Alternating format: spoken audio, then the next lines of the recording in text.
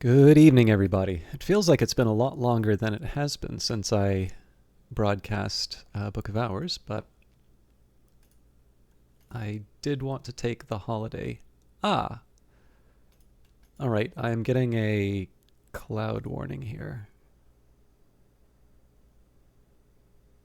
All right, there we are. But yeah, I definitely needed the Monday off. Unfortunately, I'm still not caught up on the things that I was hoping to get caught up on over the weekend, but it wasn't a complete loss. I have been feeling kind of discouraged about Book of Hours lately, though, because it is a truly wonderful game. I really feel like Weather Factory have completely outdone themselves, and the more I play the game, the more I really appreciate kind of all the care and all the touches that they put into this. But I'm finding it really difficult to handle the comments. I just don't know how more clear I can be on the idea of not wanting to be told how to play the game. And I think most people can relate to the idea that it's just very off-putting to be told by people what you're thinking. I'm perfectly capable of knowing what I'm thinking, and as I am fond of saying, and I know people get pissed off when I say it, they're wrong. I am quite capable of knowing the contents of my own head. And I'm sorry that it's become the subject of a lot of conversation, but unfortunately it's something that's not getting better. And this does mean that I'm going to need to be thinking a little bit in terms of my relationship to the game and the broadcast, because I don't like the idea of not playing a game by developers who I respect very much and have been nothing but nice to me. And I also don't like the majority of people who are being really helpful and very kind about this stuff. I don't like the idea of them being punished because of a handful. But I do think I am getting to the point where I'm probably going to start handing out bans. And I don't like that, but it's going to be where I go. And I say that mostly just because I was actually feeling a little trepidation over starting up Book of Hours tonight. So, but I am, with that out of the way, I'm actually really looking forward to playing this still, which is a testament to the strength of the game. Kira Charlie says, "Hey System Chalk, long time without stopping by. Been absolutely loving your Book of Hours content on YouTube since I can't regularly catch the stream. Ignore the comments." That is very, very kind of you to say, Kira Charlie, and I appreciate that a lot. It has been quite difficult, and it's just because I feel like I have not just been, I don't think it's just that I've been clear about it, but it's because I have made a very specific effort to try and explain why I am doing things the way that I am doing them. And it's just one of these things. There are a number of things that really set me off, and one of them is, again, to be told the contents of my head.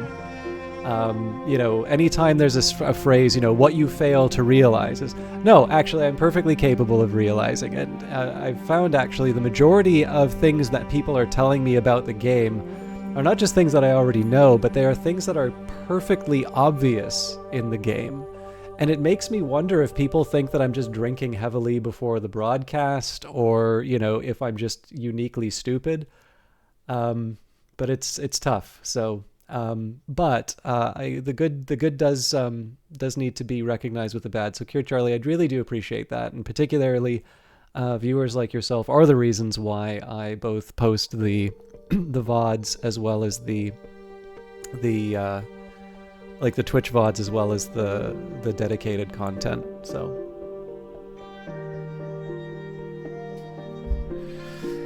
yeah, well, this is just it. This is actually not that I didn't want to make this a big thing, but you raise a really important point here, Kier Charlie. I've seen people play this game when I host them, and I wonder about the approach that they're taking, and I do sometimes wonder whether or not they've realized certain things.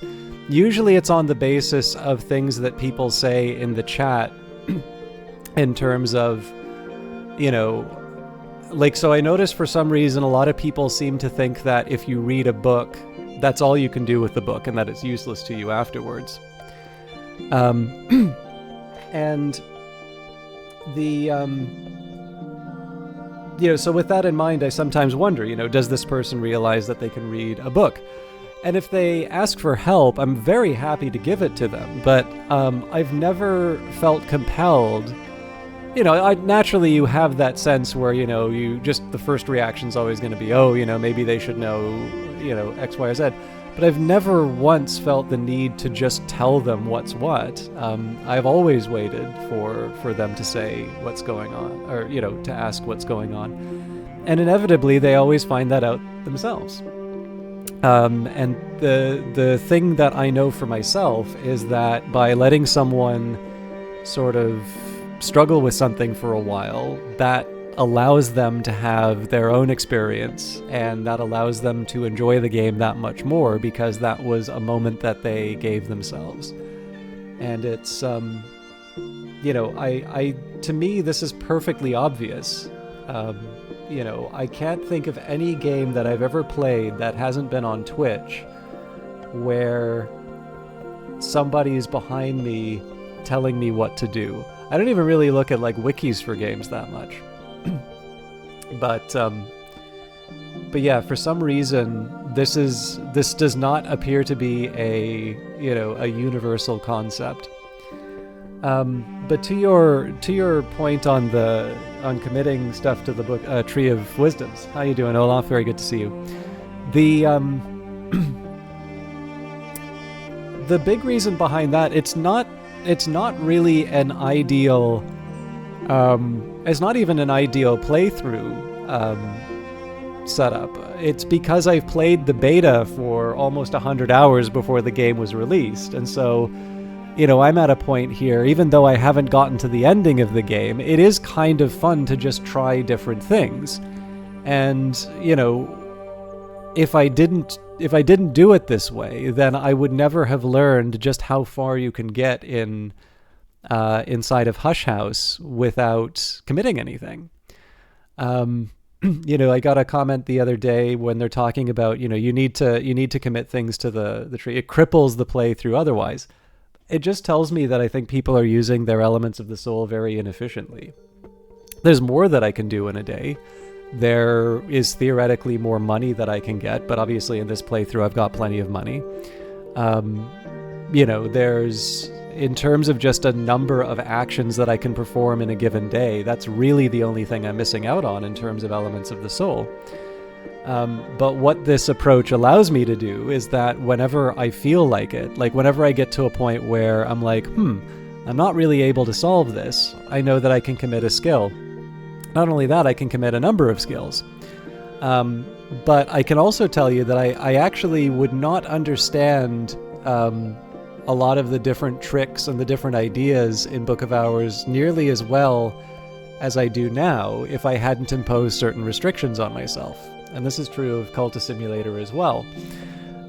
If I play different ways each time, not only does that kind of keep it fresh and interesting for me, it allows me to try and solve problems in novel ways. So I think it's fair to say that everybody when they play Cultist Simulator really wants the Frangiclave, right? Because it makes getting through the Peacock Door that much faster.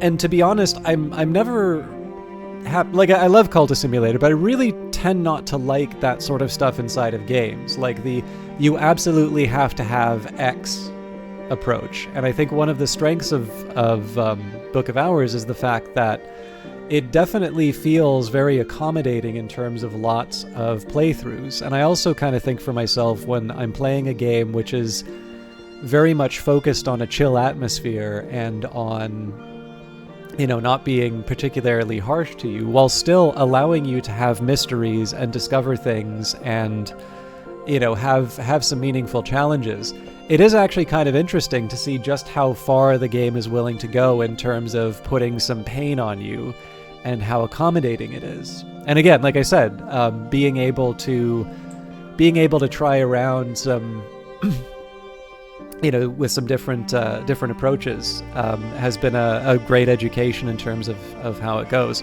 I'm certainly not going to try and promote this as the best way to play the game. you know, I'm sure there's more things that I could do. I mean, I've said there's more things that I can do with more elements of the soul. But I also sort of feel like Book of Hours is a game that's very enjoyable to be sipped. So I suppose maybe the next thing that I can try is to get as many elements of the soul as I can at any given time and just see how much faster I can get through the game. I suspect not very, but yeah, so that's just it. Like, I get it. Like, I get that I am playing an unconventional way, but I kind of suspect that, you know, I don't find it very interesting to, you know, to do things quote unquote normally every time. So, yeah, hopefully that kind of explains the reasoning behind it. Because, like, again, I think maybe the thing that I'm really resisting here is this underlying premise that somehow any given action is like an optimal one. Because, you know, sure, if I'm playing Counter-Strike, if I'm playing Dota, if I'm, you know, running in a Battlefield match or something like that, I'm absolutely going to want to make sure that, you know, I'm going to want to make sure that how do I put it? The actions that I take are really narrowly focused on a particular outcome. And that's because it's a very competitive game. It's, you know, it's one in which if you allow yourself too much slack, then the enemy is going to take advantage of it. And as a result, you're not just going to lose, but you're potentially going to inconvenience your team.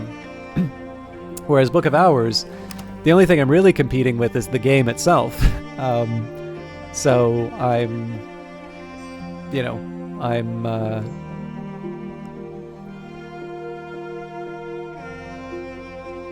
know, I guess I'm confused more than anything. Like, I've never quite understood what the aim of the high skill Book of Hours is. But anyway, one thing that I do think is a little funny here is when it talks about chimeric larva, it now develops into not produces perilous imago. So I was a little curious here, or actually this may be a different thing than what I was thinking. But I have wondered if there's like development in terms of the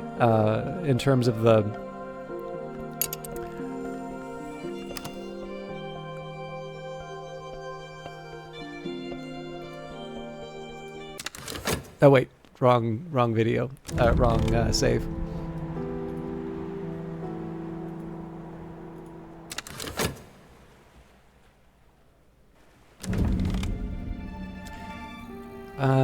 When I first found this guy, I just finished your first playthrough, and among the many things that you want to go back and futz with is that creepy critter is one of the... Oh, yeah.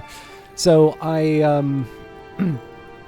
remember when I think I'd actually gone into the bedroom and, like, walked past him multiple times. Why can I not find... There we go. But yeah, so like when it says approaching the Chrysalis Crossroads, and I mean, especially if you know a thing or two about the developer and you read some of the text inside of the game, you'd really think that, yeah, okay, this definitely should be moving into something. And in fairness, I haven't really explored this all that far. But you know, we have our effort, we have our food. But I haven't really been able to make that much happen beyond. And again, part of this is that, you know, this is one of the cases where, like, not having a lot of elements of this... Wow. This is where not having a lot of elements of the soul does actually wind up affecting me, in the sense that if I want to experiment with something like that, I'm going to feel a little bit more of a resistance to... I'm going to feel more of a resistance to, like, to giving up that element of the soul if I can do something else. But again, it's a big house with lots of different things to do, so there's certainly no shortage of opportunities here. So I will confess, like I said at the start, so I do want to say one other thing here. It's been a very rambly and scattershot opening. But I did just want to also, it's appallingly hot today, so I don't know how good the playthrough is going to be. But I am playing a copy of the game that was given to me from the developers. And of course, actually, just a second. Did the check clear? I was hired to stream on the Steam site, and otherwise, think very favorably of them. So I think the thing of value is the part that matters the most. I would strongly recommend the game no matter what, but it is worth remembering that Book of Hours is a new game. I wasn't just a beta tester, but I was given a press key specifically to share the experience with everyone. Excuse me. And I think it's worth it. But cool. Okay. But with the disclaimer out of the way, like I said, need to get reacquainted with the playthrough. So I'm gonna guess here that these are a number of oh, no. Right, I moved everything around. So this is the Mandaic.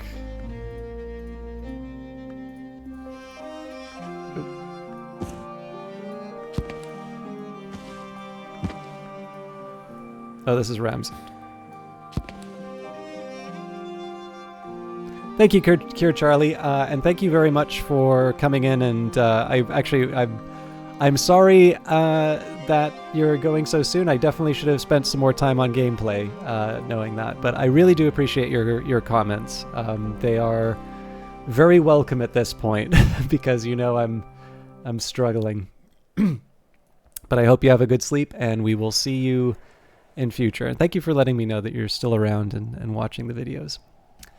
Okay, but yeah, so like I said, for this playthrough here, I'm trying to juggle between. So I've at least leveled out in terms of a couple of main playthroughs that I'm working with. So I've got this regular Twitch one where we've obviously made a lot of progress, and then I have my, excuse me, I have my my YouTube one where there's a bit less progress. I'm taking a different approach to the game here, but in this case, and then back when I was doing like the Steam and the GOG stuff, I still have the saves for those. So those are going to be ones that I come back to at some point. But in this case here, I do sort of want to, I want to work through. If anything, I want to sort of limit the number of histories that I'm generating, not expand. So we're going to stick with this one here. But again, even between the two videos, and especially with a Monday where I didn't play this, I am feeling a little lost. So I just want a minute to sort of reacquaint myself. And the best place, in my view, is just to start with the pumps.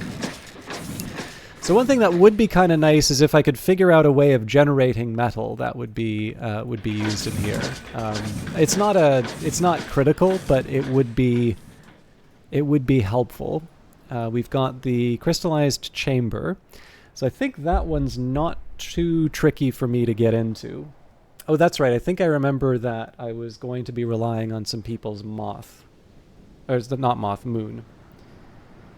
So, sorry, just bear with me a second here.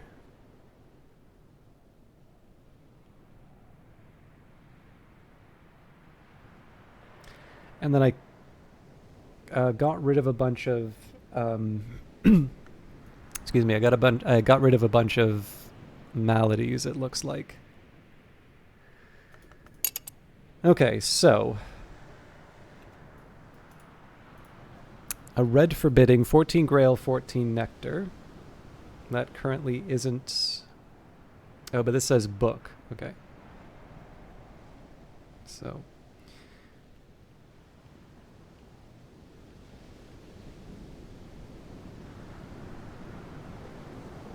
what I'm doing right now, just to familiarize myself with the playthrough, I'm going to take a second here and write the challenges.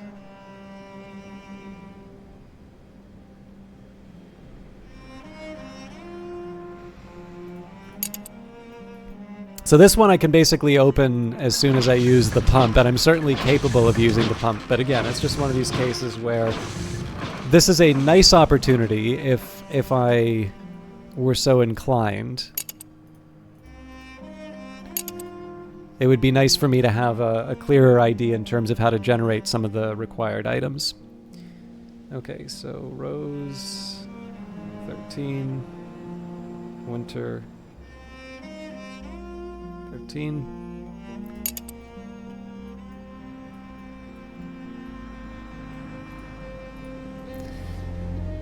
Forge, it's 12.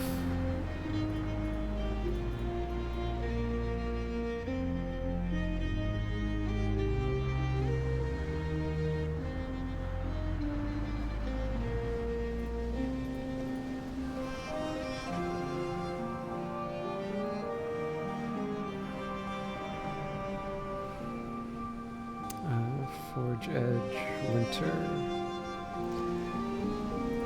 And then this is going to be the one that's going to be the most difficult. So we've got Moon, 14. Rose, 14.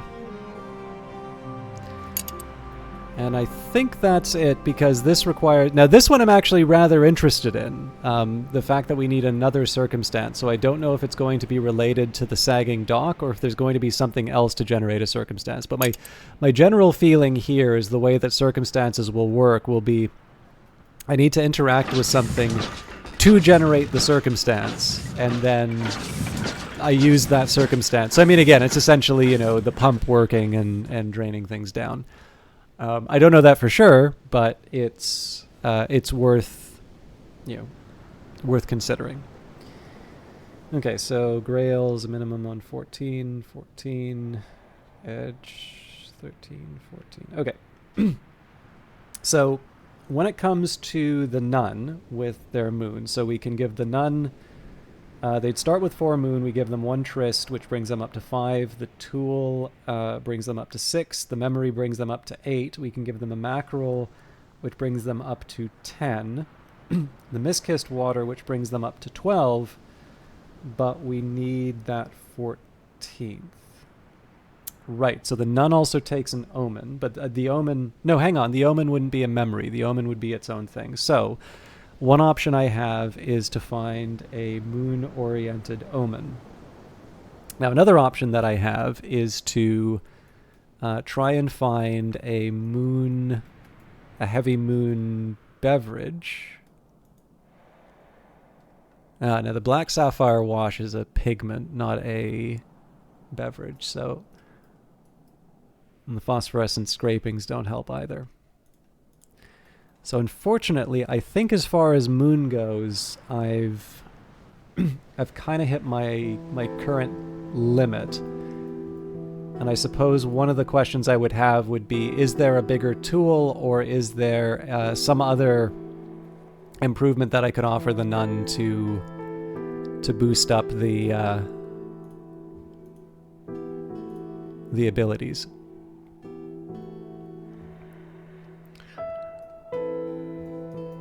I suppose I can take one more quick look at the pantry, but I'm not expecting miracles.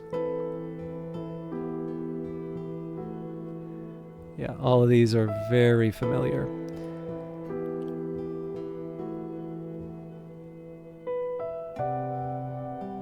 Well, if I use it on the paint... I'm not actually asking people to tell me how to play, but I get that you're new here, Dutch Delta, so it should just kind of clarify. Sometimes... and often the purpose is rhetorical, but the drawback with the painter is that the painter's not going to have the default 4 Moon. So if I give the painter a pigment, fair enough, you know, I'm up the 6, but I'm down the 4, so it's basically a net 2. And you know, with that in mind, I mean, that might be the sort of thing that, like, on the margin, I might be able to angle like one or two more things to push the Moon ahead. But the other important factor is, right now, so far as I can tell, I only have the one Black Sapphire Wash, and it would be nice to know how I can make another one just in case I need to use it again. So generally, when I'm trying to figure this stuff out, it's more what I tend to find is that I will have the pieces that I need, and I just kind of need to reflect a little bit on how I'm currently using them. So, for instance, when I take a look in the pantry, I would take a look at something and say, okay, what's going on with the mackerel? Well, as it happens, when I take a look at the mackerel or the pickled pilchards, they're basically the same thing as far as stats go. This is 2 moon. So essentially any moon that's going to be coming from food, that would have to be most likely a creation. I could be mistaken, but I definitely feel like the game is pretty it kind of keeps the high level stuff close to the chest. I think it'll usually give you like 1 or 2 to sort of see what's going on, but for the most part I feel like the game makes you make the higher level goodies. So I'll say, okay, as a baseline, we start with the mackerel, we have the 2 moon from that, and and then we move on, and then you sort of work that out with the remaining steps. Now the exception usually winds up being some kind of a drink. So for instance, when I make Solomon's Preparation, that doesn't just give me the winter, although clearly it is the most effective for winter. It also winds up giving some moon in its own right. So I always keep forgetting where I put the Skin-Shuck mead, because I know we drank a whole lot of it. There might be some in here still. Yes. So yeah, that's got 6 moth, that's got 2 nectar and heart. We got a hint in terms of being able to do something with that. So in any case, I kind of run through this whole list of things, and I can say, well, maybe one of the things that I need now is a better memory. So for instance, when it's a foggy day, I believe that's a 3 moon, 3 knock event. So I'm actually just going to game this out really quick. So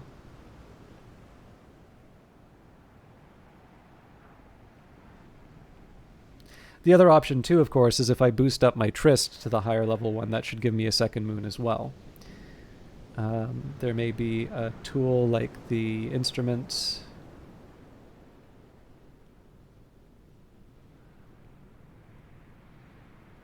So we'd start with a baseline of 9. We'll say the mackerel is our ceiling there.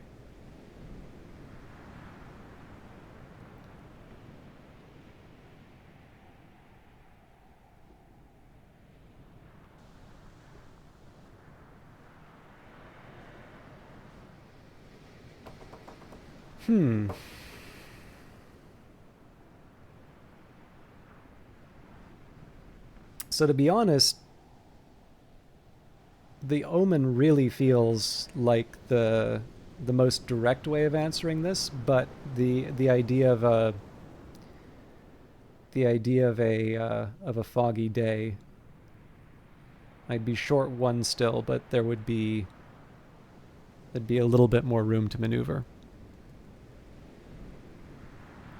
Yes. I actually think the way that I'm playing now between the two advanced music recipes, I'm able to effectively create storms for myself now, but I also just like thematically. So generally the things that I like the most in this game tend to be ones that line up very well in terms of themes. So it's not just that you have storms in the game and that they wind up giving you lots of heart and sky. But one thing I always really admire about the way storms work is that if you kind of just think of it in terms of any story, right? You've got your dark and stormy night, and that winds up being when all the special things happen, right? That's when stories occur, and they're usually stories about the supernatural or really big things happening. And, in this case here, the Secret Histories explanation, I suppose, is that these are times of great significance and power. And as a consequence, you wind up, they wind up having this outsized effect. At least that's kind of how I like to interpret it. That may not have been where they're going with it, but again, it's my playthrough. I'll interpret it however I want. But yeah, I think probably before I go too nutty about it, maybe I don't pursue Moth as aggressively as I did before. Now, my other big source of improvement has been Winter. So let me just quickly work out how Winter works. So that one's a little bit easier too because of the Whist. So 2 Whist. No Tool, but we've got Solomon's Preparation. I'll say for the sake of argument now. Well, actually, I guess we do have the winter season coming up, so we may have some snow coming up.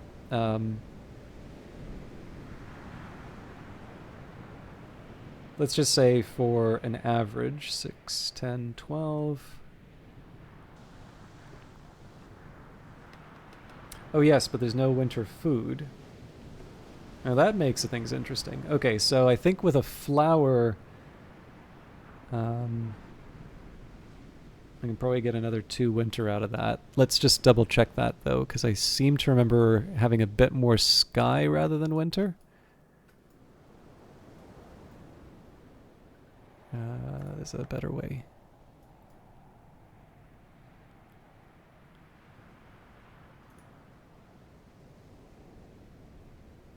That's a start. Yeah, I'm overestimating my...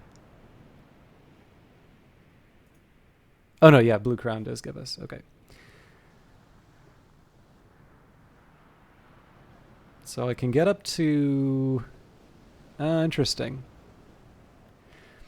So if I get a poet on a winter day, we can open up the...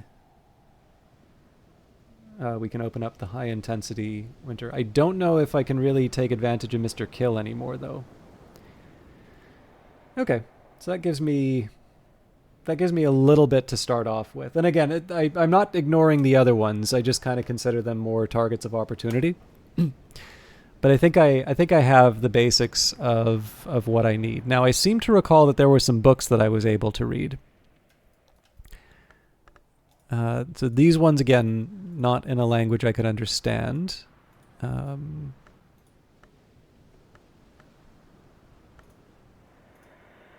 I thought I had a pile. Oh, I think this was the target of opportunity pile. Ah, yes. Okay. No, this is good, actually. So I think this is what I was trying to do with the books. So there's one last little bit of reckoning that I'm going to do here. So if I had to put together some heart, so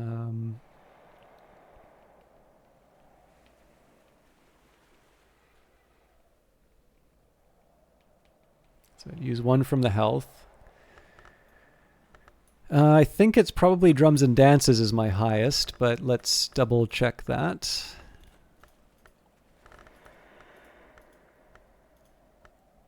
Nope, weaving and not working. Okay.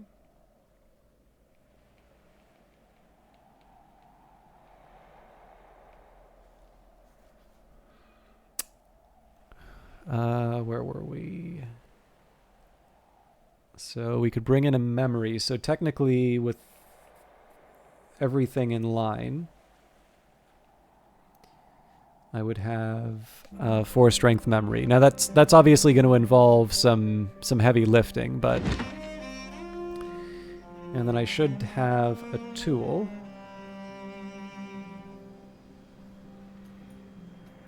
It's just as a, you know, a simple experiment. Depending on the language, so if this was a Fusine text, this would be great, but we'll take Ericapan. So, oh, right, okay. Soul skill memory, and then I do technically have the option of adding... Oh wait, if I add the tool, I can't add the ink. That's right, I went over that before. So if I don't recall if there are any heart inks, I'm sure there are, but I haven't made any of them, and I feel like I've used... well, no, I know I've used inks before, but I don't recall if I've used any of them on this playthrough. So it's an option, but it's not one that I'm kind of jumping in with both feet on. So what this all translates into in terms of numbers, so 7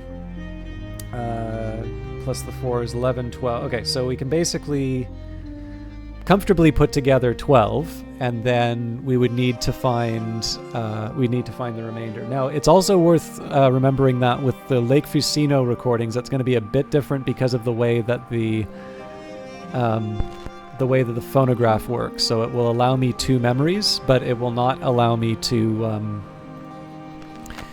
it won't allow me to bring in a tool. So perhaps the answer there... Yeah, okay, I actually think I know what I'm going to do for today, at least. So what I'm thinking about here is I want to... If I can, I want to read a book. So the Lake Fusino recordings seem to be my best bet. It's a little bit of a shame that I don't get to read it in Fusine, but that's life. The hope here is that it's going to give me a skill that will enable, or that it'll allow me to sort of boost up my heart and maybe get a little bit more distance to tackle Nin's cages, but it's not critical if it doesn't turn out that way. And then as far as the Book of True Blood is concerned, I think this is one of these sneaky ones where it feels like I'm a lot more capable than I actually am here. So let me just see where we're at with edge. I don't have any edge skill, or sorry, any edge elements of the soul. My edge skill, the highest is 8. So with a memory, I'm not 100% clear if I could get a 2 or a 3 out of that, but let's say that the upper bound on that is 11. Then I could add the Cucurbit Barrette.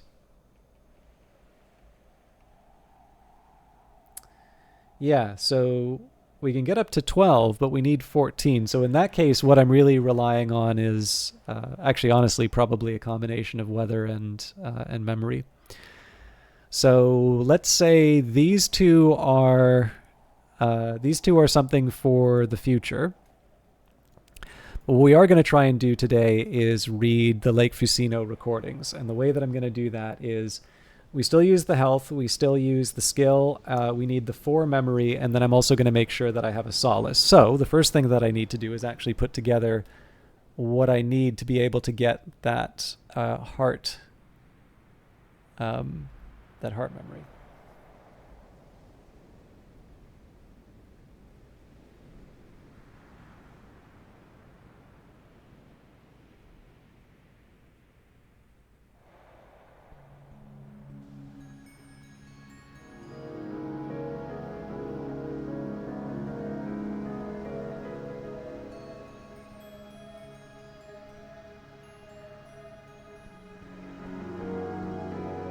Too many ascendant harmonies.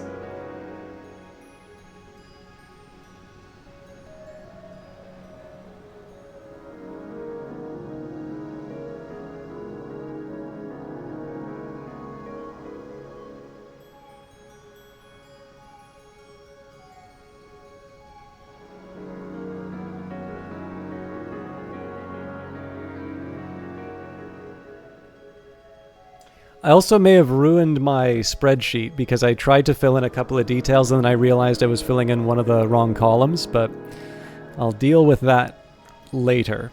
Let's take a quick look and see what I can do if I... So if I throw together drums and dances, what I'm looking for is... I'm looking for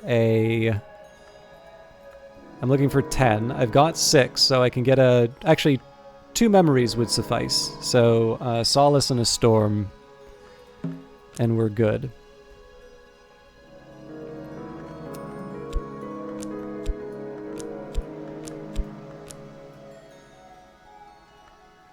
Yeah. So let's start by reading Apollo and Marsyas again.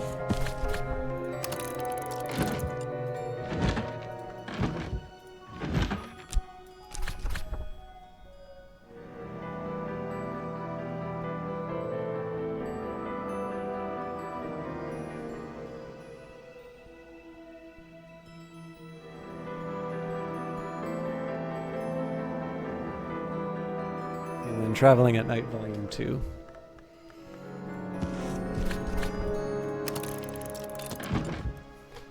Okay, so let me just think this through. So the health is going to get occupied to make the memory. We'll leave the Faust aside because I want to get the... I guess the one thing I didn't take care of, I could have seen if I could hire someone else to handle the... Excuse me. I could have looked to see if I could have hired somebody else to handle the... one of the other rooms, but I think I'm okay reading the existing books that I've got. I suppose one other thing that I could try with the Tryst would be something with the Glassfinger toxin, but I think probably I was going to wait for fog for those, so maybe we will collect things instead.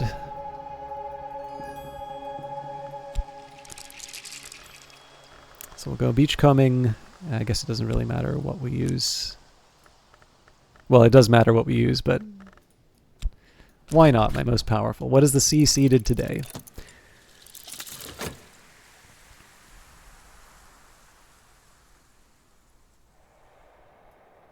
There'll probably be something I wind up doing with the shop, but I'm not in a hurry to throw everything into the tasks. I know at minimum I'm going to not Denzel. I'm gonna go back to the Sweet Bones to restore my health, but again, there's no rush on that. I feel like it's taking me too long to get everything started in these playthroughs, but I'm trying to be nice to myself. One, again, because of the heat, but two, more importantly, because it has been a couple of days since I've streamed this. And part of what I'm working on right now is just trying to think of some useful ways that I can engage with, so there's lots of different things for me to do, and I did have an interesting lead in terms of the film. In fact, I'd like to watch that film again, just to make sure that I've read the clue correctly. But for now, what I think I'm going to try and do, it's kind of a good default to have, try to knock down as many books as possible, and then from there, if I don't have any other books to read, then I can kind of consider what the next few steps are. So, is there someone en route to Hush House? So this is the affair of the unfinished lark. For 3 years, the sculptor adept Zuthamalim Zidane has labored at his masterpiece, an abstract sculpture that speaks with the voice of the desert lark. And now, puzzlingly and suddenly, he is dead. And we've got Peter Agdistis, musician, mystic, impresario. Agdistis was a dancer once. One cannot see him without knowing it. The wound in his thigh keeps him from the stage, but his every movement still has the cadence of a prayer. So this is someone who we have already learned a language from, I believe, so we wouldn't be able to pick up anything new. More importantly, I usually just like filling in the events. I was under the impression for a while that the events might have some bearing on the endings, and it was just largely because of the large number of endings that exist in this game. But there was a comment from the developer sort of talking about why they made the events what they did. I'm absolutely not going to change the way that I play the game as a result. I still want to be a helpful librarian. And to me, I actually think this is a selling feature of the game, right? That this is a world that I care enough about that I will not want to do certain actions just because they don't feel right. And this is true for Cultist Simulator as well. You know, this is a role-playing game, and it's not necessarily a role-playing game in the sense that I have a lot of stats or, you know, that I have, you know, 1,000,001 options in terms of a dialogue tree, but it is a role-playing game in the sense that I'm feeling more and more invested in sort of my time in Hush House, and I've discovered a few mysteries that I wasn't familiar with. Obviously, on Friday we, or maybe not so obviously if you weren't here, but we discovered the book inside Our Lady Beneath, and we weren't able to do anything with that because we don't have Crack Track, but we were at least able to, you know, we sort of got a new thread to pull on when it comes to thinking about the mysteries of Hush House. And from that, you know, that'll inform a few later steps as far as how the playthrough goes. But for now, I think I'm just going to settle. I'm going to settle for making my visitor happy. I don't think I need to use talk for anything. It might have been an idea to bring Reverend Timothy. Well, I guess I still can bring Reverend Timothy in for memories, but what would they get me right now? I think it's probably better just for me to use the stuff. So here I think we'll talk with our visitor. How do you do, librarian? I crave your assistance. I did not know Zuthamilim Zidane, but I know enough. But I know enough who mourn for him.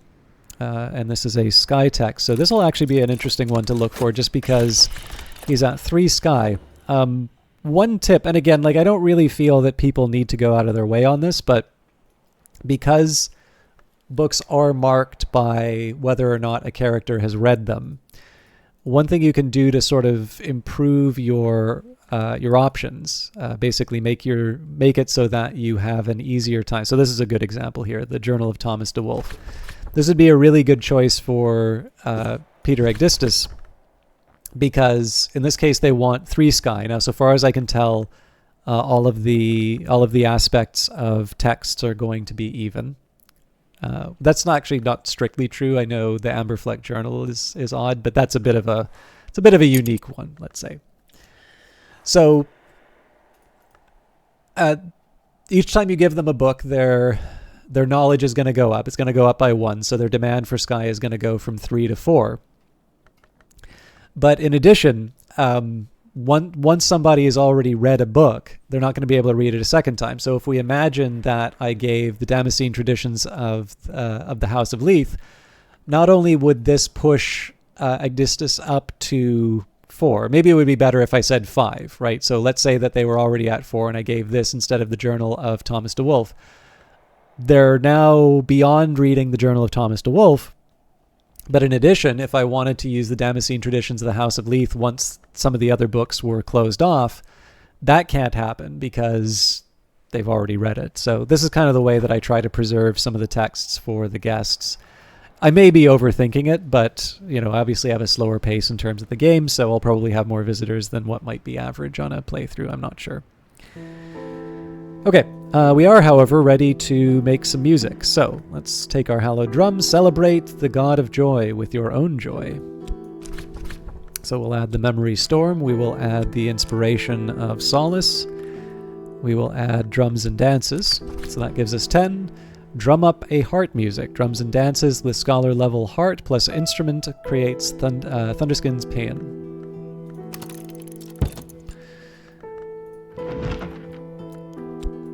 So back to Traveling at Night, and I believe I said that was Volume 2. The way I try and remember it is Traveling at Night Volume 2 as the sky, so the solace is kind of it's like a mini storm. That's about the only way that I make sense of that. And again, we do have a free shop here. I suppose the worst of the options would be to work at the Sweet Bones, and that's just because I've got plenty of money. I don't exactly need it. On the other hand, I'm trying to think what other sorts of knock or forge recipes would I want to benefit from. Sea-strewn, salt-snared stuff. So we've got sand. An hourglass, of course, is sand contained by sand. Some lantern and moon. I do underappreciate sand as a source of glass, so I may want to be a little more thoughtful in terms of what I'm doing with it. I do remember I had a couple of recipes that needed some sand. But I also need to think about where I'm going to store everything. I think this will suffice. At least I may not disgrace myself. So we are building up our occult coin again. Yeah, so I think I'm going to start keeping some of the sand. Oh, assuming that I've got the space for it. I'm going to start keeping some sand down here. Valuable herbal cure introduced to Hush House by the physician Natan after his exile from Regensburg. All right. So, Thunderskin's Paean, a song of joyous sacrifice, is a 1 grail, 4 heart melody. So, we do have some options in terms of, trying to make even more out of it. But what we're really interested in here is the really, I'm just trying to get the extra memory to use with the phonograph. But I do need to recover my health, so we will go back to the Sweet Bones. Tuppence will buy me a hearty meal and a quiet place where I can rest and gather my thoughts. It is winter and the storms have tightened the seas. I am sitting before the fire in the Sweet Bones with a beef and potato pasty in one hand and a hot ale posset in the other.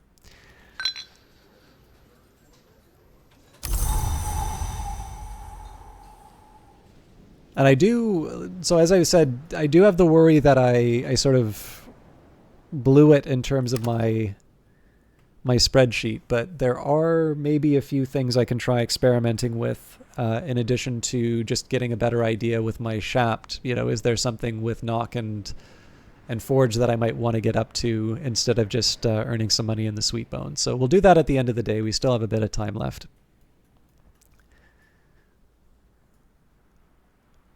But I do want to at least get the phonograph record taken care of, because that will give us a bit of a guide in terms of how we want to spend the next day.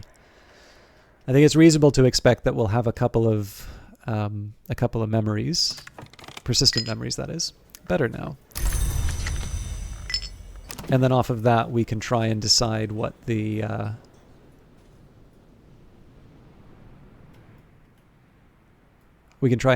best path forward will be.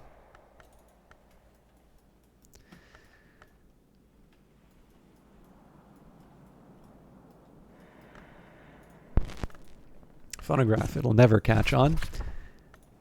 I can no longer think what I want to think. My thoughts have been replaced by moving images. Dumail. Studying requires effort. You will always need a suitable soul card first. So we've got the health. We will add relevant memories. Finally, weaving and not working. I had one extra, so technically I actually didn't need to recover my health on this one. Probably should have thought that through, but no matter. I just need to make sure I make... Well, I suppose in this case I could justify working at the Sweet Bones just to recover the cost. But I can master this mystery. So I'm going to take a second just to refer to my spreadsheet, and this is to just see what my Nock and Forge options are.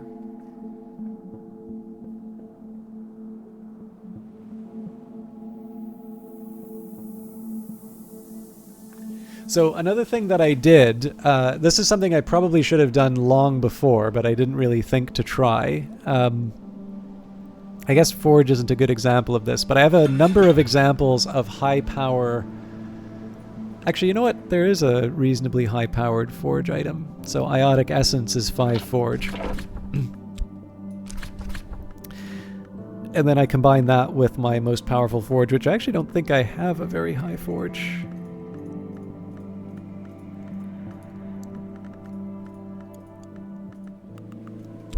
Doranwall will do. But yeah, so one of the things that I tried out here for myself was, and this was at the end of Friday's broadcast, I basically sat down for, I think it was probably about an hour or so, and I took whatever powerful solution I could find, and I would put that in whatever crafting slot would sort of take it. So another example of this would be sort of like the 6 Nock and so on and so forth. And I wasn't really trying for keeper recipes. But this is a really good way to get an idea in terms of what your level 10 recipes are. So I believe in the case of Doran Wall, this might be orichalcum wire. So this is technically a way of generating metal, save for the fact that I would need a metal as an ingredient. So that's not like metal generation, that's more, upgrading existing metal, which is still useful in its own way. But I would kind of like to find a slightly more reliable source of metal, given how scarce it is and given that I know I can do cool things with it. Sorry, I know you're probably being treated to the sound of a microphone being moved.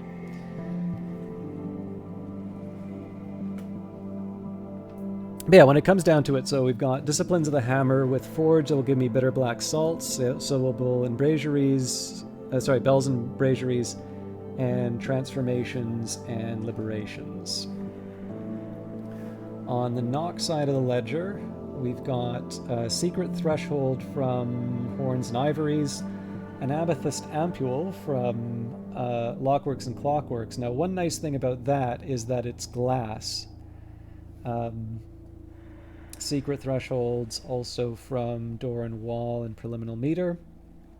And then Glass Blowing and Vessel Crafting will produce an Amethyst Ampule. So of those two, I'm probably more inclined towards the Amethyst.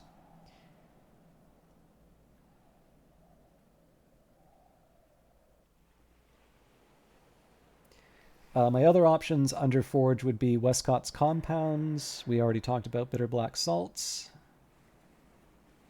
And looks like that's it over there. Yeah, so it looks like it's just two that may also be in general under skills. There may be only two. But I don't want to go too far out on that.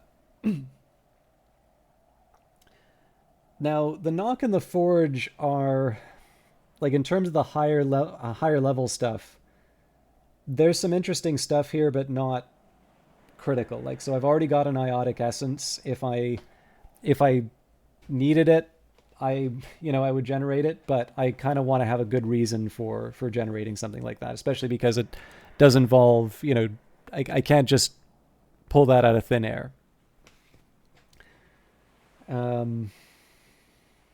We've tried the Glassfinger Toxin. I believe this is a little more difficult for me because of Edict's Liminal. I think I'm one short, so I believe I wind up using... I can't remember if I wind up using I think I used the memory, and then for the drink, I have to use the memory as well as the flowers. So I'm not going out of my way to build that.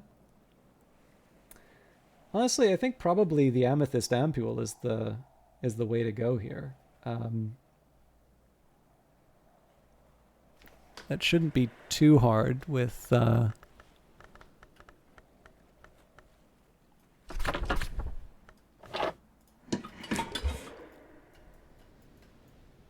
We can actually just do that at Ambrose's desk.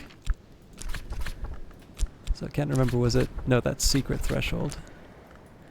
Lockworks and Clockworks was one option, but I think that might be a little low. Oh, no, it's up to 3 now. So blend acids for a paradoxical Nock Ampule. Lockworks and Clockworks is with Prentice level Nock creates Amethyst Ampule. And again, that's more of a, just because I can. But I would like to... I think this is kind of hinted at on Friday. I would like to spend a little bit more time crafting if I don't have something better to do. And that's just so that I can, I don't know, like catch up with some of the engagement. So like, for instance, I really feel like we're probably going to find a book in here. It fits the description of like a room full of candles. And I believe the film that we got that from gave us Disciplines of the Scar, but just because it gives us Disciplines of the Scar, and it was a description of the kernel that was given there, that doesn't necessarily mean that it has to be Disciplines of the Scar, right? We've got Moth, Winter, and Edge that can be employed here. So that's Moon.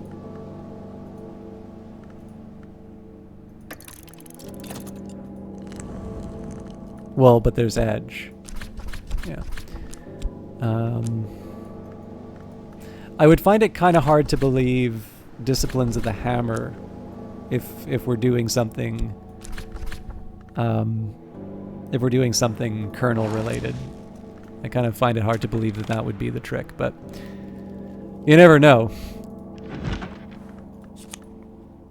Amethyst Ampule, were it released from the glass, it would be quite another color. So 2 heart, 2 knock, thing, liquid, and glass.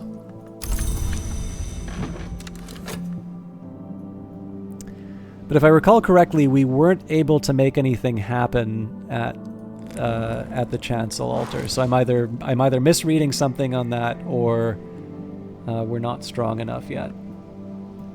I'm just trying to think of maybe some of the other edicts, martial, sharps.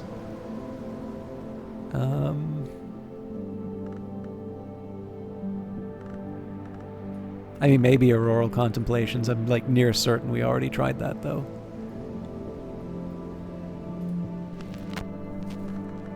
All right, the wailing of flutes, the roaring of drums, cries like birds lost in the marshes. These are the songs the sisters sang to the witch that the Thunderskin roared to the sky, the songs which the Dwendrazones of the Mansus keep their vigil, with which they keep their vigil. Once heard, they are not forgotten. So we got a beguiling melody out of that. 2 drums and dances. So good for our, I think overall good for our overall heart level, but it is going to involve some work on our part. But that gives me another project to work on tomorrow. So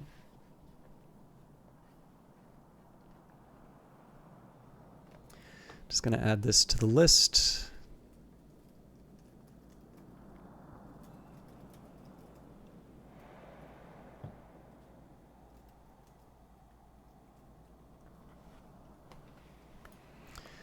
So this is weaving and not working. That's something different. So drums and dances is a heart and nectar combination. So we're going to need heart and nectar memories, and quite a few of them. So I don't think I'm not quite ready to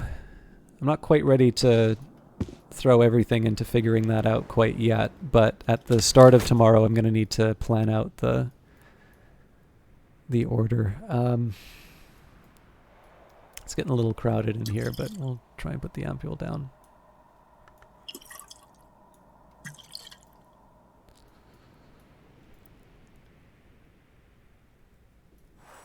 So we'll see what the weather brings first.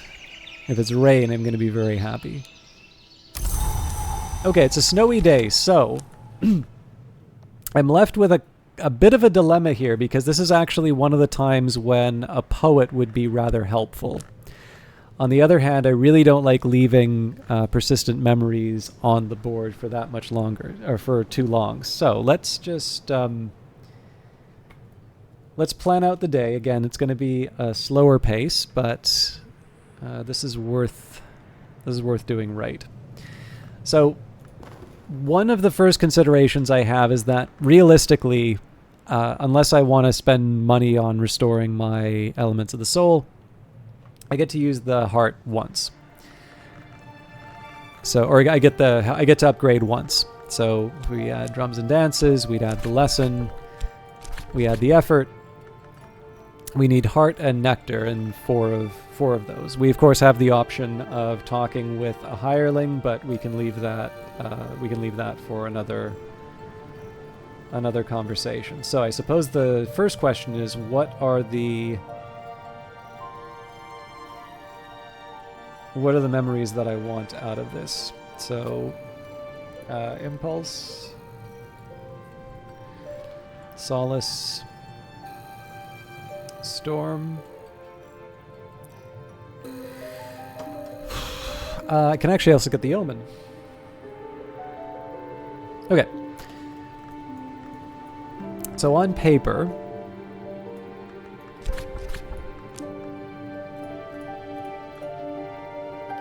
okay, yeah, so we're basically using up everything. But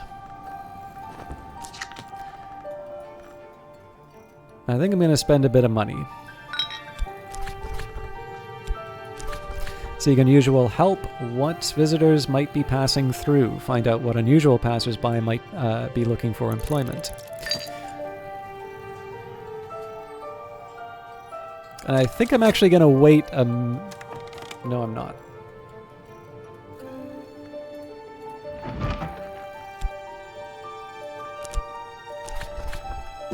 So Apollo and Marsyas for the storm. We will go to... Nope, Wrapped in the King. Where are you? That's for the Nectar Omen. I think it's Traveling at Night Volume 1 that gives me the impulse.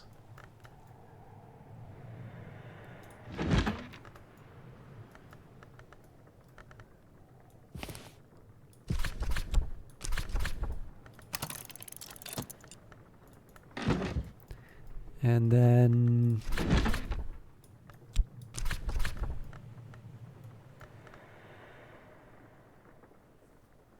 Oh, Traveling at Night Volume 2 for the Solace.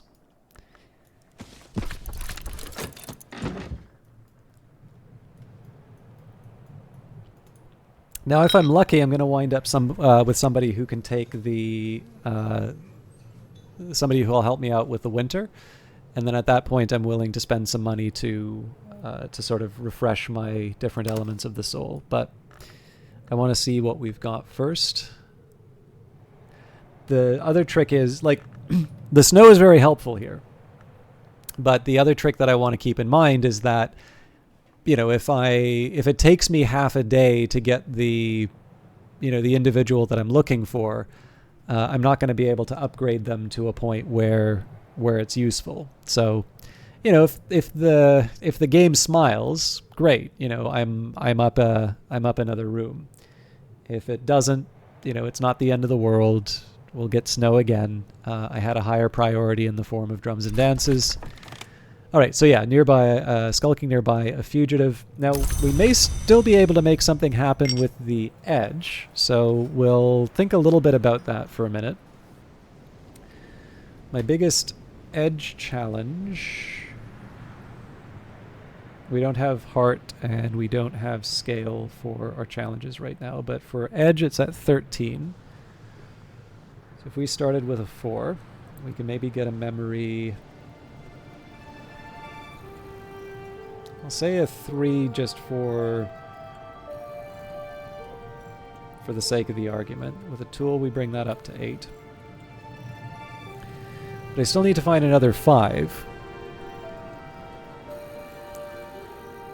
And if I'm honest, I can't think of a lot of edge foods. Well, Schloss Jannings, okay. Let's not rule that out.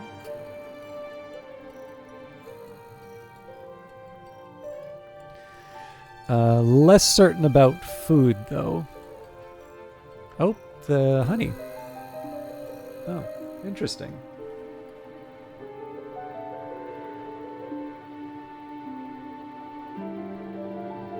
Okay, so let's say we can get them up to 7 in terms of the memory. Tool brings us to 8.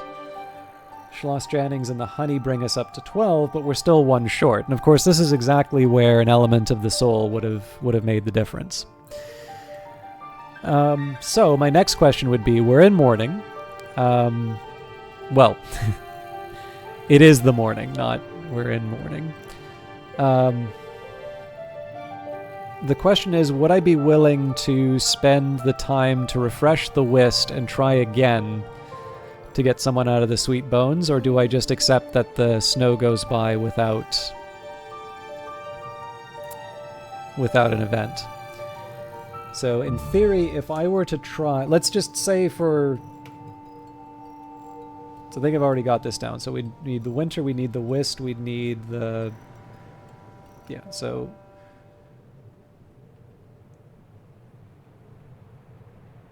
whist is 6.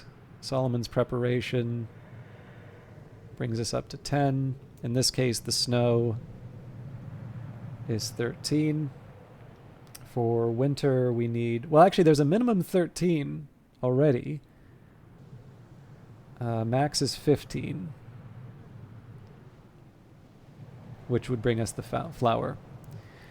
So in total, we would need 1, 2, 3, 4 minutes of... we would need 4 minutes of activity. And of those, I actually wouldn't need to generate anything. So against my better judgment, I am going to pay for the rest and refreshment, and that's partly just because I know my outside option, or I guess I can't work it off, but yeah, I'll take the risk, and we'll see where we're at. All right.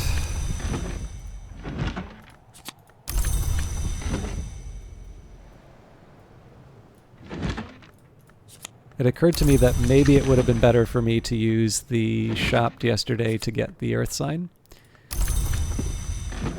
but I think I'll live.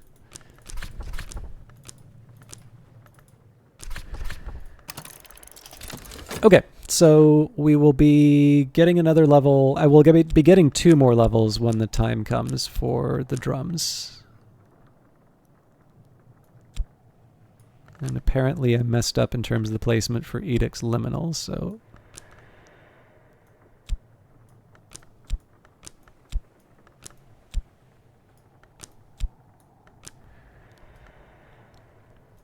Yeah, that's manageable. So satisfying to have come so far. The skill is now level 5. Its power aspects have also increased. So it won't be too difficult for us to get this up to level 6 again. I think it'll be all hands on deck this time around, but I'm not opposed to doing that. If I get lucky with the hirelings, well, see. Nah, let's try it.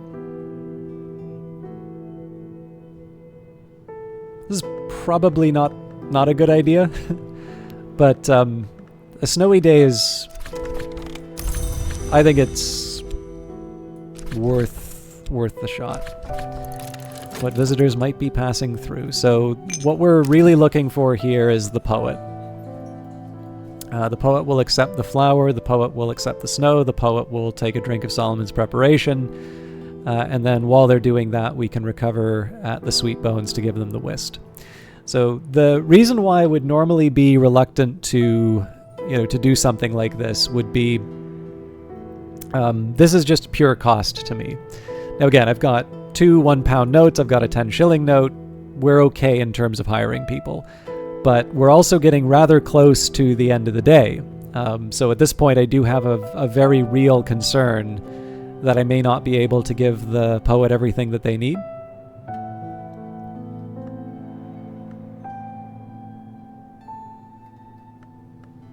Okay, so we're at the afternoon.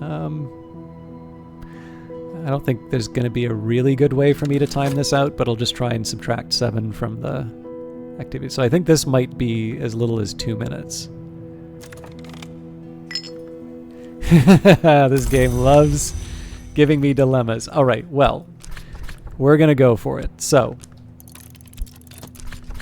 in winter, it is winter and the storms have tightened the seas. I am sitting before the fire in the sweet bones with a beef and potato pasty in one hand and a hot ale posset in the other. Let's hire the poet. 10 shilling note. I'll hire this one for a day. A poet has come to the sweet bones seeking inspiration, which mostly seems to mean drinking, but also complaining. The elegiac poet provides winter, moth, and sky assistance. Talk to him before he leaves if you want to use his services. So we're throwing everything at this one. Hired. So first up, we use the snow. More useful than one might expect, especially in Britain.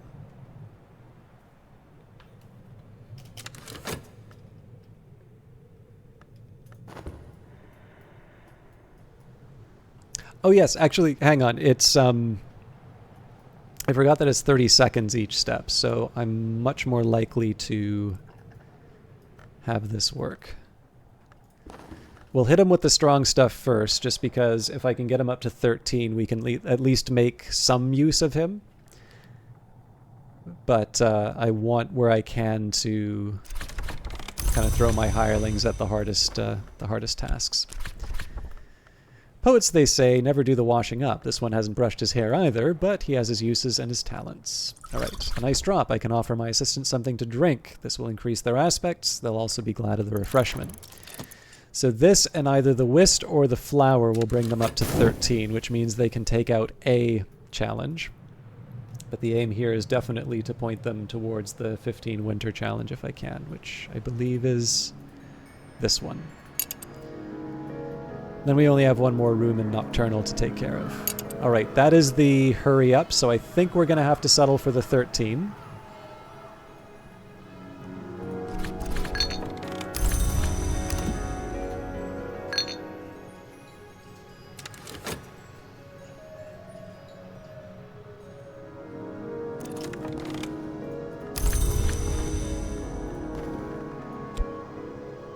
Well, no, because if it's 30 seconds, I think we actually just made it. So collaborate whist, we'll watch for what lies ahead. So even though that was potentially pure loss, this is actually potentially now money well spent.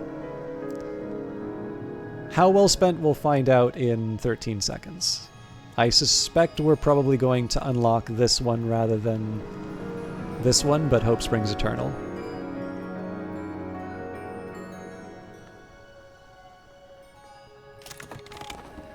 My assistant and I will be prudent. So, with collaboration, they'll accept elements of the soul, beverages, memories, flowers, sustenance, and a tool. We don't have a tool, and I don't believe we have winter sustenance, but eat a blue crown. To put thy pale, lost lilies out of mind. Fading flowers may provide inspiration. This will also increase... This will increase their aspects. But it doesn't say they get to keep the rest of the flower when they're done.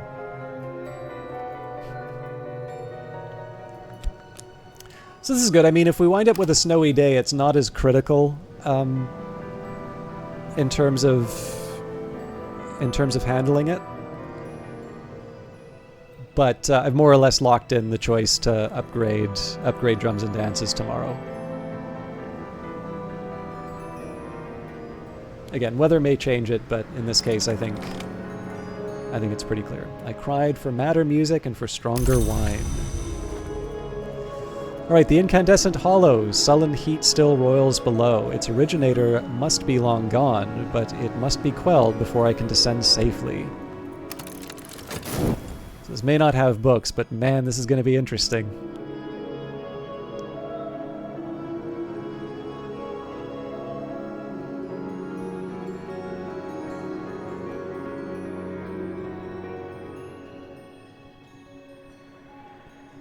It actually just occurred to me, too, that this is to block the downstairs. I thought for some reason it was to block this, so...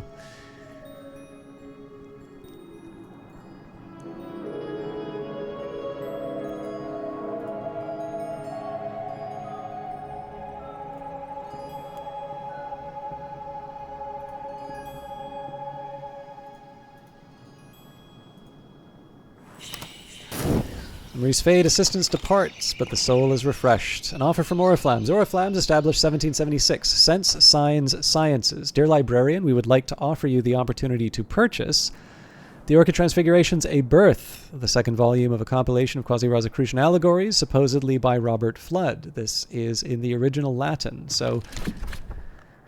not the most important book for me to be reading right now, but I certainly like having a big library, and ooh, Storm.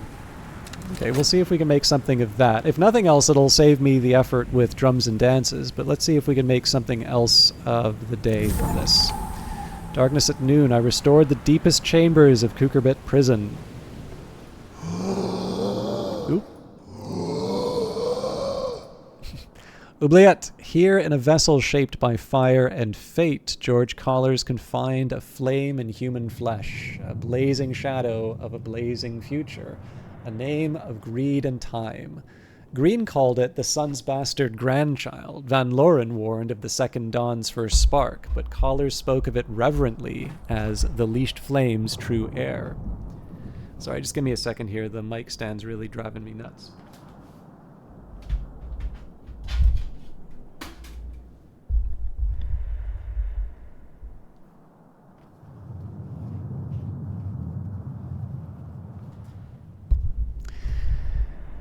All right, so I got nothing here but the Oubliette containment, fire, iron, dusk, air, all wrenched into a configuration designed to confine something very dangerous. That something is long gone, but the configuration still has its uses. So it will accept soul, in this case, edge, forge, lantern, or winter. Same with skills and memories, and the items that it will accept: elements of the soul, fuel, gems, remains, metal, I'm assuming? Yeah. And gems, memories, remains, metal, and... okay, it's basically the same in a different order. I have a feeling that probably reading something like... we had too difficult shelf. here. I think the Cucurbit prison records, 1927, which we may be able to read after we complete Drums and Dances. That's probably going to be at least something like these will probably be where I wind up learning something new. I'm just going to take a second here to remind myself of the challenges. So our strongest winter challenge now is 13. I suspect that's also true of Forge.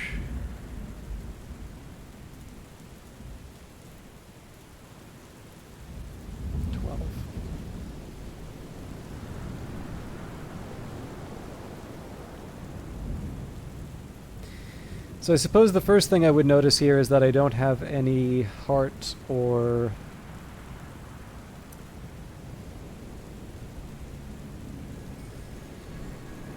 sky challenges to overcome.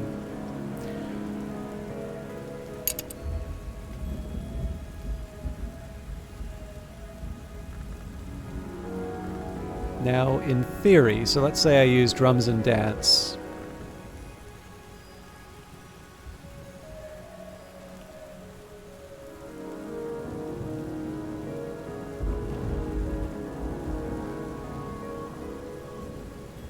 Just need a minute.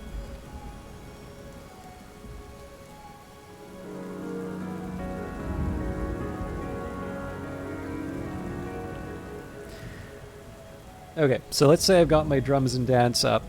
So that would be, for starters, 7 heart. We know we can get 4 from the memory. 1 from the element of the soul. 1 from the tool.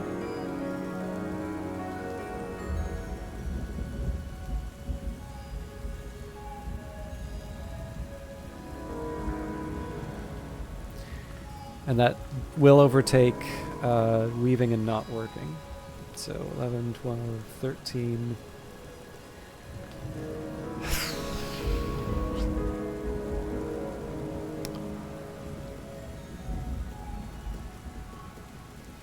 Okay, I have an idea. This is going to be a fairly risky one, I think.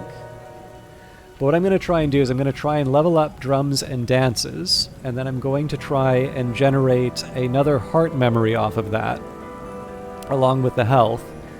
And I'm going to try and read... I'm going to try and leverage that into reading...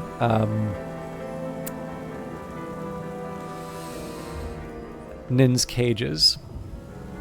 And that's going to...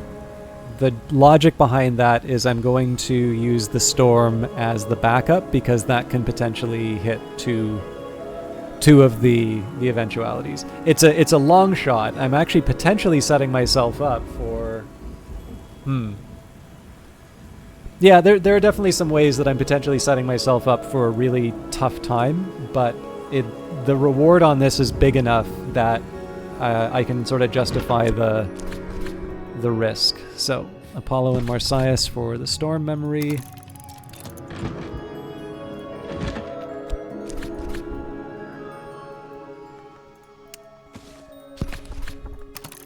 For the Impulse.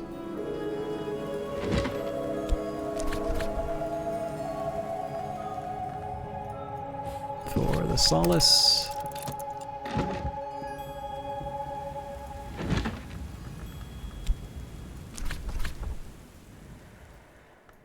For the Omen.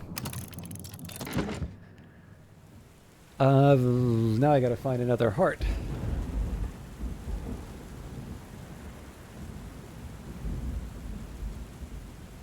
Or nectar.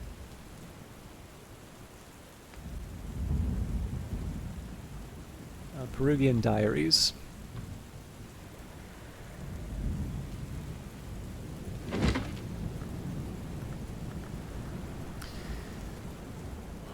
Okay. This is phase 1. My best bet will actually be to get 3 elements of the soul. Ugh, yeah, the timing Timing on this could be better, but I can still see this working.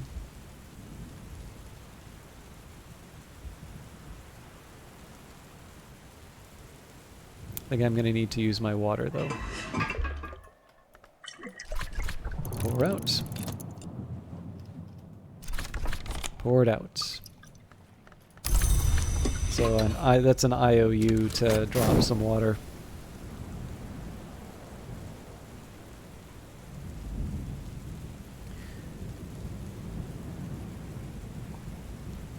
So yeah, just a reminder, the idea here, if I can, is to try and read Nin's Cages with my with Drums and Dances. After leveling up Drums and Dances, it's going to be to try and read Nin's Cages, and then using the Storm as the supplement. And it may not work, but like I said, being able to read the level 16 Heart Mystery, particularly around the time we find the oubliette, which may have some, the Nin's Cages may have something to say about that. To me, it seems like it's the sort of thing that's worth, worth taking a small risk for. So, let's open this up. Cheerful Ditty.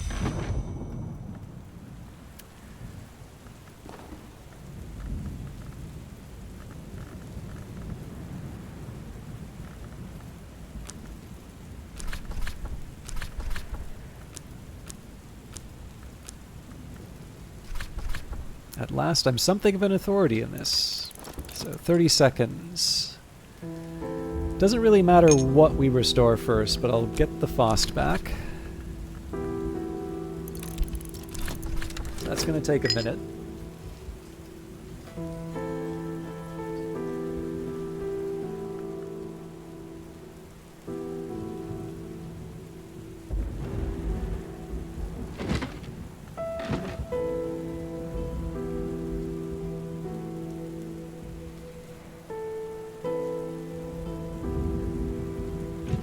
Actually, I should probably be using the water right away. That was a bit of a mistake on my part, but... So we will want to recover the health reasonably soon, and this is because if I can, I want to be generating that level 4... So... just a recap of where we're at with this thing. Actually, I probably don't need to get as clever with this as I think I do. I'll leave myself some options. So Drums and Dances, if we add the tool to that, that's 8. If we add the health, that's 9. We go up to 13 with the Storm. Yeah, no, actually, I really do need that extra health. Okay, so it's all hands on deck to get us to the level that we need. How long do we have?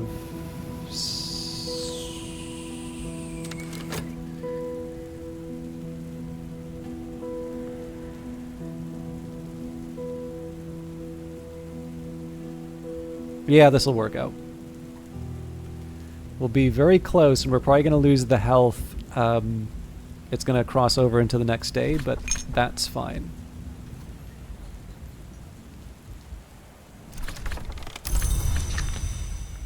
Okay, so I do want my health back for starters.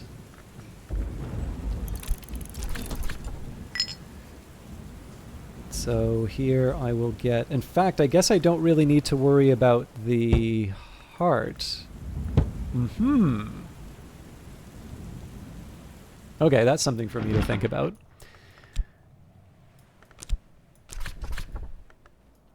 So here we'll read the Perugian Diaries again, and that's going to get me... That's basically going to get me the Cheerful Ditty, and then we'll get a Storm out of Apollo and Marsyas as soon as I have the relevant item. So what I was just thinking about here is that if I need 10 with Drums and Dances, I actually just need the 2 memories, and I can use anything. So in that case, I'll leave aside a Faust because I need something with Sky. Again, we're getting close to the end of the day.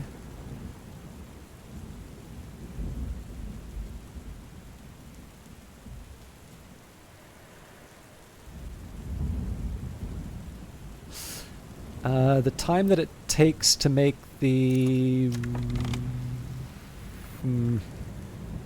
I don't know. Orflams, thanks you for your custom. I think we're still going to try Nin's Cages, but I might get a little reckless on it.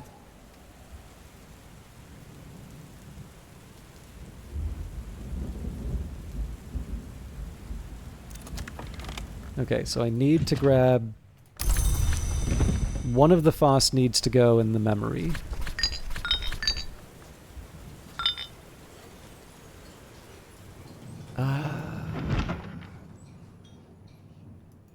I'm one short of what I need.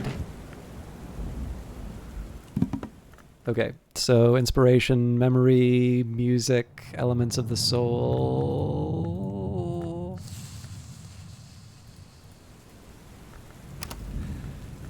Yeah, I'm coming up short.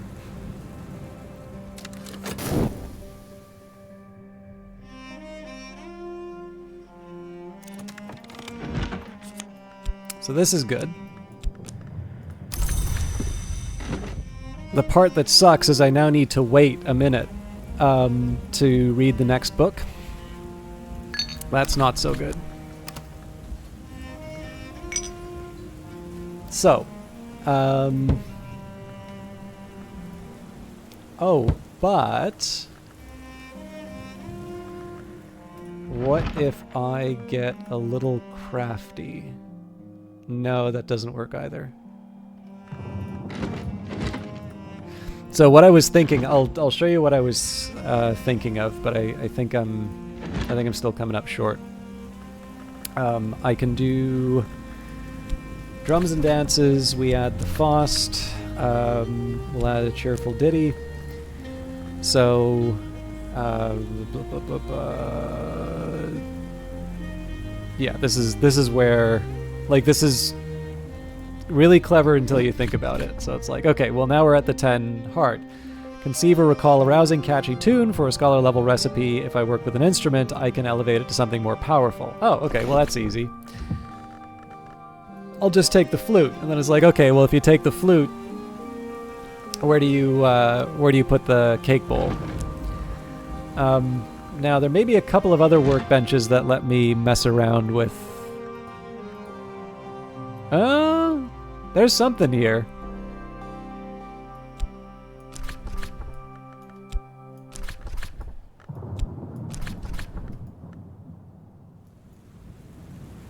Holy crap, I think I can actually make this work.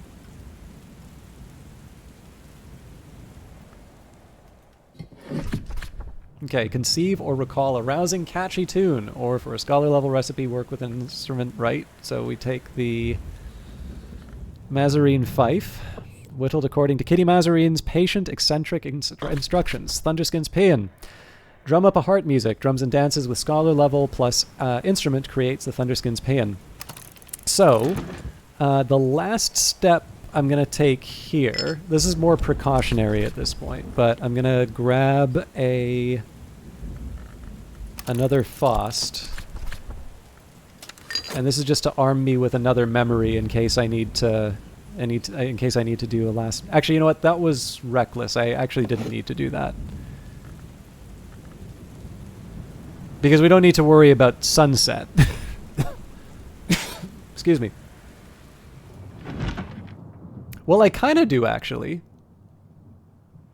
Still, we've got a minute. We'll be fine. But if we read too late into the night, I'm a little worried that the storm's going to go away.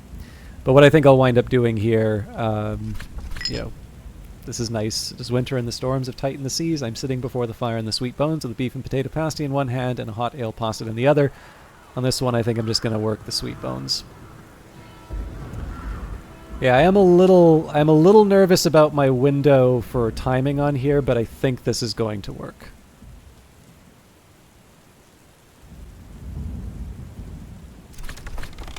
Okay.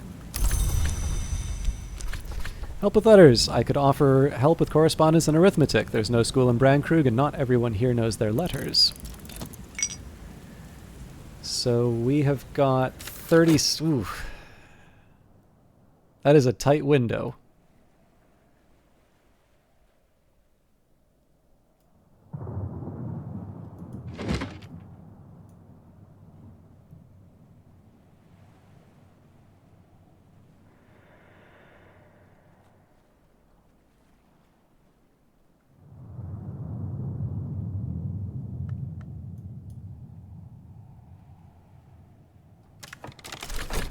Alright, with Keeper level Heart, the Paean is the precursor to Swaddled Thunder. So, we now take Nin's Cages. I think we'll read this at Natan's desk. So the logic behind this is we take Nin's Cages, we add our health, we take our Drums and Dances, which is now our highest heart level. Thunderskin's Paean will give me 4 in terms of heart. We add the Cake Bowls because basically we need all the help we can get.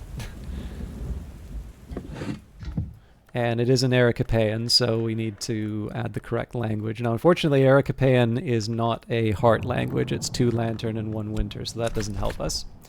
Heart Distant Thunder, perhaps. You provided heart, but not enough to match Mystery Heart. If you're lucky, you might still succeed. So what's going to happen here, we need to make up 13 heart worth of missing aspect. So this is a very... Under normal circumstances, this is very unlikely to work. The big advantage that I have, though, is that I have a storm, which counts as both weather and a memory. So that's 2 potential things, and if I get it once, I'm going to be able to clear out everything related to it. So if we don't get a memory, or we don't get a weather event, it's almost certain that we're not going to read the book. But in this case... Like I said, the ability to read the 16 level heart mystery is a, that's a pretty, it's the sort of thing that you, in my opinion at least, you should be willing to take a risk for. The big catch though is that because it's night and we've got 41 seconds left, if we wind up in a situation where it tells me that I need heart, or like where I need the weather, and it winds up crossing to dawn just before we use it, that's the big worry. An afternoon spent profitably reading newspapers to the curious, writing affectionate letters to the lonely, steering farmers through the requirements of the Ministry of Agriculture. So that's mostly just recovering my costs for the food.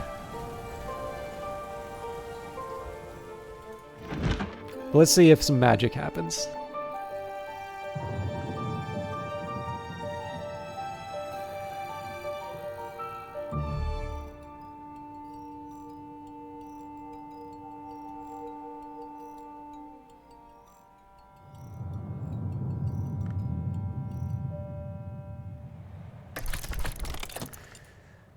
Awen, Divine Inspiration, or just the right breath of air in just the right moment. Memory, stuff, also things. Okay, so the thing that I'm really worried about here is that the memory is going to come after night passes.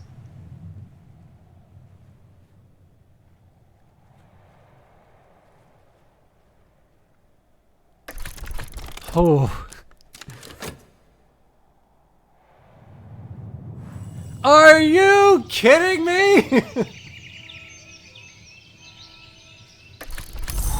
There's still a chance. Ah! All right. Well, we'll see if it turns out, but I'm not feeling good about this. The hail might give me something interesting though. So let's see how we can make the most of the... I do believe we said that hail would be the possibility under which I would try reading the Book of True Blood. So 8, 11, 12. Yeah, so I just need to basically get a contradiction, which also gives me an excuse to watch that movie again.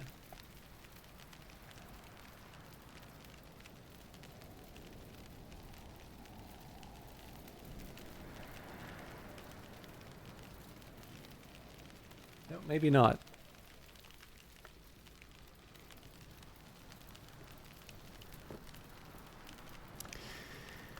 So, I don't know, right? It's really just because I got greedy in terms of the weather. So the funny thing about this is if I tried to convert that storm into the higher level memory, that would have... Actually, I guess that... Yeah, no, I would have had to be really precise on the timing there. We took the shot, didn't turn out. Let's see the open head.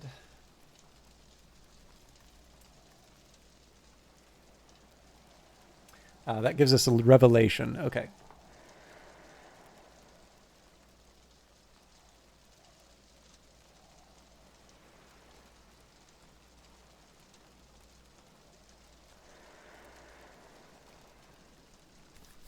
So we're going to do the same thing, but we're going to do it with the edge text. So let's read the Wainscot histories.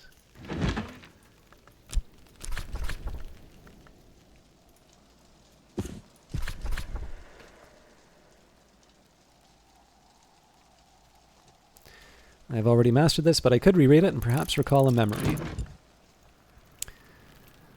I suppose the other possibility I could think about would be, do I want to try and hire someone with edge? 4, 7, 8. We'd need another 5. Not worth it. Okay. Yeah, I'm going to stick with the Hail. So that leaves me a Shapt, Tryst, and Whist. And for that, I think we're gonna let's wait and see how the day turns out. So stuff also things and Awen. A thing. All right. So the good news is there's lots of hearty things. If they make me use a Ruby-wise Ruin, I'm gonna cry. But I do have one. So the Witching Tisane is kind of making me... This is an interesting question, actually. So I'm going to take a second just to look at my notes to see if I put down Awen for anything.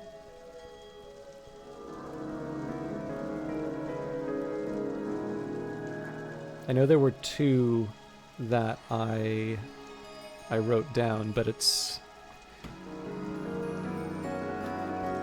split over a few.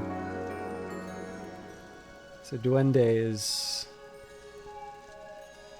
Oh. I can't read the Awen.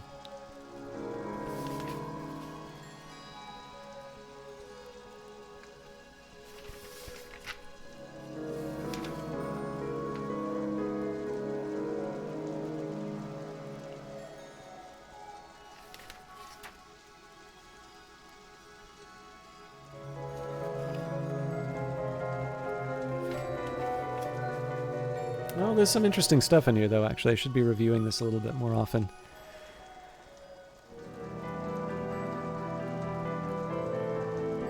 I wish I had a little bit more to go on in terms of just kind of interacting with people and talking about what's in here, but this is I don't really have a good way of showing what these notebooks look like, so... We'll figure it out, though. I need to kind of figure out where I'm sitting in terms of the grand scheme of things. I also know it's been kind of quiet tonight, so if anybody does have any questions or if there's any kind of follow-up that you'd like for some of this stuff, I know I'm trying as much as I can. I'm trying to still be clear on my plans, but at this point, I need to refamiliarize myself with a few previous notes. So this is just going to be me looking at stuff.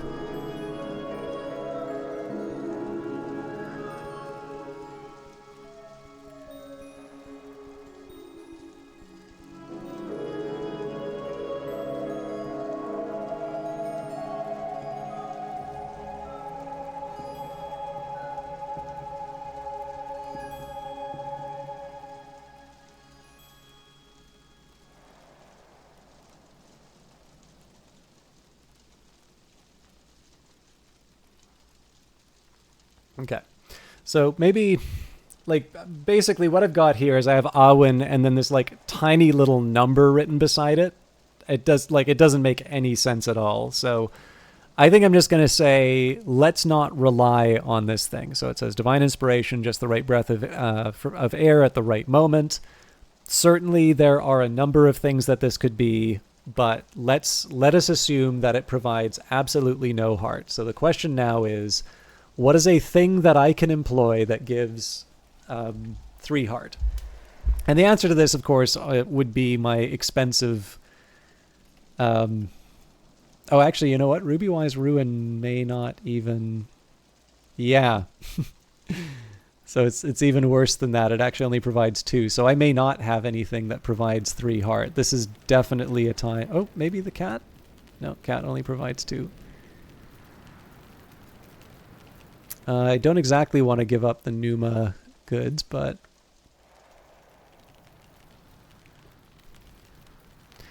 not looking good.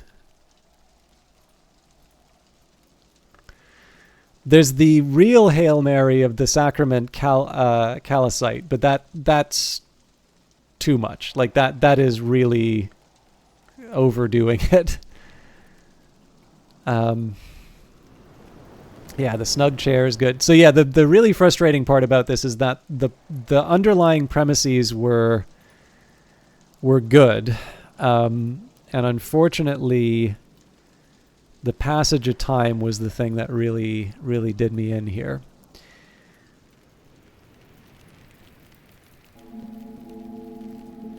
And I was talking before about how the game's a bit reluctant to give you things that are more than 2. Like, again, it's not that there aren't things that are more than 2. We see one of them in front of us here.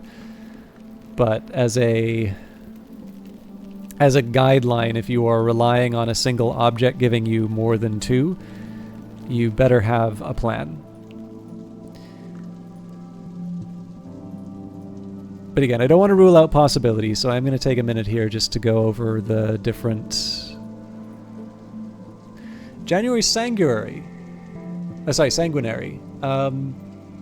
It's more than I would normally want to give up, but I think, number 1, I have more than one of them. And 2, I might... Oh, actually, also the Mommet. No, Mommet's only 2. Didn't I have a flushed Mommet? Actually, that might be in the other playthrough. Okay. Rose Pearl, not as good as I thought. This is why it's helpful to stop and think.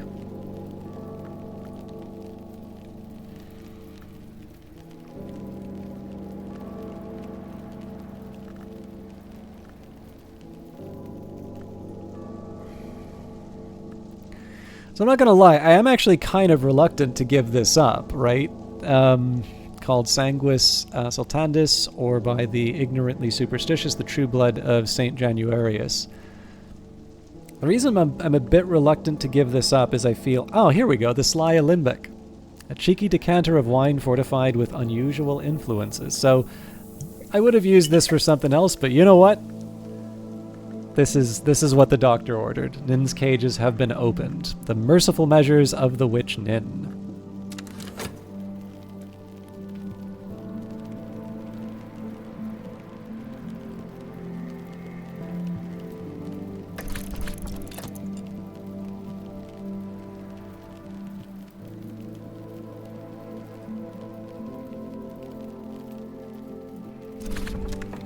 Nin's stated aim was to keep beyond the walls of sleep that business which should not trouble the world. This includes fever, madness, and delirium, as well as spirits identified as devourers and deceivers.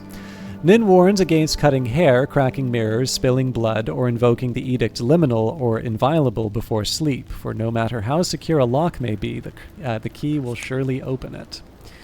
So that feels a little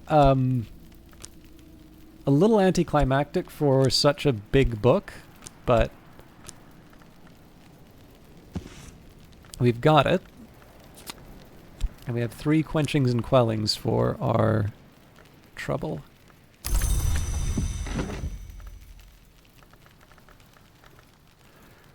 And it actually shouldn't be that hard to boost those up.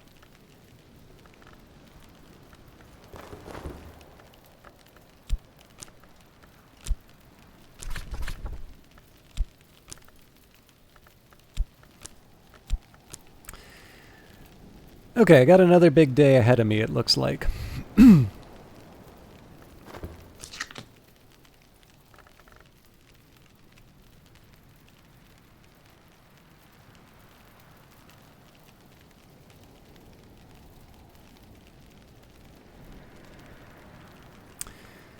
So let's start by...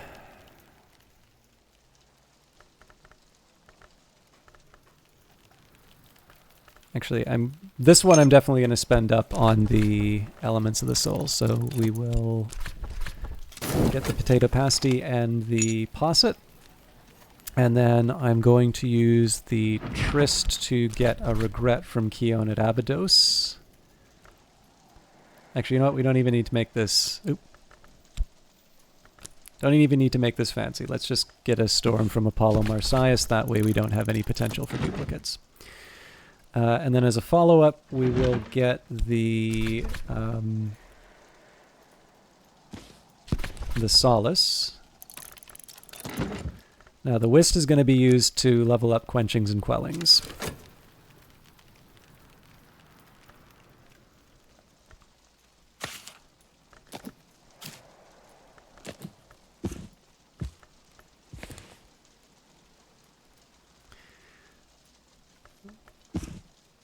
Now, while I'm finding myself the items that I need for Quenchings and Quellings, Book of Maya hasn't changed, but the Kukurbit Prisoner records may have. So with Drums and Dances, I'm now at 6 Nectar.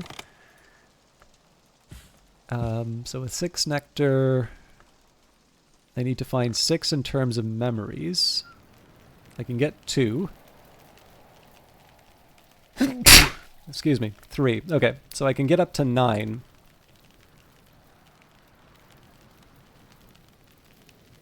That's not true. I can get up to 10. So the next rainy day, we're going to try to read the Kukurbit Prisoner records. And that's essentially the same logic behind the last 2 books that we tried to read.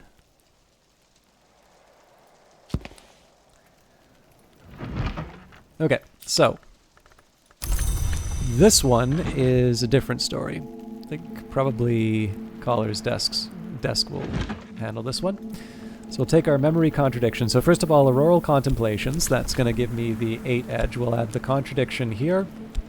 We'll add Faust because we need something to read with. The Kukurbit Barrette.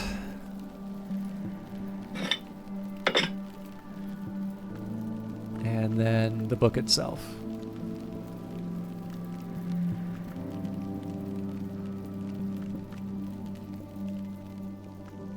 So the Book of True Blood, Cassius the Tommen reveals the deeds of the Unnumbered Legion, the secret army that protected Rome against the Shadowless Empire. So this is a level 14 text. So as it is, I am too short. I could say it's like, oh, well, you're using the memory contradiction. Why not use the hail? That gives you 1 extra. Well, okay, all well and good, but I'm still too short. So the reason why, if it's not clear, the reason why I'm putting the memory contradiction in here is that it is possible I get weather instead of memory. So if I get weather, I can't use the contradiction and the hail's already spoken for. But if I use the contradiction and I get a memory or a weather, that's 2 things that the hail may be able to pick up. It's still possible that I don't get any of those, and in that case I'm just in trouble. But it's one of these things that's definitely worth taking a shot at.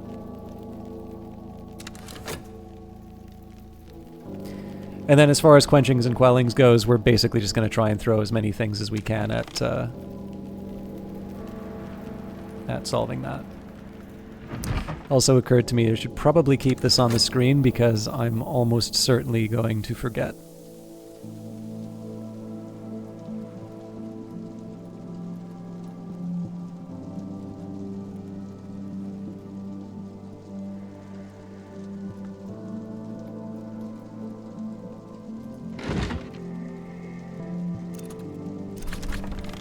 Okay, so we got a few things.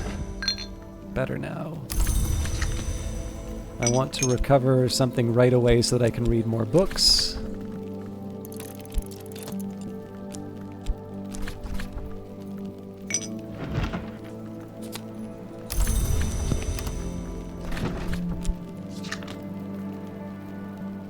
Okay, Quenchings and Quellings. Here's the Whist. Solace, Storm. Consider I'm no expert, but I'm no dabbler either. Okay. So again, something of a long road. We'll be up to level 3 on that one. I guess I should have moved to the very top.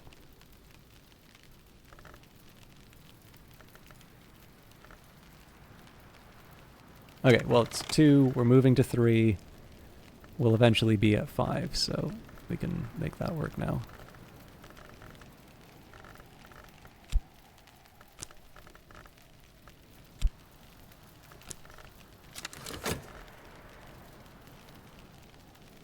Makes it a little easier to find.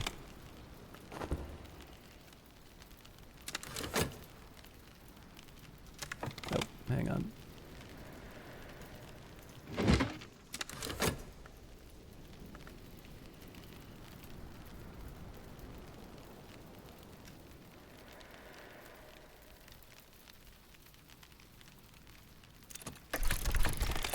All right, lots of stuff, and here we go. It paid off. So again, just the reminder, if I had done it the other way around, even though it would have given me a higher base to come from, I wouldn't necessarily have succeeded. It's possible between these two they would have given me something else, but it's a moot point at this point. As long as I commit the weather, I'm good.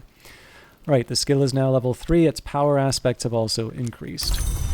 So we're kind of up against it. We're halfway through the day. I've got health to apply, and I have a hindsight already, but I need 2 more. I need 2 more memories before the end of the day, and I'm going to be generating one now. 30 seconds. Well, we're close, but I think we should be able to pull it off. I probably shouldn't get anything else other... Actually, I could use my health, and then I just recover the whist.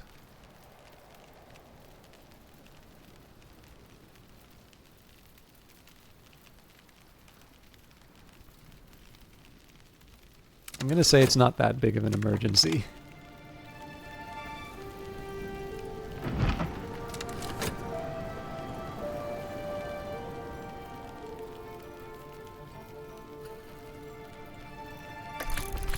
Right, the right sky's weather. So if I ignored it, it would have been 10 seconds to find the right spot again. So increase relevant aspects by adding weather card, which will be used up.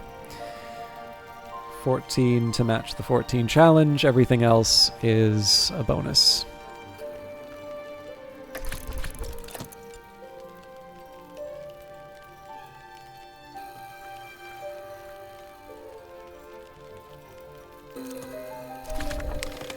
The Legion's legate answered directly to the hour called the Tribune of Scars and was promised immortality if he died in battle. In the final part, Cassius confesses to being a former legate. He recounts the terror of the Tribune and divulges the secret lore of the Golden General, the champion of the Shadowless Empire, the enemy of the Tribune, in hope that the Tribune will someday be undone.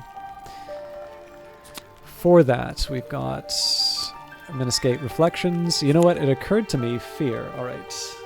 I don't think I got the Nin's Cages.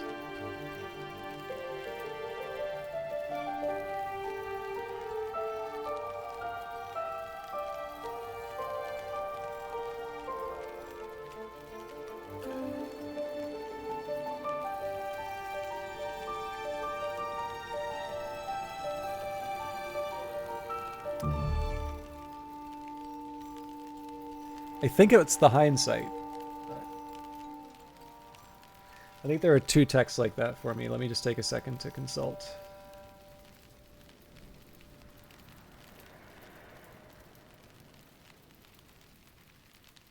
Yes, the Amalgam of the Red Rose and Nin's Cages are 2 that I want to get a confirmation on.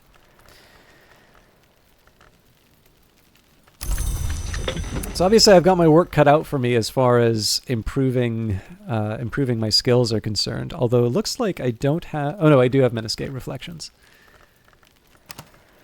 Alright, well it still gives me something to work with.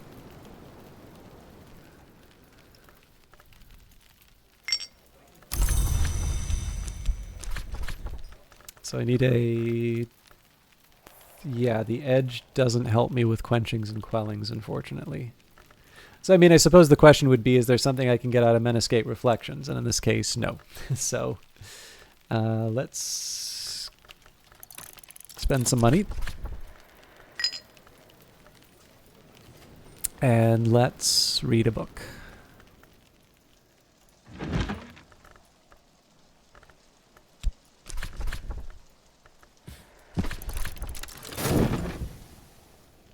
So I have 2 minutes before I can level up Quenchings and Quellings. Menescape Reflections. See, I'm darned close.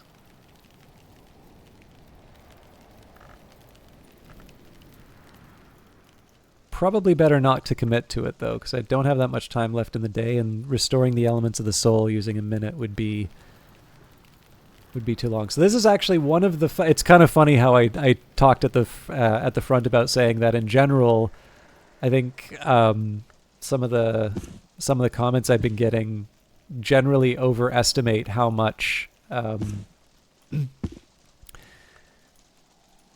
need in terms of elements of the soul. This is one of the cases where actually having a bunch of elements of the soul would have been helpful, because then I can just sort of follow up on two sets of threads. Now, you know, in the grand scheme of things, I'm not that fussed about it, because, you know, it's fun. To me, it's still fun to say, hey, you know, how many elements of the soul did you commit to try and unlock Hush House? And that has some value on its own. But this is definitely a day where I could clearly say the day would have turned out differently if I'd made different choices. Whereas some of the other ones, it's like, yeah, there's like 1 or 2 rooms I might have been able to get, but nothing. Like, again, it's just another day that goes by. It's not. Oops. Right, and we're still short the 1, which is why I was getting that fast. Okay. I might as well read the Alopoli book. So I think I'll sort out the Quenchings and Quellings first. In a good day, we might actually be able to do both Quenchings and Quellings and Menescape Reflections, but I don't want to bank on it. I kind of have the option of reading the Orchid Transfigurations whenever I want, so I'm not going to bother reading that until I'm good and ready.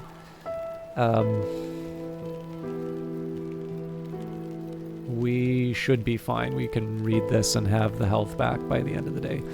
But yeah, I think we'll level up Quenchings and Quellings first. Anything left over we'll try with Menescape Reflections, because really I just need 2. So I need a total of 5. The drawback here is that it's Edge and Forge, so I only have 1 element of the soul that would actually satisfy that. So again, in an ideal day, Quenchings and Quellings and Menescape Reflections. But Quenchings and Quellings is the priority.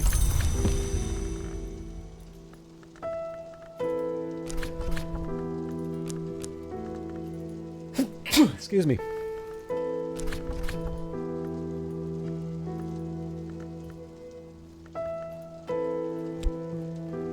Nope.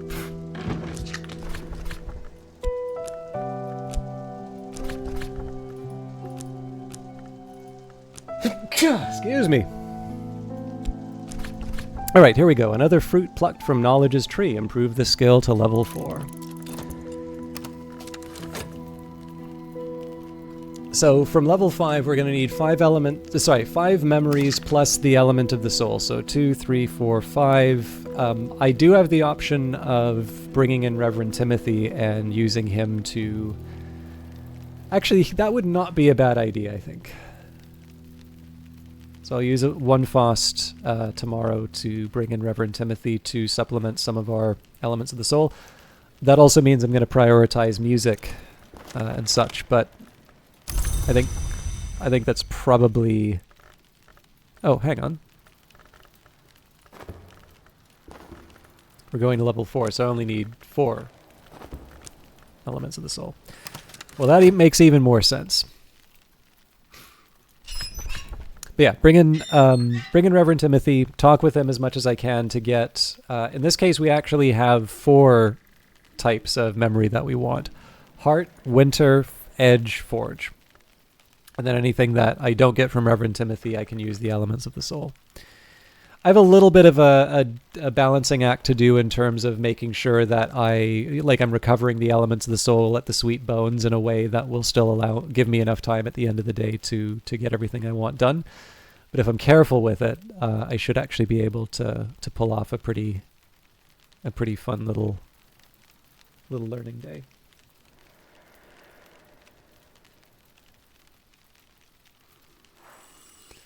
All right, memories fade, assistance departs, but the soul is refreshed. So we see Reverend Timothy in the first thing.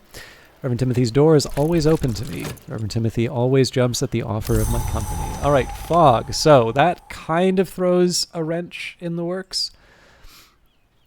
I'm going to say I'm not going to bother with the nun. That's a fairly rare event. But this is one of these times I would normally want. Actually, you know what? Let's not even question it. Let's just get to work. It does complicate things a little bit, but it's absolutely worth it here.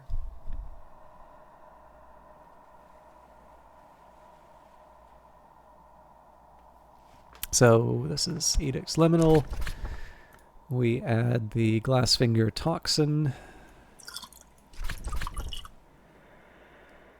There we go. Induce a change in the toxin to make it more knock potent but safer. I'm not sure I'm going to use Reverend Timothy today with the drink, but I have the option. That would be like if I really wanted to just put the cherry on top for the day. And actually thinking of it, I probably should have tried to get those memories right away. So I'm going to spend some time planning out the memories that I try to recover. So, rest and refreshment. Winter. It is winter, and the storms have tightened the seas. I am sitting before the fire in the sweet bones with a beef and potato pasty in one hand and a hot ale posset in the other. So we'll also talk with Reverend Timothy right away. Reverend Timothy is always, always happy to chat.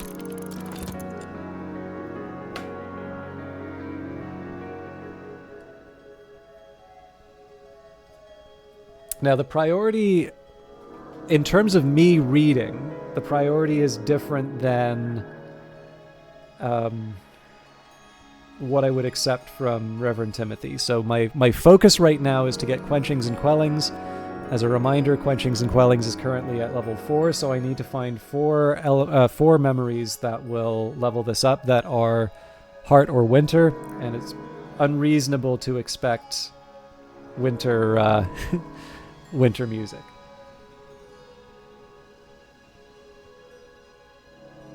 But we can get a bittersweet certainty.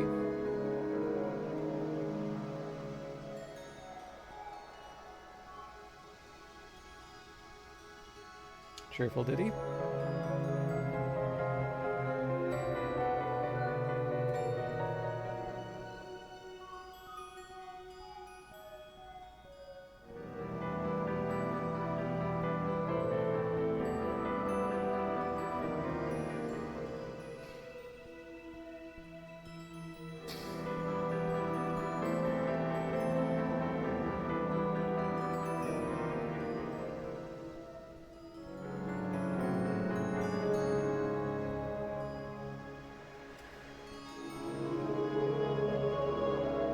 I can't recall if Reverend Timothy's ever given me a memory of a storm.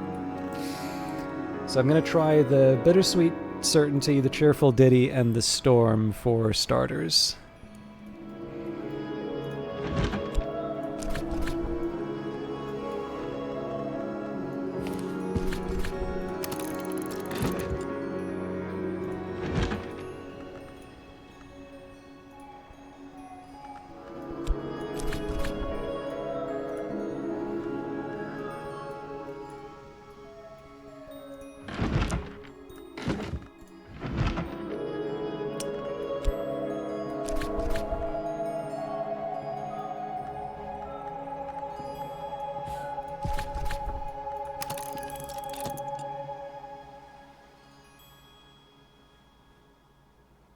think Musgrave's Sketches was the one that gave the Bittersweet Certainty.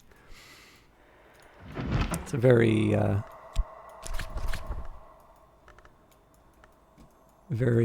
pale desk kind of a book to read. Okay, so a lot of the work that I have ahead of me is going to be recovering my elements of the soul to... I mean, actually, the other option that I have...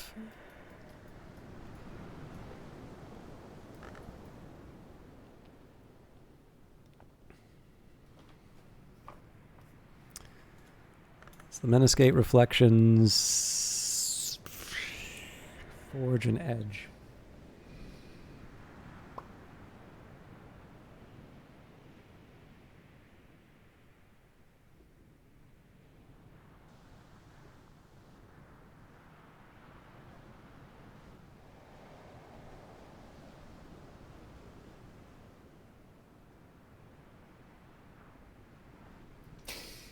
It also occurred to me that I've complicated the winter matter so much more than I need to. Oh well, I'll deal with that later.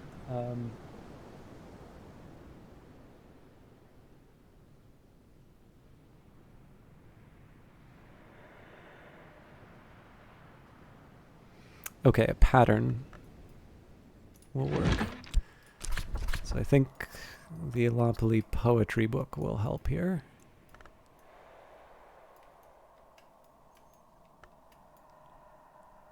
Just verse. So the logic behind this is I'm going to be regenerating the elements of the soul anyway. So bringing back my winter or my heart isn't that big of a deal. I can actually do that on the very next round. But it will be interesting to see what Reverend Timothy gives me. So there's two things that I can kind of consider essential in terms of renewing. One is the Shapt, and one is either the Health or the Whist. But in this case, it's kind of all hands in terms of generating the memories that are not going to get overridden by what Reverend Timothy does. Perfect, Solace. Reverend Timothy is always, always happy to chat.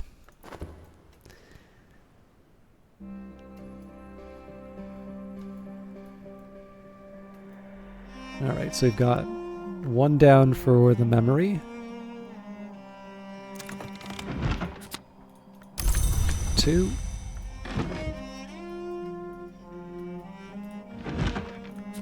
3. 4. So, and as long as we get basically as long as we get the heart or the winter, we have our upgrade for quenchings and quellings, and so now all of the effort will go into Meniscate Reflections.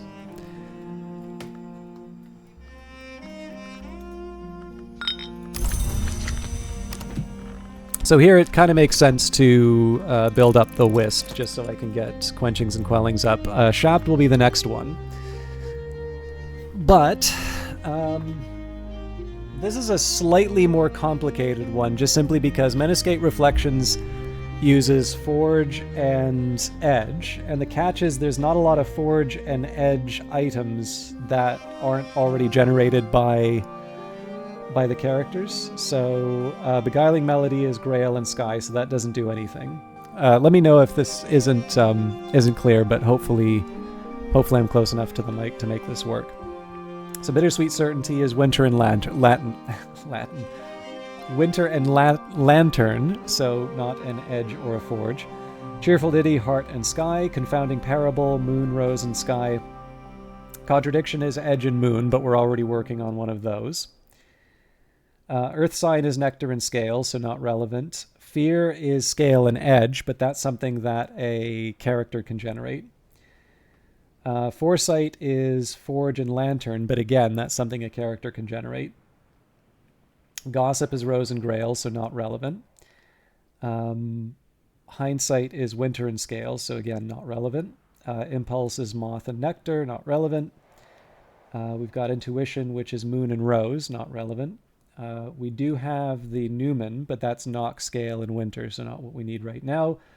The pattern is what we're generating. That's Nock and Forge, and I've never seen a character generate that, so that will help us.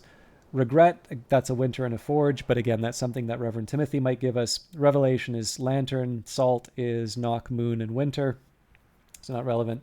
Satisfaction's Grail and Heart. Now, I do have one here which is called Savage, which I actually have not yet seen in the main game. And so I can't generate it anyway. Secret Threshold is Nock and Rose, so not something that's relevant. Solace we have, and that's for the other skill. That's Heart and Sky. Stolen Secret is Nock and Moon. And then Storm is Heart and Sky. So when you look at it, there are not that many Edge and Forge memories. And when you look at it even closer, you'll actually find that there aren't that many that you can there aren't that many that you can sort of rely on from someone like Reverend Timothy.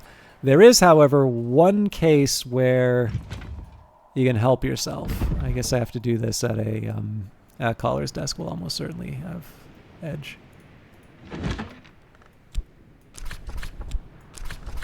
Eigengroud, no. Hammer time? No. Surely Discipline to the Scar, though. Ah! I'm trying to get Torg's Cleansing. Maybe if I did Disciplines of the Scar with the Kukurbit Barrette. There we go. All right. Purge myself of harmonies, resonances, accruing from some personal edge. It won't be pleasant. So this is the way that I guarantee myself a memory that Reverend Timothy won't generate. I also have the option of trying some of the fancy ones, like the higher level, but I don't want to I don't want to get too clever with this. I just want the results. So actually that will already cover us for Menescate Reflection, so we're good. In this case we're just waiting to be able to recover certain elements of the soul. So again, Nock is in the first position. We'll see what we can do with the rest of the day. I suspect we'll probably just let the elements of the soul refresh naturally, because there's not too much value. Like, it's nice to be able to get a lot done, but there's no value in like overspending to make it all happen. We're not even losing winter, really. We still have the rest of the season to go and only one more book that we can realistically read.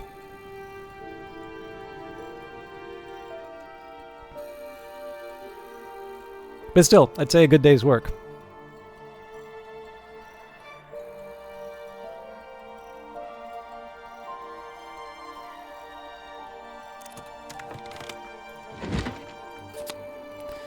Alright, there it is. In the name of the two blades that are one, of the threshold which has two sides. Sacrament Asite. Back in the Dawn period, the Sisterhood of the Triple Knot used this in Rites of the Horned Axe. So I'm a little curious what I might be able to do with Reverend Timothy, but Reverend Timothy is always happy to chat. So we still have half the day left.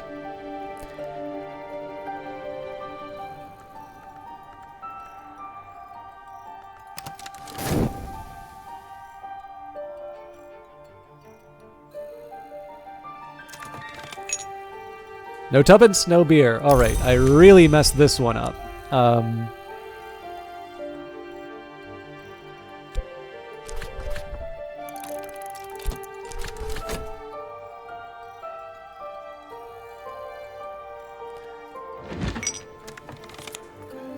The cleansing left my skin burning, my teeth throbbing. The chorality rumbles beneath the membranous surfaces of the waking world. Okay, so I don't think I'm going to be able to do the clever thing with Reverend Timothy. What I was hoping to do was open up the sealed cell using Timothy, but I think that's a little much to expect for today. What I'll maybe do while the time goes by, I'm going to work out the numbers.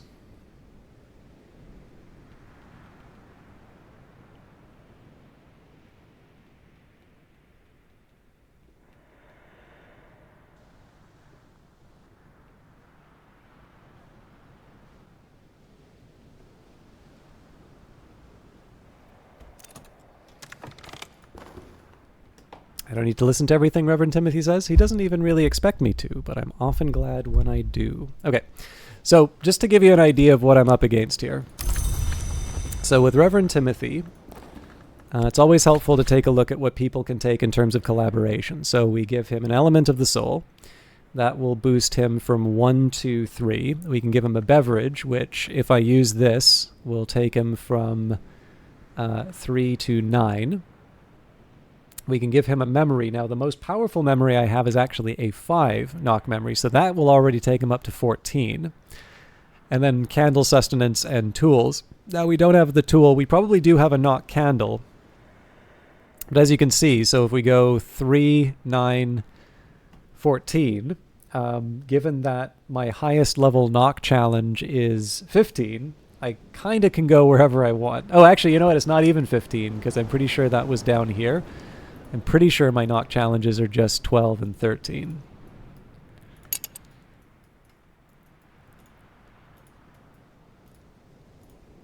Yeah.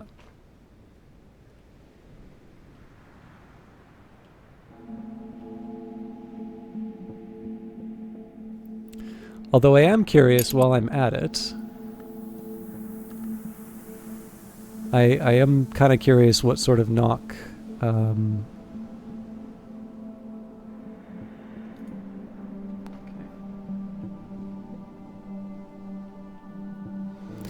I think we can do better than the Moth Orchid Scented Candle, if I'm completely honest. I believe the T is just 1.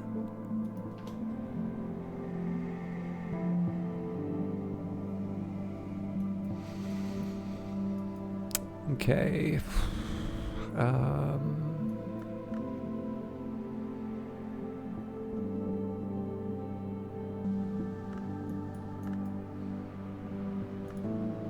I wasn't expecting that.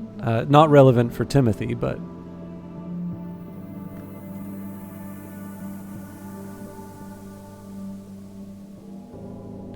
I'm noticing a decided lack of knock candles, though.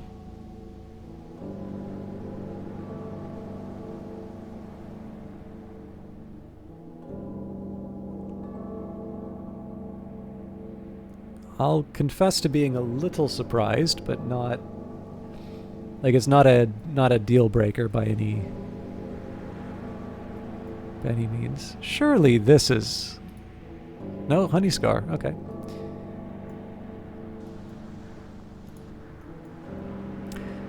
Okay, well, I mean, all that this is really indicating to me is I have a little less flexibility than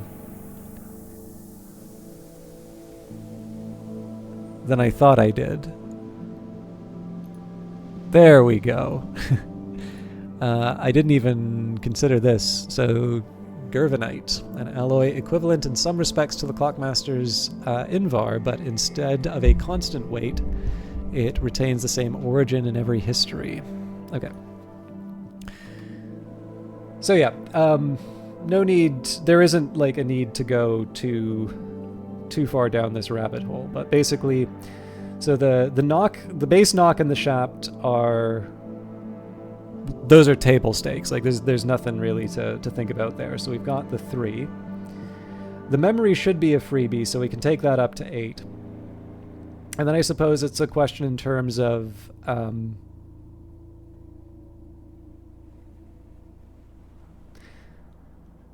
yeah, I mean, really, the sacrament comes up in both cases. I don't really see a way that I can make this work with the other components.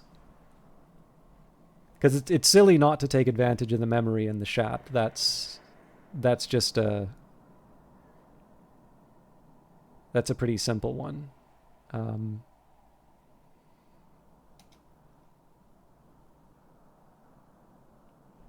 Yeah, okay. So I only need 2 of those, and we're done. But it does assume that I have my shaft available. If I don't, then we go from 1 to 7. Well, I guess I can get the 12. Okay, actually, with that in mind, let's just... because I missed out on that minute at the Sweet Bones, I do actually need a minute to think this through again. So, we know that I'm getting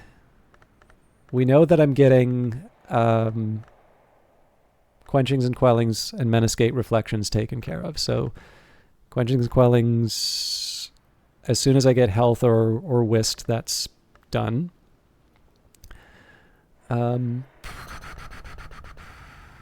Menascate is 2, so that would be Pattern and Torg's Cleansing. So we don't need to use Reverend Timothy to get these. We just need the Shapt to level that up. So we're good there. I need 1 element of the soul for the memory. That's the tough one.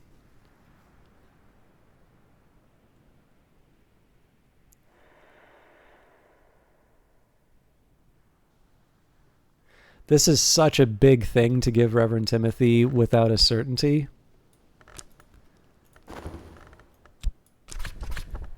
So let's go for it. A nice drop. I can offer my assistant something to drink. This will all... Hang on. Okay, so I give this to Timothy. That brings him up to 7. Yes, and then I can bring him up to the 12 if I can't get the Shapt back, which I probably won't.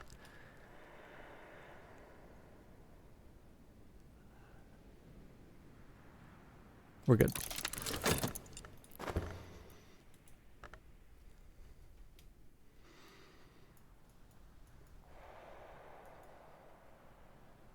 I'm actually going to hold back on bringing back the whist just so I can lock that in. Better now. Okay. So, we'll bring back a Faust. Oh, I think I screwed this up, actually. I need 2 minutes.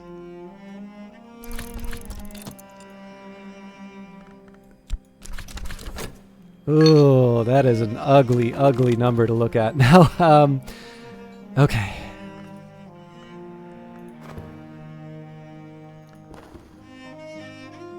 I have a candle as a get-out-of-jail-free card, though. Okay, yes, no, I know the game plan. This is a very, very... This is a very stressful way of doing this, but I'll be good. I know my way out if things get ugly.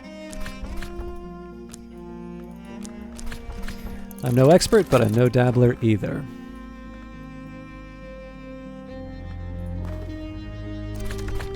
Down to the Grushans. This has boosted their aspects appropriately.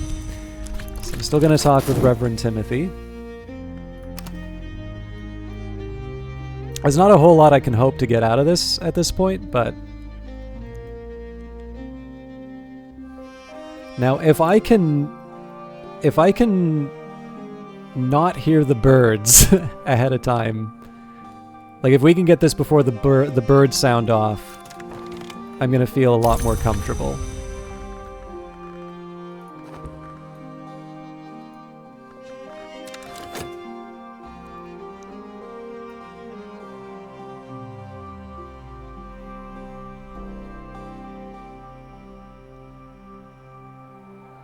Oh no! I'm in serious trouble now. There's no way I'm getting that memory in time, and I don't have a shot to give him. I'm pretty sure I just wasted this this knock drink. I tried to get a little too clever on this, unfortunately. Okay, so storm memory. Okay, so that's good to know that he can give us storm memories. So what I need to think about now is what are the ways I can so I can try and salvage this, but I don't want to salvage this in a way that makes me regret. Yeah, you know what? We'll take it on the chin. I've probably just wasted the really valuable drink that I gave Reverend Timothy. But we'll give this a shot. I will go to the Sweet Bones with Whist. Pay them a half crown. And on the off chance I can make this work. The thing is, I think the minute that it's going to take me to read this book, I basically think I made this decision too late.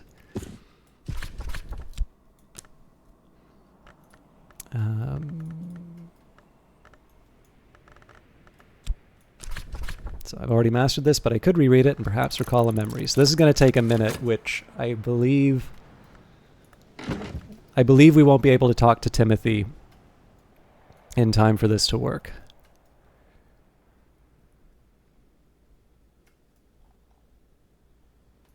Again, there's a chance. I'm taking the shot just because, it would be nice not to lose the drink, but if I do, that's life. I've got another one. I actually have already opened one of the rooms I was saving that for, so it's not my favorite memory, let's say, but it's not irredeemable.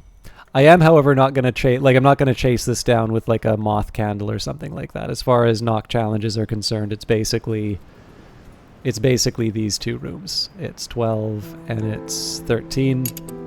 I don't have the shaft. There's no point in me trying to get the shaft. It's just a question as to whether or not I'm going to get the memory in time. And it's looking like, yeah, not even close. So that was a shame. I probably, if I'd been thinking a little more. Well, no, actually, I'm sure if I didn't mess up the Sweet Bones, I might have been able to make that work. But that's fine. We're behind on one, admittedly very valuable item. So like basically here, yeah, it's late. Another time. You can't speak with assistants at night. Make use of them quickly or let them go home. So. That's a big one for me to lose, I will admit, but it's not the sort of thing I'm gonna, reset the playthrough over or anything like that. In fact, if I'd been thinking,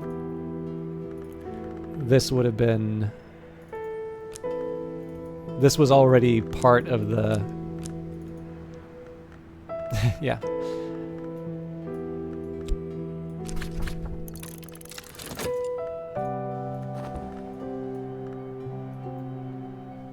That was part of the recipe that I needed, so obviously I wouldn't have used it for that. I would have used it with Reverend Timothy, but all good. I probably want to make another Glassfinger toxin tomorrow, but we'll finish up the Menescate Reflections. Okay, the skill is now level 5. Its power aspects have also increased. I may be able to deal with some of the curses off of that.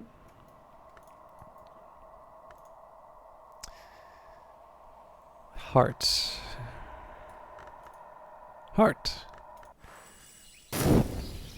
So I just need a heart memory and we're good. Okay, no need to wait. I kind of already know what I want out of this, so let's go back to Collar's desk. We'll do Torque's cleansing.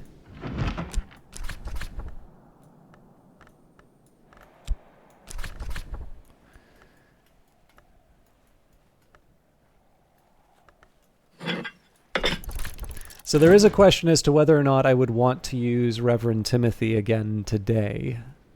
I do have this. Well, no, I don't have the shaft available to me because I'm going to be boosting Menescate Reflections. I still think it's worth it, so we'll speak with him. Reverend Timothy's door is always open to me. Timothy will offer help for free as a friend. So I guess for Meniscate Reflections, I needed 3 items. Yeah, so I can get a pattern from Advice on Containment.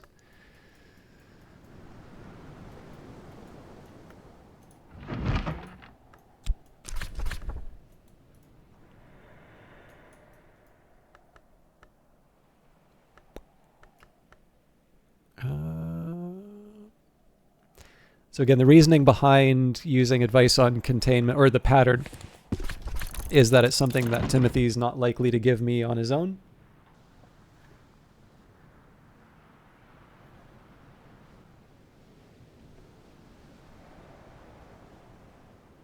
And I guess that's it. I think the last one I have to give it a shot with, I don't know. We'll do Keonid Abydos.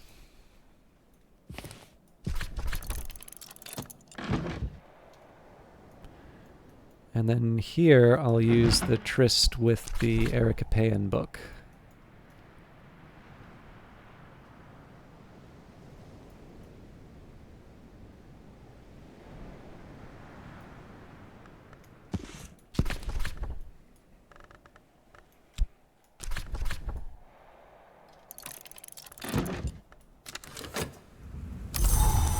And it's a storm, so there's not a whole lot that I can do with that. It feels weird, but like in this case, storms are actually fairly minor events. Because in the end, it doesn't give me Nectar, it doesn't give me Grail. Not that I'm really pursuing Grail right now anyway. Reverend Timothy always jumps at the at the offer of my company. So first of all, we will go to the Sweet Bones and recover my shaft. I may use the health to pick some Blue Crown. And you know what? I'm going to go all in on unlocking something. So I'll start by offering him a nice drop. I can offer my assistant something to drink. This will increase their aspects. They'll also be glad of the refreshment. I may need to think a little bit about what else I do during the day, but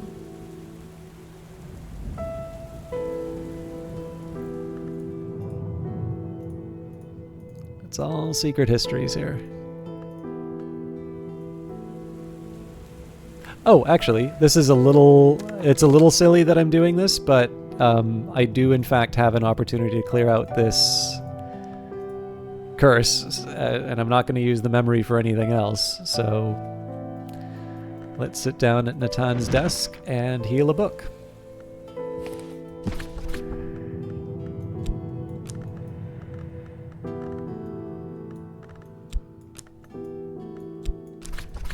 Attenuate Chionic Theoplasma, the DeWolf method. Some credit it to Gideon, others to Ava.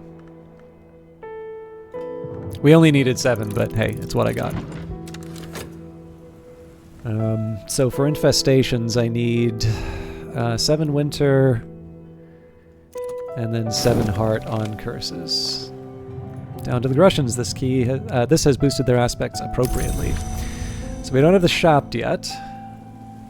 But I will have the memory soon.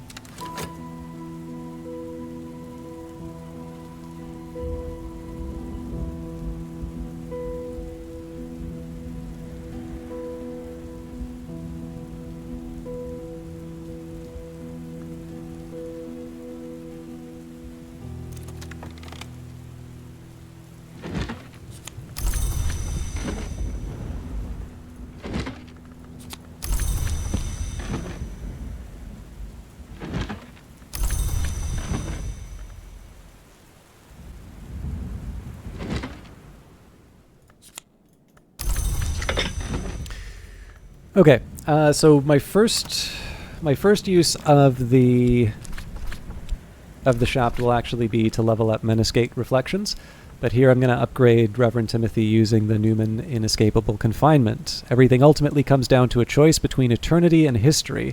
There's only one place you'll be safe from both, and it's not a place anyone would want to be. It's a prison that can only exist in certain histories. I can discuss this memory with my assistant. And in a few minutes, or sorry, a few seconds, we should get my shaft back. So the idea again, level up Metascape Reflections first, and then after we do that, we will restore the shaft, and we will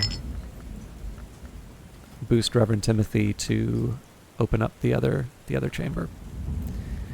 Actually, I don't even need to go to the more difficult one. We can just use what we already have to open. Maybe I'll do that instead, because I think that first one has some books that we can work with. Where was I? Metascape Reflections.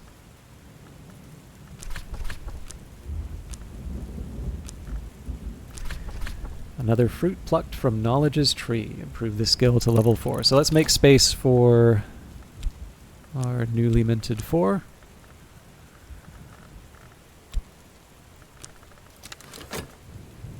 Yeah, actually, so there's I have a small. It's not even a good argument, really. It's honestly, it's the books. We'll just leave it and say it's about the books.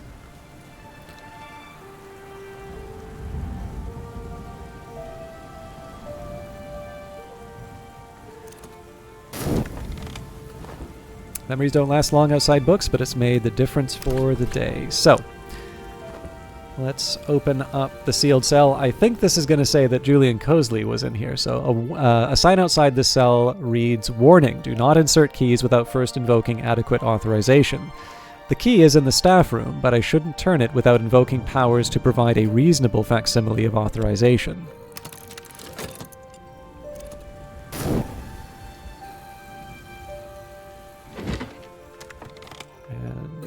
The problem with the direct approach to theoplasmic attenuation is that if we call on any of the hours, we may end up theoplasmed worse than when we started, so we need to go carefully. The conic theoplasmic contamination has been removed.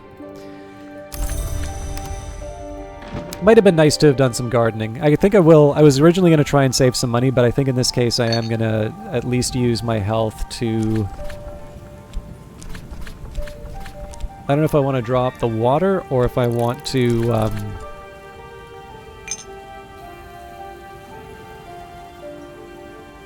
or if I want to pick some...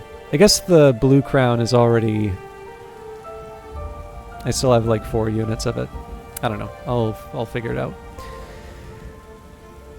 There we go. So, while we consider that... Oh, this is now level 4. Its power aspects have also increased.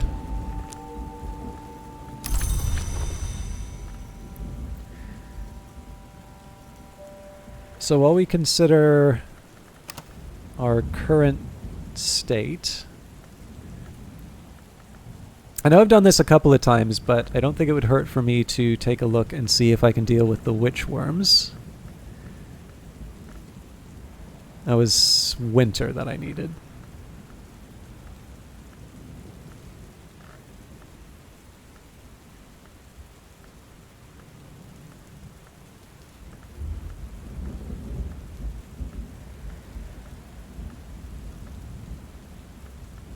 Not looking good. We'll check that out in a bit.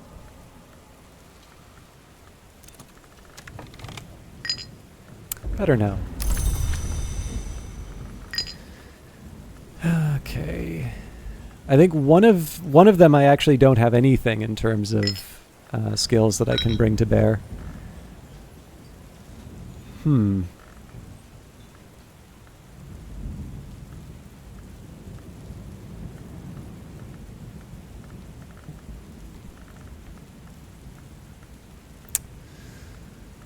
Well, that's interesting. So that's two curses I don't have a skill yet to handle.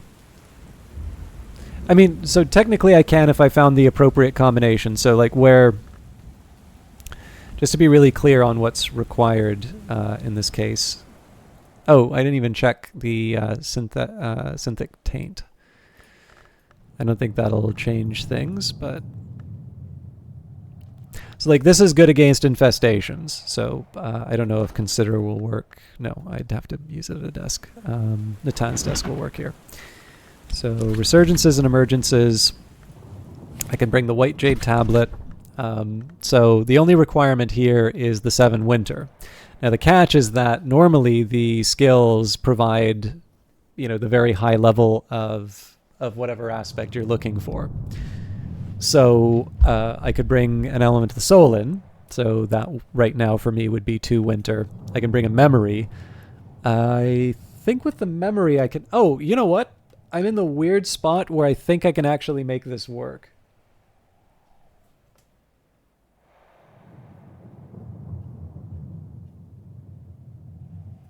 Yeah, okay.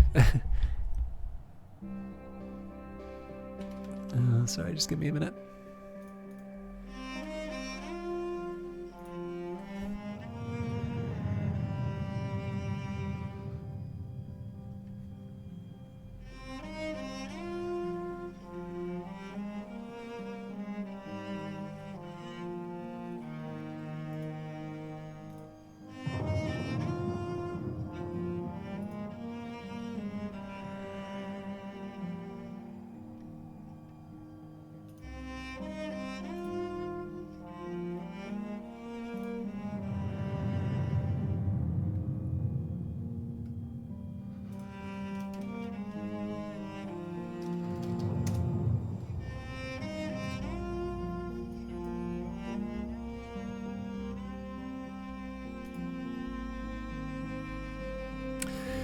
Oh, this is exhausting. Sorry, I gotta deal with a YouTube thing.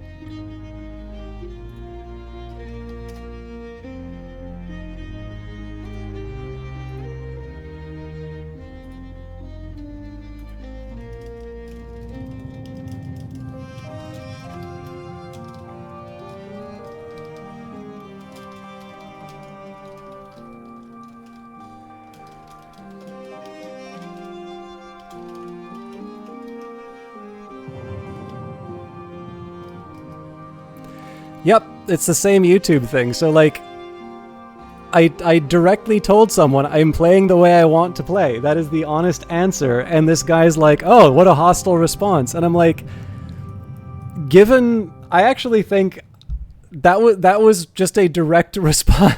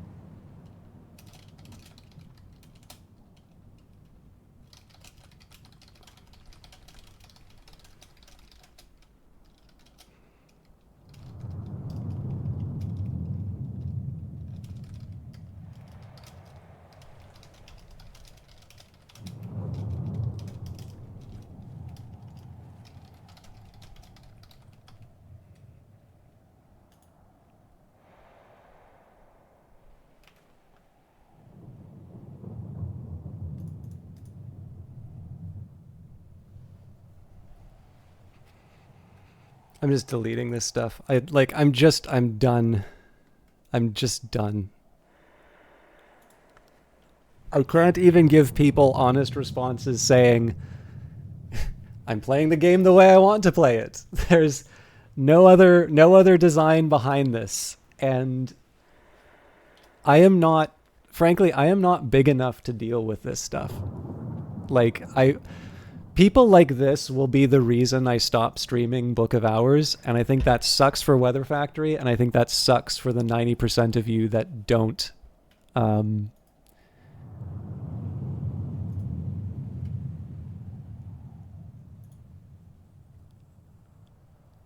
that don't cause problems. So I think today is the day I've decided I'm just gonna hand out bans. Like, not even warnings. It's just bans. I should start with this guy right now, but I already deleted his comment. I shouldn't have to, I think the thing for me is I don't really feel like I should feel I don't really feel like okay.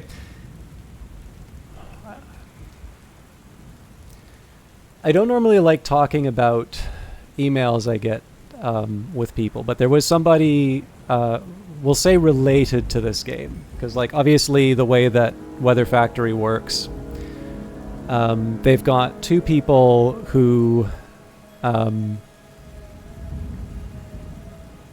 yeah, sorry, I'm going to take a minute just to talk about this, because it is a complete pain to have to explain this to people who are not going to listen, and I just need to get it off my chest, and then we can go back to enjoying the game. So there were a few videos that I did that got picked up by the YouTube algorithm, and it was picked up by the YouTube algorithm in the sense of like people who are mad engage a lot, like people who get mad engage a lot more with videos kind of videos. So like my goal is not to be hell Selphia. Thank you for that.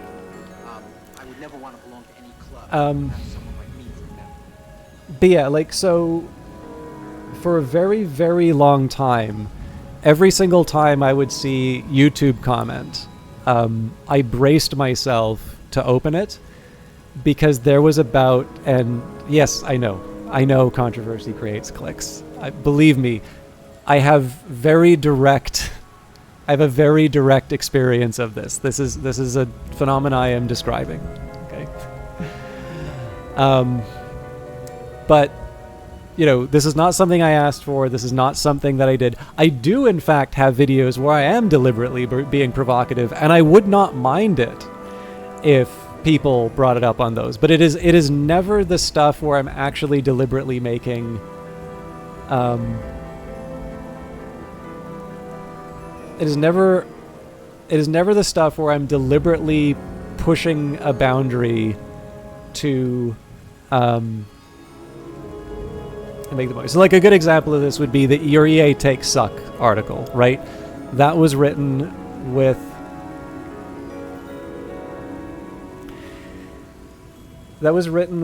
a basically a particular voice, and the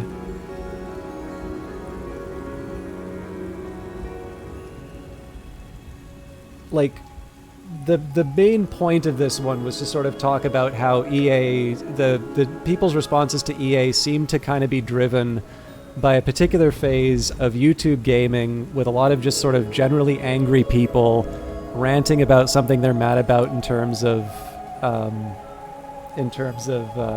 Mass Effect. And people are essentially hating the company that doesn't exist. And so with that, you know, article in mind, it was written in kind of the style of that type of YouTuber, right? And I quite deliberately, so that article I put out, you know, I let that kind of live out in the wilderness for a couple of months, and I generally seems to be that the people who, you know, who read the article got it, and it actually seemed to be shared reasonably, like further than the usual type of thing that I do. So, you know, given that I was sort of already dealing with the YouTube nonsense, I thought, well, you know, I'm going to record this and I'll put this on the YouTube channel, and I'm curious what the response to this is going to be. And sort of the hypothesis was that people were not going to get that it was written in a particular voice, and that people were going to take it at face value. And sure enough, there's like a handful of comments. Oh, you're a really arrogant guy. You know, what do you know? And so on and so forth. And it's like, okay, so that one, like that I'm not going to care about at all, because the expectation is that because this is written in a particular kind of tone, people are going to not get it. So that, but I mean, for the most part, that actually was a fairly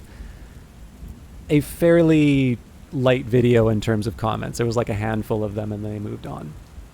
But all the while, the couple that got picked up by the algorithm are just chugging along. And like I said, for a couple of years, essentially every single time that I saw a notification from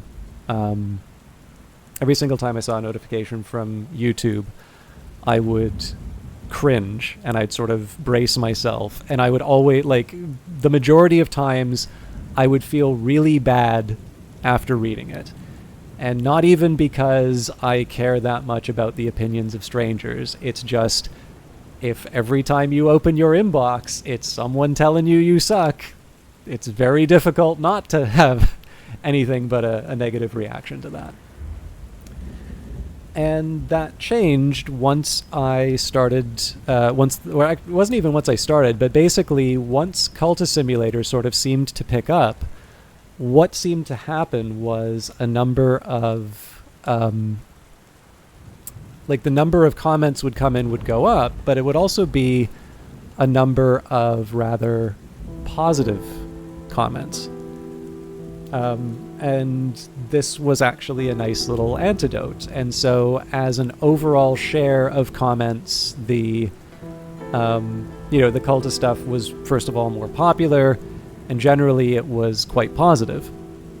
And when I was, messaging someone who was involved in Cultist Simulator, I shared that with them. I said, it's like, one really fun thing about this, and, this probably isn't directly related to what you're doing, but now that I'm more regularly doing Cultist Simulator stuff, like, I actually don't cringe, before opening a YouTube comment. And they were surprisingly happy to hear that. So, overall, just a really positive thing. It is the reason that I've continued to do Cultist Simulator stuff.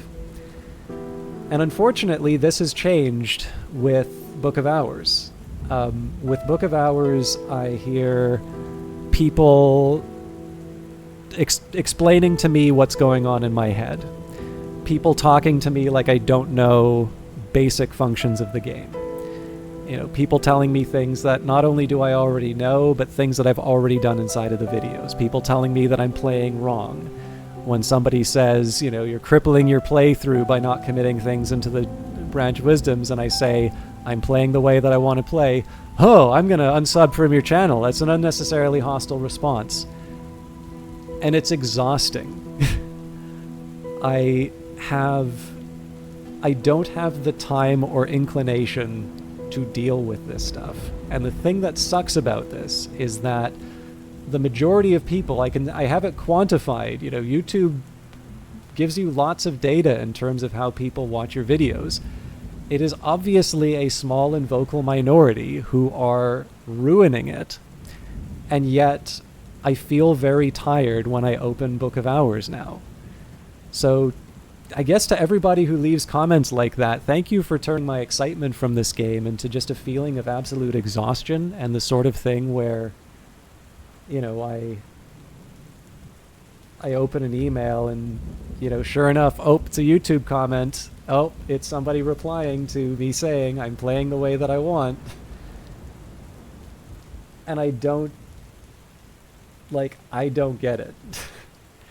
And of course, the obvious answer that people say, oh, well, just turn off comments. And again, the drawback behind that is that all those people who very nicely, talk about the game, engage, don't tell me what I'm thinking. Those are the people who suffer for it. So, I don't know. It's tough. And I also don't really like dragging down the stream about it, but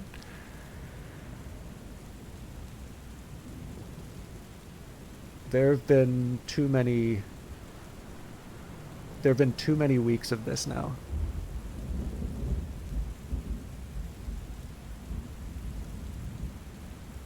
So, anyways, I'm sorry about it, but it's just like, and actually, screw it, I'll say the guy's name. The guy had a Christopher Hitchens reference in his name, so for all the people who are going to get all uppity over what they perceive as rudeness,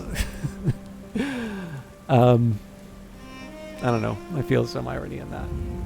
All right, I'm gonna try and salvage my mood for the game, because this really is a great game, and I really hate that people are ruining it for others.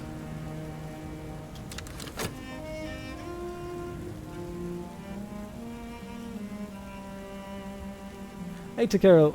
I mean, so I gotta be honest too, my YouTube experience of it, depending on where I focus, has also been very positive. Like, the biggest thing is that I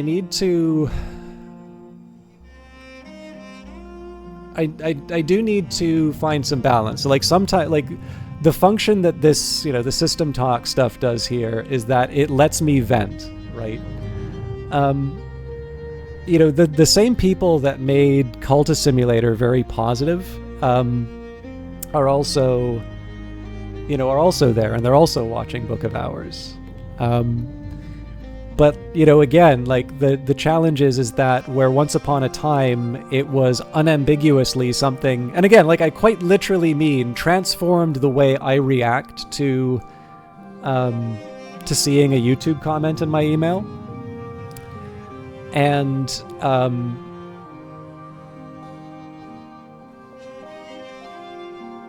I don't know, like, today, or it was basically a week ago actually, that I realized, like, I was kind of getting this familiar feeling every time I saw that a YouTube message came in. What is kind of nice now is that the YouTube messages usually give just enough there's just enough text at the top of the YouTube message that you can see the name. So what I have noticed is that if it's a familiar name, I don't quite, like, have the flinch response. But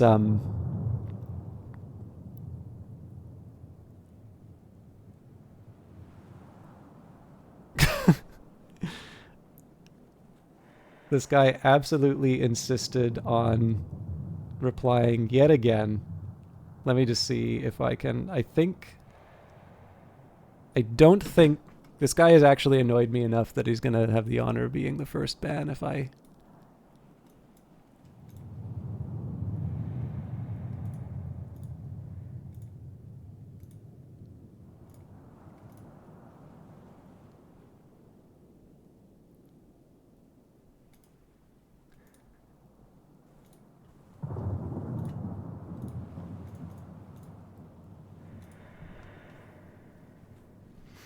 But yeah, no, like, the thing about this is, it's really important to make sure that the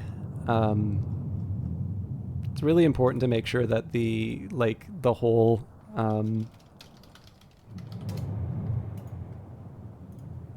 unfortunately they don't let you proactively. I was a little too eager to delete the stuff. Whatever.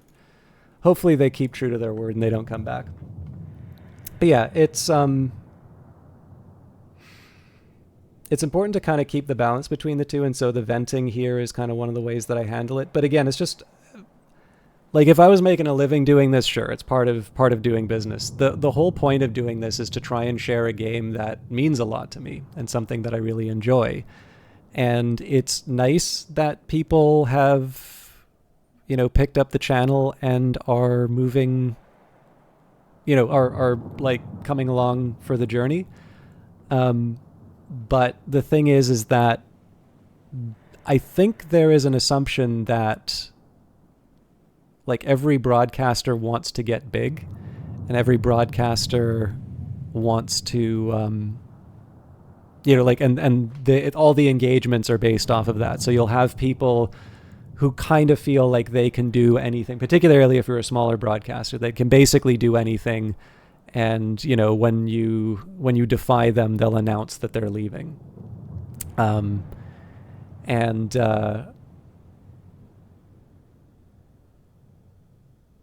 The other thing that I notice is that it really leads to a lot more backseating. Like, if you take a look at the number of people who come into a channel and tell someone how to play, you would think if it was evenly distributed in the population that you would see that happen more in big streams rather than small streams. But it doesn't. You tend to see the backseating a lot more in the smaller broadcasts than the larger ones. And in fact, in larger broadcasts, people know not to do that, because that's a really good way to get banned right away. So why the difference between the two? Well, between the two, it's basically because people at least feel, and to a certain extent know, that they can get away with more when it's a smaller broadcaster. And so, again, it's another set of nonsense, which if you want to get big, I guess there's a certain amount that you need to deal with. But that is not really my goal. My goal has been to try and share an experience with people, and particularly when it's a game that's about mysteries and exploring a big house, I don't exactly need a cognitive sommelier sitting behind me telling me all the stuff that I'm not getting. So, anyways, that is that is another factor too. Like, I'm sure, like, one of the reasons I know this is because I've modded for larger streamers, and so to a certain extent there can even be a screening mechanism so that the broadcaster doesn't see the stuff ahead of time. But anyways, it is what it is. Like I said, I don't want to. There's always a cost for that, right? It's a bunch of people who have done nothing wrong who have to deal with me just like getting it out of my system. But I needed to. I appreciate your patience, and I really hope you, the jackass that left the comment, didn't actually follow through and that you are listening. I'm so happy that you know how wretched you are hearing this.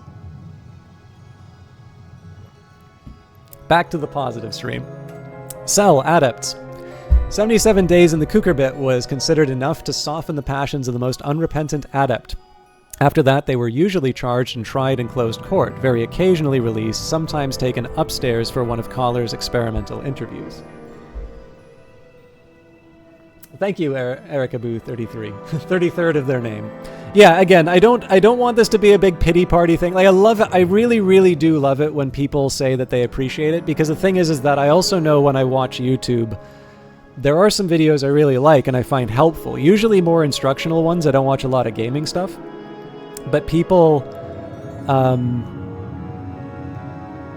like, for me, I know that it is very rare to leave a comment, and it's one of the reasons I really appreciate the positive ones. So, again, I definitely don't want this to be the sort of thing that, if I need a pick-me-up, again, it's like when I say, if somebody's saying something mean on the internet, it's not that I sort of reconsider my position as a person or my values as a human being in response to seeing what some idiot wrote on it was a first-person shooter that I was playing. I won't say which one, but like the first-person shooter video, it's like, people are just being mean, and like obviously there's a certain number of comments which are mean, so people are just following in that vein. So, but again, it's just one of these things where, I don't think anybody would voluntarily open a door where basically there is another variation of "you suck" that's like handed to an envelope every time you open that door. And it would be wrong to say that it does not have an effect on, on people. The degree of the effect may be in question, but like obviously there's something that happens there. But yeah, the flip side of it very much is that I know in my own case, there's stuff that I value a lot, and I don't comment on it. In fact, Riley Koenig, who did the, I wanted to sort of wrap it up on that previous point, but here's a way that I try and do this in my own life.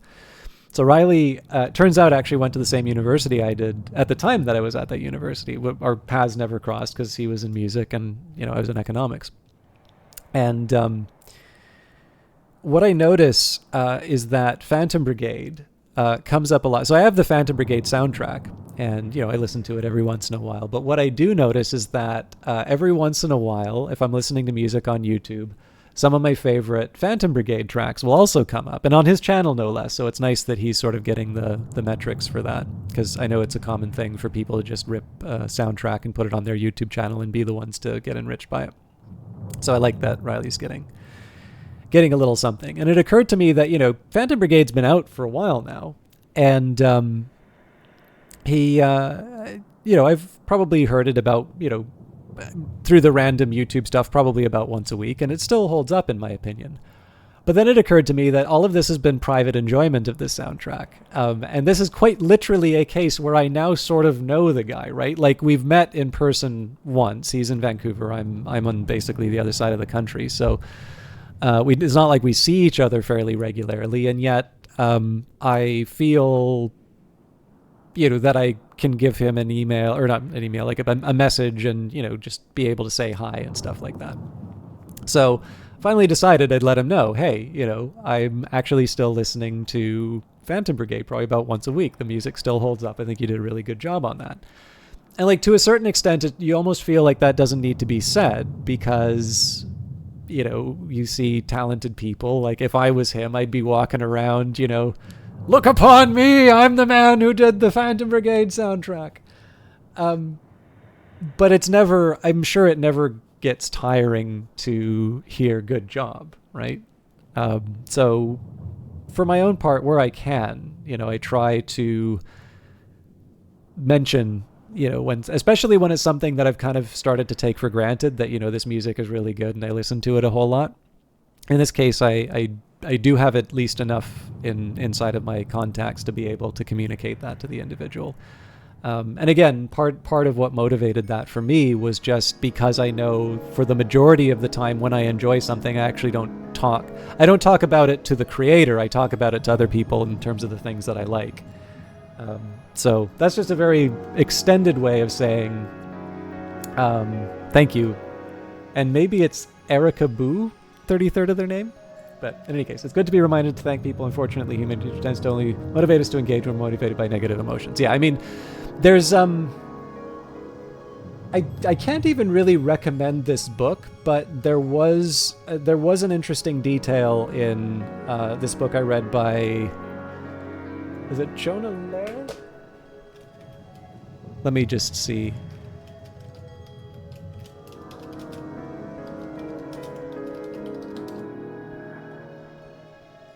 Sorry, Jonah Berger.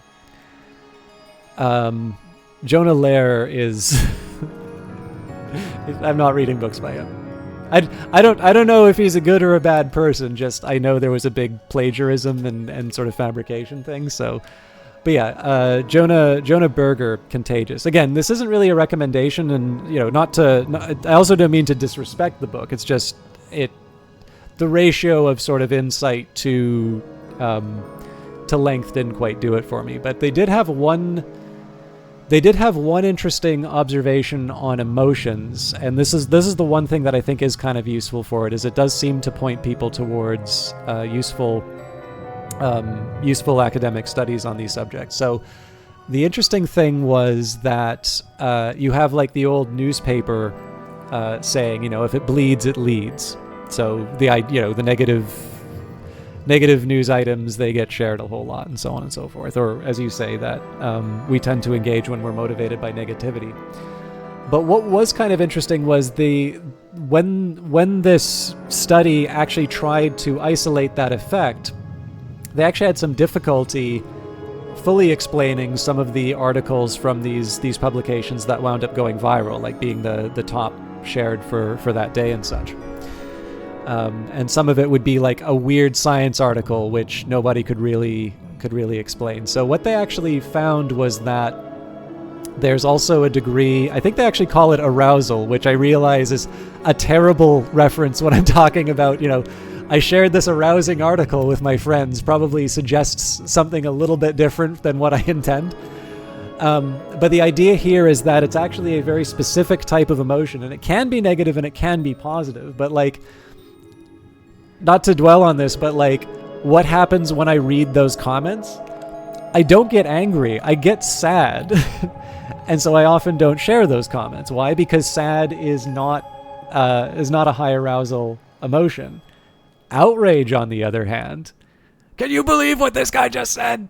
That always gets shared.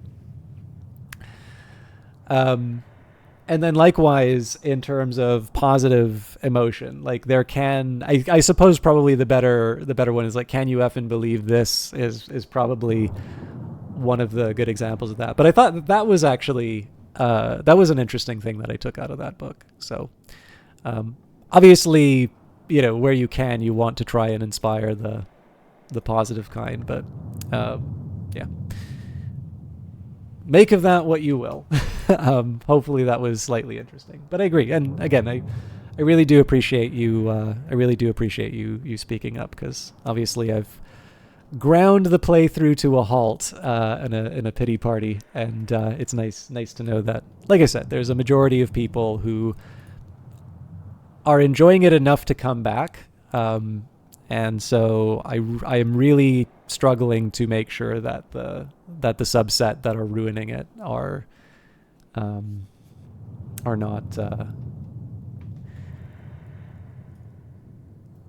spoiling it for the good people. All right. Julian Cosley. Julian is known to be a winterlong at a prescribed date. Julian is known to be winterlong.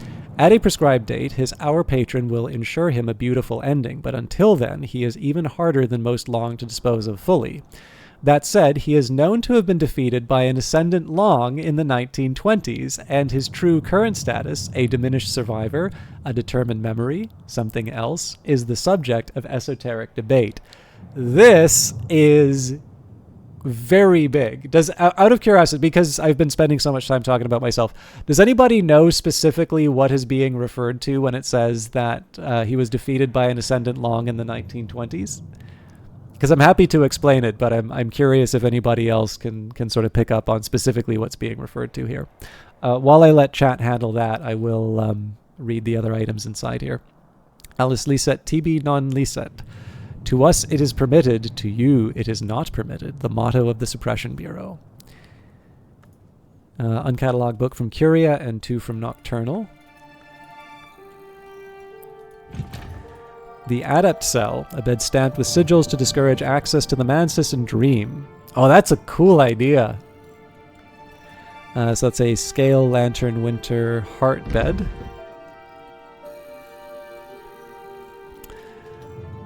So I don't know how many of you have played Cultist Simulator, but when you get your Ascension victory in Cultist Simulator, it unlocks a legacy called the Apostle. And the Apostle legacy is basically New Game Plus. And one of the big challenges in the Apostle legacy is the arrival of a Long, and you'll run into a number. In fact, I actually want to read this portrait. So Lady Tryphon, a very old portrait in the Byzantine style. So yeah, this doesn't offer as much, but you are pursued by a Long, and one of those Long are JC, who is a Winter Long. I believe actually on my Cultist Simulator VODs, I had to encounter him. I think I have a bunch of Lenten Rose already.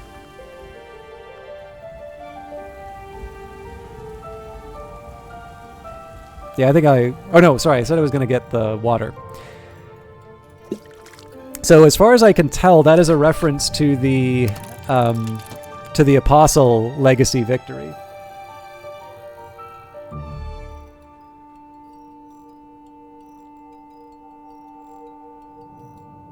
Yeah, well, thank you. I appreciate it. And again, it's up to me. I mean, there are definitely times when people write things. It's usually, I think sometimes it's when people are just trying to be funny. Sometimes that can like really cause a problem. And where I can, I want to try and be like conscious of that and not unreasonable. It's like the guy who, again, I kind of regret just deleting his comments so early, because that would have definitely been the first person that I just like spiked from the channel. But like where I can, I try to give the benefit of the doubt, and it's usually like the repeat offenses that wind up causing a problem. So if somebody says a joke that maybe doesn't land at the right moment, because again, if you're not feeling good and somebody cracks a joke, at least for me, I sort of feel like I'm taking my life in my own hands when I do that. I want to make sure that it's at a point where somebody's really able to hear something like that. But I also don't feel like, putting someone on blast for what was an honest mistake, let's say. But in general, right, if I'm going to like, there's nothing saying that I have to broadcast this stuff, right? So with that in mind, I do acknowledge that if I'm working through something and somebody writes something in chat, they are participating. So I hope I haven't created a situation where people feel like they need to step aside while I'm ranting, because I'm sure Olaf can tell you all that system talk is something of an institution here, and I won't stop unless forced. I don't even know if I have any space in here for the...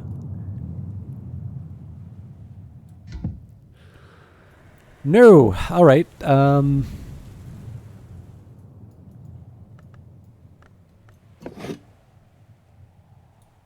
have to do.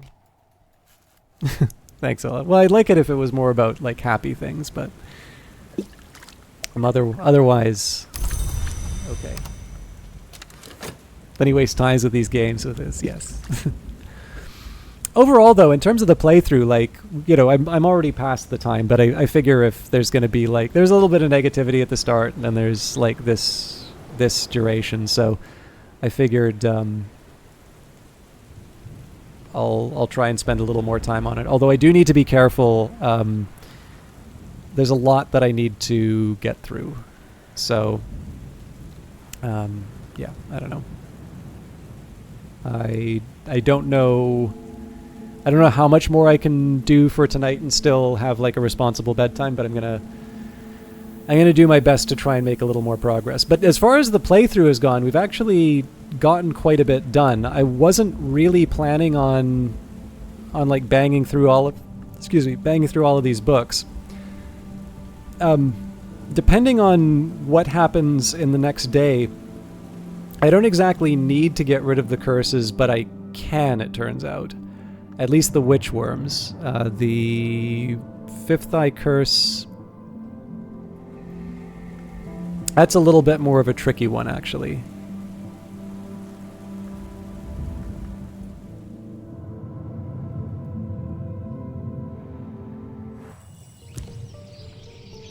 There we go. The yearly stipend. The yearly stipend from St. Ronwin's has arrived, along with the rather usual sniffy reminder that I should spend it wisely. So I think before I try to do anything, I should catalog the books. We've got a cloudy day, so there's not a whole lot. There's not a whole lot to recommend. Sort of one task over another. So.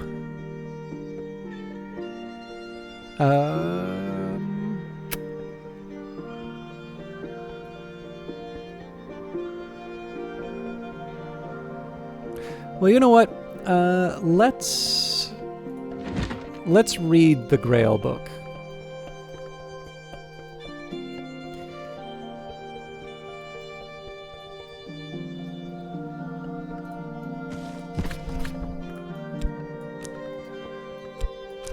So the Orca Transfigurations of Birth, the second volume of a compilation of quasi-Rosicrucian allegories, supposedly by Robert Flood. This is in the original Latin. So clearly the level 9 skill makes this the promised 24-hour stream.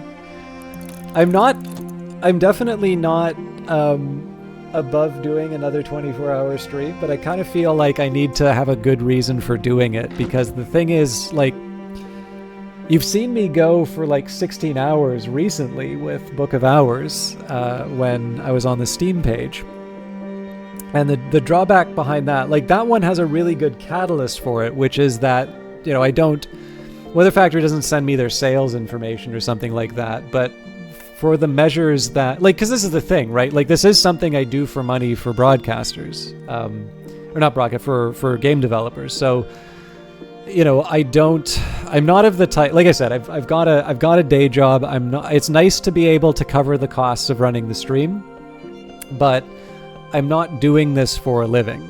And so the one thing that I don't want to do is sort of turn around and charge, like, brace yourself or Weather Factory X amount, and then not be able to try and make some kind of an estimate, or try to be able to, like, communicate that they have in fact gotten something of value. Because for heaven's sake, right, the game developers they have enough trouble like making this stuff work anyway.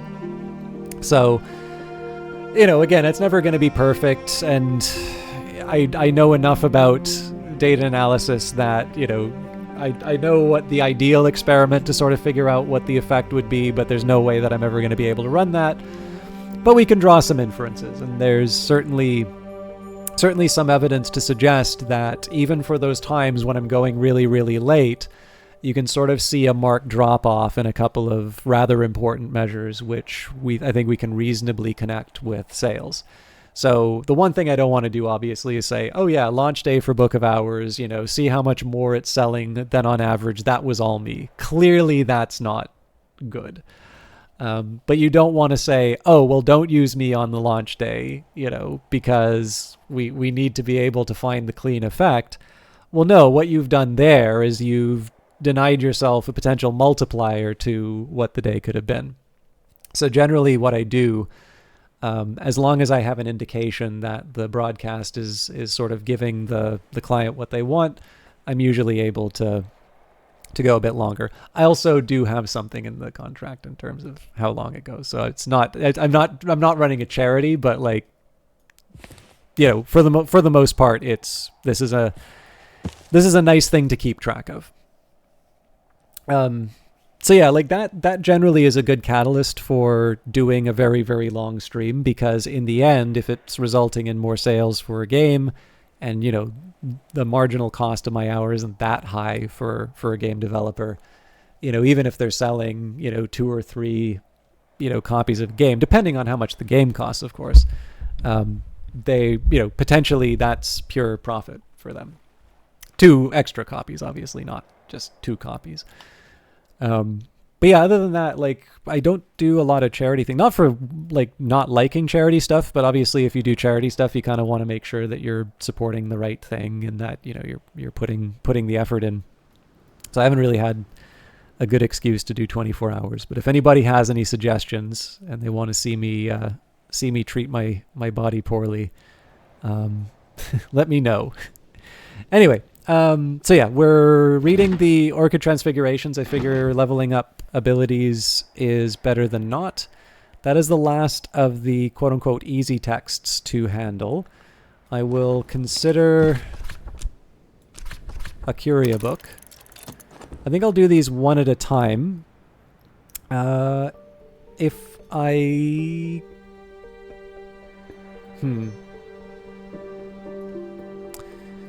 I think I'll use the Faust to get the Newman. And yeah, I think I'm just gonna clear out the curses that I can find. That's not essential, but it's not a bad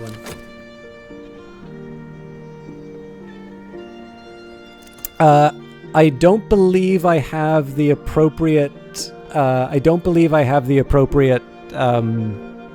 like intensity for the skill, but no, I only have the one from the Sisterhood of the... Admittedly, I haven't tried that hard, but no, I've not picked up whatever book would be the result of that. Again, I'm reasonably confident that I can solve it.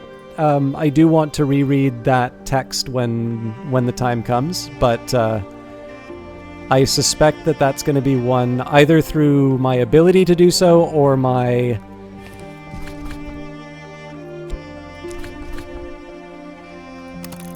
either through like the skill or through just sort of putting 2 and 2 together. I suspect that that's probably further down the road. To you, a 24-hour stream should be something you're passionate about. For me, that would have been when Crusader Kings 2 came out. I remember looking out your window the first night... Yeah, that's actually funny you mentioned that, because that is what you're describing is basically every time a Civilization game comes out for me. All right, another Grail text. Why not? But yeah, so when I think, well, Civilization 6 would be the most recent one, but like where I kind of became aware of it was Beyond Earth. And it was sort of like, I'll give this a little look, right? It's the new thing. It came out. And of course, next thing I know, I see like the sun coming up and I have to be somewhere. You played Civilization when it came out. You almost didn't graduate college because of that game. Oh my. Yeah, I definitely haven't done Civilization 1. It would be interesting. I understand that the DS version of Civilization is actually similar to the first one. But yeah, Beyond Earth was kind of like the first time I very consciously recognized that I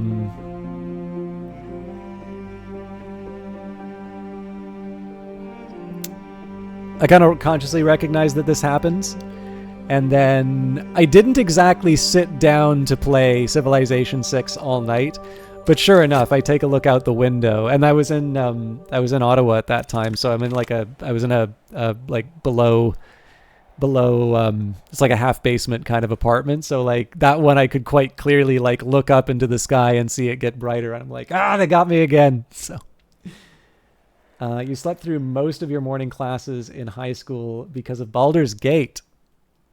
Baldur's Gate 3? You're still in high school? Yeah, no, it's funny. It's actually, so this is probably going to have people not be happy with me from this. I want to be as clear as I can at the start here. This is not an accusation against Baldur's Gate. This isn't even a very good measure of gaming, but I do find it a fun little game to play with people. And what it comes down to is when people say how much they love Baldur's Gate, right? Because like obviously very famous game, very good game, you know, legendary reputation, even more so now that the third one has come out. But even prior to that, you know, there's a reason everybody was so excited for the third one. And yet what I find very interesting, and this partly kind of came out of the fact that I really struggled with Pillars of Eternity. The follow-up question I always ask people, you know, it's like, oh, what's your favorite game? What's the best game? They're all, you know, usually it'll be like Baldur's Gate. It's like, oh yeah, tell me more about Baldur's Gate. You know, how is it? What do you think about it? And, you know, go on and speak with great poetry. It's like, yeah, and how many times have you beaten it? And the answer is always 0. Like, so I know so many people who genuinely love Baldur's Gate, but have never actually gotten to the end of it. And like the fun I like to say is like, oh, I guess it wasn't that good, huh? And, you know, the problem with that last bit is that this is definitely not intended to be the gotcha that the game isn't good. Like, that's just me being an idiot with them. Hopefully that they're getting it, but I do know people who are not party to that conversation always get cross when they hear after the fact. You don't need to finish games to like them or for them to be good games. And in fact, this comes from not Red Hook themselves, but Kevin Regami is one of the founders of Power Up Audio, who did the audio for Darkest Dungeon 1 and 2. And I got to visit Vancouver just after they released that game into early access, and I got to see him at a Halloween party.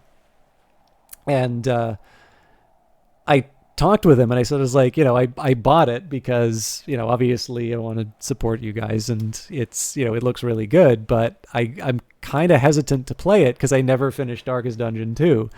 And he says like, oh man, we already looked at how many finished. Like almost nobody finished Darkest Dungeon 1. You know, the game was built saying that, you know, remember those fond memories you had about Darkest Dungeon? Well, there's, you know, you're gonna be able to capture that, you know, with this new one. I'm sure the phrasing was a little bit different because obviously the two games are quite different, but like the game was made knowing full well that the majority of people who would be fanatical about the game because of the second one had not in fact finished the first game.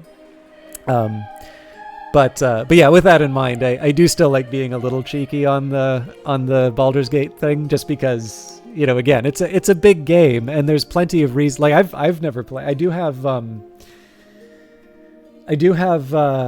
what was it? I have Baldur's Gate on my tablet. I might even have it on GOG or something like that. But yeah, I mean, for the longest time I would play it, and I would get killed at that first inn after Gorion is killed, because, you know, I was playing a mage, and essentially a stiff breeze will knock over a mage in the early game. And, you know, for a while, when I first tried, I'm like, well, screw this. Like, I'm not I'm not doing homework. I'll go and do, I'll go and do something else. And then, I'm like, okay, well, maybe I was a little harsh on the game. And, eventually I work out sort of how to position people so that I'm not immediately going to get killed. But yeah, I mean, those games do ask a lot of you, particularly if you're not familiar with that sort of an experience. So that's for me at least, that main reason why there's a lot of people who genuinely love Baldur's Gate, but they also have lives. There's a lot of comments here in terms of people neglecting school studies because of games that they love. So yeah, I'll catch up really quick with some of the stuff that was said here. So slept through most of your morning classes in high school because of Baldur's Gate. I graduated from college in 1992. I was actually able to use the beta version of the internet when it was introduced as part of a government network your university was part of. That's actually really cool. I did get internet fairly early. I also got I do know the experience of dial-up, but I only for like a very small part of internet. We got higher speeds pretty quickly. I think also partly, I'm sure there was some part of it where it was also just so that the phone line wouldn't be tied up, but and yeah, you with RimWorld. I actually didn't even know there was an ending to RimWorld. A dusty book and you're dead. But yeah, no, it's again, like it's one of these ones where it's also people who leave like negative reviews on Cultist Simulator and they'll have like tens of hours inside of it. And so far as I can tell, I mean, it's not like Weather Factory is super happy about negative reviews, but they don't like, I know people really like if you like a game, like I feel kind of defensive about games that I like. I was really unhappy with some of the ways that Industries of Titan was being talked about. And the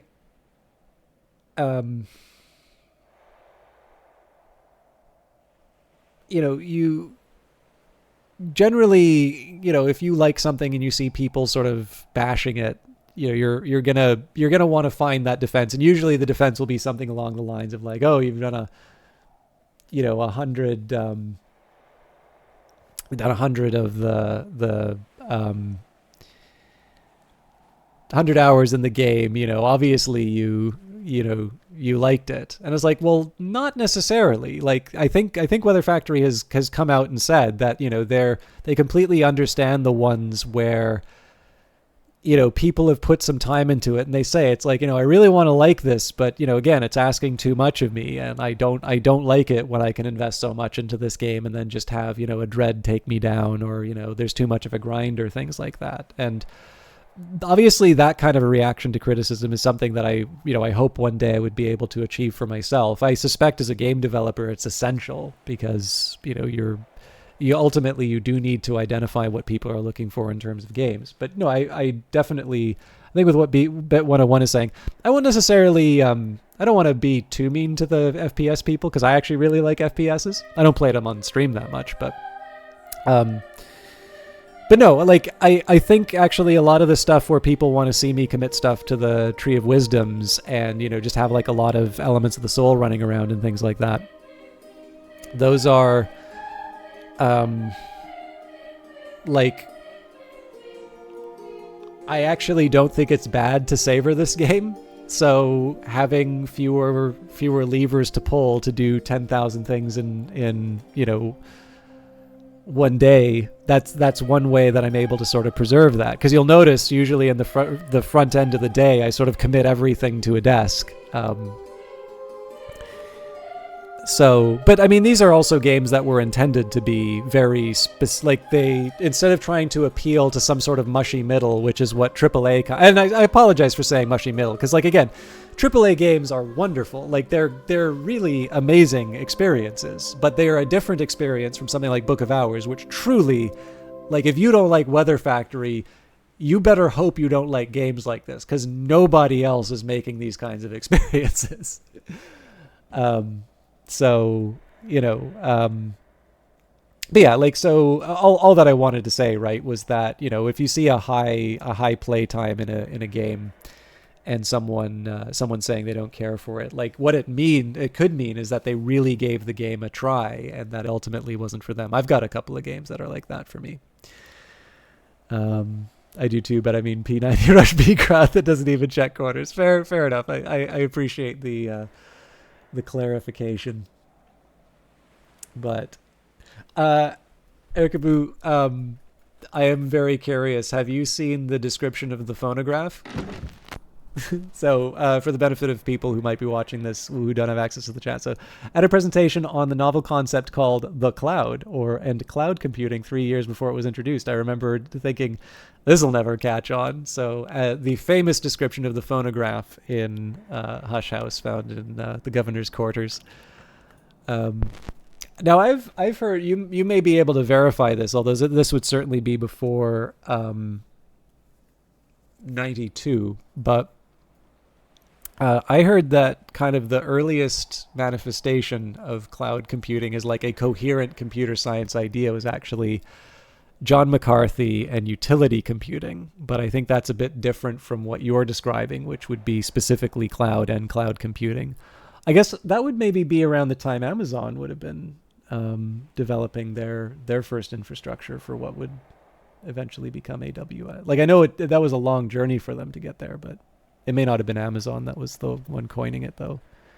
I'm sure it's one of these things where it has like 5 or 6 different people that you could point to. But yeah, anyways, so just so I'm clear, I'm not knocking Baldur's Gate. Baldur's Gate is a wonderful game. But Al Gore invented clouds. Yeah, what was I going to say? I felt like I had to mention that Baldur's Gate detail as soon as I saw it referenced. Why, I don't know, but The Exorcist Field Manual, a practical guide to troublesome dead, grounded in theory but with a clear focus on their disposal, by the redoubtable detective Ostjerry Wheellock of the Suppression Bureau. Now that's interesting to see the name Wheellock associated with the Suppression Bureau.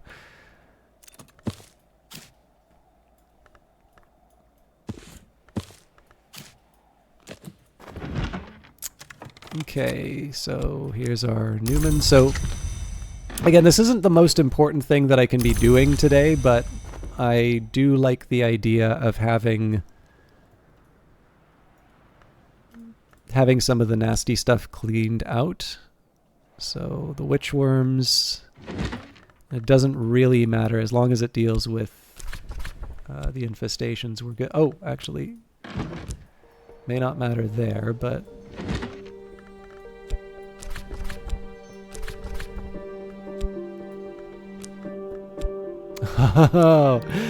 all right. This is going to get kind of exciting, actually.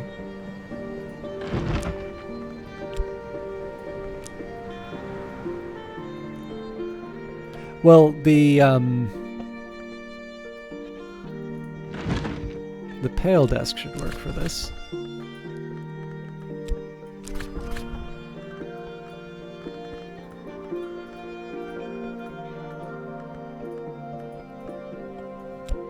Yeah, there we go.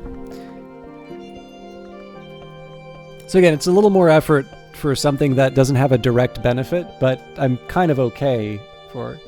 Yeah, so actually this is a funny thing that you mentioned, Bit 101. So the Wheellocks come up a lot in the physical event called the Locksmith's Dream, which I think is doing their last batch this year.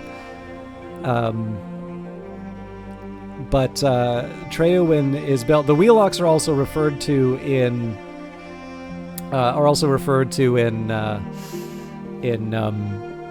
Book of Hours. But the funny thing about it was after experiencing that, I went into a used bookstore, and right in front of me there was Wheellock's Latin. There's actually a couple of editions of it sitting there waiting for me. So so far as I can tell, no connection between the two. But the Wheellocks are definitely a family name that comes up in the Secret Histories in a few different ways. but I've never seen them associated with the Suppression Bureau until now. But it's definitely a fun little connection. Not an IT expert, but much of your issue with the cloud concept was over bandwidth. I did capabilities development for the U.S. military before I retired. Very cool background. And I certainly know less than you on the subject, but there's little bits and pieces that I pick up. So like I read a bit about John McCarthy because I think Lisp is kind of cool.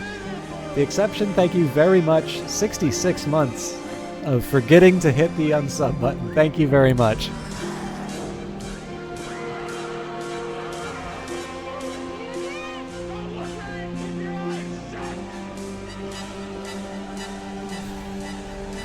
This is my reward for going 45 minutes later. I hope you are well, the exception. Money always makes me feel happier. I hope you're doing well, and thank you again for your continued support. But yeah, anyways, that was where I kind of found the original McCarthy stuff from, and then obviously as it becomes a bit more of a mainstream idea, I read up a little bit more. But I will confess, like when I actually took a look, I went to the Azure site to take a look at like what would it cost to set up a little server, and or not even a server, but like a little database and something to do a scrape that I find kind of helpful and wouldn't want to. Ideally, I wouldn't want to be vulnerable to like a power outage in my apartment, but I couldn't actually work out what the money was. Oh my God, Olaf.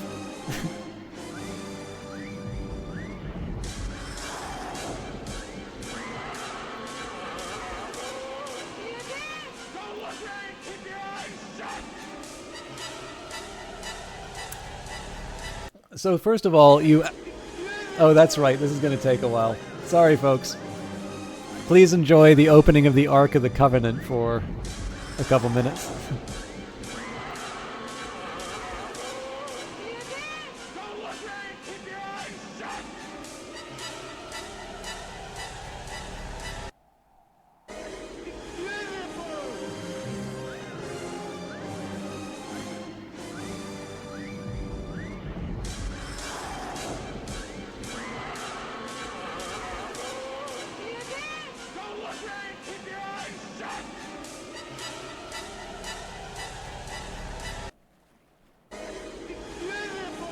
Two more.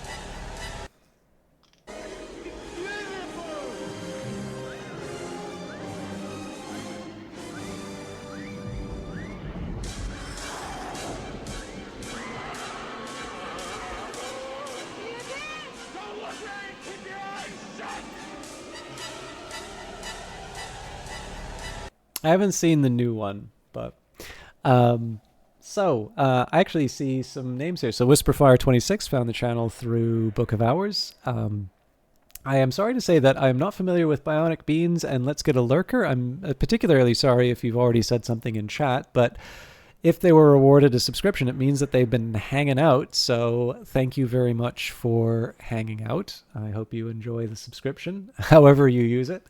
And then I'm also very happy to see the names Narkexy and Kite260. I know Narkexy streamed quite a bit of Phantom Brigade back in the day. And Kite260, a very great friend of the channel, who I know is actually currently saving the world.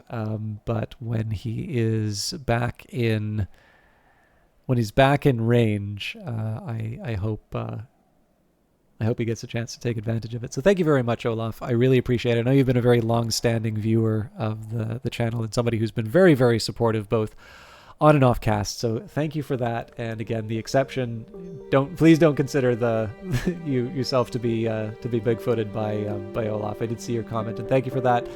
And I see you mentioned that I studied economics. That is true. My experience is that people who have that background tend to be very well and widely read.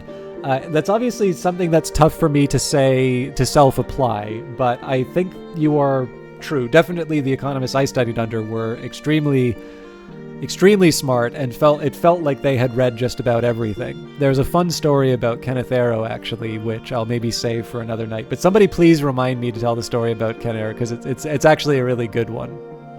It's about a practical joke that people tried to play on him. But I think one of the reasons for it is because generally the framework that you will apply in solving economic problems, once you get outside of the popular conception of it just being about like GDP or something like that, it will tend to be, it's very helpful for thinking for a whole set of problems. So generally, if you are going to be applying it to a wider set of problems and you want to do good work, which hopefully anyone would be motivated to do, the answer to that would be to, you generally want to make sure that you are familiarizing yourself with the work that has come before, right? I know there's a perception that economists can be very arrogant, and again, I can't speak for everyone. I certainly have no intention of saying what's the contents of somebody else's head, but generally, I do find that at least the people I've had the fortune of meeting and working with, generally they're very curious, and usually if they want to make a contribution, they are going to do so in light of having at least having first gotten familiar with some of the earlier work. Although again, there's always going to be complaints about people not reading the work prior to it. So I know statisticians are quite annoyed with the machine learning people because they're sort of reinventing a lot of old statistics. And certainly, we would benefit a lot more if people were benefiting from the work that had come before. But in general, when you have people who are acting in good faith, you benefit a lot from doing broad things. And I think we talked about this book before. I might have even been specifically with you, Bit 101. But for those of you that do like being a generalist and like broad reading, there's a wonderful book that was recommended to me called Range, and it does a very good job of explaining specifically why generalists, maybe counterintuitively, actually do quite well in a modern context. And I think it makes its argument very well. So it's a little something for the reading list for those of you. I'm sure people watching Book of Hours probably don't like reading all that much. I'm sure it's more of like a Netflix kind of a crowd, but for those of you that like to crack open the odd book, that might be one for the list. And Tarosk, I'm sorry that I didn't directly address your comment. It is a wonderful movie. I figure maybe next time Olaf drops 5 subs in the channel, not that I'm expecting you to, but maybe I should just change it so that it goes to like The Last Crusade and we get to see somebody drink from the wrong grail. But still a really good one. I'm slightly salty about at least one of the DVDs changed the name from Raiders of the Lost Ark to Indiana Jones and Raiders of the Lost Ark, implying that Indiana Jones is not a Raider of the Lost Ark. I think his character arc is about going from Raider to not Raider, but perhaps a conversation for another time. But wonderful movie. Actually, one should probably watch it. Should probably watch it again. It's been a while. The softest penumbra of the Madrigad's light, invoked carefully through the white flower of the watchman's tree, drives witchworms to twitching death. And again, there's no direct benefit to doing this here. It's just knocking something off the list, and it's nice to kind of have a couple of side little tasks. Probably a controversial opinion, but since your last job before you retired was the deputy of the U.S. Army's PhD program, but the only social science you considered an actual science was economics. I'm not unsympathetic to the view. I do feel, I don't want to be like a complete softie on this stuff. Like you obviously everybody is due a certain level of respect. There's actually a book on John von Neumann that I read called The Man from the Future, which was quite good. And it described his great frustration with the very backward nature of the mathematics in economics at the time that he contributed to it. Of course, he's one of the big developers of game theory alongside Oscar Morgenstern. And I think probably that was taken to heart. And certainly, I mean, again, the difficulty here is that any social science, I think a lot of people are going to have a big issue putting them sort of in a similar category as some of the hard sciences. But what I would tend to find was that, like, one thing I found for a lot of political science papers, like, I liked reading them, and they'd usually have some really good ideas, but sometimes they wouldn't always deliver in terms of the empirics to back up the interesting ideas. And that's usually a really good opportunity to sort of say, well, if I'm so clever, why don't I, take a crack at it? And sometimes, you can find you can actually push things a little bit further. But the drawback is sometimes, again, this kind of comes back to what we were talking about, where if there are things that have been developed in other fields. So a good example of this would be sociology, which doesn't always get the nicest reception when it comes to, talking about major contributions. One thing that sociology does quite well, at least it seems to be when I'm looking at the various textbooks, they're quite good with networks. And of course, social networks have become a very big thing. So of course, there's network analysis in economics now too, but that's a really good example about where you can actually take ideas from other fields and they will help you do better work to your specific set of problems. And I suspect, at least where I felt a bit shortchanged reading some of the papers in the other fields, not that I'm in a position to say, obviously those are researchers who are better than me, full stop, so just keeping in mind the hierarchy. But this would be an example where I feel like perhaps if they were reading a bit more broadly themselves, that they could be achieving a higher level, because it does feel that sometimes some of the problems they're running into are ones that have been solved, just not necessarily within that discipline. And that is happening to a certain degree. So I noticed there was a book that I read recently called Agnostic. Oh, actually, I'm reading it now. I shouldn't say have read it recently. I'm still going through it. Called Agnostic Statistics, and it feels like they're inspired by a book by Joshua Angrist and Jorn Stefan Pischke called Mostly Harmless Economics, which, if you're comfortable with mathematics, that is definitely one you can read. But if you're not comfortable with mathematics, I would recommend their follow-up one called Mastering Metrics. Excuse me. But yeah, no, I don't. I can understand why that would be a controversial view, and I certainly don't want to.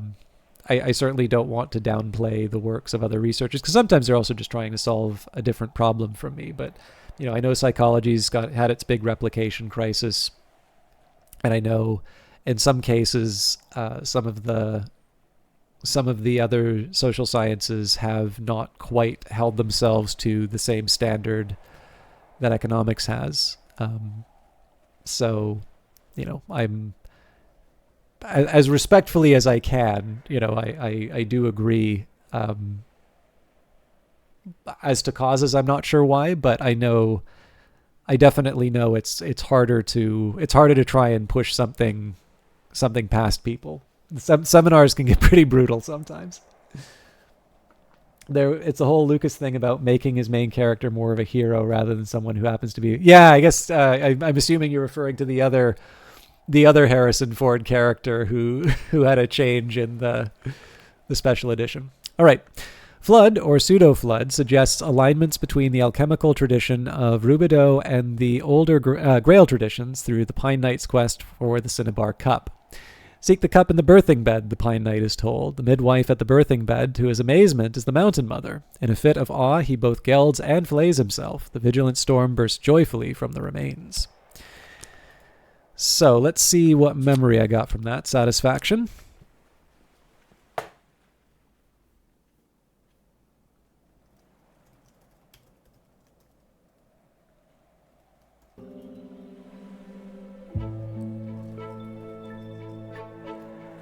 And I need to change the title on the other one.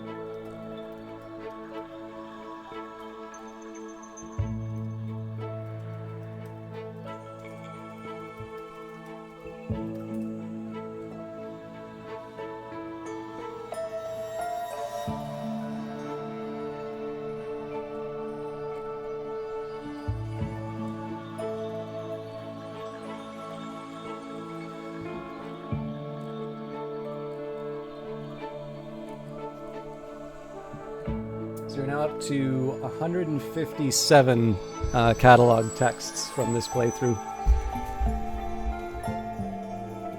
That's a really good point. Struggling in your field of work, struggling in multiple fields at once, but your combination is unique enough that you're still... that is very, very true. Let me find that range book.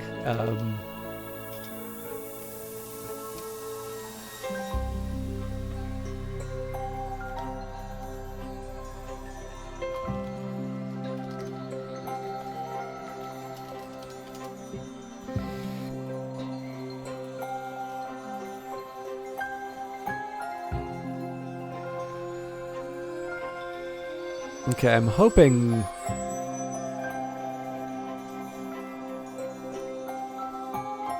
this will cover for most people, but for those of you curious, that's the range book I was referring to. That was recommended to me from someone who has a pretty good... I think they've got a pretty solid status as chooser of good books. And so that is a recommendation I pass on to all of you. I think the problem with academic rigor is that it's gotten worse in many of the social sciences, and I think that there is pressure on economics to follow suit. Definitely. Although they're still fighting a valiant rearguard when I retired, so now it's not your problem, yeah. No, it's definitely still a problem. James Heckman is actually somebody who's talked about this, where he has had very promising graduate students, and he recommended a particular kind of research program related to education and sort of student outcomes. And it's not even that the PhDs disagreed. It was that they also knew that in order to get the tenured position that they were looking for, they needed like a series of like top 5, top 10 articles within this certain time period. And what Heckman was describing was something that was, not just in terms of a research program, but as far as, a contribution to society, a very important thing. But because it was on a very long time horizon, there wasn't necessarily going to be the reward, which again, I mean, very few of us are going to work for love, right? So it's completely reasonable to try and seek out the best outcomes for yourself in terms of sort of, achieving the sort of lifestyle that you want or the set of priorities. But it is a big shame that we have people who are obviously talented. If you're a RA for Heckman, you're very good at what you do. Let's say, but that the brightest and best are not facing the kinds of incentives to lead them to turn around and say, I'm going to help, create a better understanding of education outcomes and how we can improve them. I'm going to go and do X, Y, or Z paper, which again, I'm sure is a fine paper. I'm sure it will, help them achieve what they're looking for. But ultimately, we as a society aren't better off from that because it's, one of those easy wins that you can get. I mean, it's also a little bit like if you think about Andrew Wiles, there's a great documentary on, I think it's actually called Fermat's Last Theorem. I think Horizon did it. It's like a BBC thing, but there's a Simon Singh book that also covers it. But like he's the mathematician who proved Fermat's last theorem, like the one that everybody thought was impossible. It's the one where, like, he says, I found a wonderful proof for this, and this margin is too small to contain it.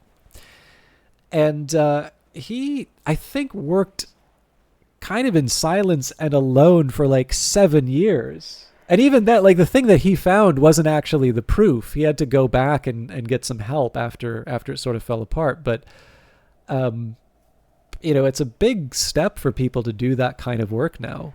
So I think maybe secretly one of the reasons I really like Book of Hours, because it is this, like, I'm going to go off to a cabin in the woods and figure it all out, sort of a story.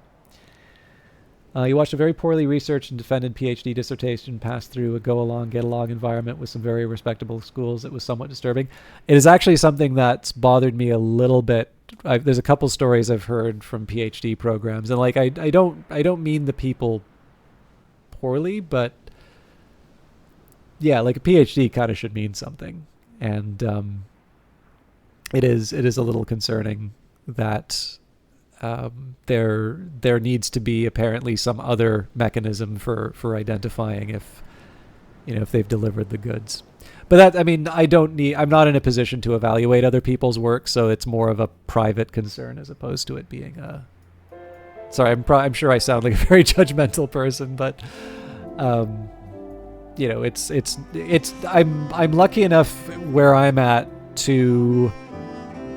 I definitely need to evaluate research as, like, if I'm reading a paper, I'll always ask myself, the question. This is a great question to ask of any paper you run into, by the way. It's like, how do I know you didn't just make that up?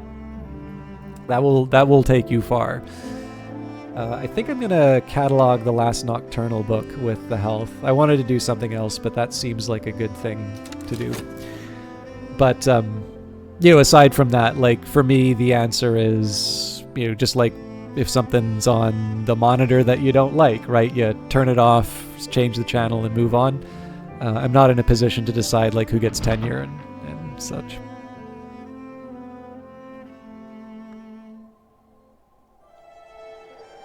For those of you who are just here for Book of Hours, I do apologize. I know there's been a little more system talk, but I do also appreciate the chance to,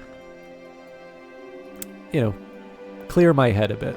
I do appreciate everybody promoting an interesting conversation. Interesting conversation for me, at least. I may not be holding up my end, but I appreciate all of you giving me food for thought. Desiccated witchworms, on the other hand, are not food for thought. Do not eat the witchworms. Okay, so the White Jade Tablet is something I can't read because I don't have the language. Crack track. I think we are keeping that in Solomon's room. Yeah.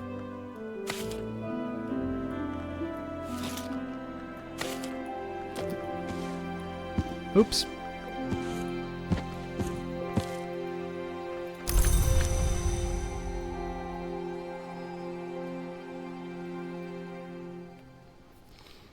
I don't formally do it, but I agree. Well, actually, I guess we talked about this before, but yeah, I definitely know the impulse. It's one I kind of like too. I just don't formally do it.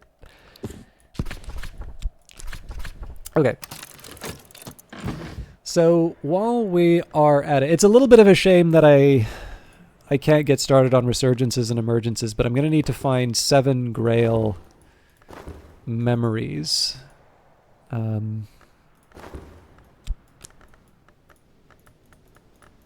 That's not going to be the easiest thing in the world. So as nice as it would be to, like, throw Reverend Timothy at another, knock room or something like that, I think I do need to figure out what I'm doing. The Tantra of Worms. That's one that I can read. So I've got 2 texts I can handle, but because I've got resurgences and emergences moving up to 9, I definitely have...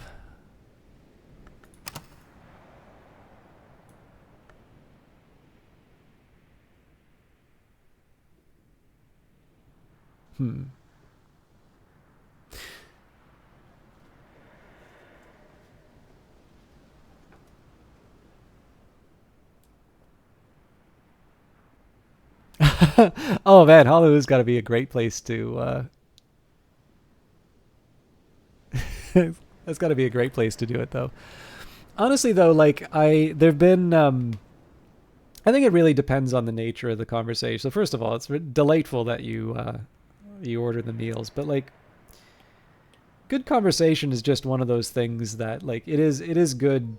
Like, it's worth it on its own. I do feel kind of self-conscious. I felt like, for those of you that got to see the GOG interview, I felt really, really bad for going as late as I did, because I'm pretty sure it was like half an hour to 45 minutes later than what I'd originally said for Alexis and Lottie. And, like, they'd had, like, a full night with the release and stuff like that, so, like, they were genuinely very tired. So, like, they're super nice to tolerate that, but I kind of got into my emergency mode where I'm just thinking of the next thing, and, like, the good default is to ask the next question, which is fine, except when you're at the end and you're already over, and then the default of going to the next question is actually really terrible and disrespectful to the other person's time. But it's a lesson to learn for next one. But I mean, being able to hear from them and to hear their perspectives on what this game is and how they made it is obviously really, really valuable. It's something that I was happy to be able to do, and I'm hoping that people were able to kind of get some of the answers for the things that they were interested in.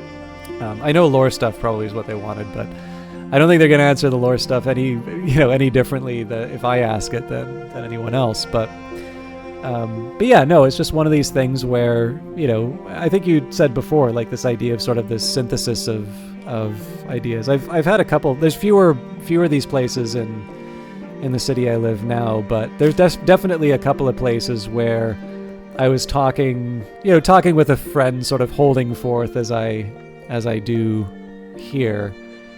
And eventually, someone kind of sidles over. It's like, I'm sorry, I couldn't help overhearing. I'm also loud, so that's not so good, but help them find me. They say, I couldn't help but hear, do you really think such and such? And well, here's the reason why. And then, there's a new perspective that's added in. And then, as long as it's a respectful conversation, which it very often is, it's very rewarding. So hopefully, I'm sure if it's any indication of the conversation we're having inside of chat, I have a feeling that probably those tourists are grateful for more than just the meal. All right, I've been filibustering a little bit to try and figure out how I'm gonna build up resurgences and emergences, because it's a little bit like when I was trying to push for Tridesma Hyra. So we're looking at Grail, we're looking at Moth.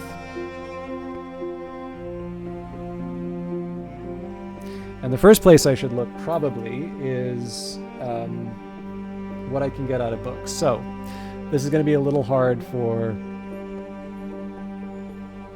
Why does filibuster come? That's actually a really good question. Let us look into the origins of filibuster. I mean, it has its origins politically, but I actually don't know.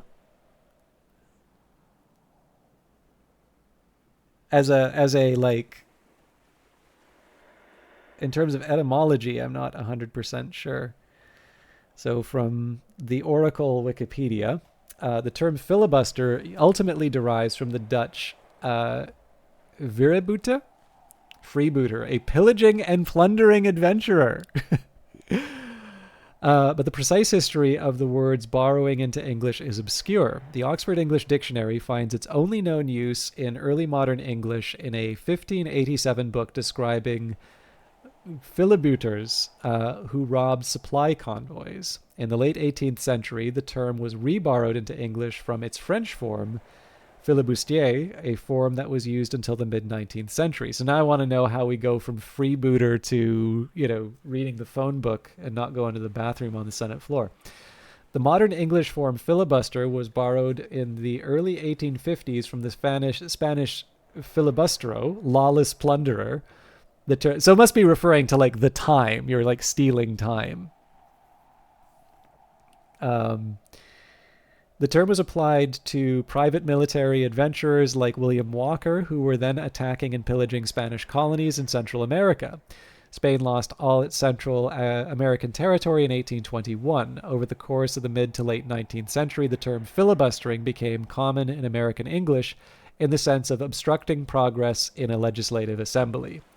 The next entry is on ancient Rome, but it's actually referring to the practice. So one of the first known practitioners of the filibuster was the Roman senator Cato the Younger. In debates over legislation he especially opposed, Cato would often obstruct the measure by speaking continuously until nightfall, as the Roman Senate had a rule requiring all business to conclude by dusk. Cato's purposefully long-winded speeches were an effective device to forestall the vote. And we can go on into the history of that, but I'm fascinated to learn that it ultimately comes back to freebooter. Yeah, so apparently Dutch to English, then French to English, then Spanish to English.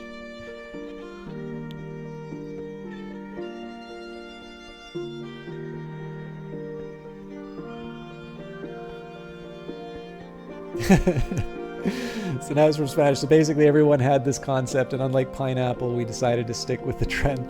Yeah, I suspect probably what's happened here is that the reason why it went from freebooter to filibuster is the hopping between the different languages.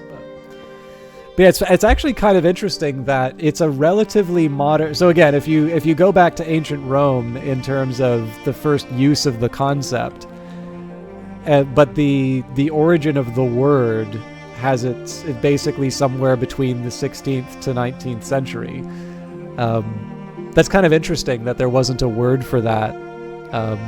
Oh, here's one for you. Actually, not exactly related to filibuster. Does anybody know the origins of the term gerrymander? Well, actually, I guess John Oliver did a thing on this, so I guess more people know where gerrymander comes from. But does anybody not know the origins of gerrymander?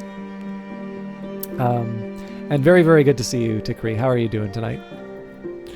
Okay, so we got Madame Margot Matutine, socialite, yachtswoman, and under the name Morgan and Alucite Elysian. The former means, among other things, that she eats people. The latter means, among other things, that she is not to be taken lightly. So we already have Kilisimi. Apparently we've not talked to her about Grail or Sky yet. So let's have a chat with her about the affair of the Unfinished Lark, because we're not going to be doing any other talk. And I need to still figure out what the game plan is for...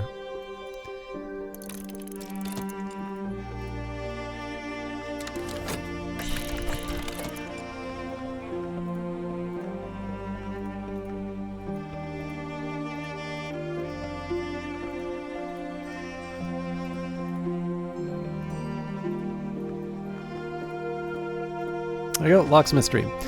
So you heard the news about Zidane, no? So sad, but happily his work remains intact. I would see it completed, and so I come to learn. This is what I need. It is always such a pity, the end of an artist. Let us hope he did not die in vain. Oh, I'm sorry to hear that, Tikri. Okay, so yeah, same rule as before. We try to keep the Sky down below. We try to keep the Grail... we don't worry about the Grail, but I want to try and keep the tougher books for later when she has higher demands. But again, I've been putting off the Reckoning with Resurgences and Emergences, so let's do... Again, this is not great for the mic, but I'm going to try and read this at an angle. So our first Grail can come from a Beguiling Melody.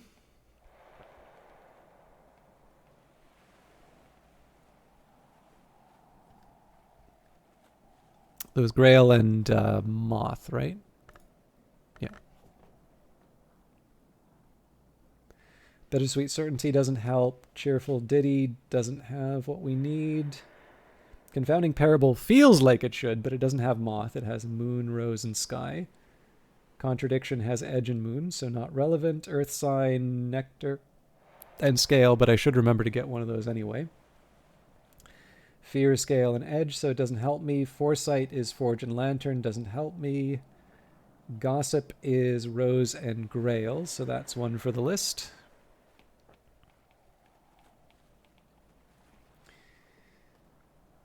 Hindsight is Winter and Scale, not relevant. Impulse is Moth and Nectar.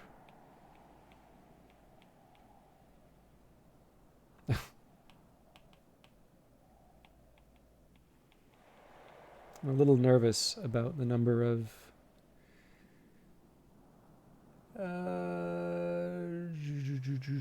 Intuition doesn't help me.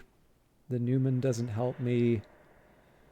Patterns, Knock, and Forge doesn't help me. Regret is Winter and Forge doesn't help me. Revelation is Lantern doesn't help me. Salt, Knock, Moon, and Winter doesn't help me. Satisfaction does.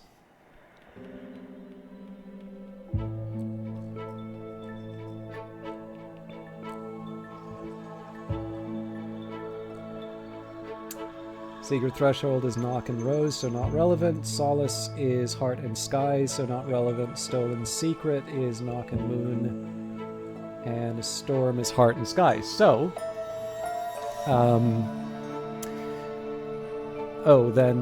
Taste.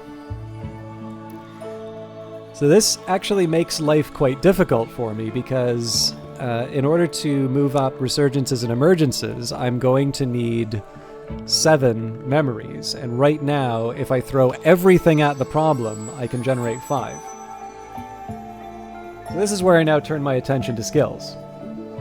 Have you actually experienced a book being stolen in the game, or is that just flavor text? So, Tarosk, I'm not in a great position to answer this, especially because, there are definitely some things which I've had an understanding of and then found out that it changed. So far as I can tell... so the direct answer to your question is, no, I haven't. I seem to recall at some point there was an aspect which might have had untrustworthy, but I also have a feeling that it may not necessarily... it may not have survived the beta, and I can kind of see why, because in the end, I have a feeling that some people may already be reluctant to actually help the visitors as it is, and so giving them even less of a reason to participate probably is counter to the intention. So, as far as I can tell, it's hard to get a book to get stolen. That's probably the most honest and direct answer or maybe not direct answer, that's the most honest answer I can give you. Directly, probably can't get a book stolen, but I haven't played enough to be able to say for sure.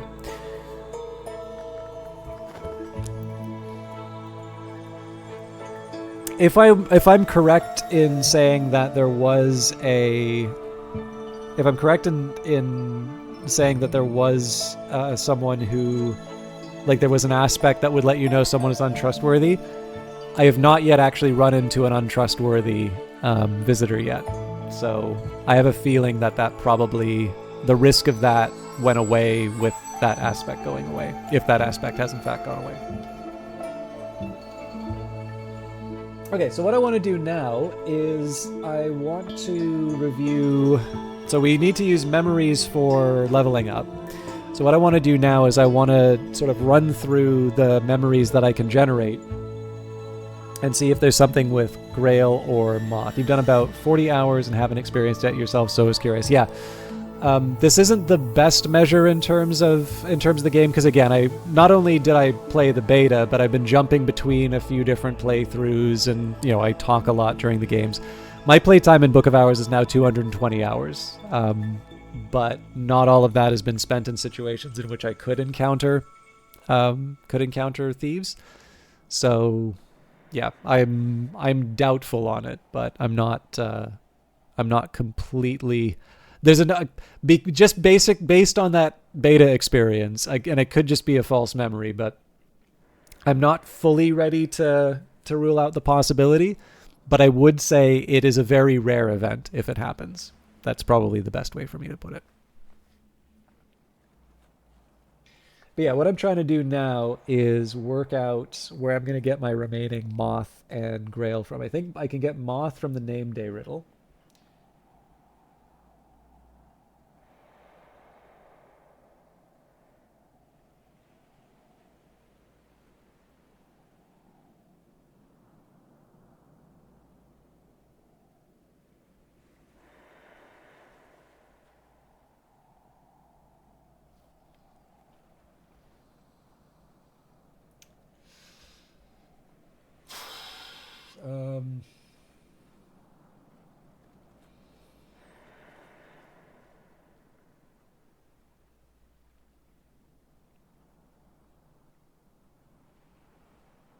So I have some memories that I can't generate, or that I can generate that I can't get from books, but none of them are Grail or Moth.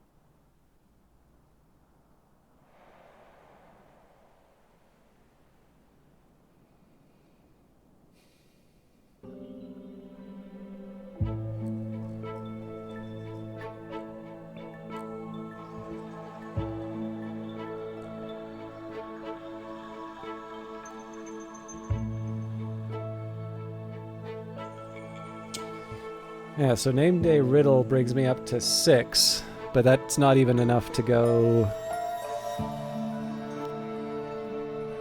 That's not even enough for my first upgrade.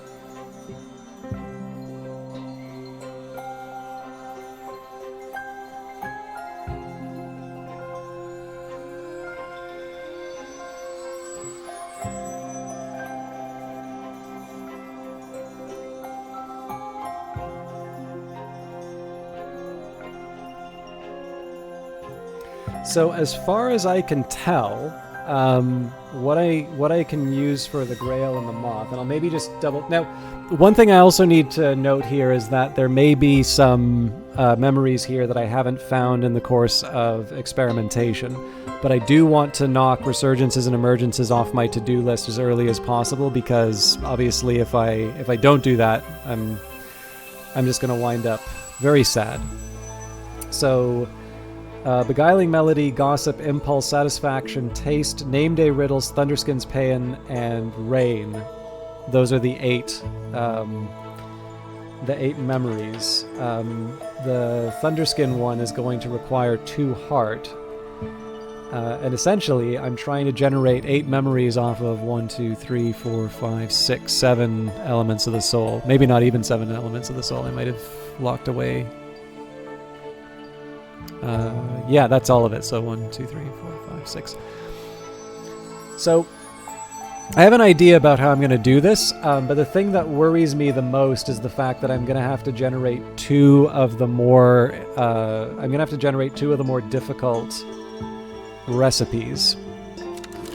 So the way that I'm going to handle this, I may not even get the first level of Resurgences and Emergences locked in tonight, but I think the way that I'm going to handle this will be... we lock in 7 to 8, first of all. We wait for a rainy day to basically do the same thing that we did. And I think we kind of do the same playbook that we...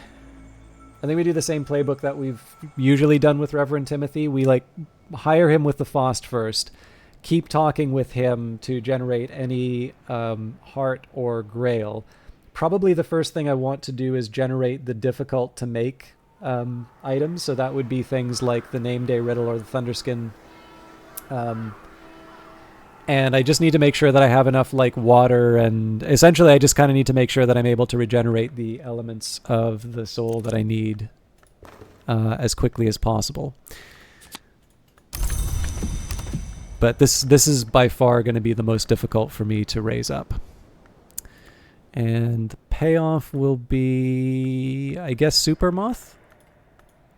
It's not like this most important thing that I need right now, but hard to say no to that. But yeah, my work is cut out for me, that's for sure. So let's see. So Mr. Ecdysis wrote a memorial piece for Zuthim-Malim Zidane, and Morgan Matutine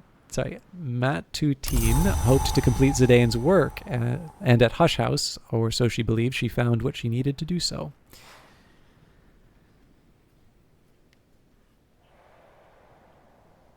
So the way I think, there's actually 2 ways that I'm going to handle the memory situation. So one, I'm going to go from 7 to 8 first.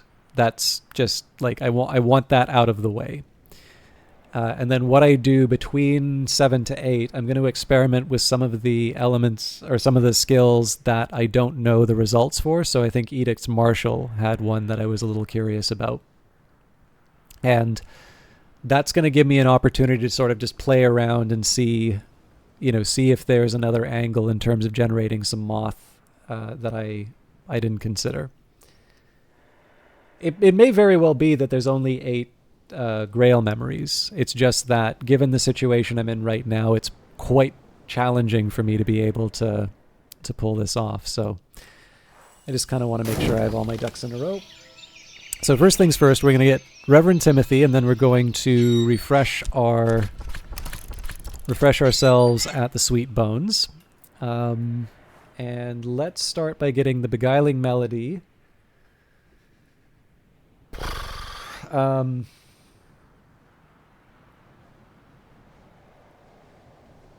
Tell you what, before I do any of this, I'm going to go to the bathroom. I've had to go for like the last half hour. We're going to take we're going to take a real crack at leveling up this skill, and then we'll see where we're at after that, but I'm going to need a break, so excuse me. I'm going to run ads for a little bit, so get up, have a stretch, take care of yourselves. I need to clear my head, and it's stupid hot, so I will be back as soon as I can, but I do need to sort myself out, so we'll see you in a little bit.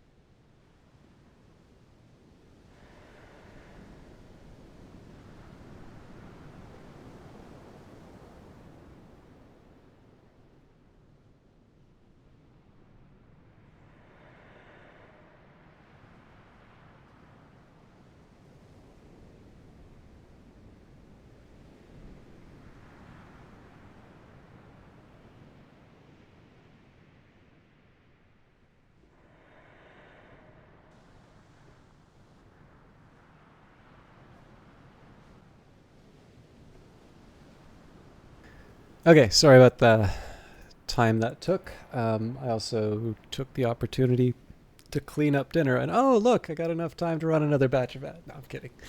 All right. I got all my work cut out for me for trying to get resurgences and emergences up, but I did notice a fairly active chat. I don't have a whole lot more to add to what Taras said, but this may be of interest to this may be of interest to some people who might be watching the VOD. Arkabu33 says, game mechanics question, do the people you hire stick around, or once you no longer pay them, do they move on? Or maybe some move on and some are residents you can reliably re-engage if you need them, assuming that you have the required cards, or do people, once they appear, stick around? So I have nothing really to add on what Tarask said, but I'll offer maybe a little bit of story for this as well.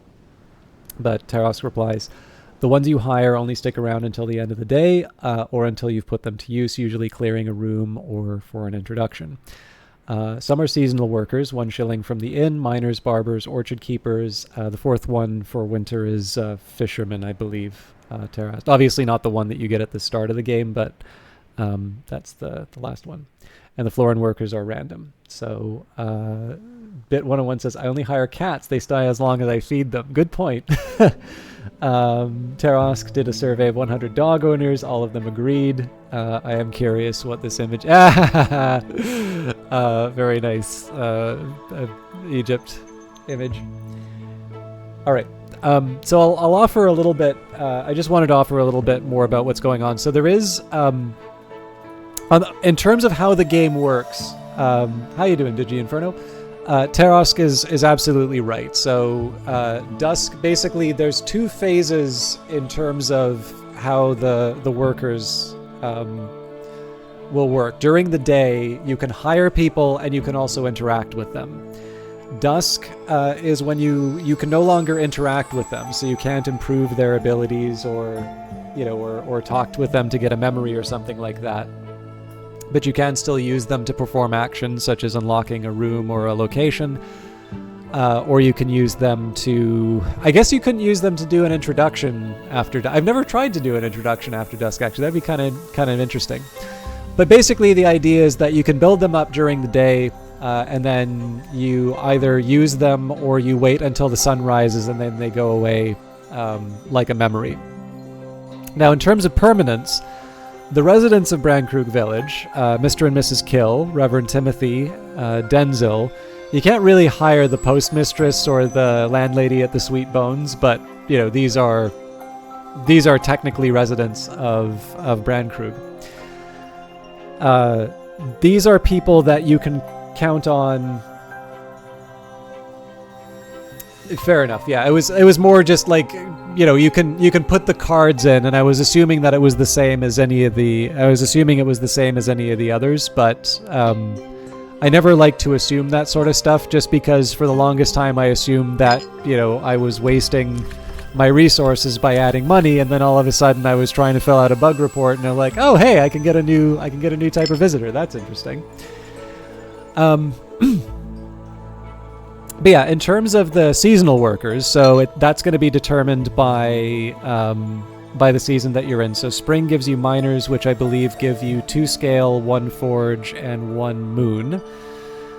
Summer will give you barbers, who I believe are 2 moth and 1 rose. Orchard keepers come in this autumn, and they are 2 nectar, 1 grail, I think. That feels weird, actually. I think it may be 2 nectar, 1 heart. Yeah, 2 nectar, 1 heart, not grail. Mrs. Kill is grail. And then the fisherman, I believe, is 2 moon and 1 sky. Yeah, 2 moon and 1 sky. So, and it's sort of described, like, so the fishermen come because the winter's sort of closing down the waterways, and the orchards, the orchard keepers are coming because it's the harvest time. The tinners come in spring, so it sort of suggested that these are people who are passing through. But in the case of the seasonal hires, they're sort of regular enough that this is the season that happens. I lived in a city called Kelowna for a while, and like they have a lot of vineyards and orchards and stuff like that. And this is absolutely a thing that just happened, right? There would be a bunch of people, usually from Quebec, and you'd go fruit picking. It's kind of your summer holiday. You'd make some money while you're doing it. One kind of not so good part of it was I noticed they tended to use the food banks a whole lot. So I was like, these are people who are working. These are people who could support themselves. But, like when I worked at the food bank, like, you don't like, usually if somebody's coming to a food bank, like this is not the time to like really grill them on it. Like, you do the best that you can with what you have. And so, but yeah, like the drawback to that, of course, is that, sometimes you'll have people who are, able-bodied, they're making good money fruit picking, and they're taking advantage of the food bank because that's just a way that they can sort of supplement their income. But, you do what you can. You definitely would not, I would never want somebody who was in need to be turned away because, they looked funny or something. So yeah, I mean, I when this came up with the Sweet Bones, I'm kind of like, oh yeah, it's like, it's like, it's kind of like back in Kelowna. But I'm sure this is true for other places. Just that's the mental image that I have when that comes up. So yeah, there's definitely some text to suggest that these are, these are one of many people who are hanging out in the Sweet Bones who might be looking for a little bit of extra work. And so the idea is, you hire them for a day, you do whatever, have a conversation, get them to help you, move some old curses out of the library. And that's that. The random ones, right? The people who I guess I just said it, but yeah, the unusual help. As it says here, what visitors may be passing through. It's as it said, like these are not people who've taken up residence in Brandkrug, and I'm a little unclear as to whether or not this is the same person passing through over and over again, or if it just happens to be that there is like a subset of elegiac poets that visit adventurers waiting for quests. I mean, this is quite accurately described as an RPG. Just the thing is that we sometimes have a very narrow view of what an RPG is now, right? Like, I will be honest with you, I think this is a much more interesting way of leveling up skills than experience. And Cree will let you know that deep down, I really want to be a tabletop RPG player. I'm just waiting for the right opportunity. So this is no knock against traditional RPGs or tabletop RPGs. that wasn't a request for an invitation. That was more you happen to be someone who can back me up in terms of this claim. I'm not saying it to try and burnish my RPG cred. Besides, maybe I'll be the one to get you in a Traveler game. But I know you're very busy though, so. But yeah, so I think this is a very interesting way of handling knowledge, right? We've been talking a bit about broad reading, broad understanding, and in this case, not just relying on reading that same book on satisfaction 7 times so that I can get my resurgences and emergences, but rather drawing from, in this case, everything from like taste to music to, all of these different factors are going into improving my skill. And to me, this very much is in line with sort of how I gain a greater understanding of something. So this is something I'm really into in terms of how the game works. The question is, can you improve the skills of transient characters? Would you want to, unless they are the same people who return the same season next year? So the only way, this is also true for people like Reverend Timothy who are constants in Brandkrug. The improvements that you can give them last a day. So the idea is sort of, if you use an element of the soul, you are collaborating with them, you're lending a certain part of your own abilities.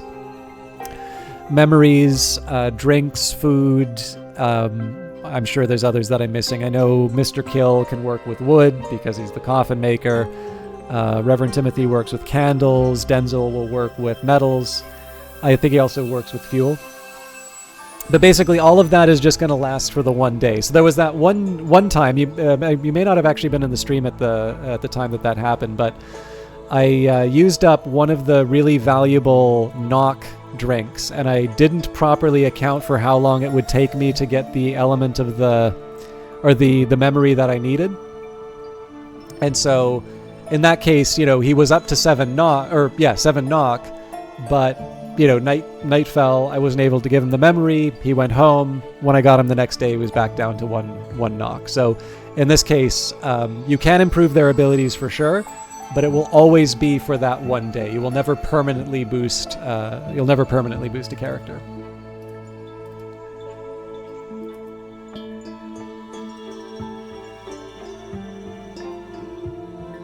That's actually, as far as I can tell, that's actually how the Locksmith's Dream got made. Oh, gotcha. Yeah.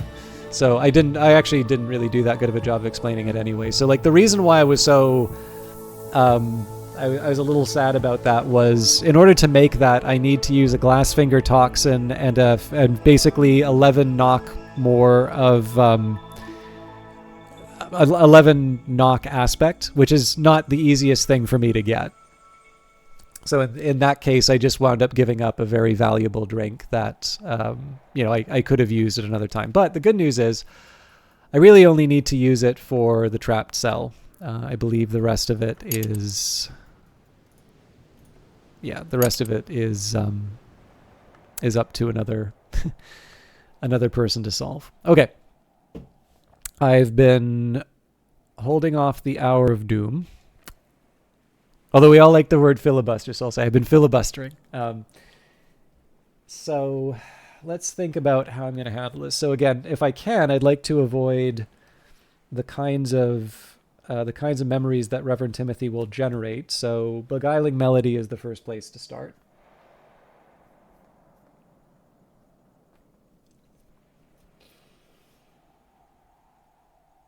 I guess that's a Skeleton Songs one.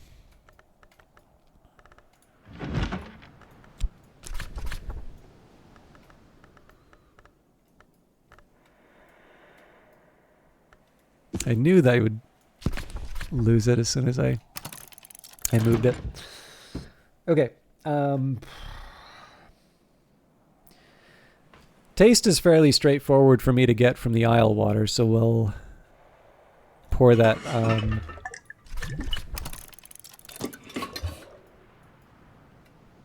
I should probably draw another one before too long, but let's focus on the task at hand. The name day riddle can come from the weather, I suppose.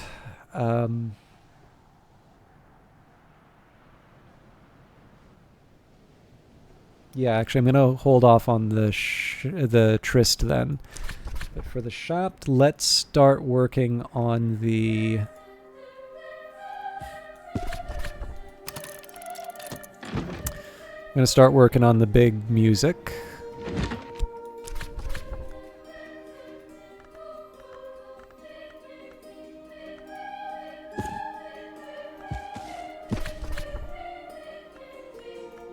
Okay. So we're going to give this a little time for the health and the tryst to run by. Pour it out. I'm actually going to pour out a second. Oh man, this could not have been a better time. I mean, technically it would be better if I was going from 8 to 9, but this really helps me out.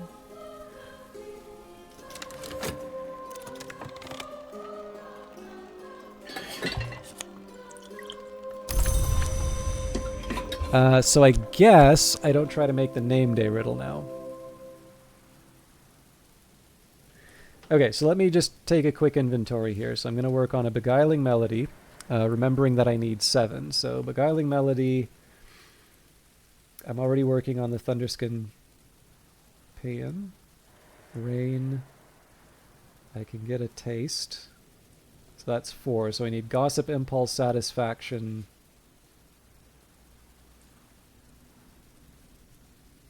Actually, yeah, it's just Gossip, Impulse, and Satisfaction, all level 1s.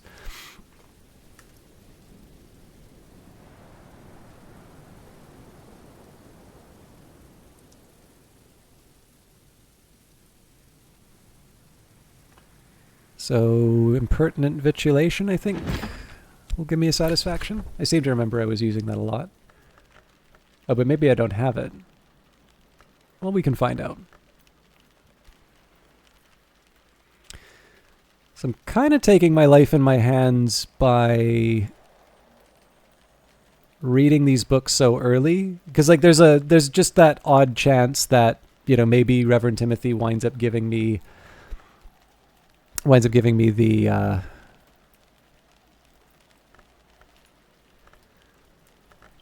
satisfaction like right away. Maybe I don't have an impertinent vitulation. Like there's other books I can get satisfaction from. So Orchid Transfigurations of Birth actually is the one that we last got it from. So oh, did I not put it? Yeah, I probably should be putting this with the others.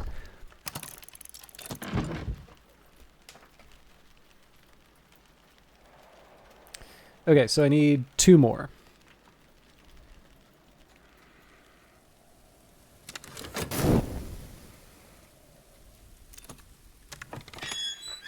Reverend Timothy always jumps at the offer of my company.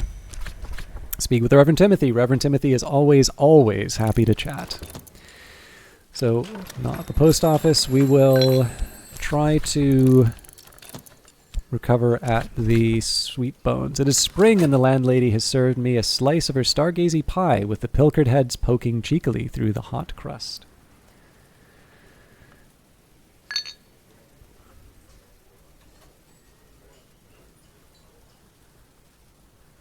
So one thing that will be helpful about doing this today in the rain is it will give me a pretty good idea of what my timings are looking like.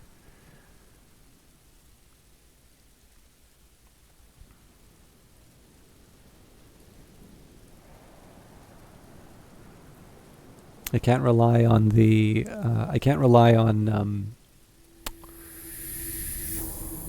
on the weather to give me the material for the name day riddle. Hey, that's nice.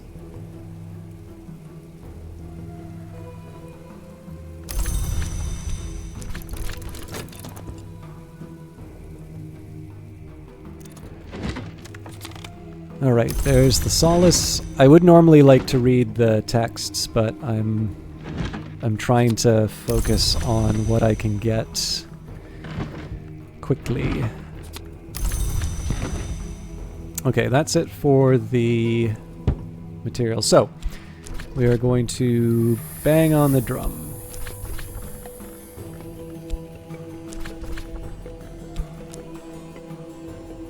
Oh, wild.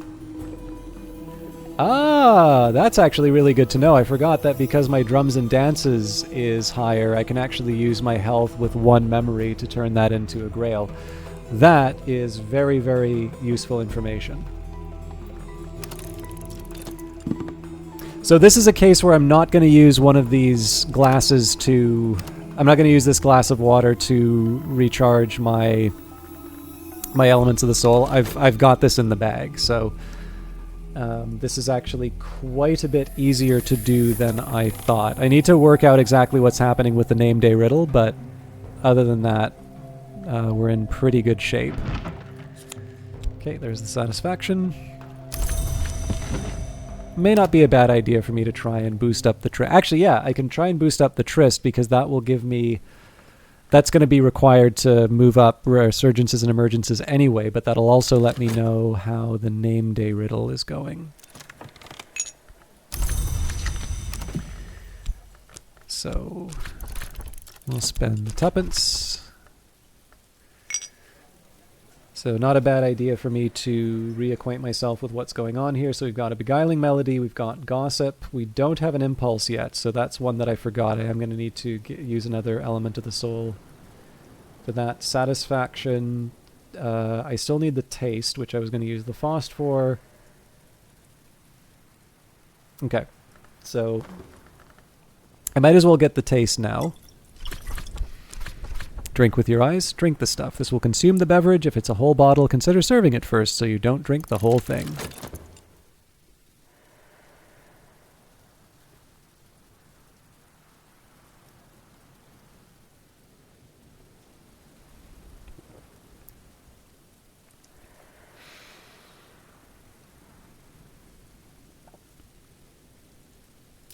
I mean, this was very cool. Like, even though I had a little bit of a preview of this, I will confess I am feeling like I have not engaged nearly enough with some of the different cool things that are inside the this guest lodgings. Oubliette containment. So, Oubliette, here is a vessel shaped by fire and fate. George Collars confined a flame in human flesh, a blazing shadow of a blazing future, a name of greed and time. Green called it the sun's bastard grandchild. Van Loren warned of the second dawn's first spark, but Collars spoke of it reverently as the leashed flame's true heir.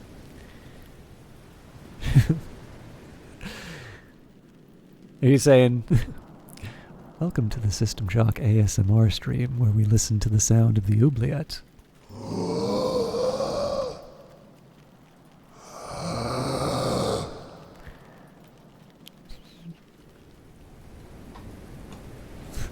"10 hours of relaxing Cucurbit oubliette."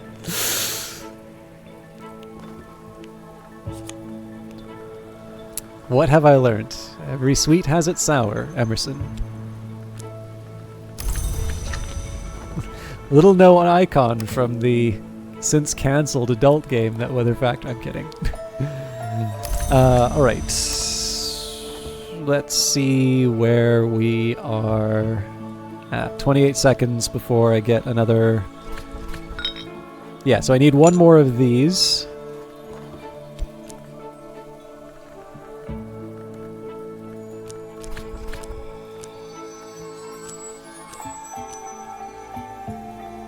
Yeah, Solace doesn't do anything for me, but that's fine. We weren't expecting it to.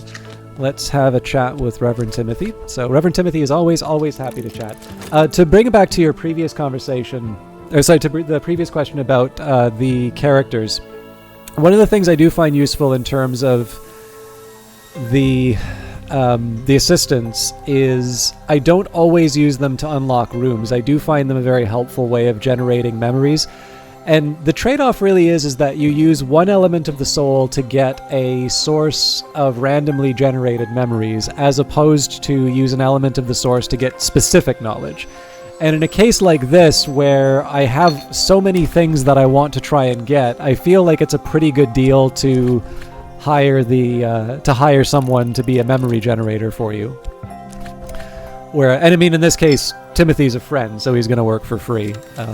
But in general, what I do find helpful is if you are looking for a very specific memory, it's probably, I mean, if it's one specific memory, it's probably just as well that you read the book. If you're looking for two, maybe not. I don't need to listen to everything Reverend Timothy says. He doesn't really expect me to, but I'm often glad when I do.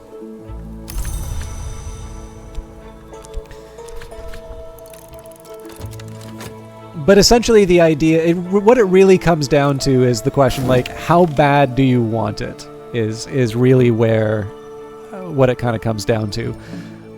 You're never guaranteed something. Like, I don't think Weather Factory does anything fancy to the probabilities, so it is entirely possible you could talk to Reverend Timothy for a day and all he winds up giving you is revelation. I think it's very unlikely that happens, but I don't know if there's anything specifically in the game to prevent that from happening. I think generally the way they wind up making the games is they go for the simplest and most direct answer. So, you're not tuning the probabilities in Cultist Simulator. You have basically 3 levels of probability and no guaranteed successes. So I suspect here it's just a uniform draw from a deck. You've had 4 regrets in a row from Mrs. Kill. How true though, right? I'm gonna guess that it wasn't just your character feeling regret from Mrs. Kill.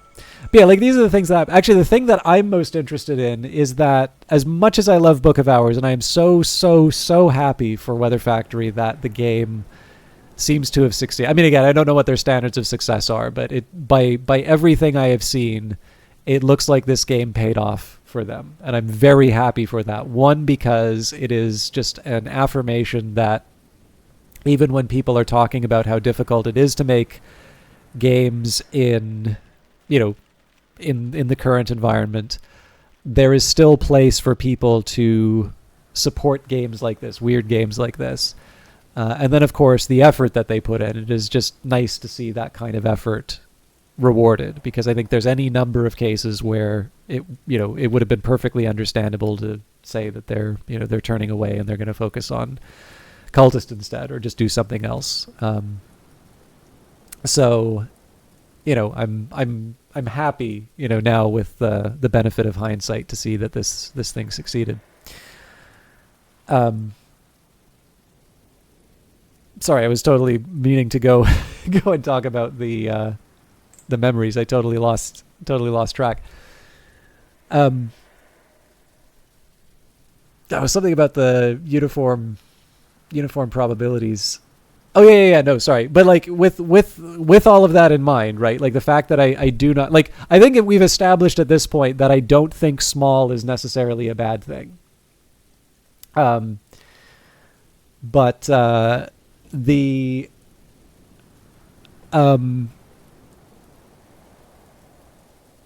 one that really interests me is the sort of probability that Valve needs to deal with. So like imagine you're playing Team Fortress 2. I believe this actually happened with Valve. Like you're playing Team Fortress 2 and they make the game free to play, and you play the game for a certain amount of time, and based on some random number generator, you're going to get a drop. And I think it would be fair to say that Valve is a somewhat popular company, and that Team Fortress 2, even before it went free to play, was a pretty popular game. Still is a pretty popular game. And so you're now dealing with a size, like if you think of the distribution of outcomes, as we expect, the most common is in the middle, right? Everybody knows the normal distribution, that big lump in the middle. I know they call it bell shape. But you have that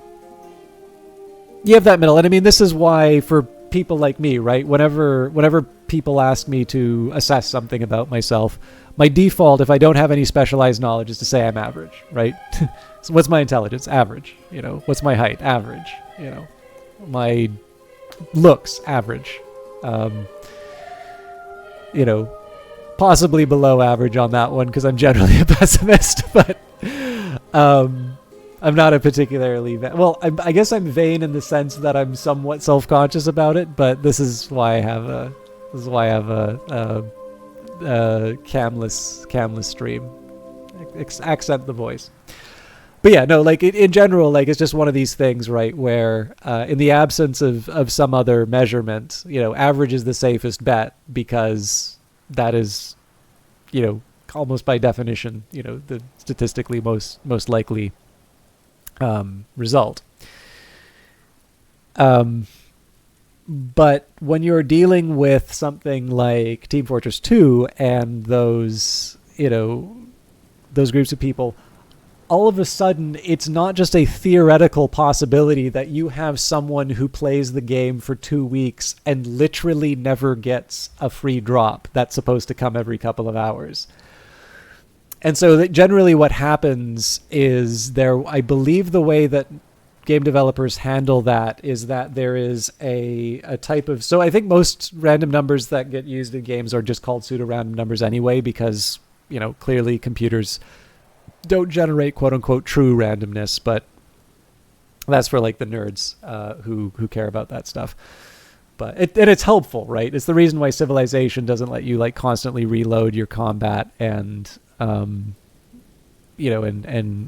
try to get a better result. But in the case of in the case of like when you're trying to reward someone in a free-to-play game, statistically you can say, it almost never happens. But you get to a large enough player base that all of a sudden these outliers are going to happen. And presumably with the symmetry of that distribution, there's somebody who basically got like 20, free items in a row. So, to a certain extent, like it's kind of fun to hear, 4 regrets in a row for Mrs. Kill. I've had similar things happen to me before. But what I'm obviously really interested in is, if this were to be like a Call of Duty scale game, to try and find the poor player that like winds up with like only ever regrets, in the whole game, especially if it's somebody who is like, that's their very first encounter, so that they wind up thinking that Mrs. Kill only gives regret, and it's clearly not true, but you can't blame them for thinking otherwise because that's all they've ever seen. So I guess I kind of have to file that under one of those like nice to have problems, though. I'm assuming that if your problem is your player base is so large that you're starting to get statistical outliers and it's actually a problem with people's enjoyment of the game, they, you could be doing worse. But yeah, anyway, I believe the way they handle it is that I've heard the term pseudo-random number refer both to just generally random numbers generated by a computer, but the pseudo-random distributions I'm thinking of are ones that don't just sort of mimic well-known distributions, but they're ones that actually enforce it. So like in Dota 2, I think it was the character Axe. Like he has this probability of swinging his axe in response to an attack.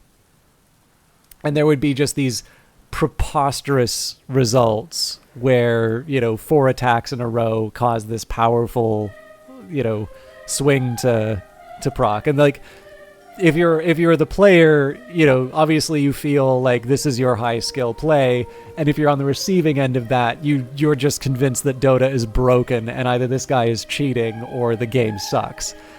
So Valve changed that to a similar distribution to what Team Fortress does in terms of it. And again, it's fun. I'm 50-50 on that, right? Like to a certain extent, it is nice to have the real randomness, right? Like if you play a board game, it's not like the dice enforce the outcome.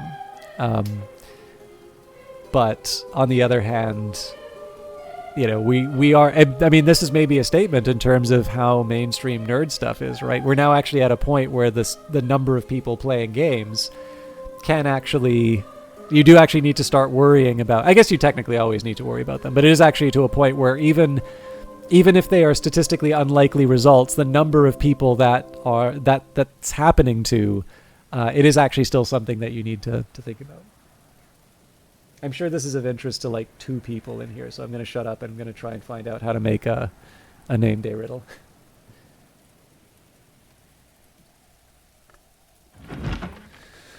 Okay, Sacralamea, Trist. Okay, so we're 1 short. Well, in that case, that's probably just an Atan's Desk answer. Because then we can put the shears on. Yeah. And then at that point, it doesn't matter. Well, actually, it does matter what memory I put in, because it matters what desk I can go to. But this is an important revelation here, because I'm going to need, again, every single one of these things to work when I try to level this up to 9. So it's nice to know that I'm able to. It's nice to know that I'm able to achieve that upgrade.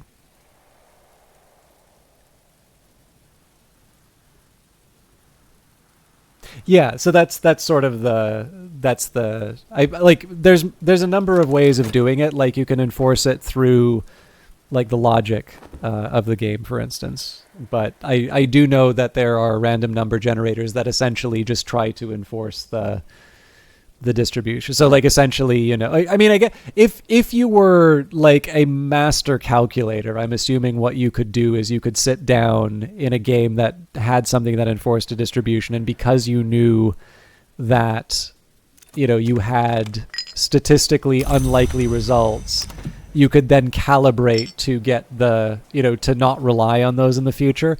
But I just don't see how in the context of a game of Dota, you're going to say, oh yes, Axe's ability, proc this many times when it should have been this many times. Like you've just got other stuff to focus on. So.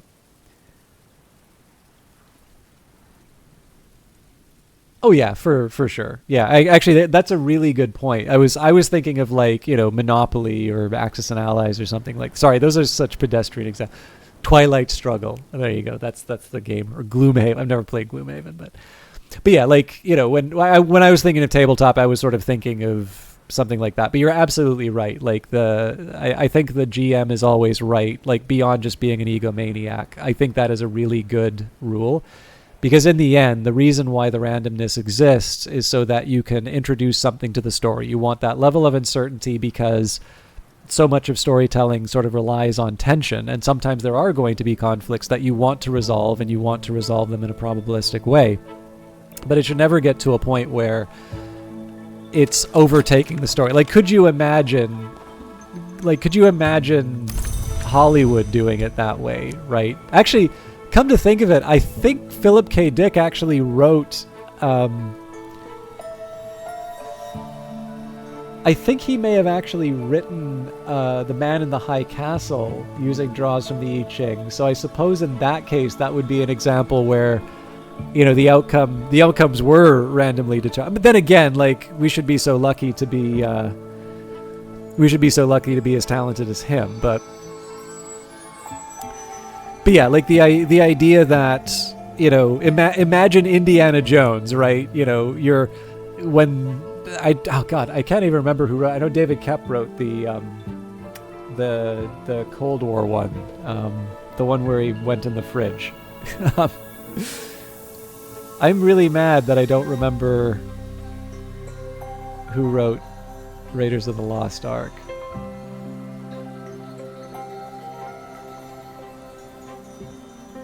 Lawrence Kasdan, sorry. But yeah, like, could you imagine, like, if any other storytelling format relied on those kinds of rules? Like, oh, now we roll the dice to see whether or not, you know, Indy survives the final confrontation. Oh, critical fumble. Guess this one gets a sad ending. Yeah, exactly.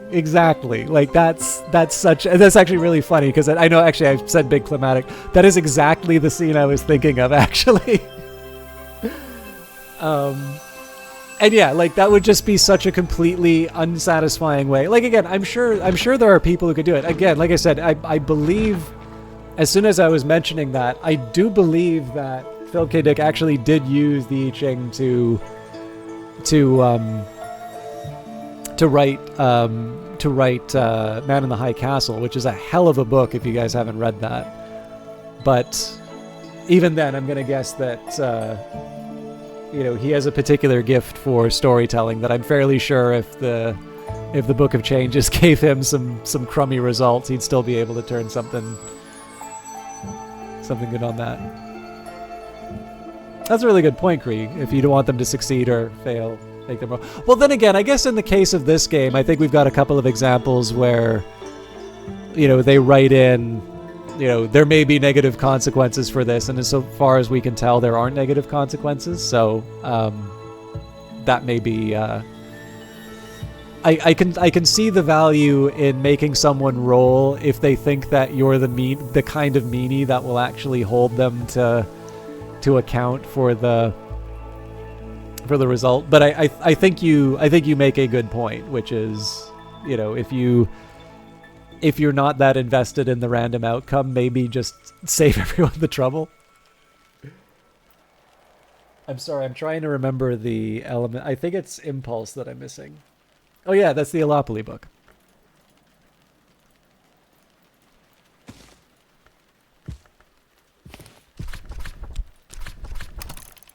So I'm slightly worried about the fact that we're already on the afternoon. I mean, this was a fairly lucky run for us, and I'm just kind of getting out of the last stage. I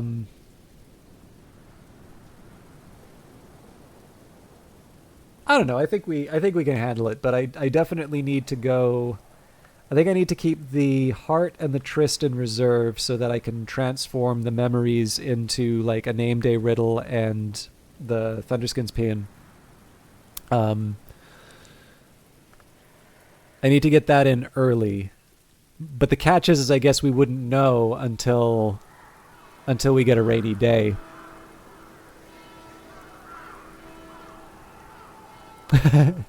Yeah, I mean that's on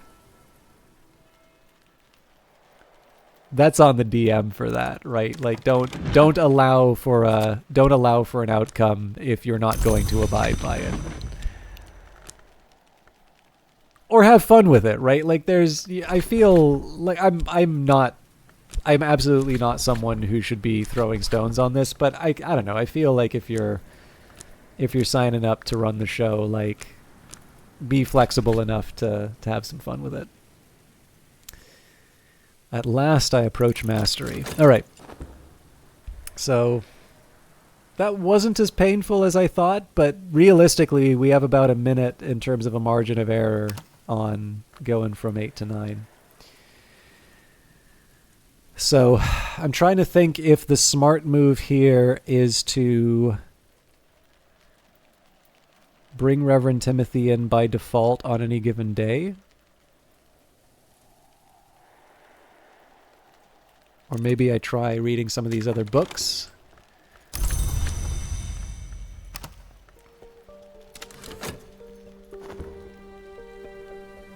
Yeah, tough call. I think I am going to want to draw up the water early tomorrow. Even if it's like a rainy day, I'll work around it.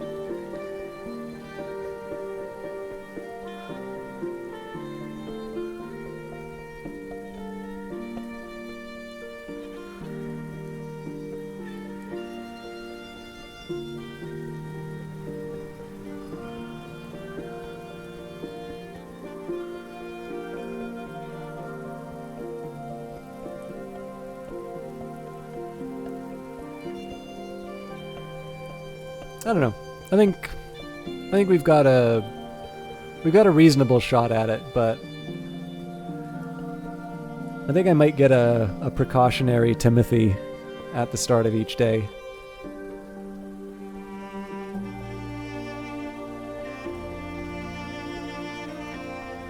It's not like he doesn't like the chats anyway.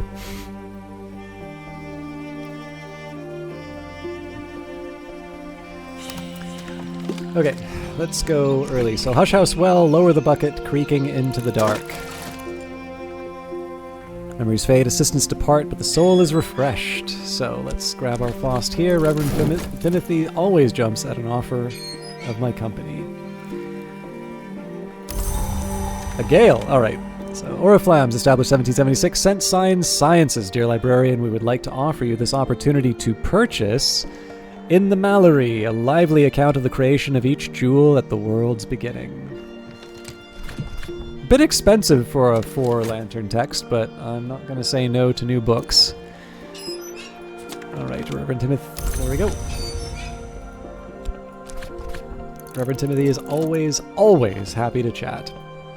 So I suppose the question that I have in front of me now is, like, do I just want to go for broke and read as many books as I can?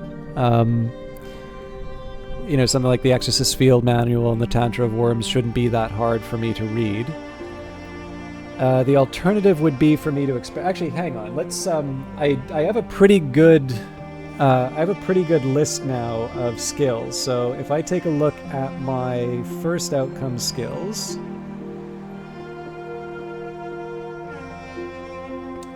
I don't know what the Moon for Edicts Marshal gives us.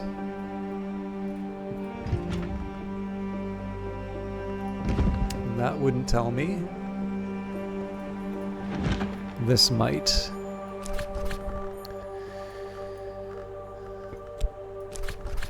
Alright, there's potential here for apprentice level moon recipe, provide 5 moon. For scholar level recipe, provide 10. Alright, well that's not that difficult. I'm actually kind of wondering why I struggled with this. Craft an old wound. Explore an old wound to awaken the violent resonances within. So, I actually think this is okay. Like, in this case, I'm learning a little bit more about the game here. So this doesn't have any practical advantage. In fact, I think I'll just say that for today, I'm not really trying to do anything. But in this case, this will be an opportunity for me to learn a little bit more about my my different abilities. And I mean, I may stumble on something useful, right?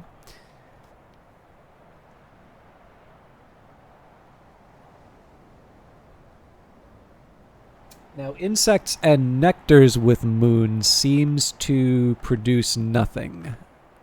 I did just use up my moon, though, so I don't think I'm going to learn anything new there.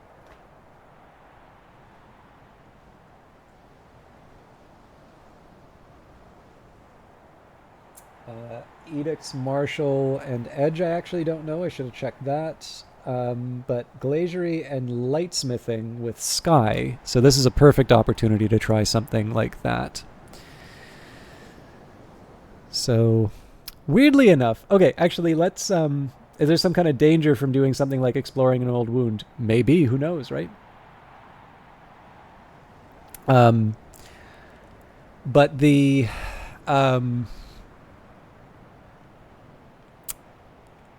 I'm going to do a quiz. So if you know this because you played the game, I'll ask you to do the honor system and not participate. But I do find this is a kind of a fun one to think about what instruments involve what aspects. So drums I think should be fairly obvious. Does anyone want to guess what aspect the drums would have? The big one for me is I'm trying to find a lantern aspect. And I've yet to find a lantern aspect instrument. Don't know all the aspects. Yeah, so I mean, I guess the trick on this one would be to first explain the aspect. Let's see if I can do this from memory. So lantern, well, no, actually, it's better if I read them out. So lantern, life is a pure flame, and we live by an invisible sun within us. Thomas Brown, lantern is the principle of the secret place, sometimes called the house of the sun, and of the light above it. Sky, wind, storm, echo, song, the intricacies of mathematics and the principles of flight. Law's touch is lighter than we sometimes think. Matters of balance, harmony, and necessity. So the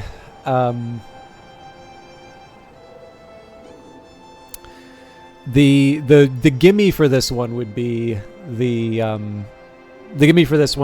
that every instrument's going to have a sky aspect. For Shat, we've got Forge. Fire, I once read, is the winter that warms and the spring that consumes. The principle of the Forge transforms and destroys. Knock, the principle called Knock, permits no seal and no isolation. It thrusts us gleefully out of the safety of ignorance. Knock opens doors and unseams barriers. Whist, name, memory, that part which remains. So we've already covered Lantern. Winter. Winter is the principle of silence, of endings, and of those things that are not quite dead. So, the silent instrument, winter sky aspect. Alright, so there's others that I haven't been accounting for. So we've got Grail, hunger, lust, the drowning waters. The principle of Grail honors both the birth and the feast. Moon, secrets are soft, night is softer still. The sea speaks, it is not always wise to listen. The nocturnal, the forgotten. Edge. All conquest occurs at the edge. One who dwells there is blind and cannot be wounded. Another is strong and grows stronger. Edge is the principle of battle and of struggle. Knock seems pretty obvious for drums to you. Obvious, the crashing crescendo. That's an interesting take on it a bit. I will, I think you may possibly change your mind when I read one of the other aspects, but I like where you're going with this. Moth. I knew a man who captured moths in a bell jar. On nights like this, he would release them one by one to die in the candle. Moth is the wild and perilous principle of chaos and yearning. Scale. Hard without, hard within, hard to rouse, harder to subdue. What is left after the crude powers of the deep earth.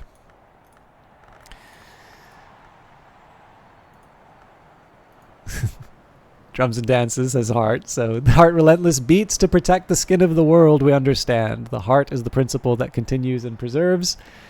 And nectar, the green wealth of the world's veins, the pulse of the seasons. Long ago, some called this principle blood. And I think that's it. I know I already did Forge, I did Knock, I did Moon. Yeah, I'm feeling... Oh, Rose was the one that I didn't do. So that would be Path and Pilgrim. So Rose, the rose which encompasseth all, 9 directions to new horizons, exploration, enlightenment, hope. But yeah, I actually like where you were going with the knock thing. The one tricky part, and this is kind of one of the reasons why I like to leave this to people who are not immediately familiar with the setting. This is an hour called the Thunderskin. So he cannot be stilled. He demands the dance. He is beaten like a drum. He is heard in the wood below the world. So the Thunderskin is a very well-known heart hour. And the Percussigants also have a lot to do with rhythm and dance and such. So the one, and again, this is where some of the fun comes in. And this is actually one of the reasons why I like hearing people who sort of think about these things to go through. Because like in one sense, you can kind of start playing a little game with yourself to sort of figure out, what does this mean in terms of the different aspects in that? Because to a certain extent, you can maybe think of a drum as a type of seal, right? You cover it over something. But in this case here, it did actually turn out that the drums are a heart item. Although again, like I actually kind of like the idea of where you went with the knock there. I actually don't remember if there's another aspect for the Mazarine Fife. It looks like it's just a sky one. But does anybody want to make a guess as to what the organ is? Now that I've scared everyone off by saying, actually, it was a hard aspect. Actually, I'll just say just so we don't have too much downtime. So the instruments that I've found, we've got 2 harps. I believe they have the same aspects. A pipe organ, a grand piano, a double bass, and a upright piano. So if anybody wants to throw out guesses, again, preferably if you're not familiar with the game or the setting, but based on some of the descriptions of the principles or intuitions that you might have, I love to hear these.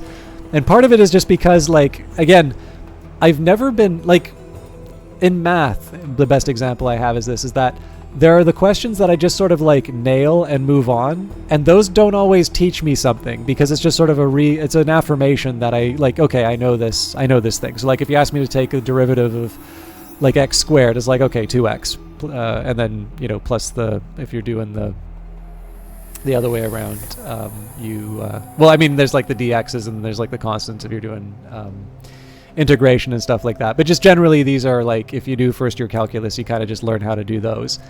But then there's the ones where there's like a trick and you like really work hard on those and you sometimes get it wrong, but either you work with someone on it or you do some, you spend some more time, and then you go from wrong to a correct answer. And those are the ones that I find really have knowledge that sort of sticks with me. So I always find it sometimes a little more interesting when people get an answer that's, just a little off to the side, but you can sort of see the logic behind it. So do the instruments have descriptions? So they do. They do. The drawback is that if I click on the descriptions, they will actually show what their aspects are.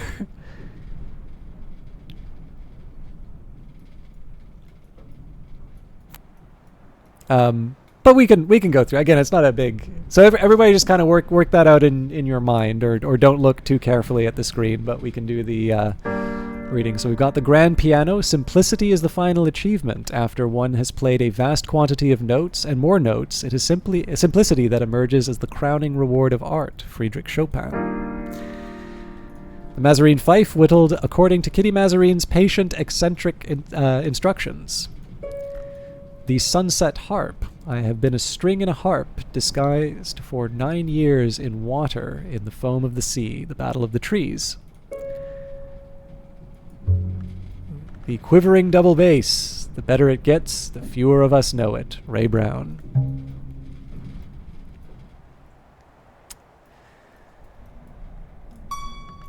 The upright piano, a gift from Kitty Mazarine, who would sometimes pop by of an evening to sing, but her successor Solomon, never one for music, disliked the way the notes would drift up the stairs to the reading room and forbade the staff to play their piano before sunset. Piano's the math one. Yeah, so Sky is mathematics, and the tricky part on this one is, again, I'm sure if you watch enough VODs of mine, you'll hear me ranting about the Pythagoreans. But Sky actually winds up being attached to all instruments. So wind, storm, echo, song. The intricacies of mathematics, the principles of flight, lost touch is lighter than we sometimes think. So generally what tends to happen is the instruments wind up having sky plus another aspect, because the way I take this is that sky is essentially the, I'm going to say principle, although the game is quite deliberately ambiguous about sky, moon, scale, nectar, and rose being principles. But I will just say, for the sake of conversation, the aspect associated with music. Oh, and I didn't do the description of the organ, so one must practice slowly, then more slowly, and finally slowly. Camille Saint-Saëns. I think that's all the instruments. I feel like I'm missing one, though. Think of the bowed instruments as wind with the flowing transitions between strings. Neat. So yeah, I'll remove the mystery. So we talked about the hallowed drum, sky and heart. Celebrate the god of joy with your own joy, the Baquet. The grand piano is sky and rose. I was not expecting rose on this one, to be honest. I was actually maybe expecting lantern, but that's just because I like lantern. So the things that I tend to like lantern. The sunset harp, I guess the trick is in the name, so that has moon aspect. The organ is forge. This is the same harp. I think that was it for instruments. Phonograph doesn't count as an instrument. No DJing in Hush House. And then finally, I did quite like this when I found it. The quivering double bass is a Grail instrument, presumably because the ubiquitous saxophone from 1980s movies was not yet invented. But the more I think of it, double bass is a Grail instrument.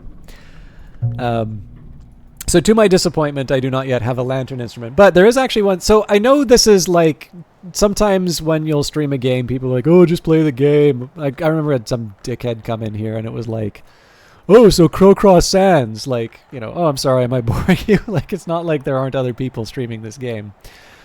But sometimes where these little journeys wind up, to me, you actually get to some fun places with these, because now that we've been talking a bit about music, and we now have this association in terms of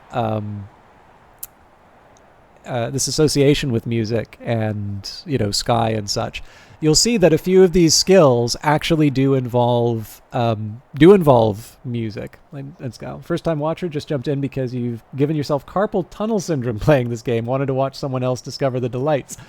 Well, I'm sorry to hear that, Catastrophe. I'm delighted that you enjoy this game enough to run into the challenges. I don't know how much you want to preserve your experience, but I've been I played through the beta. I haven't actually I haven't completed the game before, but I've played enough that I kind of like to change things up a little bit. So I've only committed one skill to the Tree of Wisdoms so far. And part of this is just a little bit of a contest with myself to see how much of Hush House I can unlock. And it turns out you actually don't really need to use skills that much to unlock lots of Hush House. So maybe not the way to play the first time, but I'm having a good time with it. I've been discussing the instruments of Hush House and music and how it's represented in the game. But the reason why I wanted to highlight that is that some of these specialized instruments that some of these specialized memories that I'm going to be getting are actually coming from certain skills, and those skills require an instrument. So, for instance, that Thunderskin memory that I was generating required me to use drums and dances at an instrument. Now, it could be any instrument, right? If I wanted to use the grand piano, I'd be welcome to. The thing is just, the drums has heart. So, actually, I guess in this case it would be impossible because there's only two aspects and this doesn't have sky. But most of the music associated ones do have a sky aspect. And the reason why I think this is kind of neat is that you actually get to see a little bit more about how the world works in terms of how these different aspects and principles or things that act like principles interact. So, for instance, when we think of, obviously music-oriented ones, we would think strings and songs. The harmonies of the lower skies are here reproduced, and this is Heart and Sky. Applebright Euphonies. Breath is the temptation of the soul. Pleasures and insights that the church would call the secrets, the sisterhood, the mysteries, and the bureau unsanctioned. Grail and Sky in this case. What's another one that's Sky and Rhyme and Remembrance? Rhyme and Remembrance isn't. That's something different. I thought those were flutes, but I'm being an idiot. Bells and Braziers. So the resonance which lingers from the hammer's touch. Now again, these are not necessarily just music oriented, but you can see the repetition of Sky.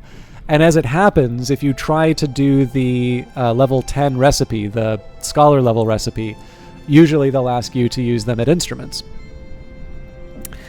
So you can kind of follow this story a little bit. I'm trying to think. There was one other one. Drums and Dance is a bit of an exception. I'm wondering if this is maybe specifically because of percussion, if that was something different. But this is one that interacts with instruments a lot. It's the only one that I've been able to find that doesn't have Sky. But what I also find interesting is Sights and Sensations, the Sky Winter one. Now, it would not make sense to have a noisy instrument with winter, as is described here. Solomon didn't care much for the fact that they were playing their piano. And if we take a look at Solomon's study, this is a very wintry room, right? Solomon's pale desk and such. And Solomon's preparation, the winter drink and such. But I do find it kind of interesting, especially if you've played Cultist Simulator and you've seen like the Ghoul DLC. This idea of, silent music is painting. I don't know. There's just something very poetic about it. I like this idea. So, and it's just, this is the thing that I actually really admire about Book of Hours. And it's why I actually think there's a lot of value in sort of taking your time and, stopping to smell the roses, because there are lots of little subtleties and little details. And I tend to find that they're probably most aligned with the things that you're familiar with. So, some people will be musically, inclined. Some people will, at the very least have had some kind of like piano or guitar lessons or something like that. Some people will be very good at music. Some people will know nothing about it at all. Cree will know that there was a case where the term caesura, sorry, I can never pronounce it correctly. You'll very commonly hear this in an English class, and it refers to sort of a pause in poetry. But it is also a term that's used in music. And in the context of the game, when that word appears, it's actually in a context of music. And again, it's one of these ones where if you've only ever heard it in one context, that will lead to one interpretation. Whereas if you kind of take the broader view, you gain a little bit. That's maybe not a good example because it's not like there's a puzzle that gets solved by it, but it's just kind of an example about how the game gives you lots of little hooks to sort of learn a bit more about itself or possibly learn more about the world. So in this case here, right, where I sort of started noticing a little bit more in terms of all of the different music-oriented skills was I sort of said to myself, can I predict what an instrument would be? I probably should have guessed that this would have been a forge one. I think I actually guessed that this was a lantern one, but that was just because it was in the church. But yeah, what I liked when I sort of went down that rabbit hole, I sort of thought, oh, wait a minute, Sights and Sensations, the painting one. We already know about the associations with painting and winter.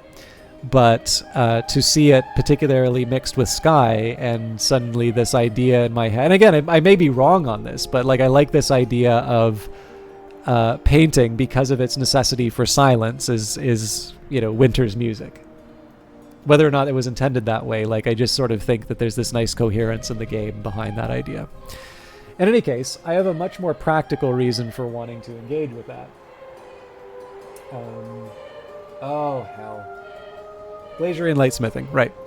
So I wanted to see what Sky gets me with that. Oh, that's right. Glazier and Lightsmithing has lanterns, so I actually need to use that at a lantern desk. I think Solomon's desk will work here. Solomon Husher was author of The White, the work on painting, so Sky, and I believe actually he wrote, Solomon Husher himself commissioned this from Lockwood Fen Bogview, blackened and half fossilized by centuries underwater. Here at this desk he wrote his doomy allegory of winter and its romance with the sun. When he blotted the last word on his manuscript and rose from his work, the timber had turned pale as fresh-cut maple, or so the story goes. So actually, I think this may not be on the white.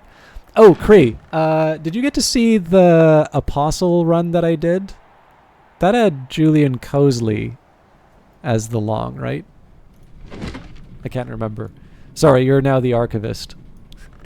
Anyways, I do want to see what the result is, so maybe we'll get Kitty's Fife.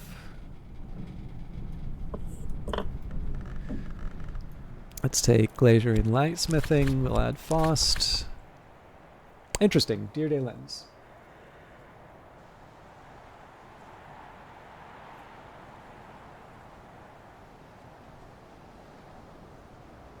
So that invites the question to me, what happens when I give it Lantern?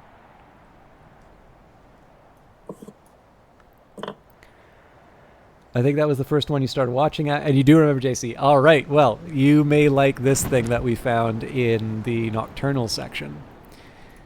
So, the Adept Cell. 77 days in the Cucurbit was considered enough to soften the passions of the most unrepentant adept. After that, they were usually charged and tried in closed court, very occasionally released, sometimes taken upstairs for one of Collar's experimental interviews. So, yeah, actually, we've had him visit as well. I tried to get him to sign his book, but he just left in a huff, hoping that Teresa Galmier is more fun if and when she comes to visit. I haven't seen her yet. Have you tried to get her to sign the books in Cultist Simulator out of curiosity? But you may be interested in this description here of this photo, Julian Cosley. So Julian is known to be winter-long. At a prescribed date, his hour patron will ensure him a beautiful ending. But until then, he is even harder than most long to dispose of finally. That said, he is known to have been defeated by an ascendant long in the 1920s, and his true current status, a diminished survivor, a determined memory, something else, is the subject of esoteric debate.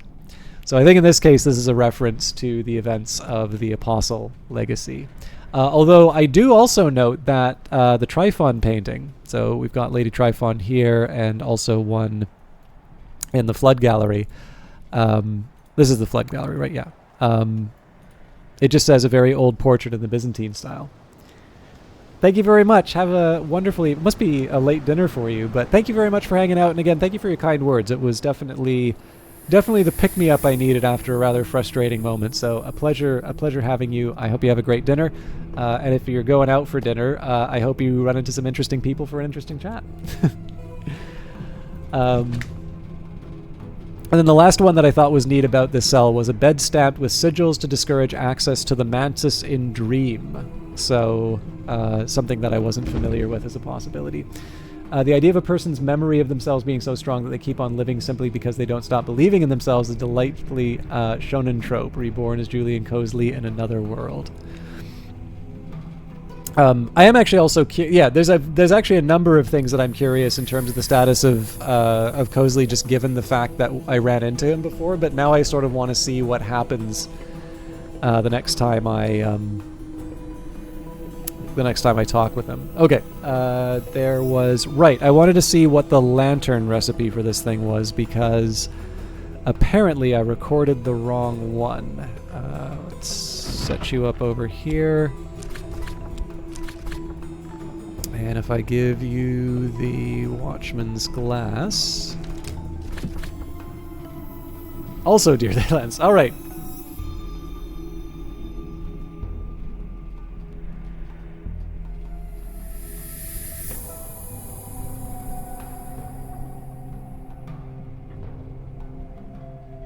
So it's a little too hasty to lock in the Keeper on a couple things. Pentiments and precursors. Now, I think the problem I'm going to run into on some of these is that I somehow need to come up with 6 scale. And that strikes me as the sort of thing that you don't just find in a bottle somewhere. I think scale is the opposite of the sort of like fluid that you would drink.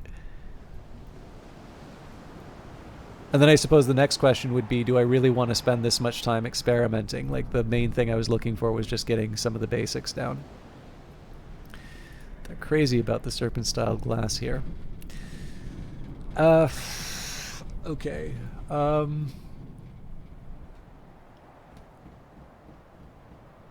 I really don't want to use the rest of my elements of the soul to earn some money. I can probably read... I don't think I could read the Chantra of Worms. Actually, I'm really close. Oh no, I could actually read it with Horns and Ivory. If I get hit by a Numa, I'm gonna cry.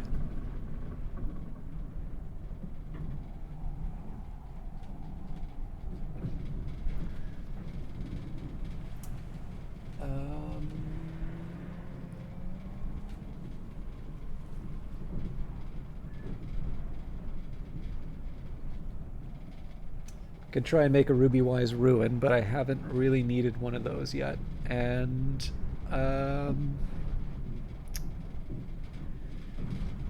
there was another one I was thinking of trying to experiment with.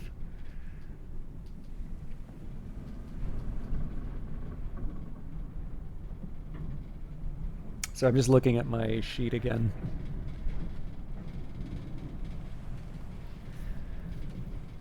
I have. But again, the idea here is I'm just experimenting with what I have.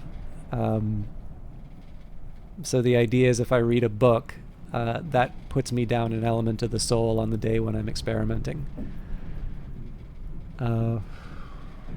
Yeah, so the Grail, actually I can read the Grail, the Moon, and the Scale book without the relevant elements of the soul. The question is, would I be willing to have that many... persistent memories kicking around for that long? Moon I don't think hurts. Scale I don't think hurts. I think having more Grail kicking around like this is a mistake. Oh no, actually there is one other thing that I can do. So I was going to try watching that film again to see if I can crack the code of the chancel. And then... curses. I feel like I should be able to get rid of another curse. Right, the Synthic Taint. So, I don't have something that directly works on knock curses, but I figure we take Sacra Lamea.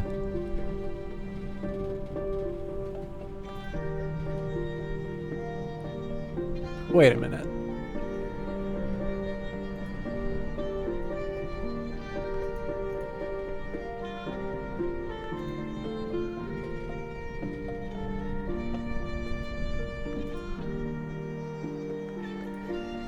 So I'm trying to remember how I dealt with the Witchworm. I guess I did deal with the super memory. Well, if I'm looking for heart, I've got it here. Just not enough.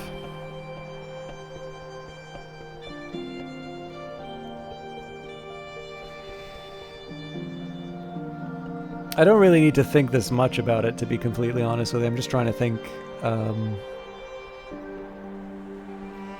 I'm trying to think of interesting things that I don't normally do because I'm too busy pursuing other tasks. You know what? I think I am going to read the books. So, the Tantra of Worms. The entomologist Juliana Zawitsowski eventually came to insist that this text was written by insects inhabiting a human skin. She never presented evidence for her claim. There are diagrams. The diagrams are not good to look upon. So with that, we can throw Horns and Ivories. We don't even need to worry about a memory because we have the tool. Scale unearthed. I can master this mystery. Alongside that, I'm running out of moon places, but the Exorcist's Field Manual we can read in the reading room. A practical guide to troublesome dead grounded in theory but with a clear focus on their disposal by the redoubtable detective Austerry Wheelock of the Suppression Bureau.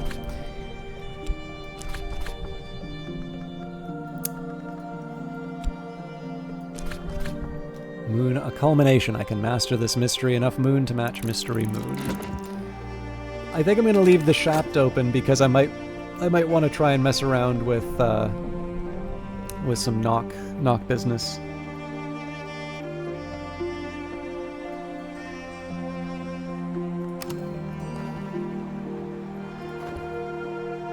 And if it comes down to it, I can always renew the elements of the soul, but I just kind of figured today was a bit of a free day. At a minimum, I'm at least going to know what the old wound gives me, which is more than I had before. In fact, I don't think I have any more... Oh, that's not true. Transformations and Liberations, which is Moth. Edicts Martial and Insects and Nectars are the 3 keeper level recipes that I don't know. And it may be because they don't have those recipes.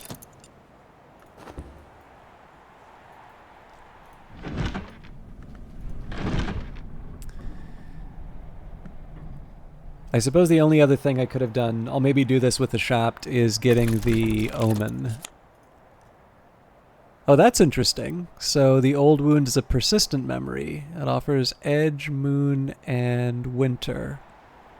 Cool. So this is actually the first persistent memory that's not an Omen that I've run into. The wound is visible, the pain is not.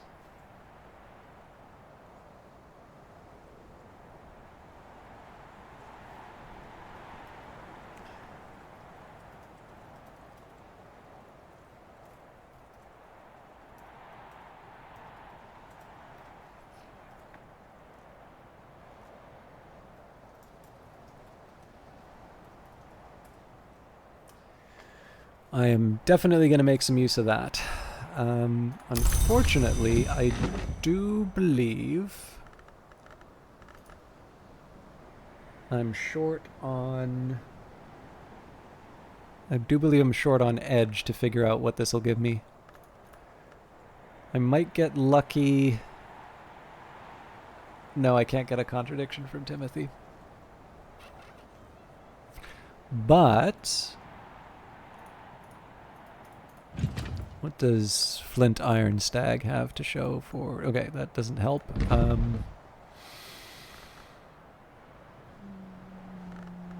Just trying to think about how I can get clever with Edge stuff.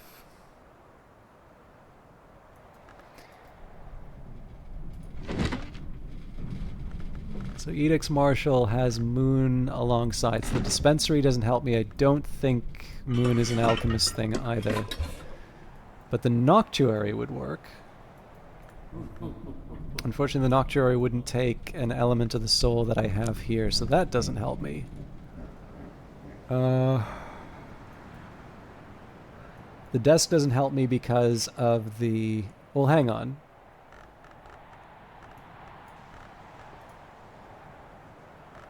Old Wound brings me up to 3. No, the Barrette only brings me up to 4. Oh, but I do have Asmiel.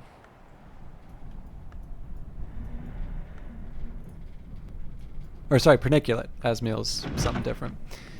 Okay, I'm not trying to go out of my way to use this. Ah!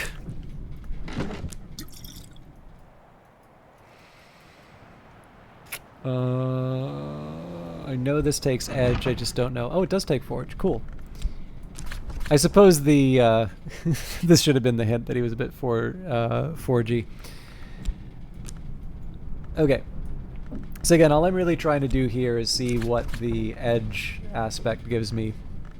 I don't even need, or the Edge side of the skill gives me. I don't even need the Cucurbit Barrette because I'm going to be bringing a fairly strong Edge Ink, but the trick here is to, like, what I want to do is I want to, I don't want to get it to 10, I just want to get it to something below. Actually, I guess if it was 10, it would just tell me that I need the special ingredient. So, Libidic Tincture. Well, now that makes me curious because I don't actually have a recipe for a scholar level Edge, so I'm curious. I know we've got a couple of fancy Edge things, or maybe not. Arsenic's not that powerful.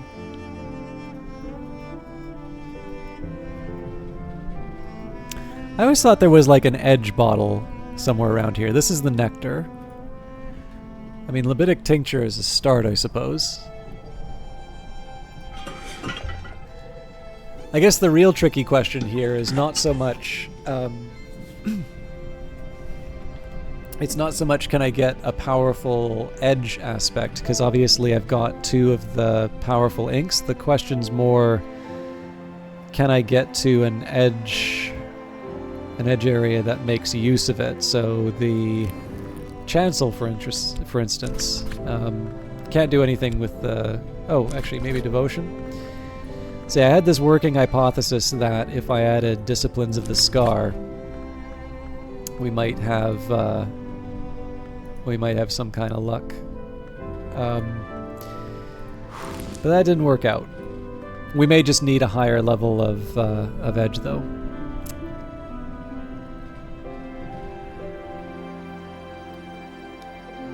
Okay, well that's not really... I don't think I want to hold up the day just to experiment with the edge stuff. I think it's cool that I got a permanent item out of that.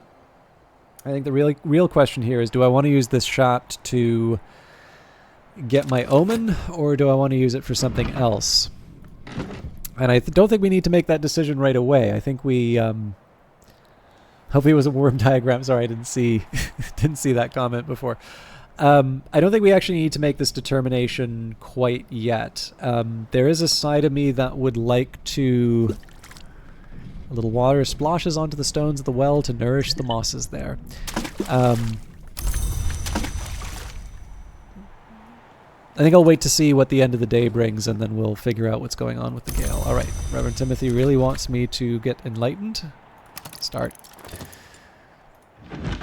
And back to the Tatch of Worms. The entomologist Juliana Zawadzowski eventually came to... Sorry?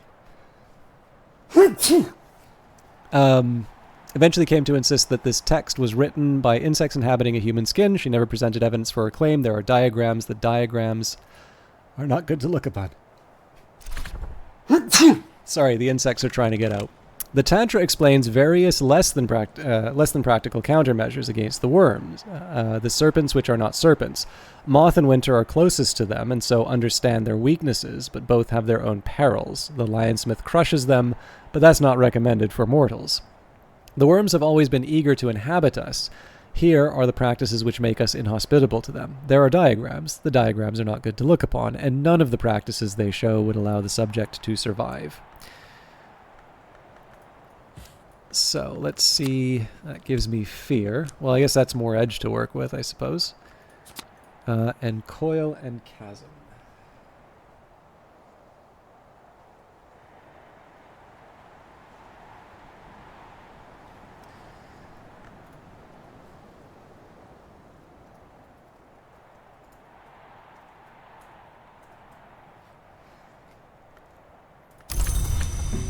So coil and chasm,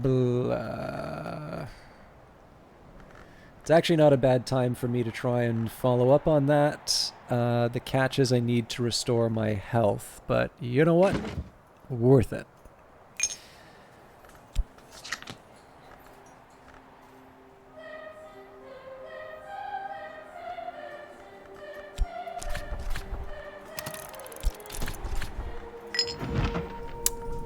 Alright, the Exorcist Field Manual. The dead usually avoid light as the most immediate manifestations of eternity, which has no place for death. However, those dead, uplifted by gold, say that is to say touched by an actin... Let me try that again. The dead usually avoid light as the most immediate manifestation of eternity, which has no place for death. However, those dead uplifted by gold, that is to say touched by an actinic theoplasma, happily bod about in daylight and are perhaps strongest at noon. If you are dead but uplifted by green, that is the Ring-Use Blessing, the Crown Growth offers a similar but nastier benefit. Man, this one's full of new information. This is how Burgeoning Risen come about, but there are different degrees of sentience and freedom depending on which growths are involved. The consciousness of one uplifted by green is always greatly altered, though they never really seem like the same person. Is greatly altered, though they never really seem like the same person. They may have dregs of their original souls, but these are often replaced by something else. The upshot, invariably, is that they need to be set firmly on fire. Okay, So that gives us a contradiction.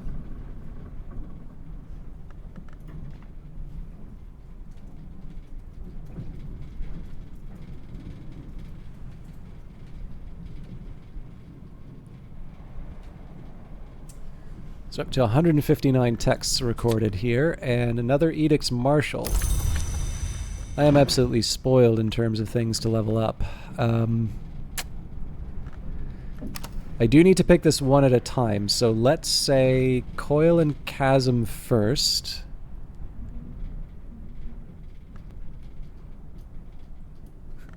We can practice. I'm really trying to think about how I can... So...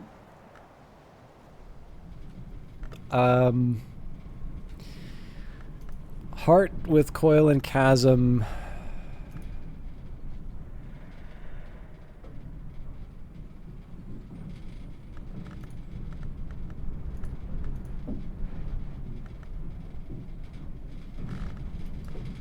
So I need one more...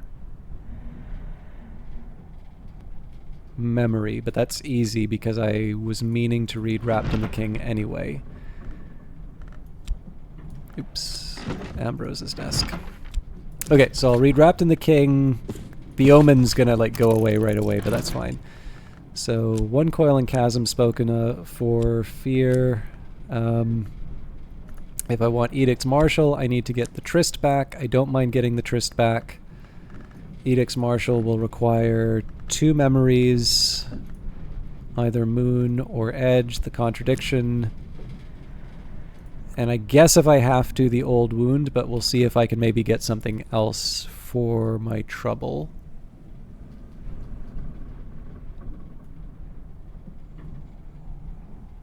Yeah.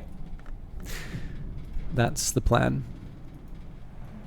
Again, I was on the fence about doing this in the first place, but these are not that difficult to level up. The only thing I'm going to feel crummy about is if I wind up with a rainy day tomorrow. We're still halfway through, so there's plenty to do. Also, we're going to be talking with Reverend Timothy, so he may provide us the memory that we need.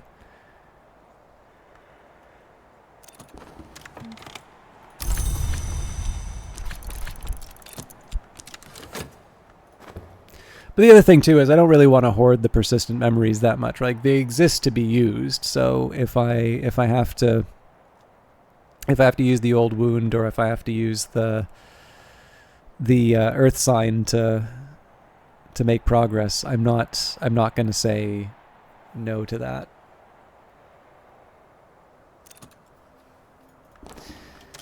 And in the Mallory, so I'm not going to add this to the list. I'm going to deal with the persistent memories I have already.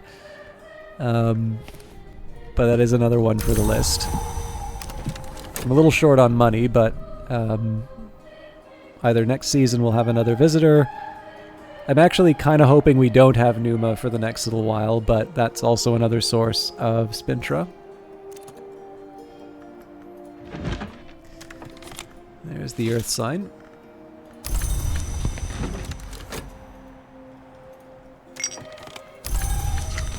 And I'm going to bring the Tryst back because we wanted that for Edict's Marshal.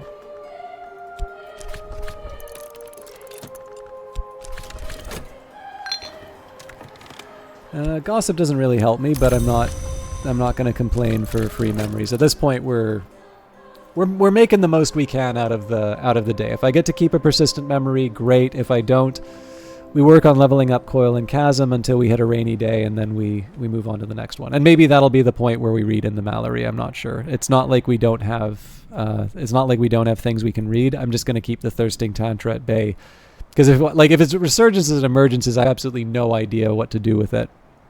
But even if it winds up being sort of like 2 Grail persistent memories, that's 3 Grail memories that I've got running around. I don't know when Numa's going to come, and I just need to sort of sort out my position.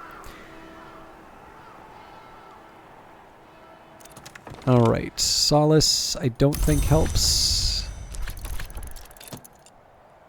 I get one more conversation with him, but we're 12 seconds away from the edge that we need. So let's work the coil and chasm. I think it's very unlikely we're going to get a scale memory from Reverend Timothy at this point. So the fear, the earth sign. In fact, if I did this earlier, I probably could have gotten a second fear to use with the Edicts Martial. So that's on me. I'm no expert, but I'm no dabbler either. Improve the skill to level 3, and we'll actually prepare the way for level 4.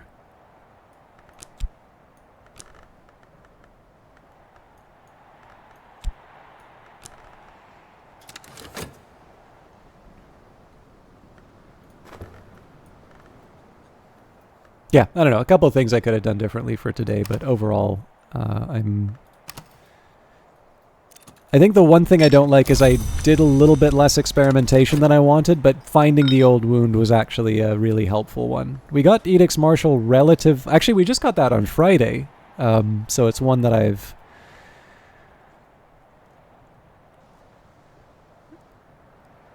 really haven't had time to experiment with. Okay...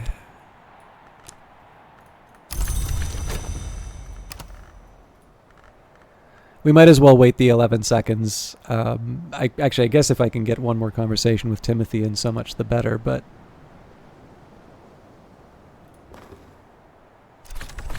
Alright, well, Revelation didn't do too much. Let's see how far we are. I think if we're... Okay, yeah. I don't care what memory comes out of that. I don't think I want to have the tryst tied up tomorrow. So, Edicts Martial becomes 3.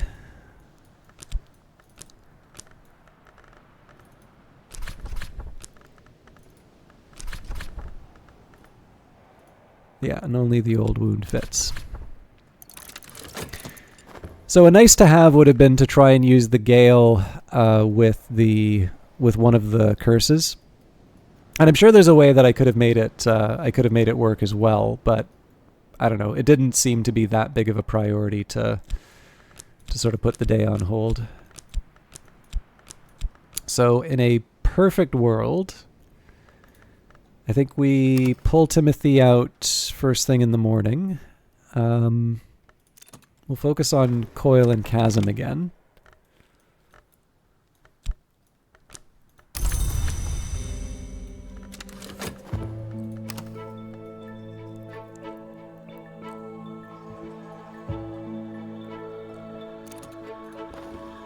Yeah, that wouldn't... I mean, that would have helped with Coil and Chasm, but it didn't really do much. So...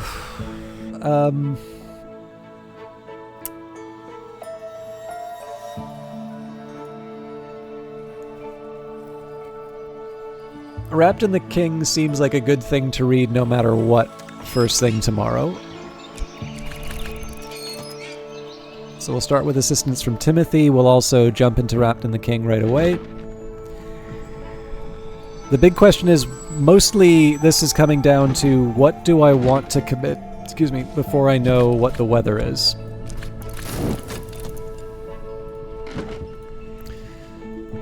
I don't have any other health, so I'm...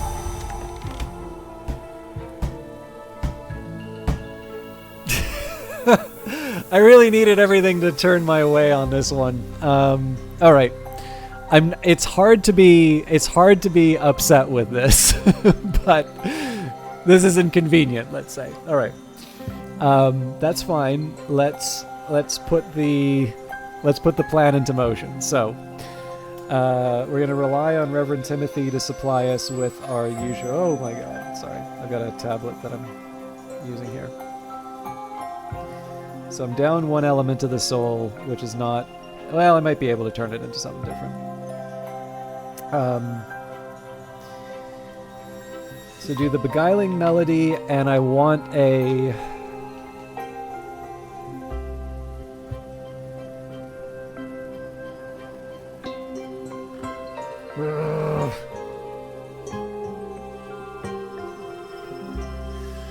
Okay, Beguiling Melody will come from Peruvian Diaries. No, hang on. That's Skeleton Songs.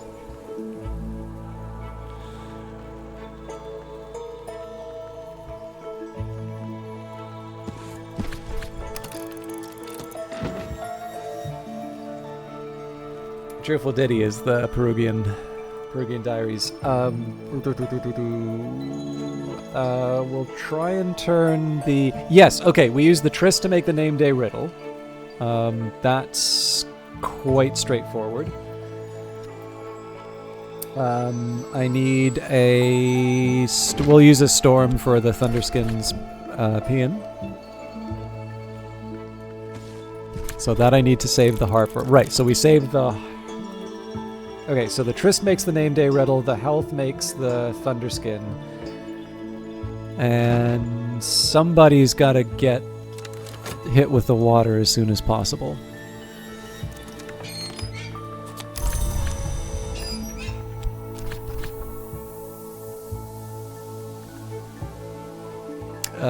And the old wound isn't relevant to this, so... Alright, speak with Reverend Timothy. Reverend Timothy is always, always happy to chat. I will not mail my Faust away. There we go. In spring, the landlady has served me a slice of her stargazy pie, with the pilchard heads poking cheekily through the hot crust.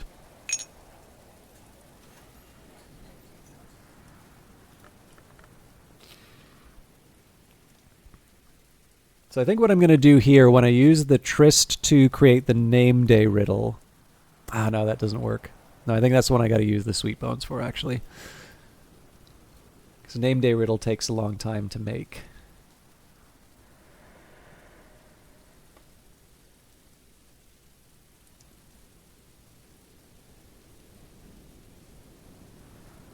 You had to look that pie up. It's pretty disturbing. Okay, now I have to look it up.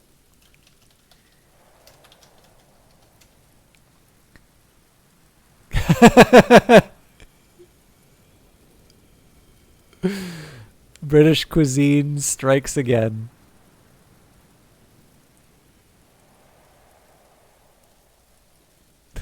And my favorite source of all world information, the Pilchards must retain their heads, is the first thing they say. Oh, and there's a cookbook entry. All right. A merry place you may believe was Mousel Pond, Tom Babcock's Eve. To be there then, o wooden wesh, to sup o sibums sorts of fesh. When Morgie Brath had cleared the path, come lances for a fry, and then us had a bet o scad and starry gazy pie. Next come for mads brathusty jads as mad at oozles dry, and ling and hack enough to make a Ronin stark to sigh. Oh my god, this is so hard to read. Ach would clunk as ith were drunk, and bumpers bremen ye. And when up came Tom Babcock's name, we praised unto the sky.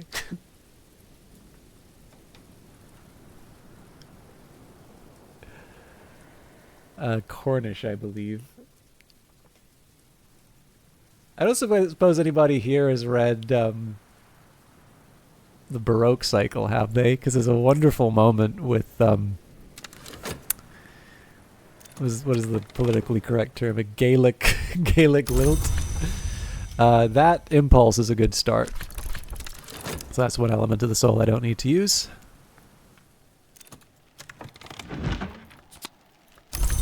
Okay, so that earth sign doesn't necessarily get me anything, but I'm not unhappy to have it.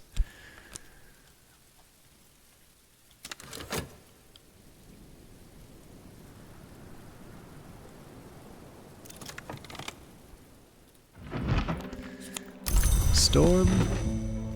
You're up to Cryptonomicon's a good one. Alright, so time to make things happen. So, we're going to go use the Hallowed Drum with a Storm.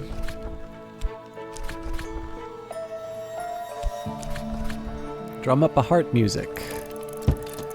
Next up, We will go to Natan's desk. Sacre bleu! This is going to be a hard one, actually.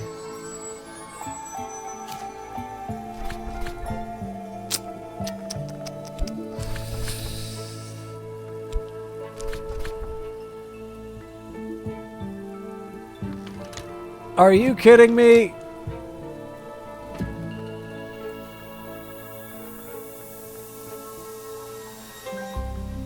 Give me some kind of cheap moth I can throw at this. Moth Orchid. Conceive a mothy riddle. Sacrolame with scholar level moth plus memory creates a name day riddle.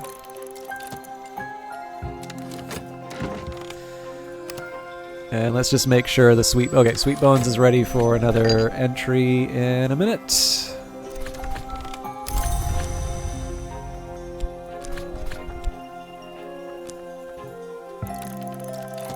So we're still on the... Actually, again, I need to make sure I'm keeping track of this stuff. Name day riddle. Name day riddle, Thunderskin, Rain, Beguiling Melody, Impulse. So satisfaction, taste, and gossip. So the one thing we know that Reverend Timothy's not going to give us is taste. And the other thing I probably should have been doing way before was I should have been recovering something with some water. So let's get the shaft back.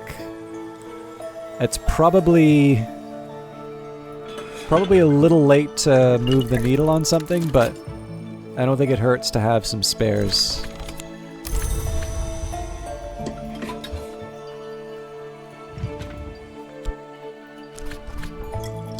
Alright, a quick nap in a warm bed with something comforting to drink while the clouds chase... the winds chase the clouds and the clouds chase the sun.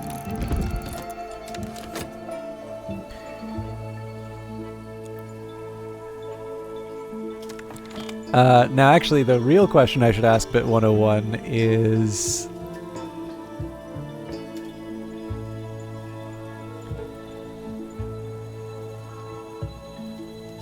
Do you know this word?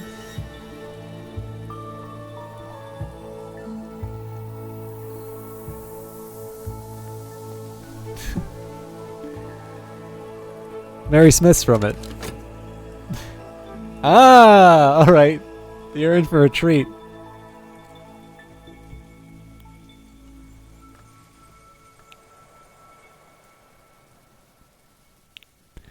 There's like nothing super secret about it. Just you get to go there. Oh man, Reverend Timothy's just killing it today. So I'm only going to need satisfaction and taste.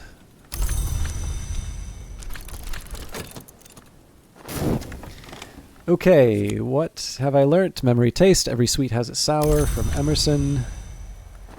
Wouldn't be bad for me to keep the momentum going. So we're getting our Faust back from the Sweet Bones. So we'll use that to get the satisfaction. That's, let's say, Fekri's Herbery. And then I guess the question here, we've got 41 seconds left for the name day riddle, 13 seconds. It'll be a bit tight. We're at the middle of the day. I think I am going to restore the Faust, again, mostly as a precaution. I mean, if I'm feeling particularly bold, maybe I do it in order to get Coil and Chasm back. But I figure at the table stakes would just be restoring some of my persistent memories. We're sort of... this is a hang the expense day. This is the chance for us to get a bunch of cool stuff. So I'm going to sit on the Faust because, you know, we can't do anything until we get the Tryst back anyway. And I figure... Actually, you know what? I'll wait... Yeah, what I can do is I can wait for when we recover the Tryst, because the time it will take the Tryst and the satisfaction to be generated, it will be identical, so that'll make it nice and even. Okay, the name day riddle, a deceptively intricate riddle that might just teach us who we really are. Gavinius van Loren was notoriously fond of these. And we have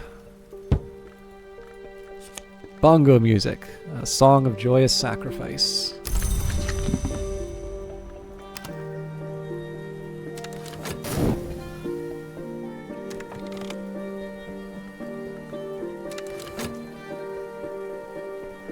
So yeah, we're sitting on the Fost here just because I don't have a specific task for it. So just as a kind of a recap, it's so apparently you're not supposed to be able to pronounce that unless you're from there.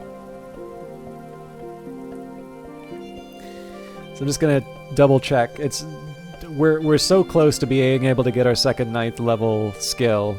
It pays to be careful. So check on Rain, check on Thunderskin music, check on Name Day Riddle, check on Taste. Don't have Satisfaction. Check on Impulse, check on Gossip, check on Beguiling Melody.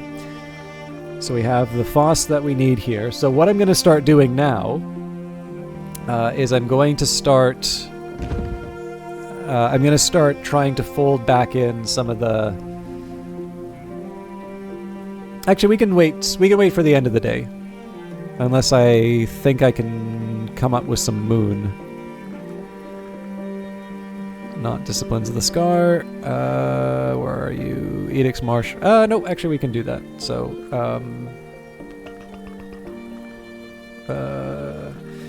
the secret hero of Book of Hours, Governor Collar's desk, is quite useful.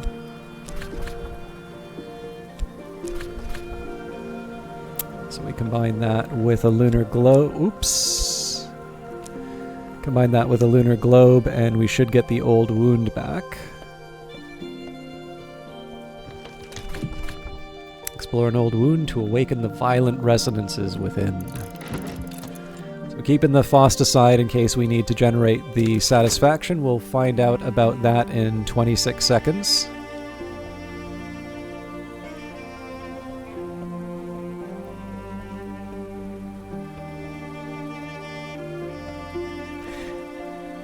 You know what? Now that Takri has got us Googling Stargazy Pie, imagine, if you will, a circus or maybe a political movement that throws pies at public figures, but they throw Stargazy pies instead of like cream pies. The stuff of nightmares.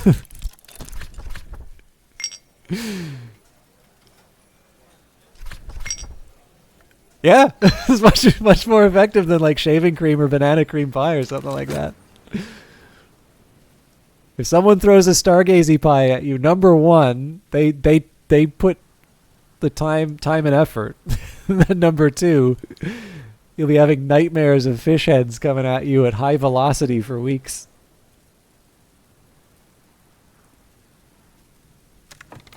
I do have a spare Fost, as much as I am enjoying the silliness. Oh, shucks. Okay, I'm already late. I did say I was going to get Thackeray's Herbery at the same time. That's fine. We'll be a few seconds off, but we'll still get what we need. And Wrapped in the King so that I can... Blah. So I can have an omen.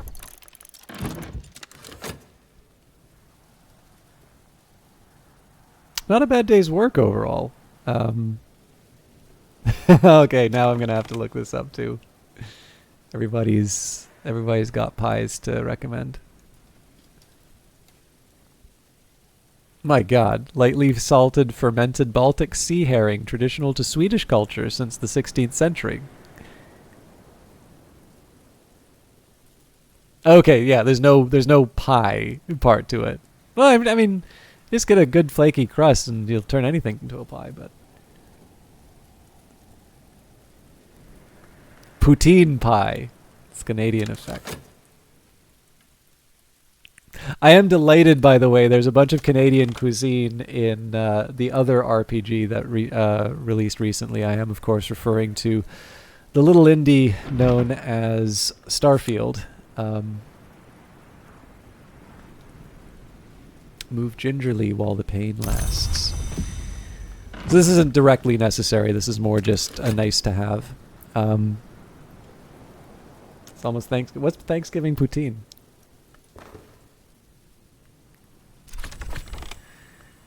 I won't say no to the intuition. Just doesn't really move the needle that much.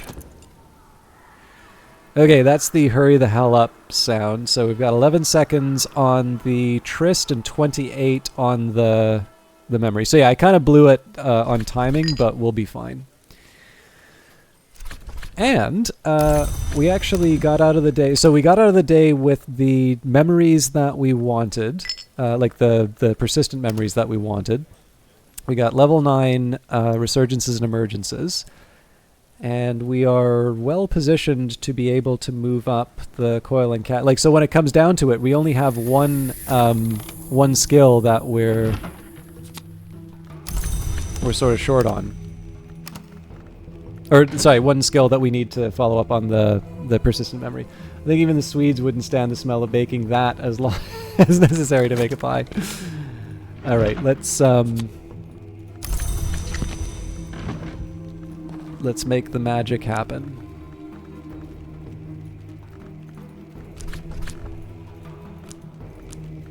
Oops. Name day riddle. Rain.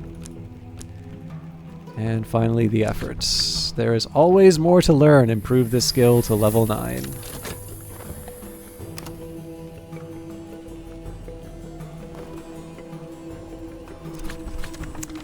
And a stolen secret.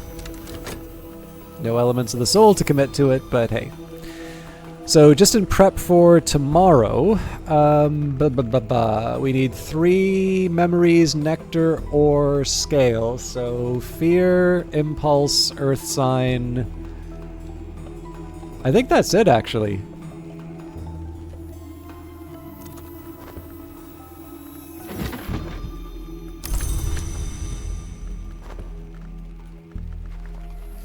Let me take a quick look.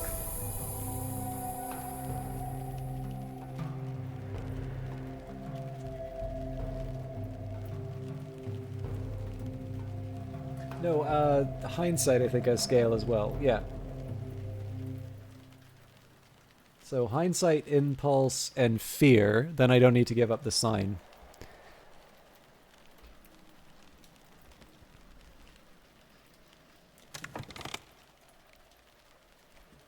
Oh, you like the cap? Yeah. Oh, yeah, that's right. I did have one of these before. I'm not crazy about smokes. Like, it's not bad, but there was, like, in Vancouver. I first found out about it in Vancouver, and there's this place in Vancouver called Mean Poutine. I was this really nice Iranian guy, but what I loved was that he just had one of those faces that made him look, like, really grumpy. So it was actually kind of funny that the place was called Mean Poutine, and the guy sort of looked like he would be grouchy, except that when you talked to him, he was actually a big old sweetheart. So that was kind of fun. But yeah, so like, I don't know, it's not bad, but it's sort of like, it was the difference between sort of like it wasn't a food truck, but it was like, it is as close as you can get to a literal hole in a wall. Like there was no seating or anything like that. It was quite literally just about enough room for maybe 2 people if they crush up together. Deep fryer, just enough space to basically run the business. But man, they knew how to make a poutine. So my friends from Montreal, of course, were busy informing me that I wasn't having real poutine. But every once in a while, it's sometimes nice to just celebrate when good things happen to people, and poutine is a good thing. Okay, I don't even think I'm going to worry about what the weather is today. I think we're just going to start in... well, actually, I don't need to worry that much about it. I am, however, going to read in the Mallory. Unless I really want to go nuts and read the Thirsting Tantra. Well, actually, the Thirsting Tantra is the more difficult of the two.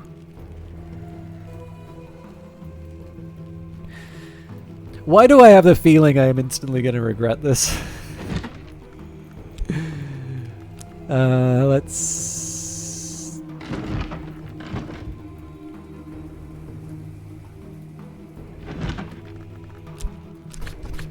I'll go halfway. I'll use Faust with this one.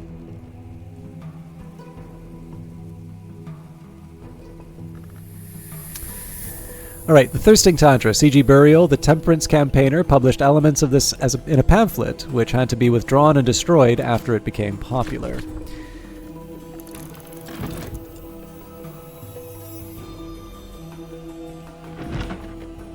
So you know what, I'm just gonna get ridiculously reckless and we'll read this one as well. I can master this mystery. So again, I'm really risking things by putting too many persistent memories on the board, but I already have what I need to get my level up.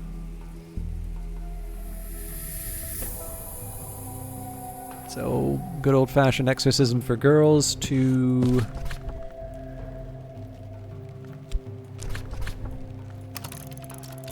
bring in the fear.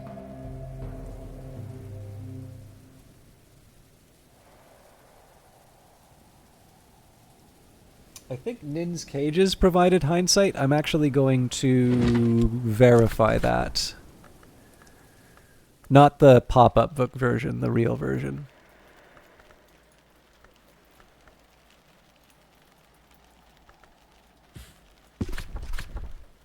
Right, that's in Ericapean too. Does anybody have a favorite invented language in Book of Hours? I actually had one from... there's a few that I had from Cultist Simulator, but there's one really clear one for me in the new game. I think it's Fusine, Ericapean, Crack Track, Hyksos. I can never remember... Kernowek, Hanavek, Sabazine? Yeah. Vac, obviously, from Cultist Simulator. I think that's it. I feel like I'm missing another one. So, I don't know like that much about linguistics, but there is actually something kind of interesting about VAC 2. Do you know that much about like languages at all, Cree, or is it, you know... Am I asking one of these super annoying questions where it's like, you know, do you know about the defenestrations of Prague? You know, in a casual conversation with a 6-year-old, is like, of course I don't. I don't know. You always surprise me with knowledge in lots of different and interesting places. I forgot where I was going with this. Nectar, Impulse.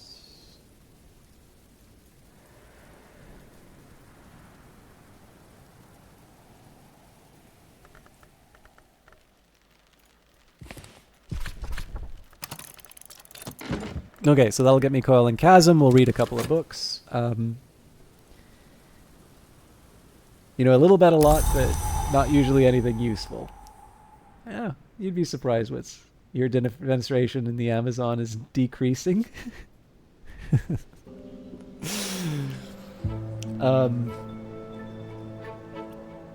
Yeah, so there, I don't know if it's hypothesized or if there's just like sort of an open question, but what people, I'm really not knowledgeable on this, and it's fair to say like the designer of this game is really into linguistics, so I am not going to be treating this particular topic with any intelligence or like utility, but I do think this is kind of interesting, so I wanted to share. But I have a suspicion that what VAC is supposed to be, so I think what people have done is they've sort of compared Sanskrit to a number of existing languages.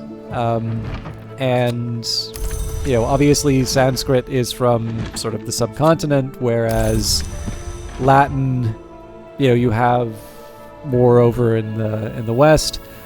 And essentially, the observation is that there seems to be a curious amount of similarity between these very disparate languages, right? So very disparate geographically. Actually, I'll see if I can find the specific list.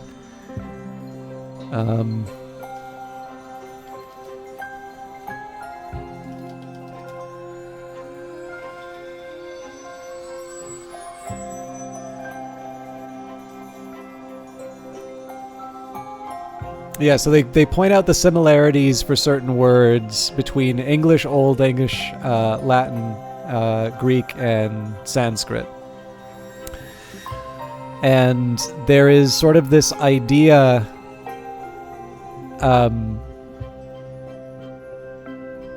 that they have some kind of common root. And I don't know... Like, so the tricky part with this is I don't know how widespread this belief is. I don't know if this is... I mean, because, I mean, like, obviously if you say a study, you know, and there's this common ancestor to everything, all of a sudden you're, like, into ancient aliens, and, like, clearly that's not where this is going. But there is at least the suggestion that, you know, when people started studying this stuff, it was kind of noticeable how similar certain words for common things were. And again, I think it would be natural to wonder, you know, is there this common language that they're all descended from? And I think it's telling that in the case of Cultist Simulator, the requirement to study VAC as opposed to going to the Mansis and waking up with new words on your tongue. I think there is something to be said for the idea that VAC is in fact that common language. Whether or not that was its intention, I don't know, but it's a little bit like the Secret Histories, right? It's a fun idea to sort of roll around your head, and the more you think about it, the more it kind of seems like it might fit in. Okay, so we're up to level 4 on Coil and Chasm. I don't think that moves the needle too much because we get our Nectar from Drums and Dances, and I believe, I can't remember if it was Hill or Hollow or Horns and Ivories, which has the higher scale. So nothing new from those, but it's always nice to have a higher level for a skill, particularly if it gives me a result that I wasn't looking for. Or that I didn't have already. I'm always looking for results. And I'd be interested in seeing what comes out of the Mallory.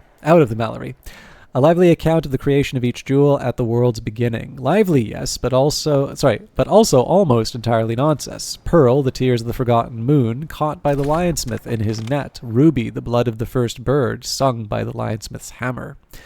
The author is either terribly misinformed of the nature of the hours, or, one begins to suspect, intentionally throwing up a smokescreen to confuse seekers of the invisible arts.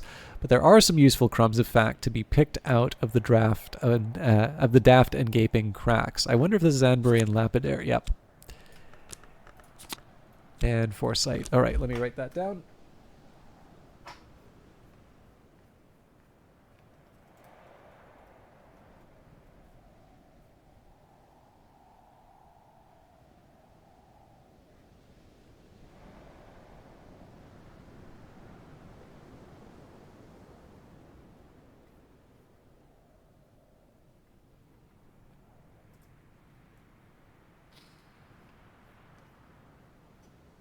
Okay, so that was one that was already in the list. Depending on how far we are on that skill, I might be willing to try and level it up. But we have another text to work with. The Thirsting Tantra, C.G. Burial, the Tempest Campaigner published elements of this in a pamphlet, which had to be withdrawn and destroyed after it became popular. A disquisition on the many varieties of thirst, their uses, and their effects. The Tantra describes how the satisfaction of thirsts may allow a mortal to rise into the service of the thirsting power, but warns of the consequences of rejecting those rarer thirsts for common ones. A man who thirsts, O mighty one, whose mind clings to actions in this world, will return to this world of action from that other place. And we are up against, okay, satisfaction.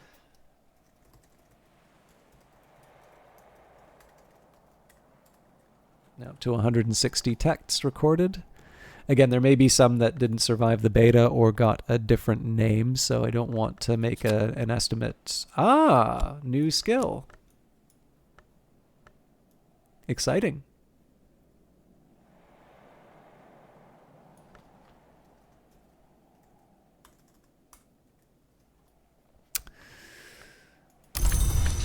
Okay, well, my work is cut out for me, so first things first, let's lock in orchids and narcotics. That's a grail skill if I've ever seen one. Use this lesson to acquire a new skill. Let's shelve the Thirsting Tantra.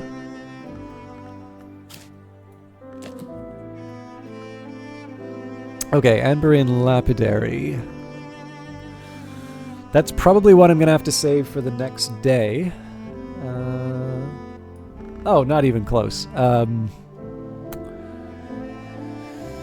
need a sky, and I need... Okay, so I need my Shapt, I need a Faust. We're at the halfway point of the day. I'm not 100% sure I'm going to be able to do all of this, but you know what? Let's give it a shot. This spring, the landlady has served me a slice of her stargazy pie, with the pilchard heads poking cheekily through the hot crust. You start etymology a lot on Wikipedia, and it often ends at Proto-Indo-European. Yeah, so I mean, this is the challenge, right? Like once you just find a particular hook. A great example of this would just be like the last couple of weeks. You know, I've rambled on about Neoplatonism and sort of how I think whether or not it's a conscious reference in Book of Hours. I do feel that there is an interesting perspective that you can gain from it. And again, that came originally from Old World. And you know, if you follow a particular interest far enough, you know, the world's your oyster in terms of interesting rabbit holes to fall down.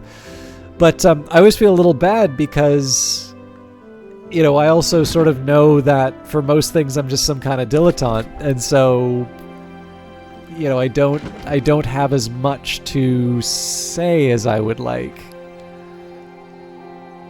I gotta think a little bit here. So if I drink a glass of water now, that's 90 seconds. I can probably get it. So I'd combine this with a satisfaction. Okay, yeah, so we'll do this even though I'm a little on the fence as to whether or not I'm going to be able to pull it off.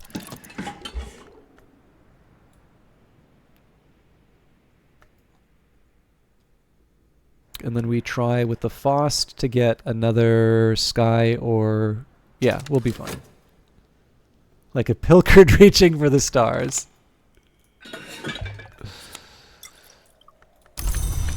I also owe myself a glass of water the next day. Actually, you know what?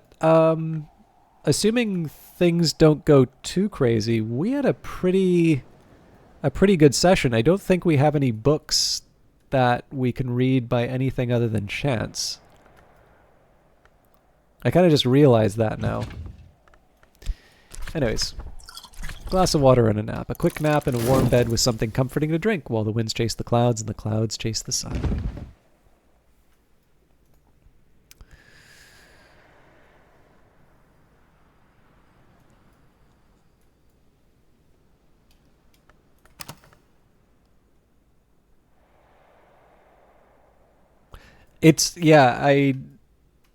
There's a couple of people who said they didn't really care that much for the art style in the game, which, you know, again, people are entitled to their tastes. I don't really see a whole lot of value in telling people, you're wrong, this is actually great.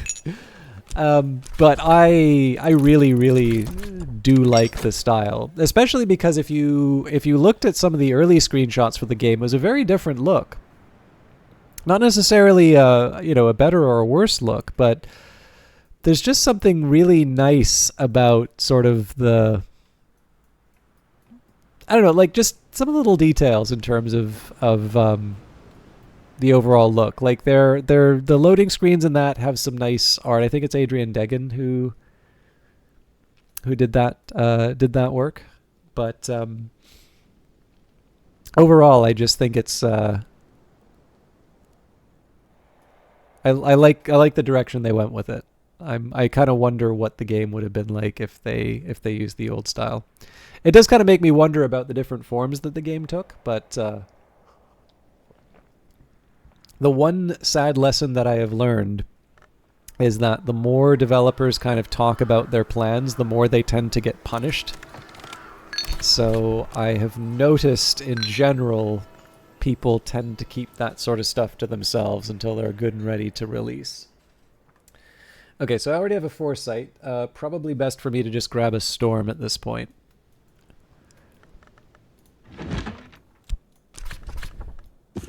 So the only thing I'm a little worried about here is there might be a bit of a traffic... Nope, actually no traffic jam because we get our heart back in a minute. Or a second, rather. Don't go to bed. Get better at making the drugs. There's always more to learn. So at some point I'd like to see what what that will produce, but we only have so much time in the day, so I will leave that for tomorrow. I may not complete tomorrow depending on how... I don't know, like if we're in a good place to leave it, it may be good not to commit too much, but if I can at least kind of find out what the various skills do, that will help me for my record keeping.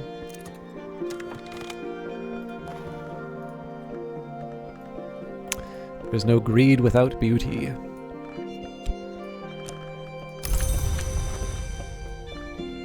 Let's see this. Ah, yes. I don't know if you... I can't recall if you're one of the people who's played... I can't recall if you are one of the people who has played Cultist Simulator, but this specific image is actually used in the game. You may not quite notice it, but when you play and you perform certain actions in the game, there will be sort of outlines of certain images that appear on the desktop. And I believe that... I can't recall if that's the one that appears when you go to the Mantis, which would make sense, or it may be one when you study. But either way, like it's that's definitely I feel like that one, whenever I kind of go down a certain philosophy reading path, that image almost always shows up either as, you know, representation of, you know, what this group believed, or these people were strongly opposed to the people who had this conception of the world. I think if you quizzed me, I probably wouldn't be able to tell you the origins of that specific image. Just because I've usually seen it in reference to so many other things. All right, Ember and Lapidary up. I'm no expert, but I'm no dabbler either.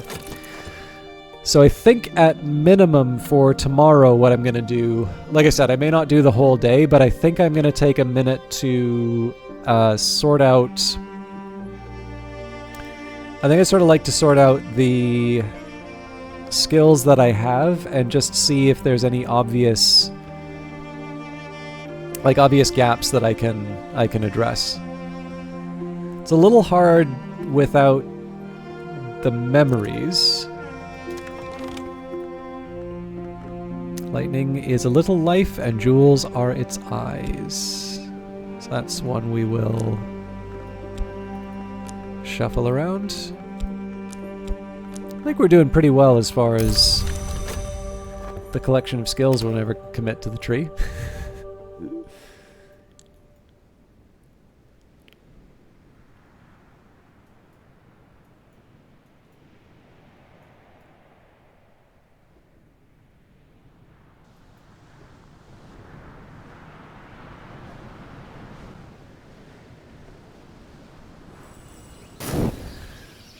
Okay, let's see what day brings. Sunny day.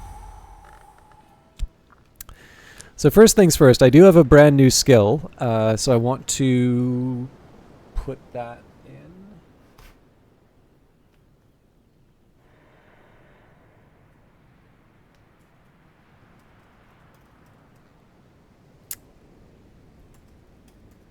And that is a Grail Nectar. So the Grail's kind of nice because that's going to give me some opportunities to mess around with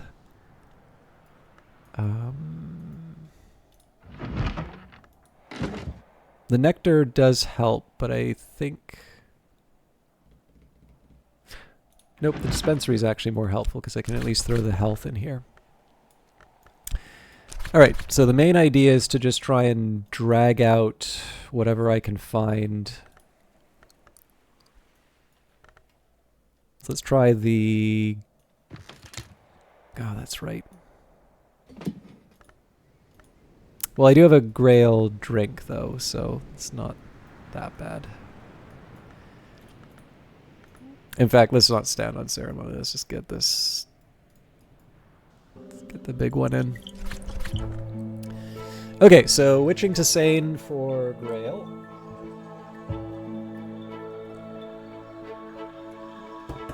But I just need one more Grail to find out what the Scholar recipe is. So we should be...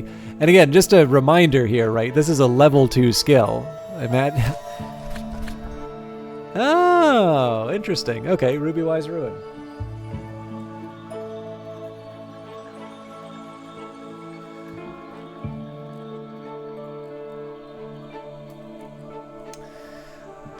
That was easy. So we're going to do the same trick, but now we're going to do it with nectar.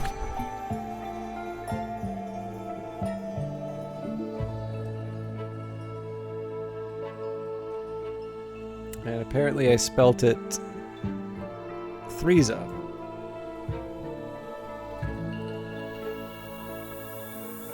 That's going to be a pain to fix.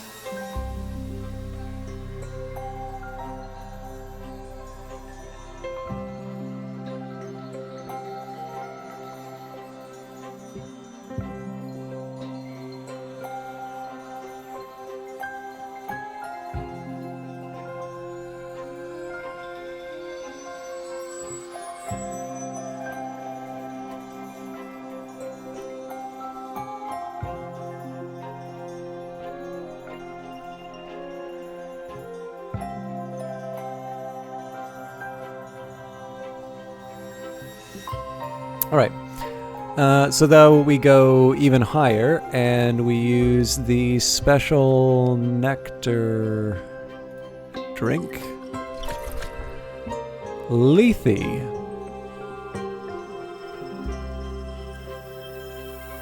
That interests me, actually.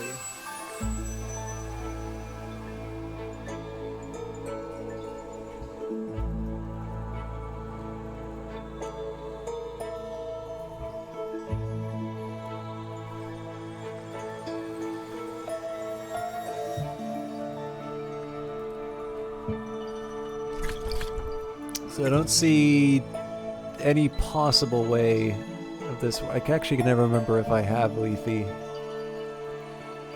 I just never remember what it looks like. Pappy Gragos, thank you for the follow.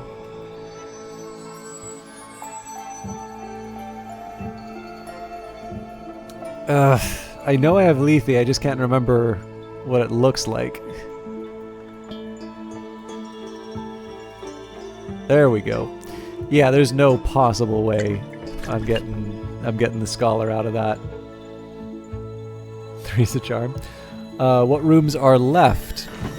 Basically, one more of Nocturnal. Sorry, two more of Nocturnal. The Trapped Cell. That I can kind of get whenever I want. And the Sagging Dock, that one's going to be quite difficult, I suspect. Then we have basically Dawn to deal with. So the Red Forbidding. Grail, I kind of have a feeling won't be as hard as it seems. I'm like 50-50 on it because... Oh, excuse me. I don't have a Grail skill to throw at it, but then I also don't have a Nectar skill to really throw at it either. But I feel like there's a lot more Grail things that I can throw at the... Actually, come to think of it, I don't think there's a Nectar... Just a second. No, the Musician has Nectar, that's right.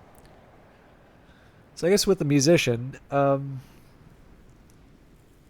if I fed him that drink, I could get him to 10.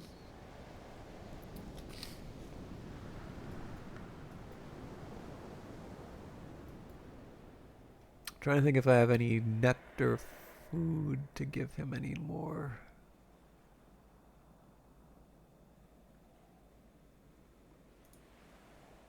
Oh, the golden marrow.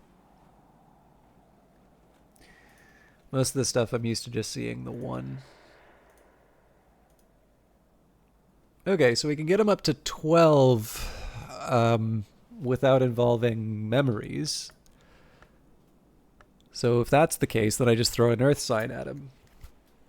But it would be nice to be able to know how to craft that high power nectar item, particularly in the so like for the nocturnal stuff, it's just sort of like, okay, well, we know we're not going to get any more rooms, but when it comes down here, we have no idea what it's going to take to unlock all of these other areas. Well, sorry, that's not entirely true. This one, we know what it's going to take to unlock this one, but like for these 1, 2, 3, 4, 5, 6, 7, 8 rooms. No, hang on. 1, 2, 3, 4, 5, 6. These 10 rooms, and technically whatever it takes to get the circumstance here. I mean, let's face it. I'm pretty sure this room isn't exactly going to be like a 3-moon, a 3-moon task. Okay, but I do want to go back to my skills inventory. So the hypothesis here is that there is no moon recipe for insects and nectars, or alternatively, whatever moon recipe exists is one that cannot be used at a desk. So we test that with a tryst, insects and nectars. We need the lunar globe to bring it up to 5.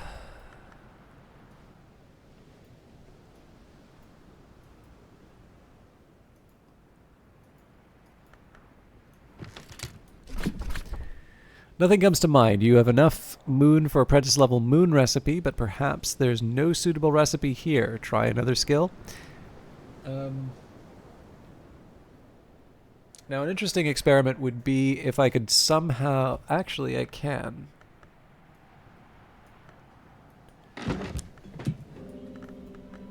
So now we go to... The dispensary won't help me, but the...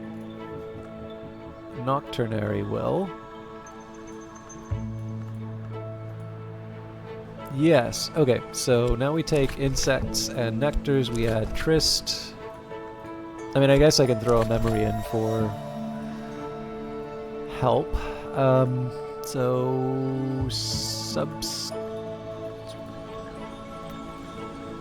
yeah, not relevant.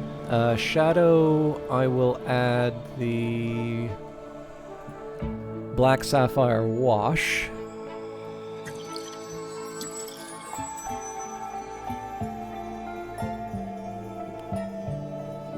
Why did I think this was going to work?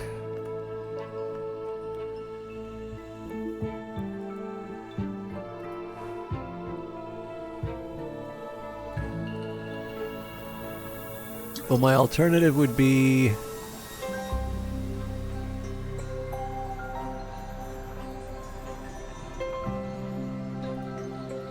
Yeah, we're so darn close. I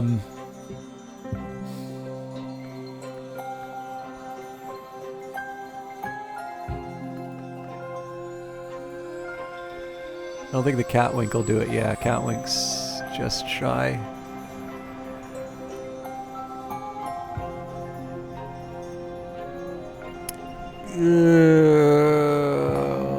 I kind of know it's a lost cause.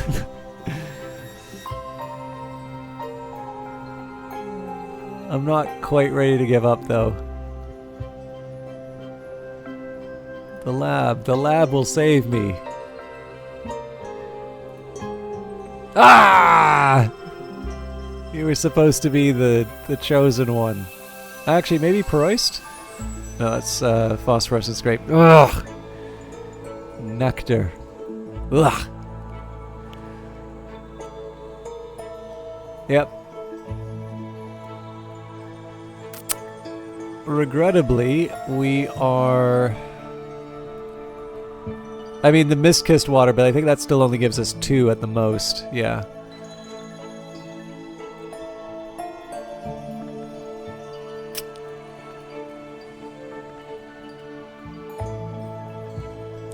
don't think... Basically, unless I have a second of the Black Sapphire Wash, I don't see how...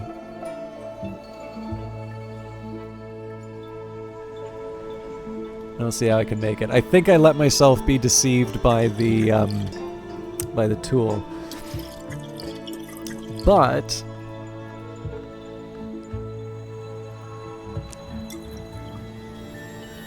I wonder...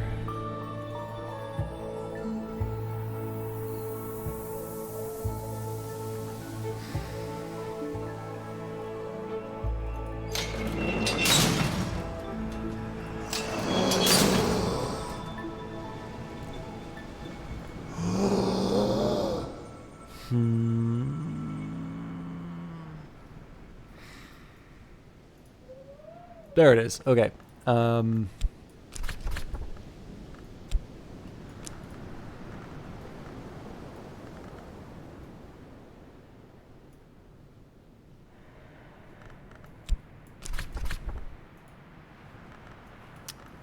Okay, so the fact that this is a pigment is helpful.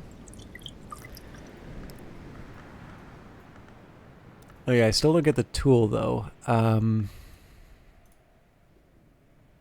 Yeah, it's the same problem.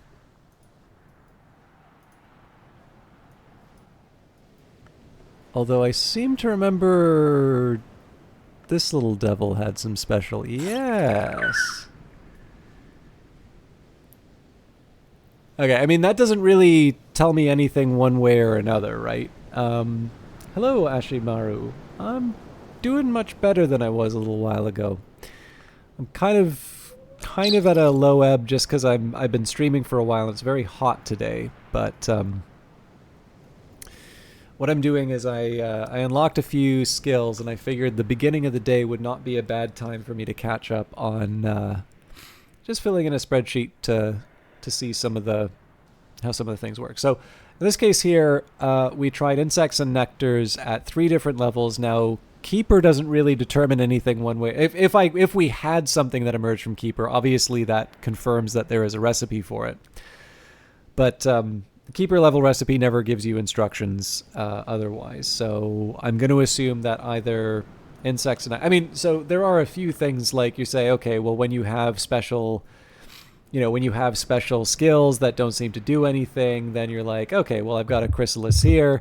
All right, well, I noticed that this thing doesn't have moon, so maybe that's not relevant here. But sometimes you say, hey, maybe there's something I've not been paying attention to.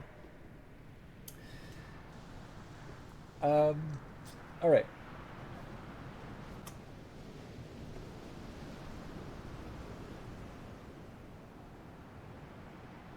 I noticed that drums and dances seems to be short on the nectar front, so let's see what the deal is there. Oh man, how do I even figure this out?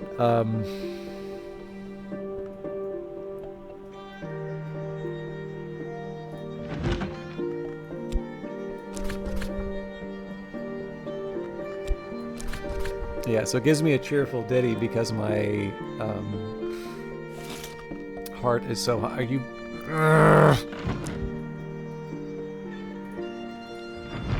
Nanadesk, my old friend.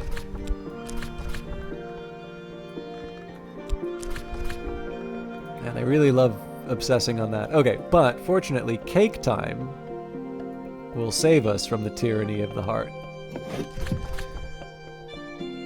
Yep, Savage Hymn, recall the hymns of the hill cults, or for a scholar level recipe, use an instrument to resolve it into a buzzing and more ancient song. Thanks. This game definitely has a way of creeping up on you, but it's a... There are worse fates. Okay. What?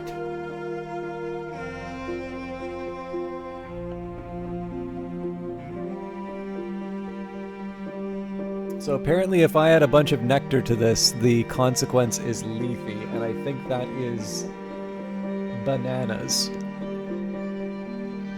That can't be right. Just a second here.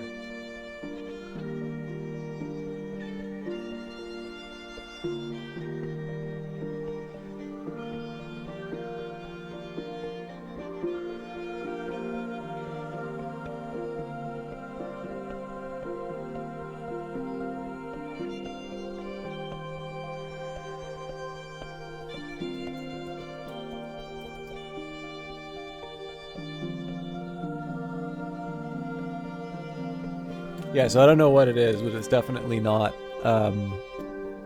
It is definitely not an earth sign. Now, this is Let's Get a Lurker. Oh, thank you very much. Hello, Let's Get a Lurker. Thank you for saying hello. Olaf T. Harry kind of donated a bunch of subscriptions to the channel, and so you now get, I don't know, a month.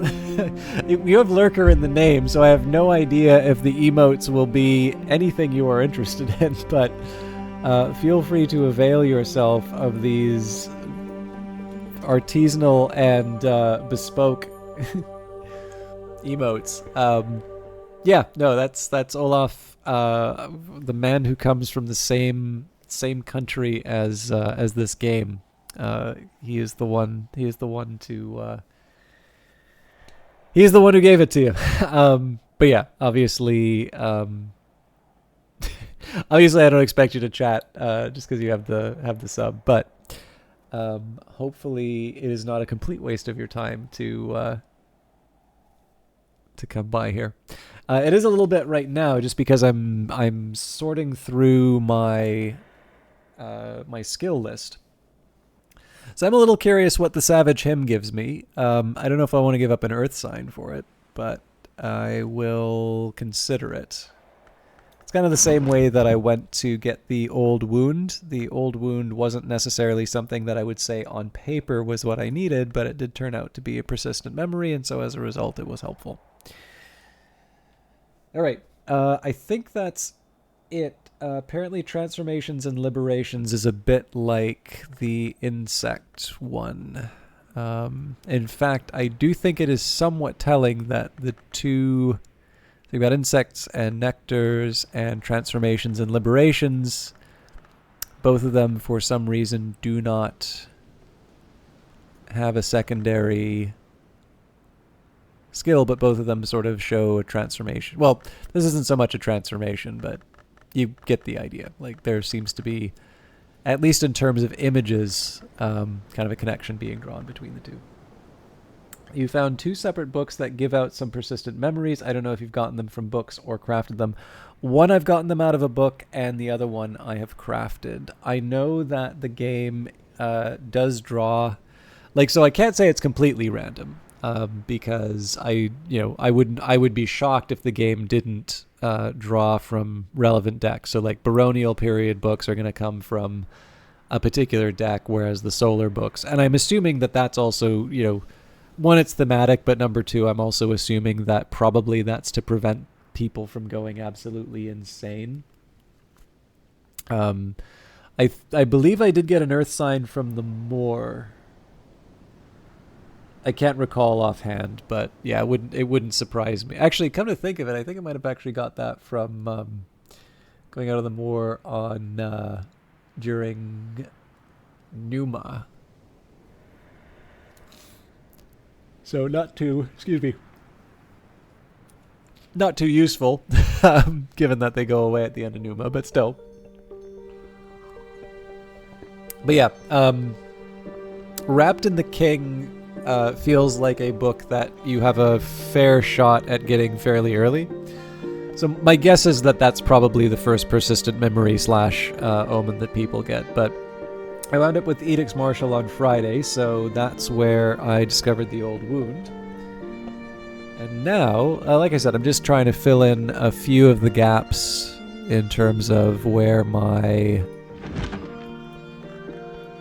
skills are. So because this is a fairly low, actually this could not be lower, I'm not expecting miracles here. So there's potential here for apprentice level moth recipe, provide 5 moth. For a scholar level recipe, provide 10. and a suitable ingredient. Keeper level recipes need 15 and something uniquely specific in each case, and as we've seen, it doesn't give guidance. So if you don't give it the items it wants, it's just going to tell you you can make the scholar, and if you can't make the scholar, it'll tell you you can take a hike. No, it'll tell you you can make the keeper. And I can never remember where I put this bloody skin shuck mead. I know we have one. I've seen it when I don't need it. I don't think it's in the pantry. And I know it's not outside because we used that one, but... It's not down here, is it?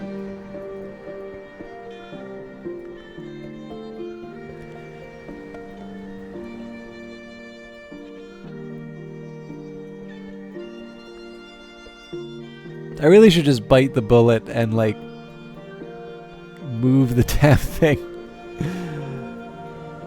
I think I've spent more time looking for that single item than anywhere. If it's in the dispensary, I am going to freak out. No. Oh, hang on, the infirmary. I bet you anything it's in the infirmary. There we go. I keep swearing to myself that... Alright, nothing comes to mind. You have enough moth for apprentice level moth recipe, but perhaps there are suitable recipes here. So I figure we can throw the moth orchid in, but I would not be surprised if the result was the same. Basically tells us you can't do anything with it. Okay. So, yeah, in this case, I'm willing to say the bug ones don't have a secondary recipe, or at least one that works in a traditional way. So really, the only thing that I don't have info for is the Savage Hymn, which I would be interested in constructing at some time, but I don't want to... You know, like I'm not going to lock that in at the start of the day. We'll maybe figure out some of the other things that we want to do. There is an argument for it, for the simple reason that, you know, it may be the memory that I need to read this this nectar text. Now, I might want to be a little careful on that because we're about to cross seasons. But I don't know, if you play scared the whole game, you're you're not going to get very far. Okay. So I don't want to spend all night on the scholar recipes, but I do want to take a minute here and see the possibilities. So for instance, stitching and binding, if we try and do something with an egg,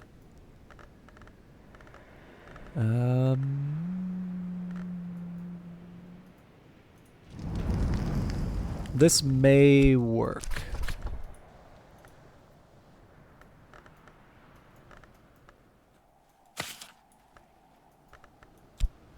So we got to get this thing 4 more health, but because we have the collector's edition,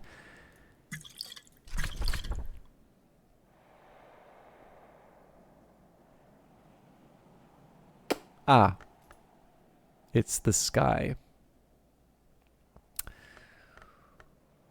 Well, that complicates things. Man, okay, actually... I gotta wrap my head around that one, so I need to somehow find a way to get an egg.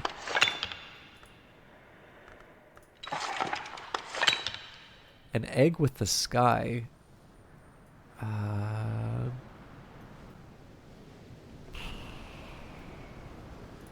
Oh, you don't... Nope.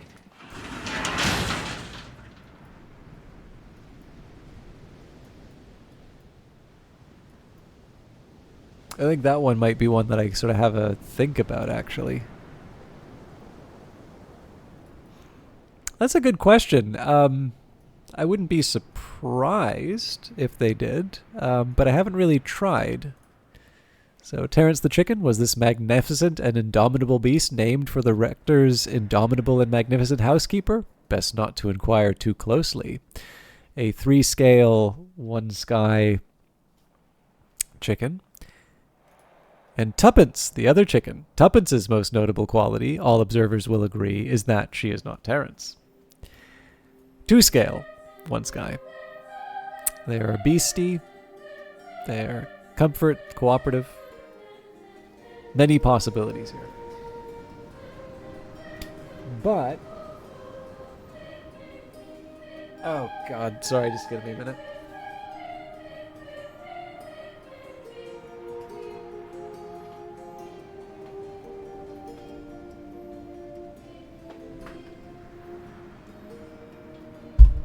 I kicked out my power and I didn't even realize it for the laptop. So I was wondering why my spreadsheet kept shutting down on me.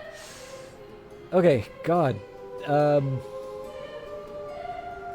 Sky, Moon, Knock, Moth. Like, there's a bunch of egg recipes, but they are... Okay, well, you know what? Before we go too far, let's just think for a minute. Like, what... So I've got a thing. Now, thing doesn't really tell me anything about an ingredient that I can put in, so that's not too informative. The egg aspect is informative. Actually, you know what? They seem... Did this have the egg? No.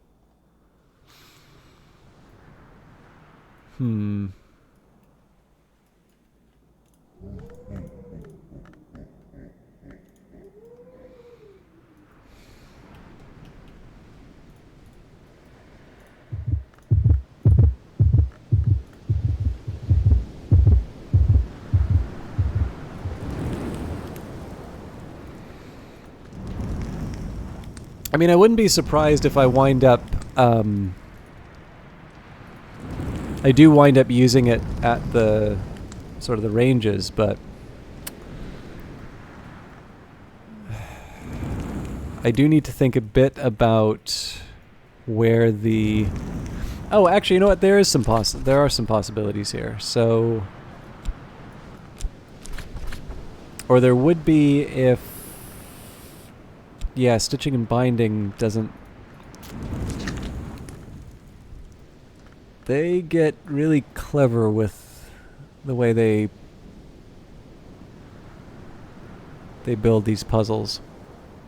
Also, I wouldn't be surprised if the gulls wind up giving us eggs as well. Okay.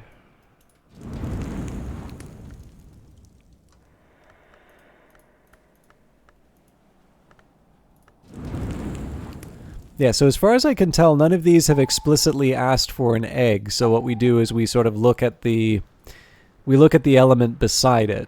But then the other fun part about this is that it's like, okay, well, let's play along. Okay, so we add the stitching and binding. I can't add the sunny day memory. So what I'm trying to do here is I'm trying to combine some brewable? Okay, this I am curious.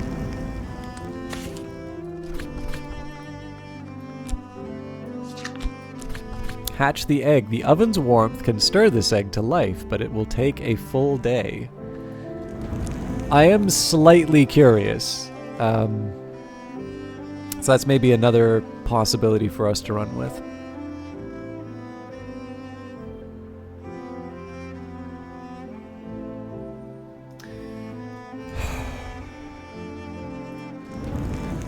So I think the challenge here is that it still winds up being...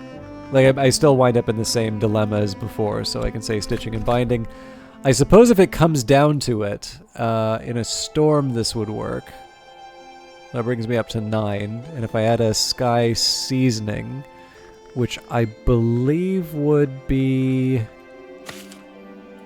Yeah, blue crown. We're already tantalizingly close. It's just the memory that's gonna savage me on this one. But that's fine. Again, we don't need to do it just for this one. So we have a moon and grail.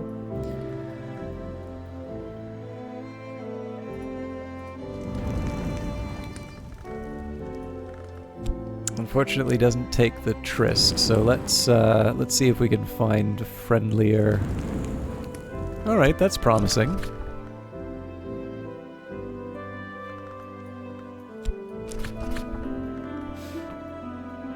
Okay, so if I add an egg, craft a stimfling.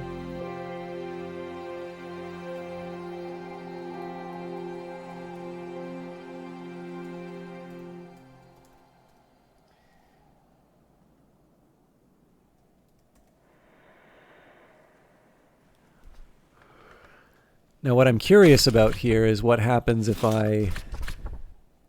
Okay, so this is an interesting one. Because this is brewable, it doesn't treat it the same way. So now my question is, if I find an egg that's not brewable, what happens? And the reason why I'm doing, I'm asking that question is that if the only eggs I can get are gull eggs, that, yeah.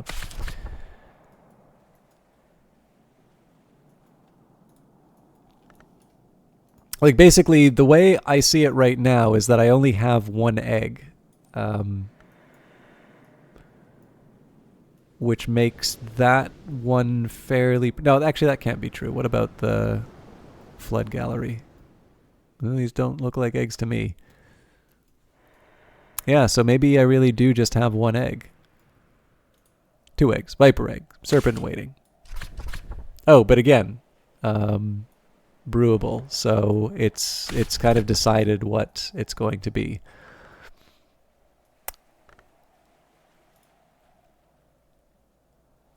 Oh no, that's interesting.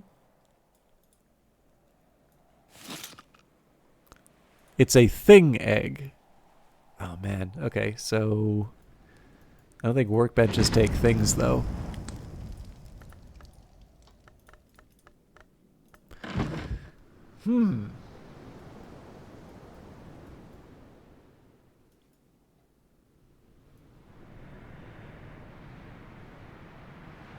I mean, not that I'm expecting something to get hatched out of the cranial tchotchke, but still.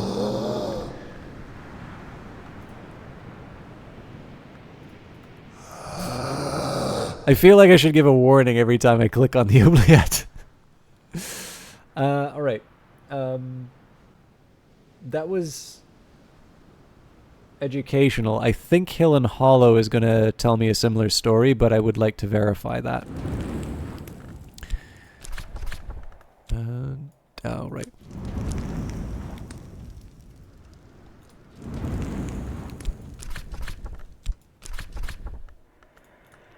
Old Wound will give me a little more moon. So again, this seems to be the only egg that lets me... Ah! Alright, chimeric larva.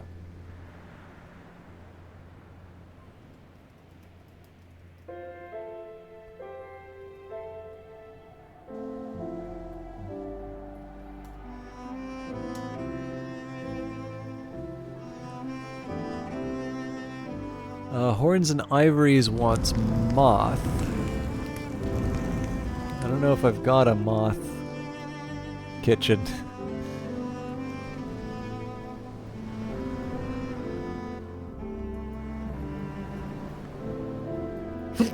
Excuse me.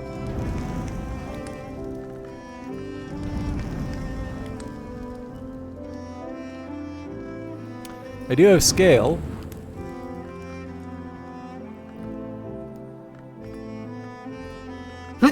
Excuse me. But yeah, I don't see how,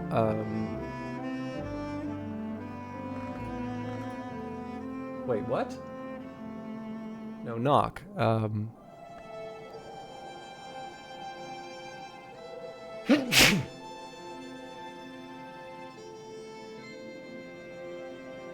still don't see how to get to... Well... Maybe.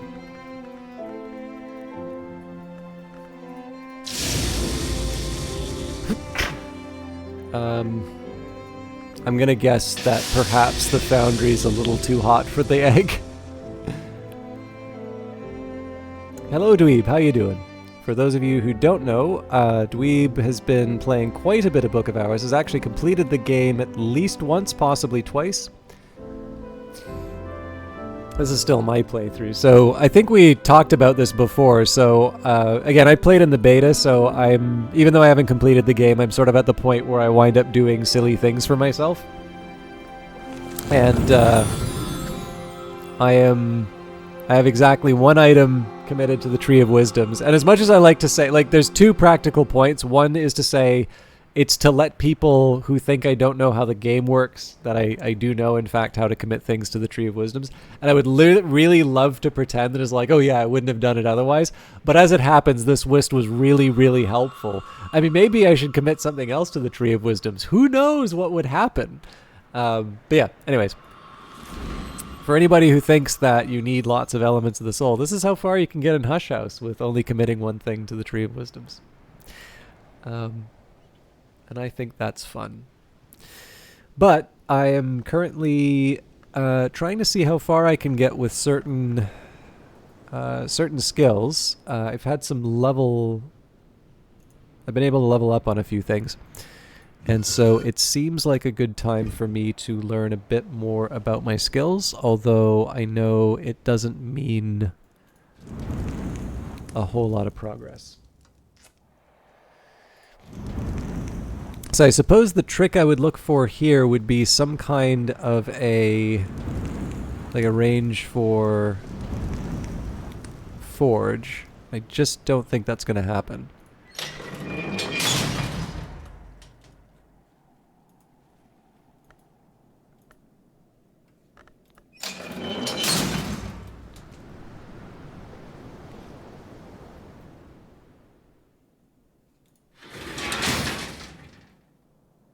Oh, now this is interesting. Okay, we definitely have some possibilities here.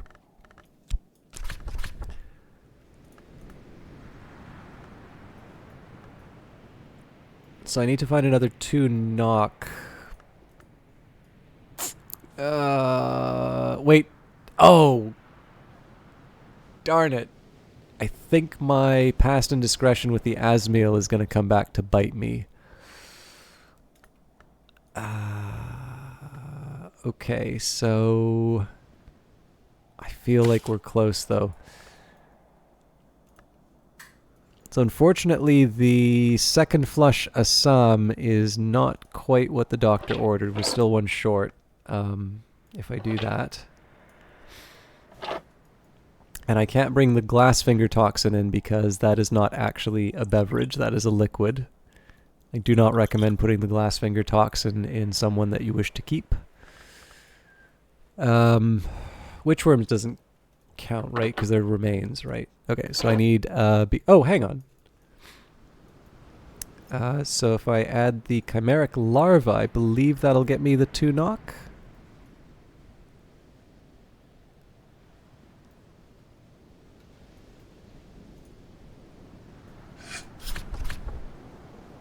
All right.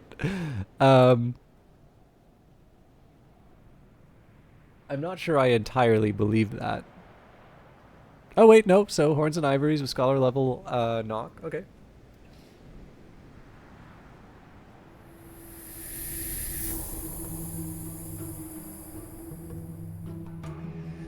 Resurgences and emergences, fortunately, should be quite a bit simpler on the condition that we can find moth. Oh, you know what? We don't even really need to find moth.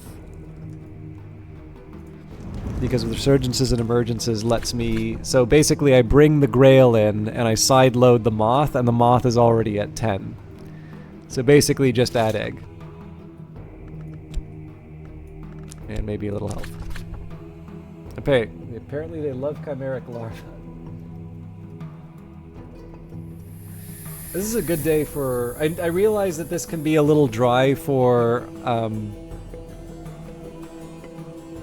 other people watching, but this is actually very, very helpful for me. Yeah, so I figure stitching and binding in a storm will probably tell me what I need to hatch this egg. Yeah, not just the eggs. So what I've got here is I've got a spreadsheet of 59 different skills now. And for the most part, like everything in terms of the apprentice level skills, I've got committed now. So the Savage Hymn, I don't know what the traits are, but I know that it'll be like a memory and music. My Scholar is a bit more... Like, my Scholar's a bit more rough. So some of them I know to add an egg and you know, how'd I put it? Like, I can add the egg, and then I know if I have 10 of that, it'll tell me what the recipe is. And then there are other ones which I just simply do not know what the recipe is at all.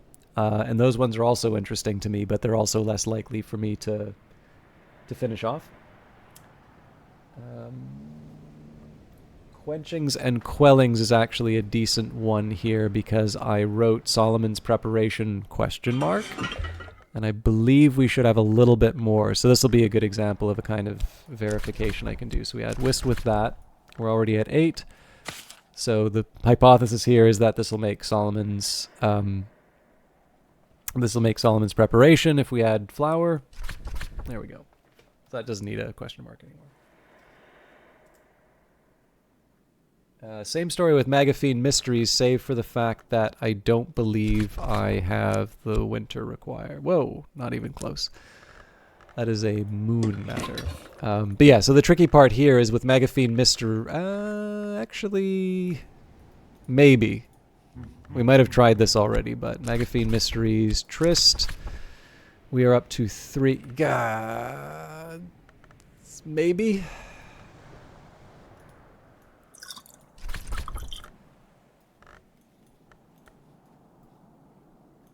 Surely I have some kind of moon liquid kicking around. I shouldn't be randomly clicking, though. Actually, I think this one is moon. Yeah, Umbrasoil.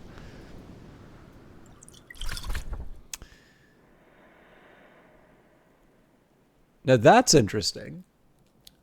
So for a scholar level recipe, crush a flour in and mix a pale and chilling draft. So does this mean Solomon's Preparation can be made by moon? Let's take a look and see what the traits are for that, because I always would have assumed that that was a big... I mean, I'm not super convinced, but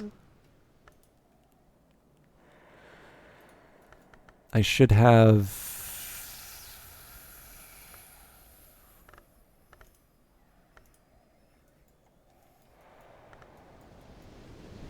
Surely some of these have moon, right?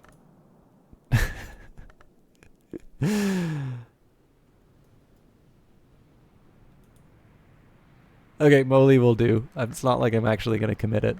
No.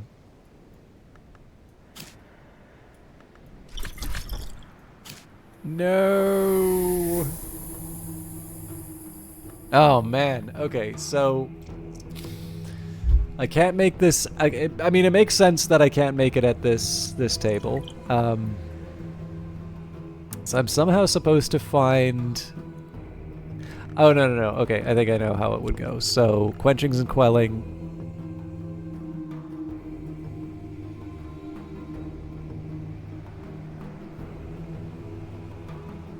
Not quenchings and quellings. Magaphine Mysteries. So I'd want to find a heart center for it instead. So I guess that's the dispensary. We can kind of do the same thing. So let's try and get a little clever here. I guess an old wound will help. Oh wait, no, it won't because it doesn't have the relevant. Right. That would have been helpful. But we do have the power of a Black Sapphire Wash. Unfortunately, I think we still come up short. Oh wait, no, the Moly was right.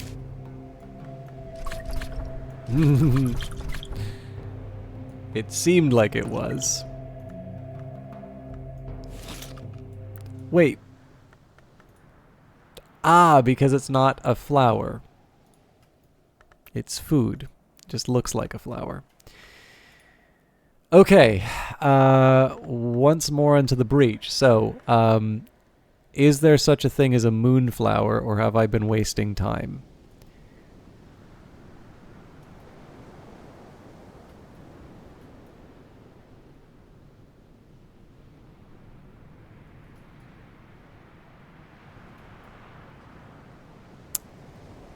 Well, I won't deny the existence of moonflowers, but I will deny the existence of moonflowers in my immediate possession. So let's move on from Agaphine Mysteries.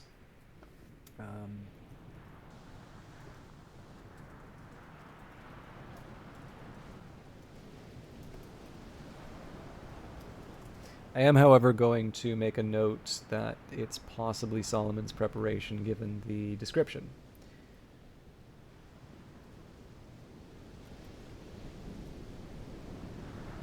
Okay, Inks of Revelation. Now, this is one that I've wanted to pay some close attention to because there was, oh my god, Revived Snow. I feel like it's been a while since I've seen you. Thank you very much for that. I can actually... Sorry, I'm grabbing my notebooks and that, so I'll do a couple of shout-outs here.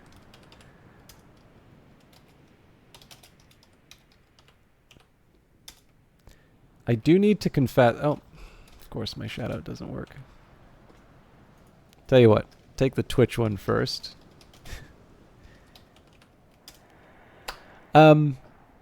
Man, it's been a while since I feel like it's been a while since I've seen Revived Snow's stream. So Revived Snow actually has a really interesting stream because they do a broadcast with text-to-speech as well as a virtual avatar. So the camless, voiceless broadcaster. Obviously that's not voiceless, that's text-to-speech.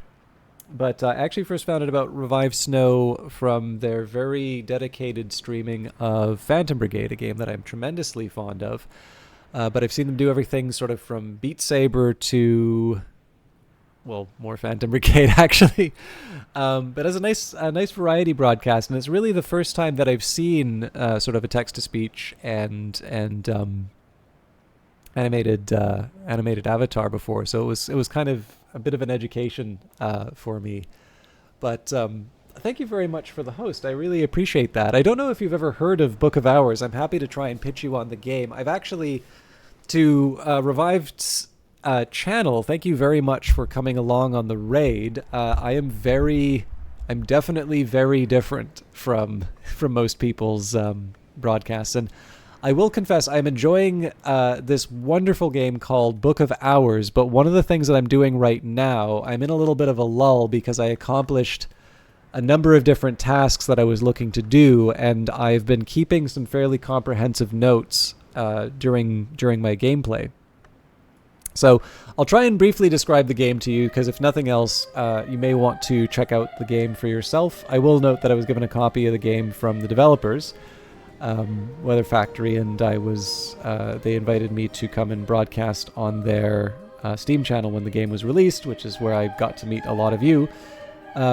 But in any case, it is basically a more relaxed kind of a game. You play a librarian who sort of inherited this ancient occult library. You start off having been shipwrecked at St. Brendan's Cove. You sort of make your way up to the village, and then eventually to the this great manor. One big mechanic in the game is unlocking the various rooms and sort of discovering what's inside. But as you can see, we've made quite a bit of progress inside the game. So one of the big things about this game is sort of discovery and mystery. There's lots of different books, as you might guess from a library game. Lots of different books to read. And generally what this game will do, much like its predecessor, Cultist Simulator, is that it will give you just tiny little glimpses to this special world known as the Secret Histories. So this is a follow-up to an existing game, which was more of a roguelike, so it definitely did not mind killing you quite quickly. But the idea here is that you are given sort of these fragmentary glimpses at sort of this special world in which there are sort of 5 histories with contradictions between them, and there are these entities called the Hours which will sort of resolve these contradictions.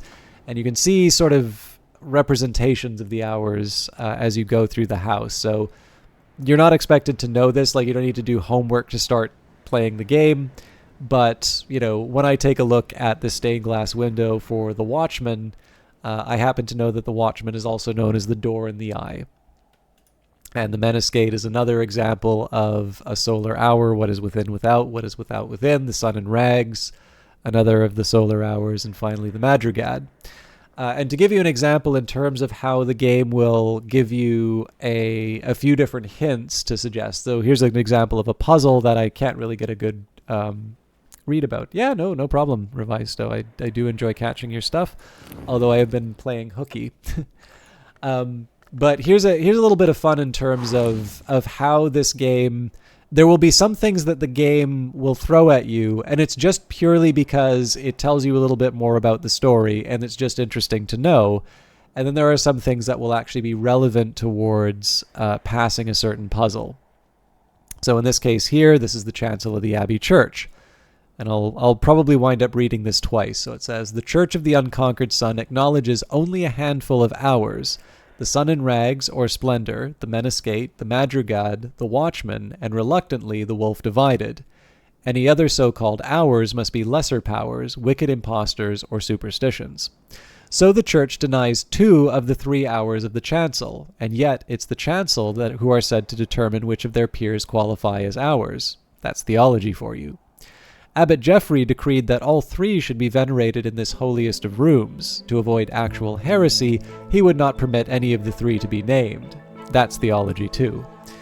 So, I sort of said how some of my prior knowledge of the game talked about the solar hours. So, Nave of the Abbey Church, for 1,000 years the unconquered sun has been worshipped here in all his aspects. Though since the heresies of the intercalate, many of those aspects are considered distinct hours in their own right, and the sun's death and birth are now celebrated. The Abbey Church used to be more golden, but many of the valuables were lost at the Abbey's dissolution, including the original stained glass. The magnificent windows are of recent manufacture, financed by the 8th Librarian Green, who is a believer of the Second Dawn variety. So again, there's not a whole lot here. You wouldn't be blamed for not making the connection that these are the solar hours, but from some of the knowledge that I got from playing the game before and reading some of the books, I can tell you that these 4 are solar hours, and specifically, there's a reference to an entity known as the Wolf Divided, and there is a suggestion in elsewhere that the Wolf Divided is the wound of the divided sun. So the idea here that if this is the Church of the Unconquered Sun and they're reluctantly worshipping the Wolf Divided, you can see why. As a result of the intercalate, the wolf exists, but so it's a solar hour to them, but it's not one that they're necessarily happy worshipping. But the way that this becomes a little bit of a puzzle, like right now it's already told you that the Church of the Unconquered Sun acknowledges a certain number of hours. But it says here, so the Church denies 2 of the 3 hours of the chancel, which means that we know one of the hours of the chancel is the sun in rags or splendor, but the sun in splendor has been divided. The Menascate, the Madrugad, the Watchman, or the Wolf Divided. So one of these 4, or the Wolf Divided, or potentially the sun in splendor, but I don't think it's that. And then the last item, the Shrine of the Chancel, we do not name these hours, but we acknowledge that together they are the chancel, the cruciate, and the road. And here there are 3 aspects: Moth, Winter, and Edge. And Moth, Winter, and Edge wind up associated with certain hours. So as you can see, in one sense it's very, very complicated. But you also have a library full of books, and you have people who visit, and you have lots of different details in terms of just trying to figure this stuff out. There's actually a totally separate puzzle that I'm trying to work out as well, which I thought might have been related to adding Disciplines of the Scar, and I don't even know what else I would add in here, because I don't have any edge. Although I do have the old wound now.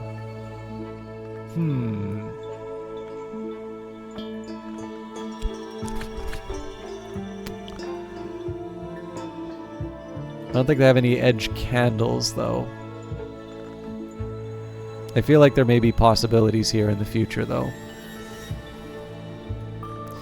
So my other alternative would be to go back to Auroral Contemplations, but we already know. Well,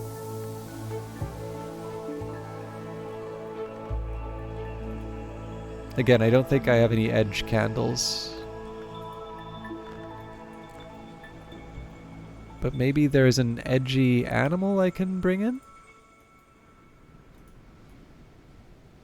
None of these really seem like edge. I guess a cat, if you sufficiently annoy it, would be...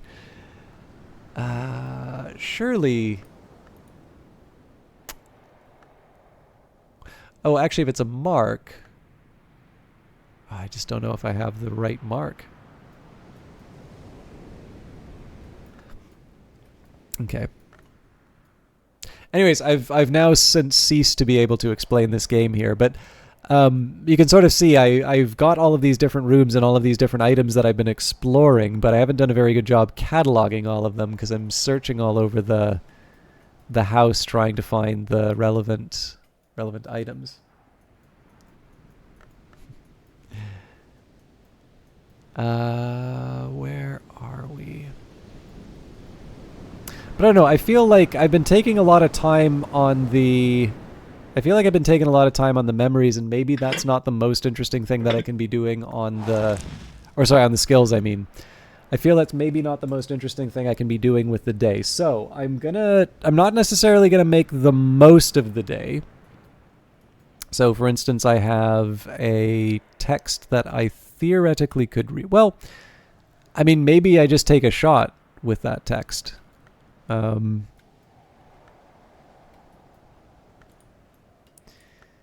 it's the Kukurbit prisoner records, and I do have the earth sign to throw at it. Normally I would want to wait for a rainy day, but the worst that happens is I just wind up with a malady. So if we go to the Nona... And in fact, better still... Okay, so first of all, I'll find the highest knock. So actually, this is not a bad example of one thing you'll do in the game.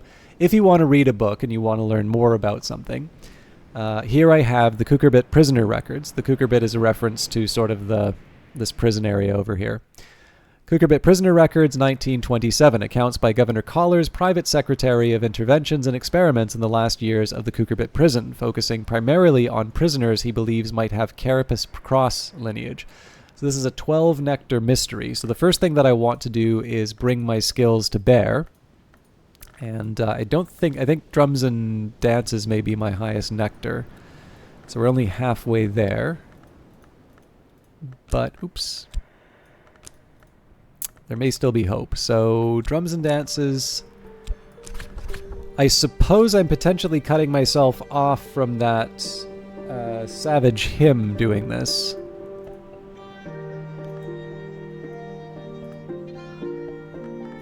So if I add the earth sign...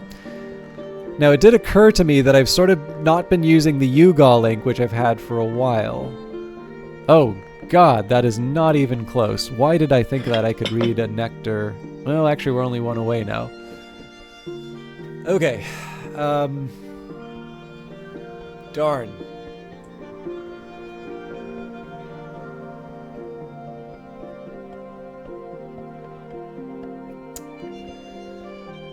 I think this is still worth a shot, so perhaps you provided nectar, but not enough to match a mystery nectar. Now,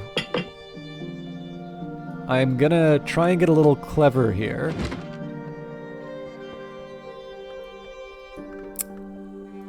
So I'm gonna start by using my Tryst, and I'm going to reread Wrapped in the King for the earth sign again. So I've already mastered this, but I could reread it and perhaps recall a memory.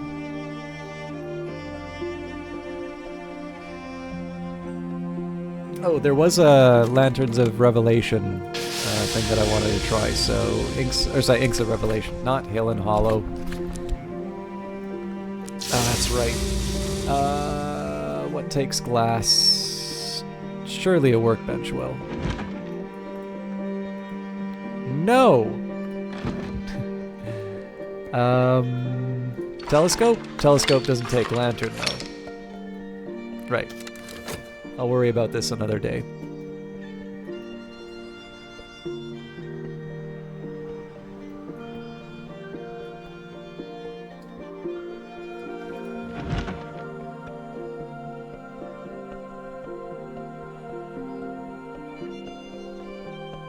Actually, the other thing I can do is I can bring in Reverend Timothy to help.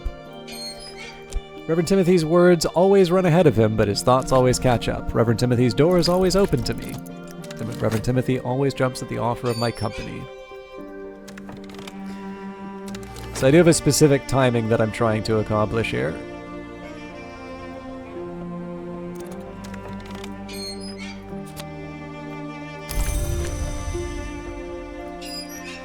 I'm not going to talk to him right away, but I do have an idea.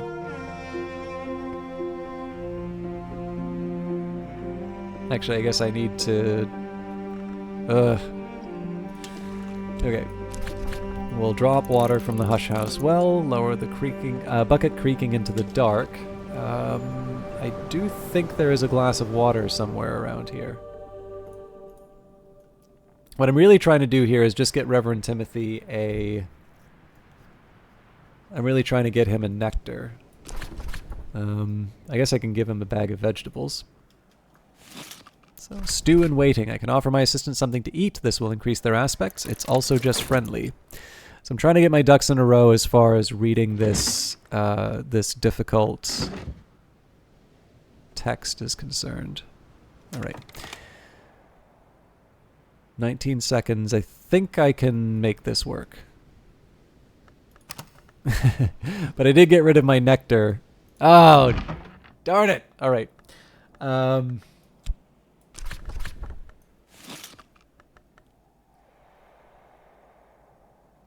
Getting the water wasn't necessarily a bad idea. It was just a bad idea right now. So it is very possible I'm wasting the Ugal link, but I should be able to recreate.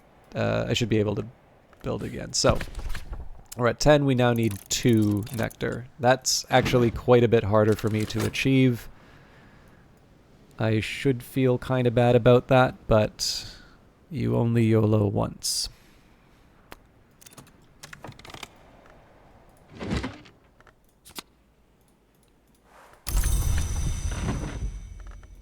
So I still have the Shapt and the Whist running around, and I guess it really depends on how the studying goes. So perhaps you provided nectar, but not enough to match mystery nectar. If you're lucky, you might still succeed.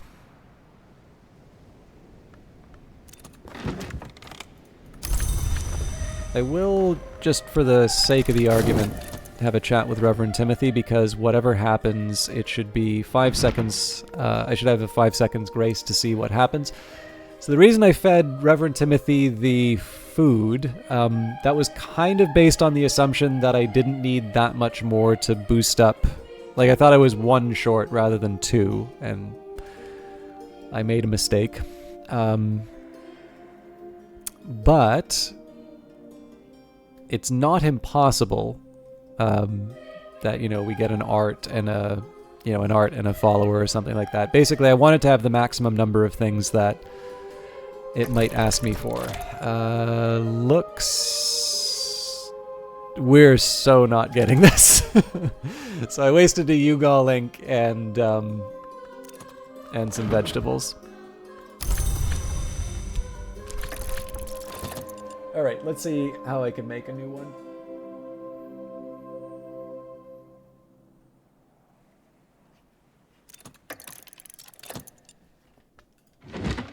Again, we can watch, but...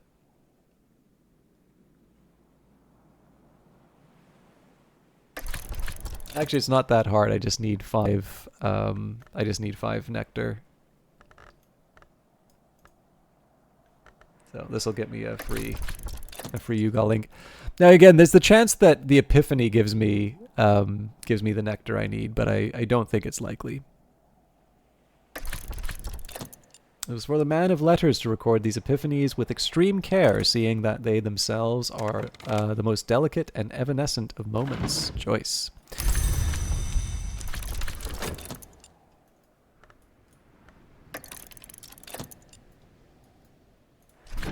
Not today. The mysteries have defeated me for now. So we got Lantern, Moon, Moth out of that, but yeah. So, got a fear for our trouble. But the Faust is just fatigued. We didn't get any negative influences out of that. So yeah, I mean, not ideal, but it wasn't a complete disaster either. I think I'm gonna leave the Cucurbit prisoner records until summer, just in case we wind up hit with a Numa.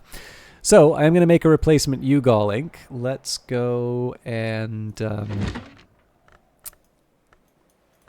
right, so the Roots needs Moth, so Natan's desk is a good one. And that needs Shapt. So we can just craft a Ugal ink, brew a dark and persistent ink. That's recovering the resources I gave up to make that. So the last question is, I've got a Whist. And I'm not completely... Like, I'm not ready to fully give up on studying my scholar level recipe, so I'm going to see here if I have any winter stuff that I need.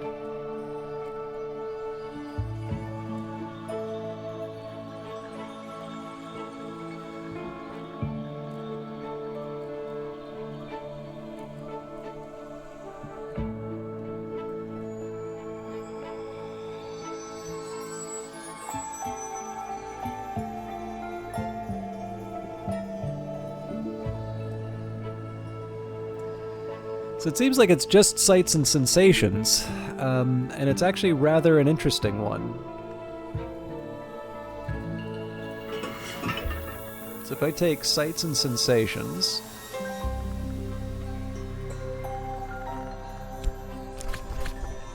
give it a hindsight.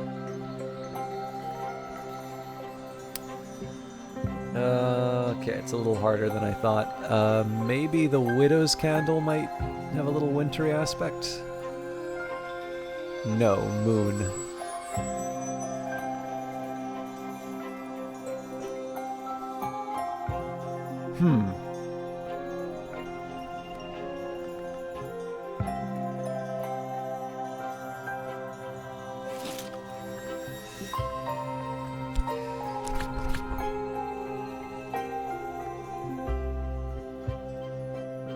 Well, that's interesting. Oh, for heaven's sake. No, I know what I did wrong. Sights and sensations been my main source for Solomon's preparation. Okay, there's nothing... That's not entirely true.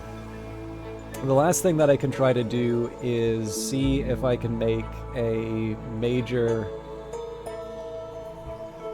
So I was able to make the Nillicant from Inks of Containment. So I suppose the question would be, with Rime and Remembrance Snow Stories, or Putrefactions and Calcinations. Actually, you know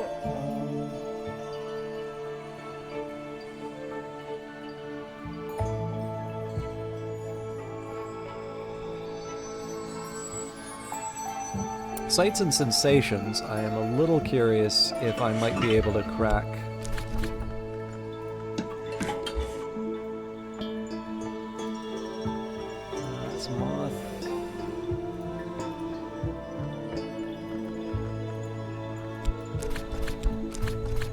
I'm curious if I might be able to crack some kind of a...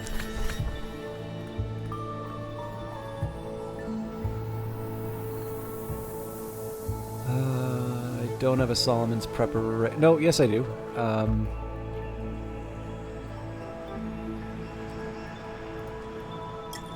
Yeah, but that won't work.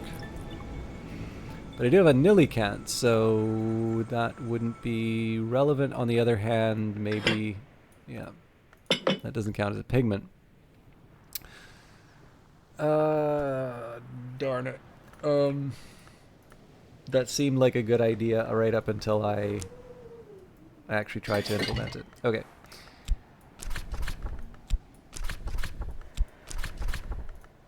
So at least here I can add Solomon's preparation.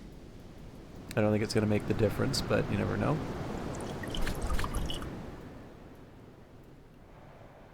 Ah! Alright.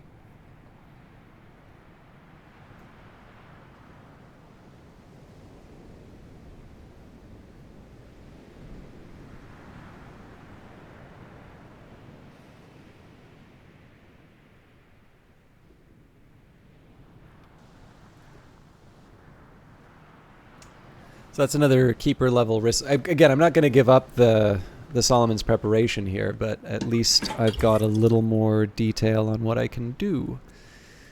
I don't really see a way that Snow Stories can come through here, but it is a chance for me to experiment.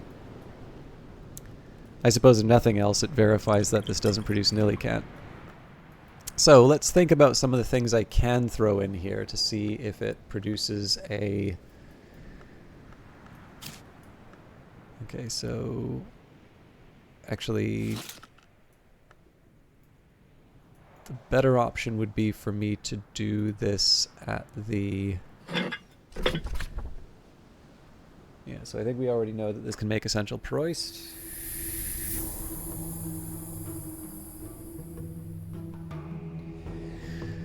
So the real question is, if I give this an Essential Proist, does it give me something else?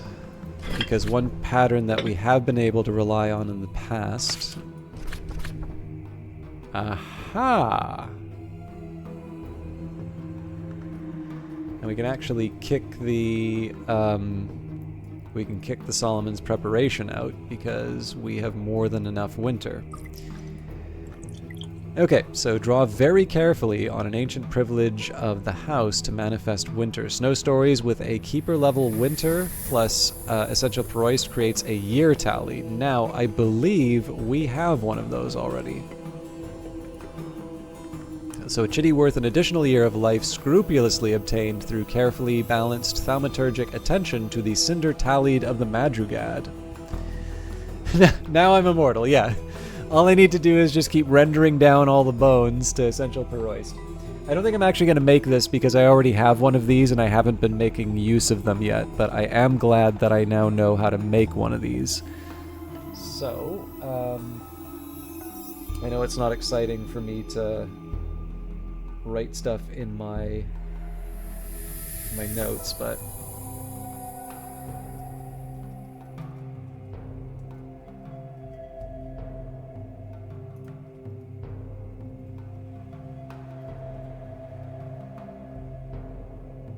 Is it Periost? I don't know how to pronounce it.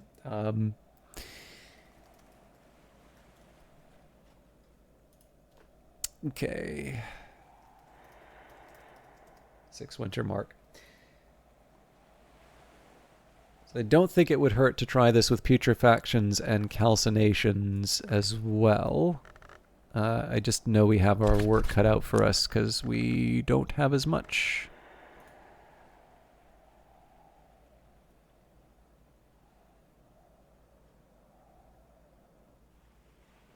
I'm actually going to try this from the top. So, okay, Ragged Crossroads is an interesting one. So, let's just add Solomon's Preparation.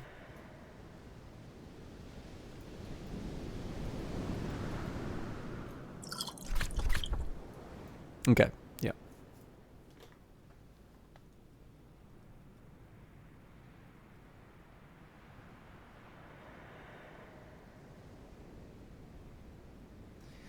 Quenchings and Quellings. Gemini.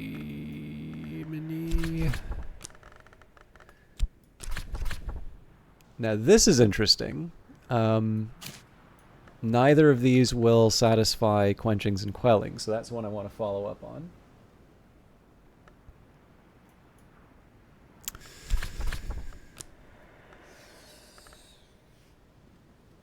Rhyme and Remembrance is close. Okay.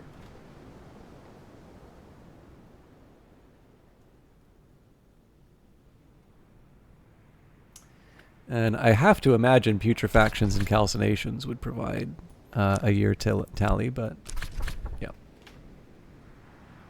Okay, so I mean, except for Quenchings and Quellings, we now know all the Winter Keeper recipes, which was not what I was expecting when I started today. So, I suppose the trick here is to just try... So, like, the totally uninteresting thing for me to do would be to actually add the flour that it asks, because in this case I just know... Yay, Solomon's Preparation. We already knew how to make that. So Essential Proist... I don't really feel adds much here. Like, it gives us the extra points, but we sort of need a little more.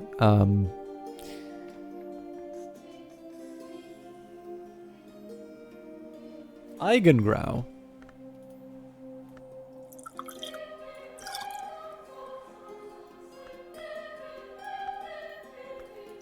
Now we're thinking with portals.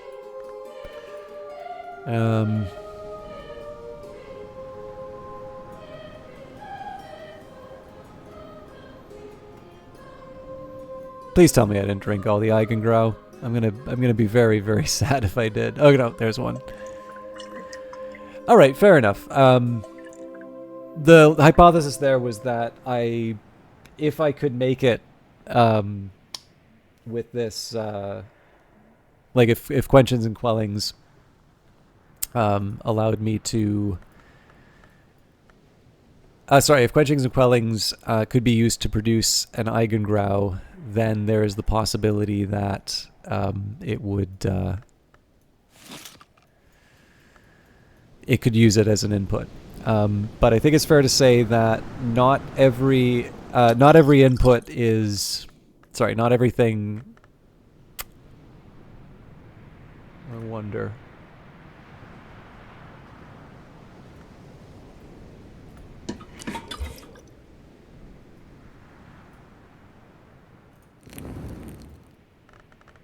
So the fact that that didn't have a keeper recipe following the usual pattern.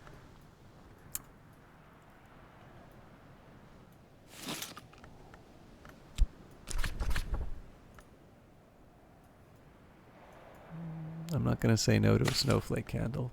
Okay, again, it feels like one of these things that should work, but no luck.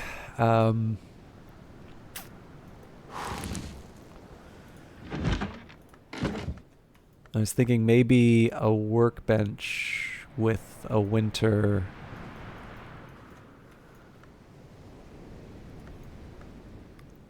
like a winter, winter wood, but I don't think I have such a workbench. Okay, well that's... I'm okay leaving that as an open question.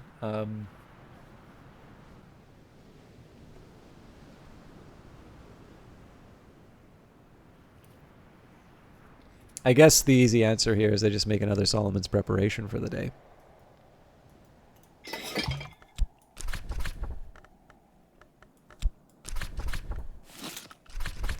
Muddle and mix a wintry preparation. I've definitely found myself wanting one of those when I needed it. I guess the only other thing I can say is it would be kind of nice to know about that Savage Hymn, which I was hoping to work with. I don't know. There will be other opportunities to try it out. I think if I'm going to resist reading the Kukerbit prisoner records for the next little while, I don't need to listen to everything Reverend Timothy says. He doesn't really expect me to, but I'm often glad when I do. Yeah, I kind of feel like I will have plenty of opportunities to try out the recipes, particularly if I'm waiting for summer to read the next... to try my next attempt at the Kukerbit prison records.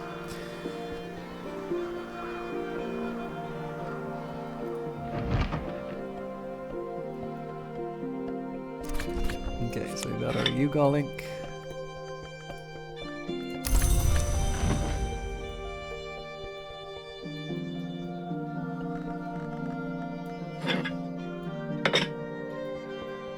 As it happens, the fact that I wound up using the heart to draw water from the well didn't really affect our prison records. Again, the best one for me to work with really is when I have a rainy day. So that's weather with nectar. The best way for me to read this particular book here is with my health. Drums and dances, so that brings me up to 7. Kitchen bowls, which brings me up to 8. Let's say I bring in the earth sign, so that brings me up to 10. Wait. Were we able to bring it up to 11? Health, drums and dances is 6, so that's 7. Cake is 8. Weird. I'm either missing something or I have taken leave of my senses.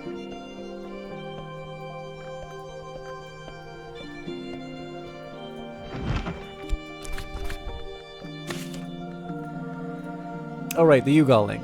Okay. So that's another 2. Right, 1, and then we add the book. So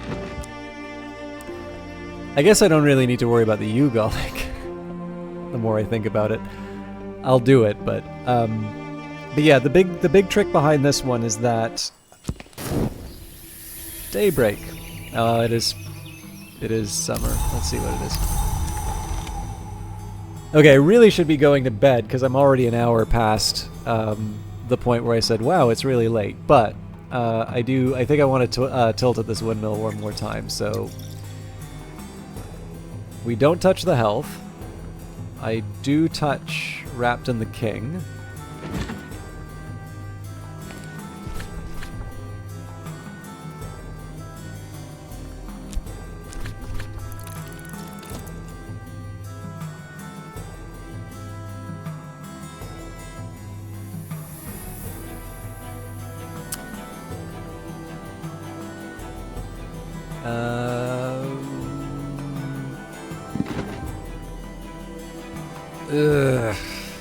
I'm trying to think of a way that I can make this... Oh no, I think I can make this work now. I just really don't want to use the earth sign. So drums and dances... I don't really care what it is, Faust. So I don't want the cheerful ditty. I don't believe adding the cake bowls does it. Yeah, so I do need a...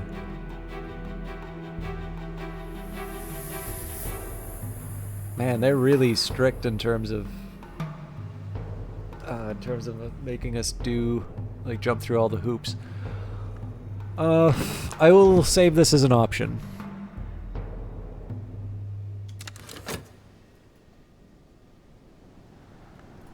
I'm not going to enlist Reverend Timothy's help today, I think. I'll leave it aside. So, for 3 years, the sculptor adept Zuthimalim Zidane has labored at his masterpiece, an abstract sculpture that speaks with the voice of the desert lark, and now, puzzlingly and suddenly, he is dead. So I don't know how many more visitors we can expect on this one. If we don't have a visitor, I'd kind of like Azita because they can teach me Deep Mandaic.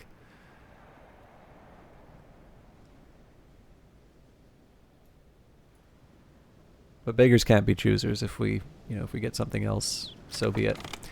Okay, so I was just holding on to the earth sign until we had enough. So we will now use my soul. Drums and dances for its 6. The earth sign, omen/memory. In the tracks of beasts and the convolutions of his own carapace, the egg vein, the shell shadow, the many-eyed one found the signs which can be history. An earth sign is an auspice traced on the cloaked shape of the earth, perceptible to the sensitive, interpreted only by the wise. So we will try and take notes in Ugal ink, a variant of Iron Gall ink, particularly difficult to erase, a minor ink of power. So we're still short the 1. Hector, a hedge of thorns, but the hope here is that either the reserve memory here, or maybe a piece of art. Hey! Magister Hulkabald, metallurgist, gourmet, corrupted immortal, and supposedly a long ago king's byblow. So he understands Aramaic, Frisian, Greek, Latin, Deep Mandaic. He's interested in Forge Grail. I do believe... Oops.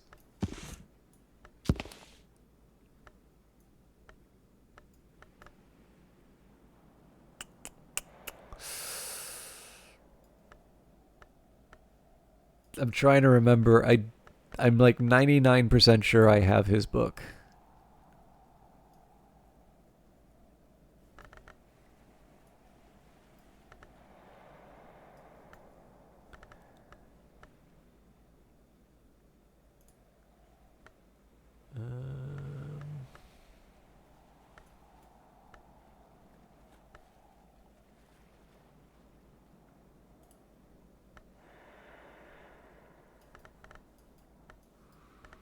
I don't think it would be up here, but I've been wrong before.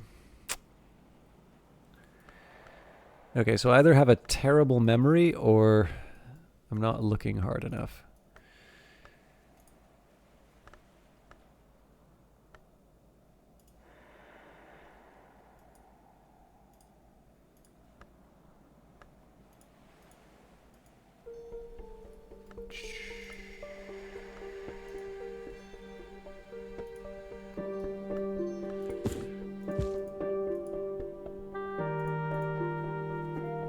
So many books and details, I know. And again, the catch on this one says a few details about Magister Hokebald. This is a gentleman named Hokebald of Posen. So the developers of this game have released a few... So there's a couple of letters that refer to Hokebald. There was a DLC for the previous game called Exile, and there was a suggestion that one of the endings for that one has the exile become sort of this assassin figure, almost like, I don't know, an occult John Wick, and that he had successfully killed Hokebald of Posen. But again, because there's multiple histories, he may or may not be actually dead. It depends on what history you're in and whether or not you believe the stories. And this guy has definitely written a book. I'm just trying to remember where I put it.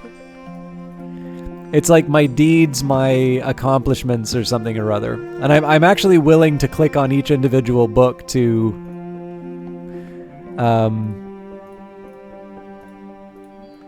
like verify that either I don't have it or I'm just not paying attention.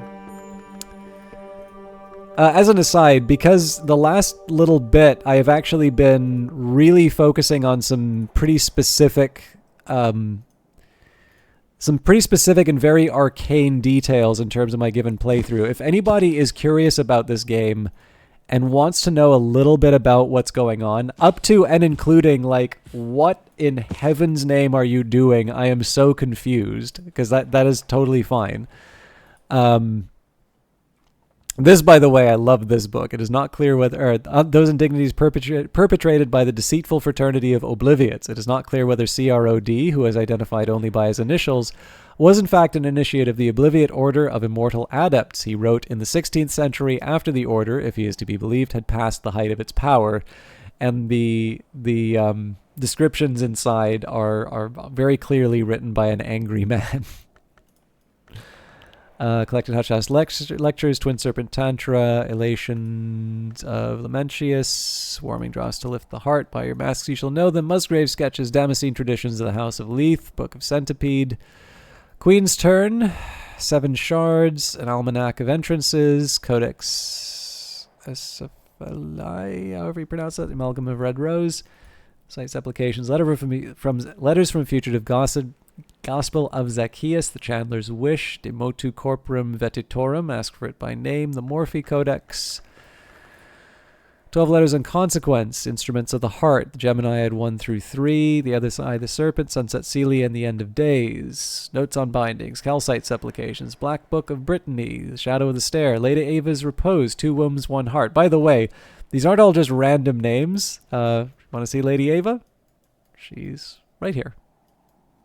This is the Crystal Called Scolecite, the Wormstone, polished to chill smoothness. Okay, where was I? Repose, Two Wombs, One Heart, The Iron Book, Memory of Gods, On Imperfections, Black Nephrite, The Memoir of Malachite, The True and Complete Accounting of the Asclepian Mysteries, The Roots of the House. 108. Skeleton Songs, A Shape in Smoke, Treatise on the Underplaces, Snare of the Tree, Collected Proverbs of Aunt Mopsy. Also the name of the game design book by one of the creators of this game, Serenity of the Black Wood, Hunting Journals of Brian DeWolf. The Beekeeper's Ends, Temptations of Architecture, another reference to the wheel locks and specifically Treowen. De Ratio Quircum, Vinzant's Minglings, Advice on Containment, Glimmerings, Kittling Ripe and Moldywarp's Graves, or Another Stories, Nin's Cages. As the Sun is Coarse, The Humors of a Gentleman, Intimations of Skin, looks like I don't have it, Just Verse, The Hissing Key, History to Eternity, Letters to My Successor, Honey the Comprehensive Guide, 1000 Threads, Cucurbit Prisoner Records, Book of the White Cat, Deaths of the Moon, The Ascendant, Medusa's Lament, The Encircling Tantra, Secret Colors, The Wonderful Shape, The Three and the Three, the Vatican Manuscript, 26 Enticements, 7 Torments, The Book of Thrones, Nin's Cages, the Avignon Text, Book of True Blood, The World Does Not Weep, The Orchid Transfigurations of Birth, The Exorcist Field Manual, The Tantra of Worms in the Mallory, Watchful Tantra, Fire Circle Tantra, Thirsting Tantra, Book of Maya, Red Book of Brittany, The Radical Measure, glossed, a novel method for invocation and contrition, The History of Inks, Isaac Karth's History of the Shadowless Kings, The Burning Woman, and The Descent of the Shell. So,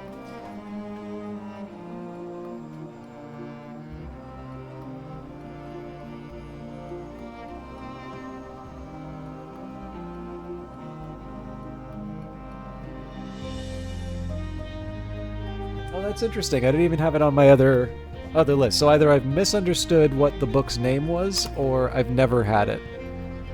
Anyways, Hokebald is here on the Affair of the Unfinished Lark. Let's not keep him waiting. And this is what you call summer? Pathetic. Don't make me stand around out here. On the Unfinished Lark, now then, this Lark business. Sedane's gifts were mediocre at best, but I think I might salvage something from his work. Try a book with as much mystery forge as their forge interests. So Hokebald is interested in 5 forge.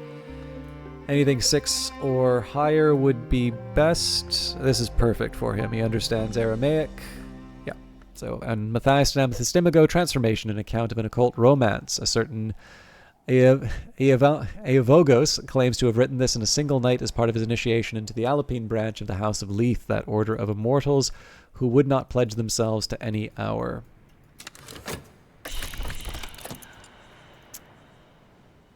Zidane made use of some unusual materials. If I am to salvage the work, I must understand their properties better.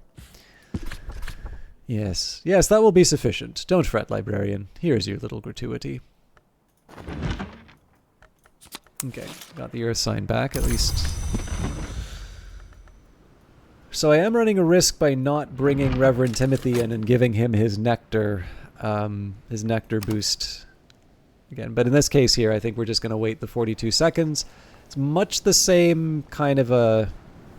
I mean, it's not exactly the same in the sense that I have 1 more nectar than I did last time. But if I don't get the right, draws in terms of the future opportunities, it'll still fail. But again, I'm not too worried about it because Ugal Ink is something that I can pretty simply create. So I'm not too fussed about that. And then Chance for a Memory is not terrible. Element of the Soul won't help. Help or would, but. Okay, what are we up to? Awen, Divine Inspiration, or just the right breath of air at the right moment? Again, I don't know what Awen gives us, so I don't want to rely on it. Art, it's educational, possible inspiration from a relevant painting or other wall art, and comfort, relevant furniture. So, we'll feed the book a cat. No, in this case, we'll see what comes up, but 2 of these will give us the one nectar we need, so we definitely have it this time. Alright, stretch my legs and change my point of view. I believe the wicker chair will work here. Okay, this is now a mature stream. Nobody look at the silver Spintria. By the way, Spintria actually look more like this than the other ones. Alright. So where I can, I'd like to make another Ugal Ink, but let's not get ahead of ourselves. I'm looking for nectar, and I figure a wicker chair is a good start. Yeah, comfortable garden chair. So, we will take the book out to the garden. I'll take a seat. And that gives me the nectar that I needed. And better still, we have a bunch of elements of the soul, so we might be able to level up whatever skill we get out of the book. So just a reminder here, this is the Kukurbit Prisoner Records. This might also tell us something about the Nocturnal section that we're in. Accounts by Governor Collars, private secretary of interventions and experiments in the last years of the Kukurbit prison, focusing particularly on prisoners he believes might have Carapace Cross lineage. 2 prisoners suspected of Oniric crimes are encouraged to access their inner Carapace Cross tendencies and develop attributes of the Seglas kind, sickle-formed crustacea. Regrettably, they lose the ability to breathe air. One dies, and Collars releases the other into the sea. Oh, I've seen an image of the lower levels, and I am curious. Collars describes how he successfully induced an unstable carapace larva to develop into a greater form using insects and nectars techniques.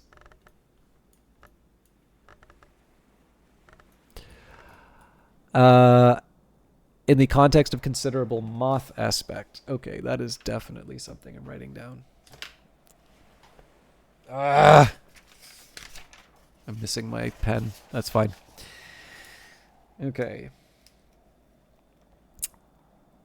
So...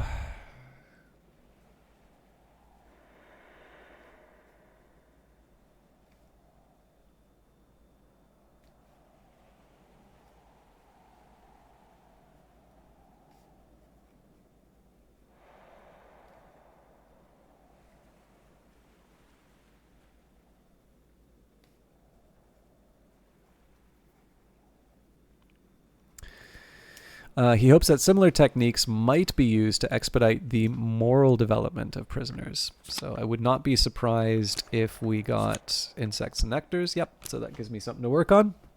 And we have another book for my spreadsheet. So it wasn't quite the breakthrough I was looking for, but I think this has told me something. So...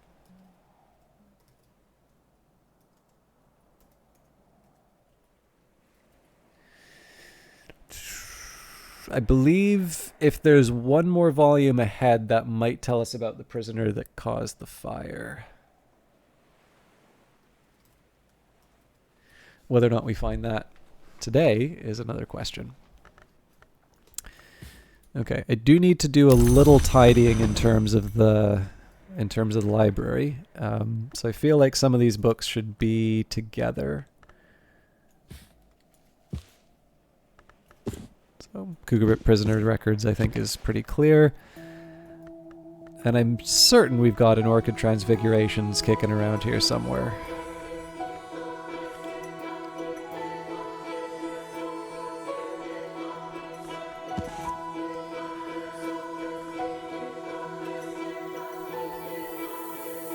Fascinating. If you had asked me before I read this, if I'd read the Orchid Transfigurations before, I would have said yes, and yet I don't see any evidence of it here.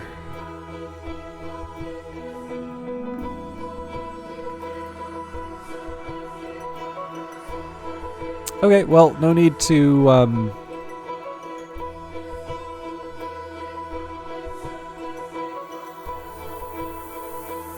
get too fussy about it. I do need to find a new place for the Tantras, though. So, we're sort of out of... We're out of shelf space. At least in sort of the immediate area. I could start stacking them in the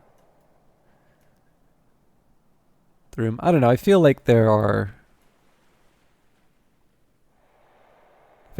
options. I just need to be...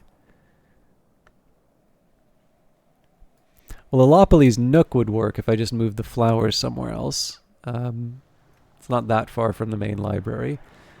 Alternatively... you know what? We'll stick them here for now. This will be a little bit of a pain to... Nope. Not enough space.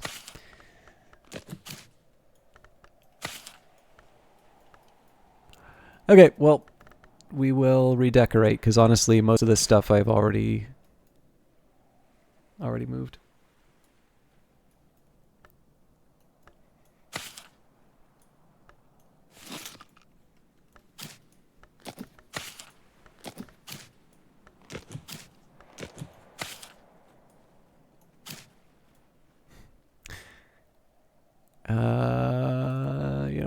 pick these up.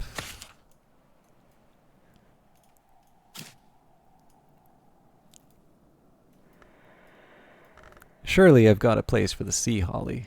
I can put one on the table here, and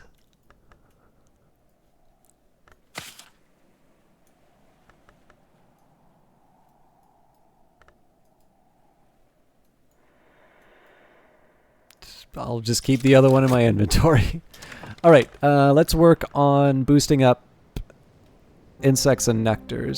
So we're not that far down the road on them, but I still need to get the relevant memories. So I think we'll do one upgrade today, and I guess the other one happens tomorrow.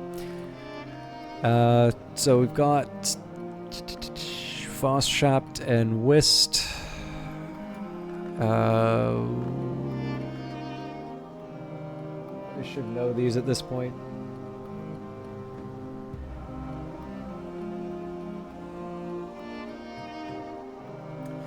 And I am, so if I had a guess, we've got this chimeric larva. I'm going to guess that I'm going to be able to do something with this guy and the insects and nectars. So if I can, I want to boost this as much as I can. It did specify that it needs to be powerful moth, so I'm going to need to, I don't know, I'm going to need to think a little bit about how I'll pull that off. But before we try that, let's get the relevant memories working together. So it's a moon nectar. So I've already got the nectar from the impulse. If I can, I'd like to avoid using the earth sign. So a confounding parable from the seventh voice.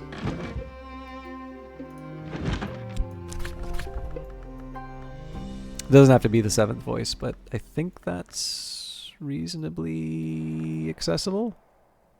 Maybe not.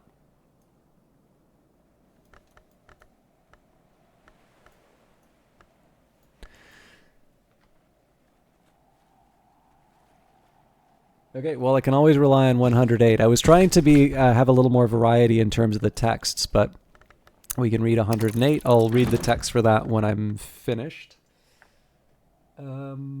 Contradiction will give me a moon as well, so we'll use the Wainscot histories for that.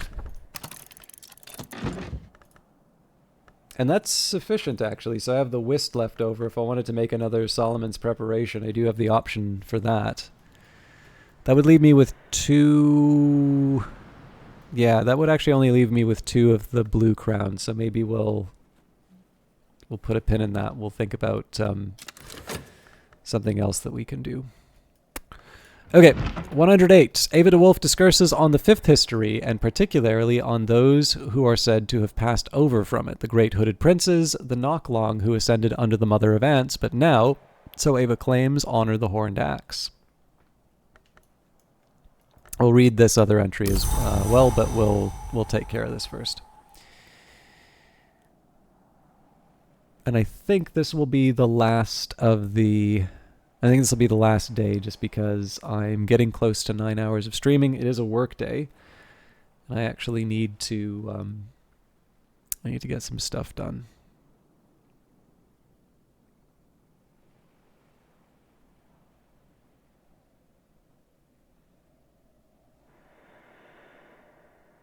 Portrait aspects? You mean these? That's because I gave it to Dr. Adim and Fraser Strathcoyne to read. So, Dr. Ibn al-Adim came to the house seeking my help, so I let him consult this, and Fraser Strathcoyne came to the house seeking my help, so I let him consult this. Alright, the great hooded princes call their library the Tomb of Lies, and this has given rise to a foolish tradition that the princes are habitual liars. Of course, in fact, truth flourishes when lies are slain. On the other hand, the princes do not say that knowledge is power, but rather power is knowledge. Ava has, to her regret, never visited the library. She notes that it is said to be west of the Lion and north of Victory, and suggests that, although the princes are generally associated with India, their library might be further east. So here's the confounding parable. The reason we wanted that is because of its moon aspect to move up insects and nectars. Why did I think... Right, Impulse has nectar. That's why I wanted it. Okay. Next text, The Wainscot Histories, subtitled Stories from Behind the Walls, a miscellany of non-traditional histories, including battles not generally acknowledged and countries which appear on no map, told in a playful, apparently fictional manner. Gore does not mention the Mansis directly, but constant coy metaphorical references to ascending the staircase of years, to the doors of sleep, and to the blue light of dawn suggest he had commerce with the unseen world.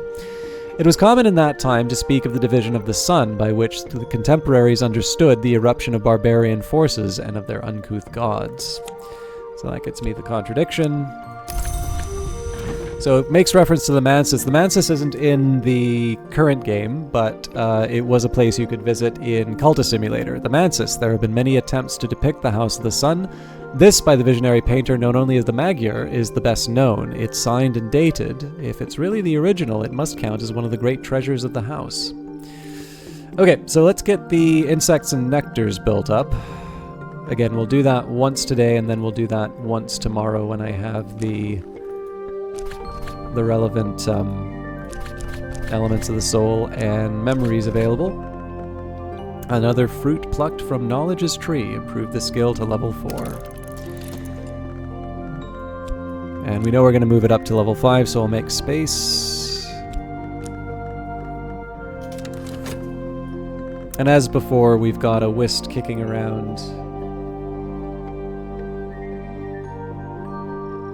Actually, I'm going to do something a little counterintuitive, but it is something that the game lets you do. I'm going to make a Witching to Sane using Winter.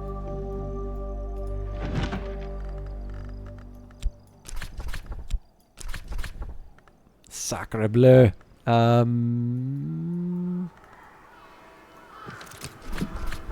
Beguiling Melody, that ain't right.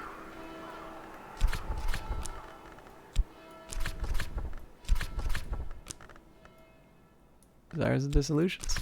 There we go. Alright, the skill is now level 4. There we go. So, I guess... actually, this will be a fair amount of nectar when the time comes. So, this does actually intrigue me a little bit. We'll cross over into the next day, but this is the second time that the game has referred to creating things using aspects that are not attached to the skill. So, Ichor, Auroral, and Rose would make the Incastum Terminale of the second history. Oh, god damn it. I think maybe Revelation.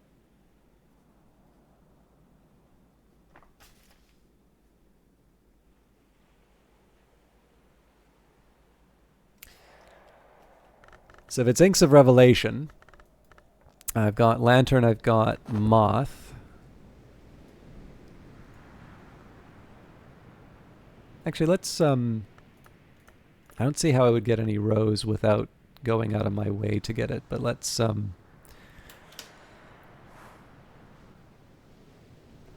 wait to see what the weather brings tomorrow, and then we'll lock in the choices. Witching to Sane is mostly just because I only have one in the librarian's quarters. Where was it?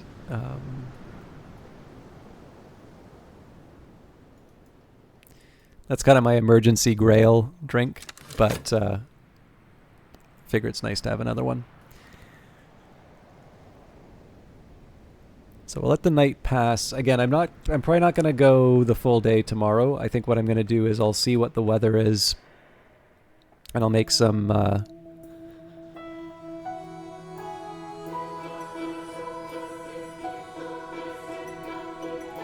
choices based off of that. But honestly, the priority is insects and nectars.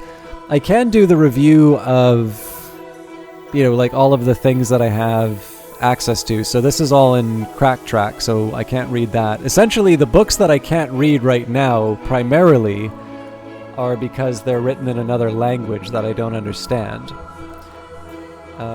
The exception to that would be the kind of the too hard pile in this library, and honestly, it's basically all Rose. Like there's a forge one. Yeah, there's 2 forge ones, and everything else is rose. So, I think on Friday what we're gonna do, I need 4, any combination of moon and nectar. So, if I want to just read books for that, essentially, like all of this is tied up.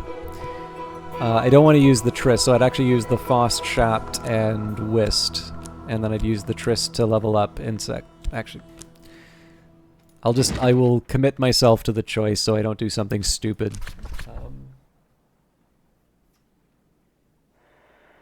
So we'll get 108 again. The thing I'm worried about is that I'm not going to remember on Friday what I want to do. So, contradiction from Wainscot. This is definitely not difficult. Definitely not a difficult one for me to do.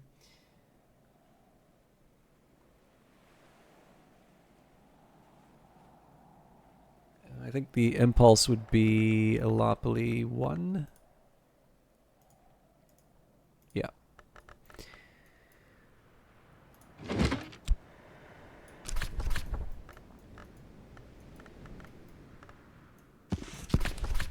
Alternatively, I could read the prisoner records again for the impulse. And I think the Book of the Centipede gives me intuition. So we had that somewhere in the corner here. There it is. So I'll read that at Caller's desk.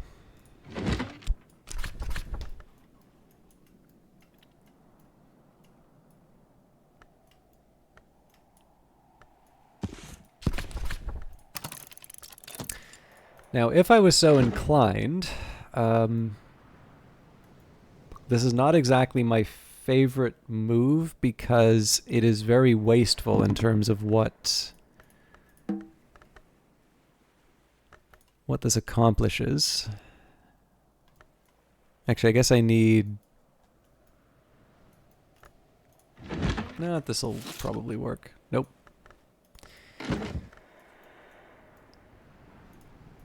Maybe this one?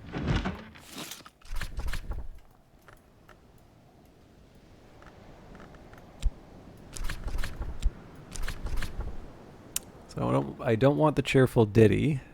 I do want the what is it? The savage hymn. This is mostly just to see. So the thing that annoys me is that I'm giving up an earth sign to be able to get this.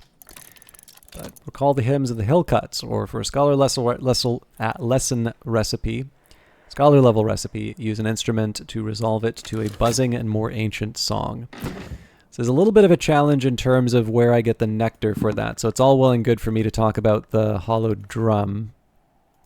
Oh, actually, no, that actually would have been quite straightforward if I'd only bothered to look.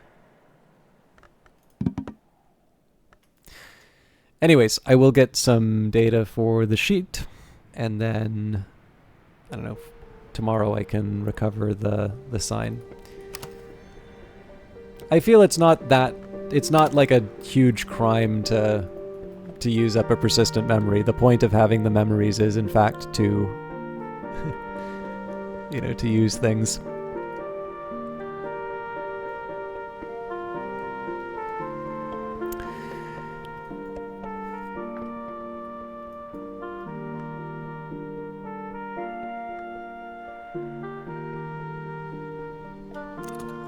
All right. This is going to be... I'd love to read all of these, but again, I got to wrap up for tonight. So I'm grabbing all the books.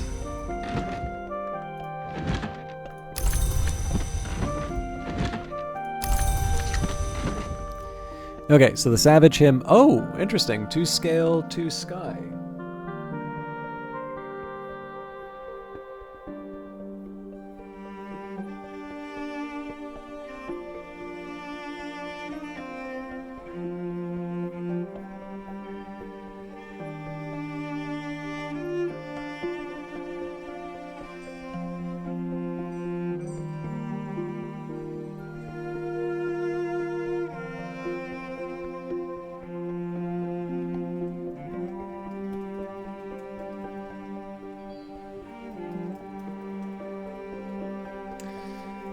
I'm not gonna lie, I was not expecting that. A music that urges valor and violence. It is not immediately clear how I'm going to use that, but I am glad that I have the option.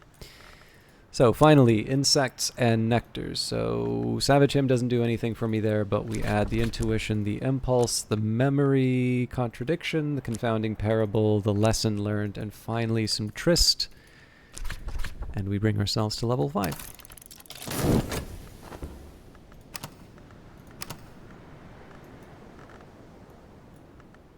And there's really nothing else for me to do because I've already used everything up. So like I said, I mean, is it the best trade-off in the world to take a persistent memory and to turn it into a fleeting Savage Hymn?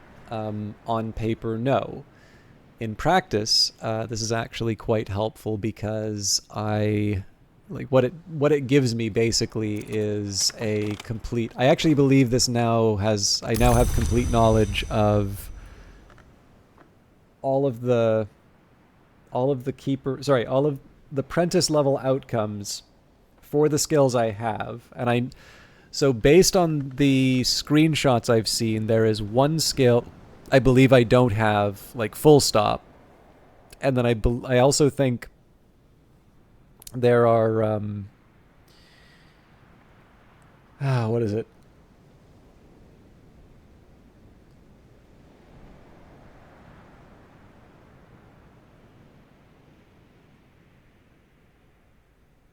Yeah, so there's at least one more skill that I haven't seen, at least based on the screenshots that I've seen.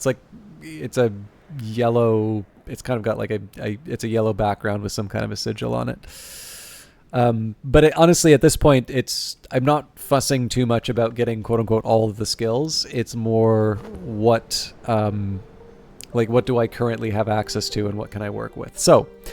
What's the overall strategy? Because it's nice that I've been able to do this stuff, but I've kind of been treading water, and that's okay in its own way, because there was a bunch of stuff that I wanted to do. So as far as books are concerned, we're tapped out. Until I get the rows that I need, I don't see how any of these are readable to me.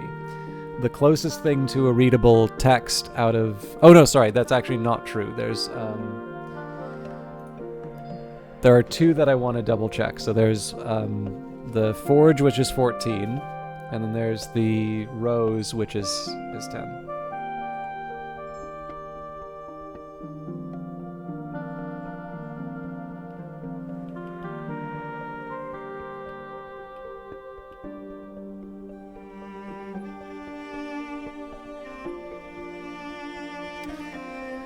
I also think I had some curses that I got rid of.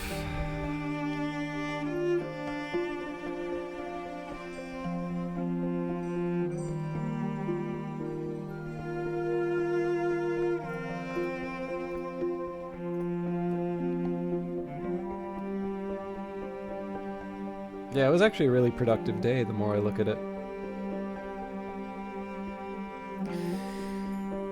Alright. So, in terms of things that I actually can read, as in I know the language, we're looking at 14 Forge.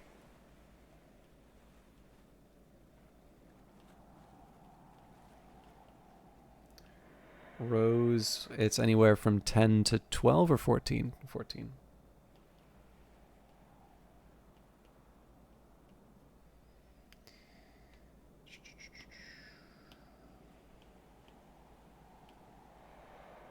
So I don't think Rose has changed at all from the last time that I did this exercise.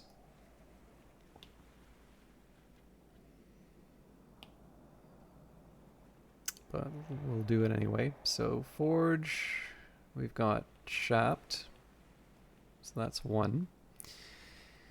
We've got, I believe Foresight is the strongest Forge memory we have.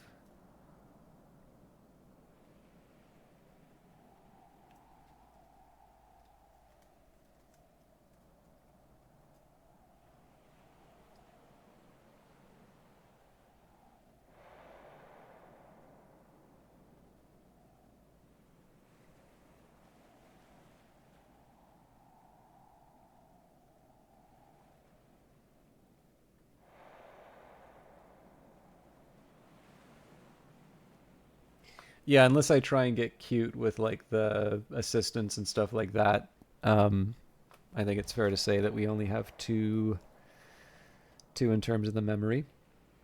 This is also one where we can't rely on extra forge from a excuse me, from like a weather style memory. So, and then we have one that comes from a tool. We have multiple tools that provide the forge, but they're all one. So basically our core is 4, and so essentially for the remaining 10. Okay, well, I mean that actually that tells you all you need to know. So if we're starting with 4 and the books we're trying to read are 14, that means that we need to have something with a primary forge aspect at level 9. I have 2 skills at level 9, neither of which are forge. The closest forge that I have appears to be Disciplines of the Hammer, which is half of what I need. Yeah.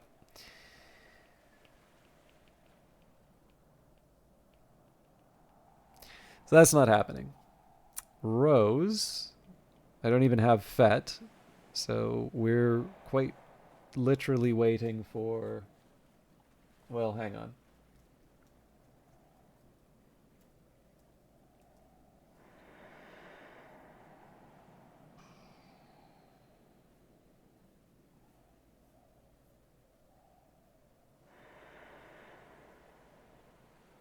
Yep, nope. Same problem. So 2 memory. 1 tool. And it's even more dire when we look at the skills. So I think it's Path and Pilgrim's the best.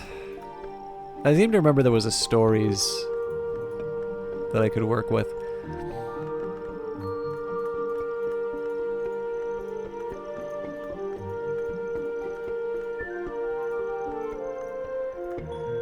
Yeah, preliminal meter and so it wasn't stories, but preliminal meter and Path and Pilgrim basically take me to the same place.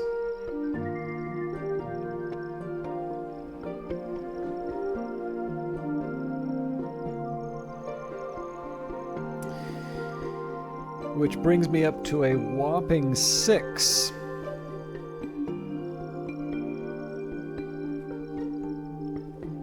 So we're 4 short for Rose, and we are 10 short for Forge.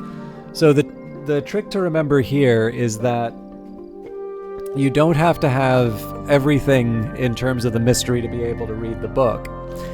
What you do need to be able to rely on, though, is, you know, 1 of 3, well, not even 1 of 3, but basically you get 3 additional attempts to add something else, and they're randomly drawn, so sometimes it'll ask you for weather, sometimes it will ask you for a memory, it'll sometimes ask you for like a thing or wall art or something like that.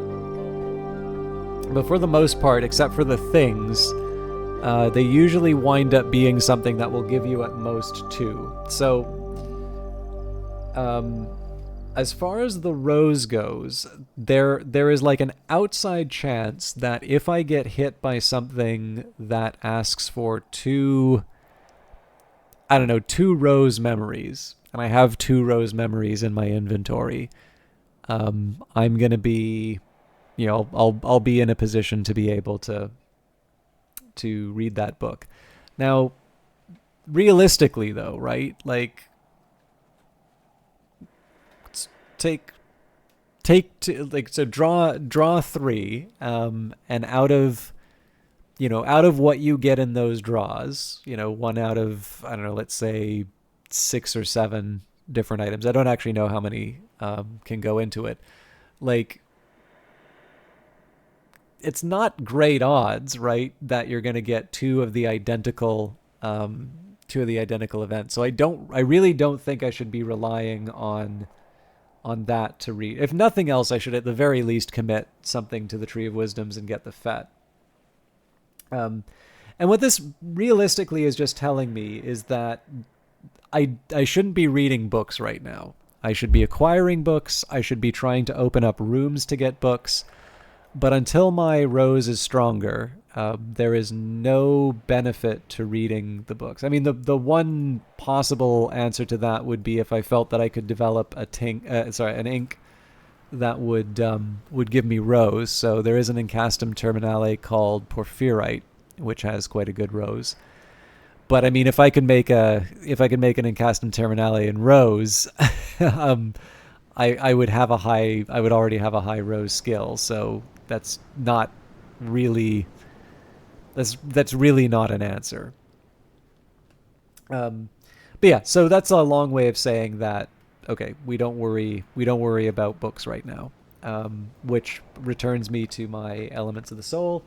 It's why I've been focusing so much on my skills lately, because it's a chance for me to do some things with my Elements of the Soul that I haven't been focusing on yet. And what happened this time around especially was we found out a few things that we could make that actually wound up being very helpful for us. So for instance, I've got another scale recipe because of the Savage Hymn, which is pretty cool. So I don't want to spend like all of Friday filling in this spreadsheet, but I do think I would like to spend a bit of time trying to make the things that I know I'm capable of. So for instance, that higher level drums and dances recipe, I think that would actually be not a bad idea for me to try and see what that looks like. I don't think it would be a bad idea for me to try hiring some people to open up things like the Crystallized Chamber and the Red Forbidding. I do note that a number of other than the knock drink, I've kind of refilled some of the, just some of the different items that I needed. And I obviously am going to have the Elements of the Soul to be able to dedicate towards improving the visitors.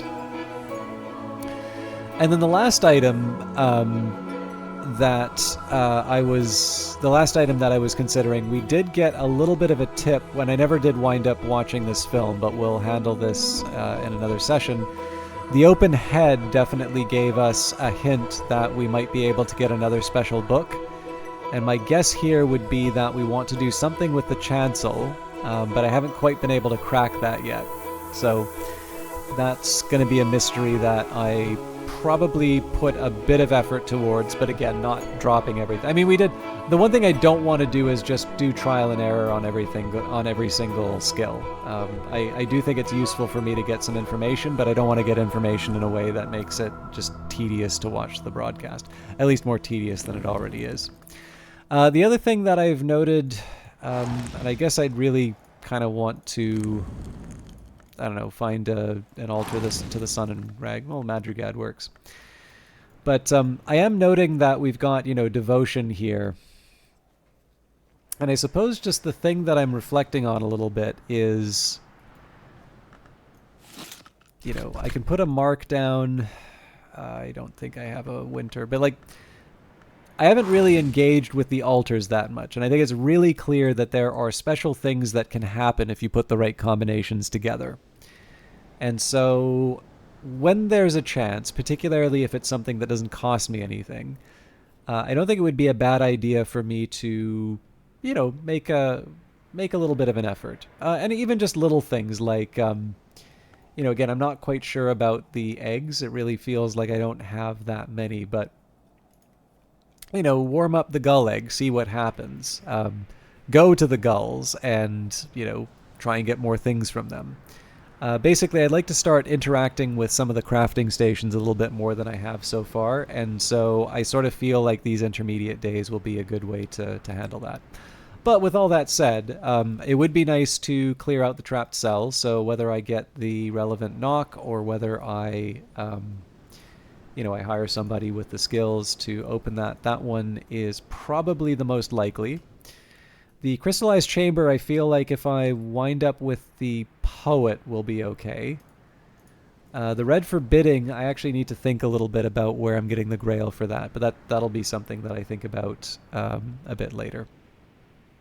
And then in a pinch, if I really need it,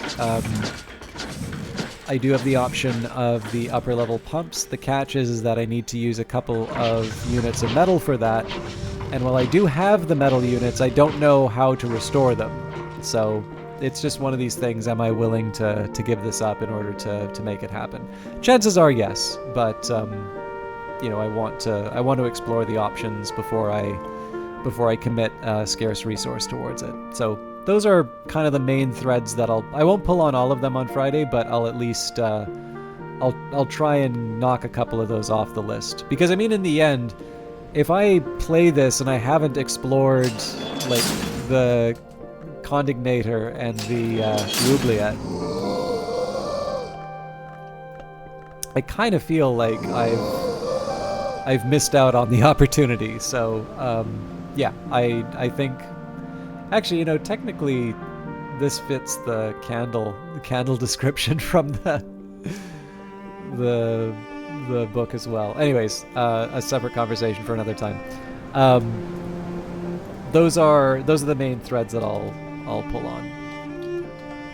So it was August 6th when I started. I don't know how fun it was to watch the last little while. I know I spent a lot of time on the spreadsheet, but we are going to be in a better spot for it by the end of the broadcast, or even by the end of today's broadcast. So hopefully, I don't know, the check's in the mail. The entertainment will come on Friday. Thank you everybody for watching. Obviously, I was feeling really low earlier on in I don't know. I was feeling a bit low halfway through, and a lot of you did a wonderful job of lifting me up. So thank you everybody for that.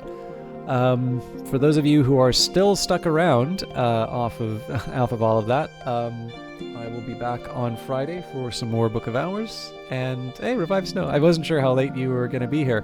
Thank you again to Revive Snow for the raid. I do want to pass along the happy feelings, and I do notice there are still a few people streaming, so we are going to raid Nico the Curious, who has got the tags Cozy Gaming and GiftTuber. So I will also note that there's Fellblood Reaper. I do normally like sort of raiding the smaller channels, but I do also note that it says Run 2. So on the odd chance that people are wanting to have some surprises, I figured late night chill stream with Book of Hours might be the better option. So take care everyone. I'll see you in a couple of days, and be well.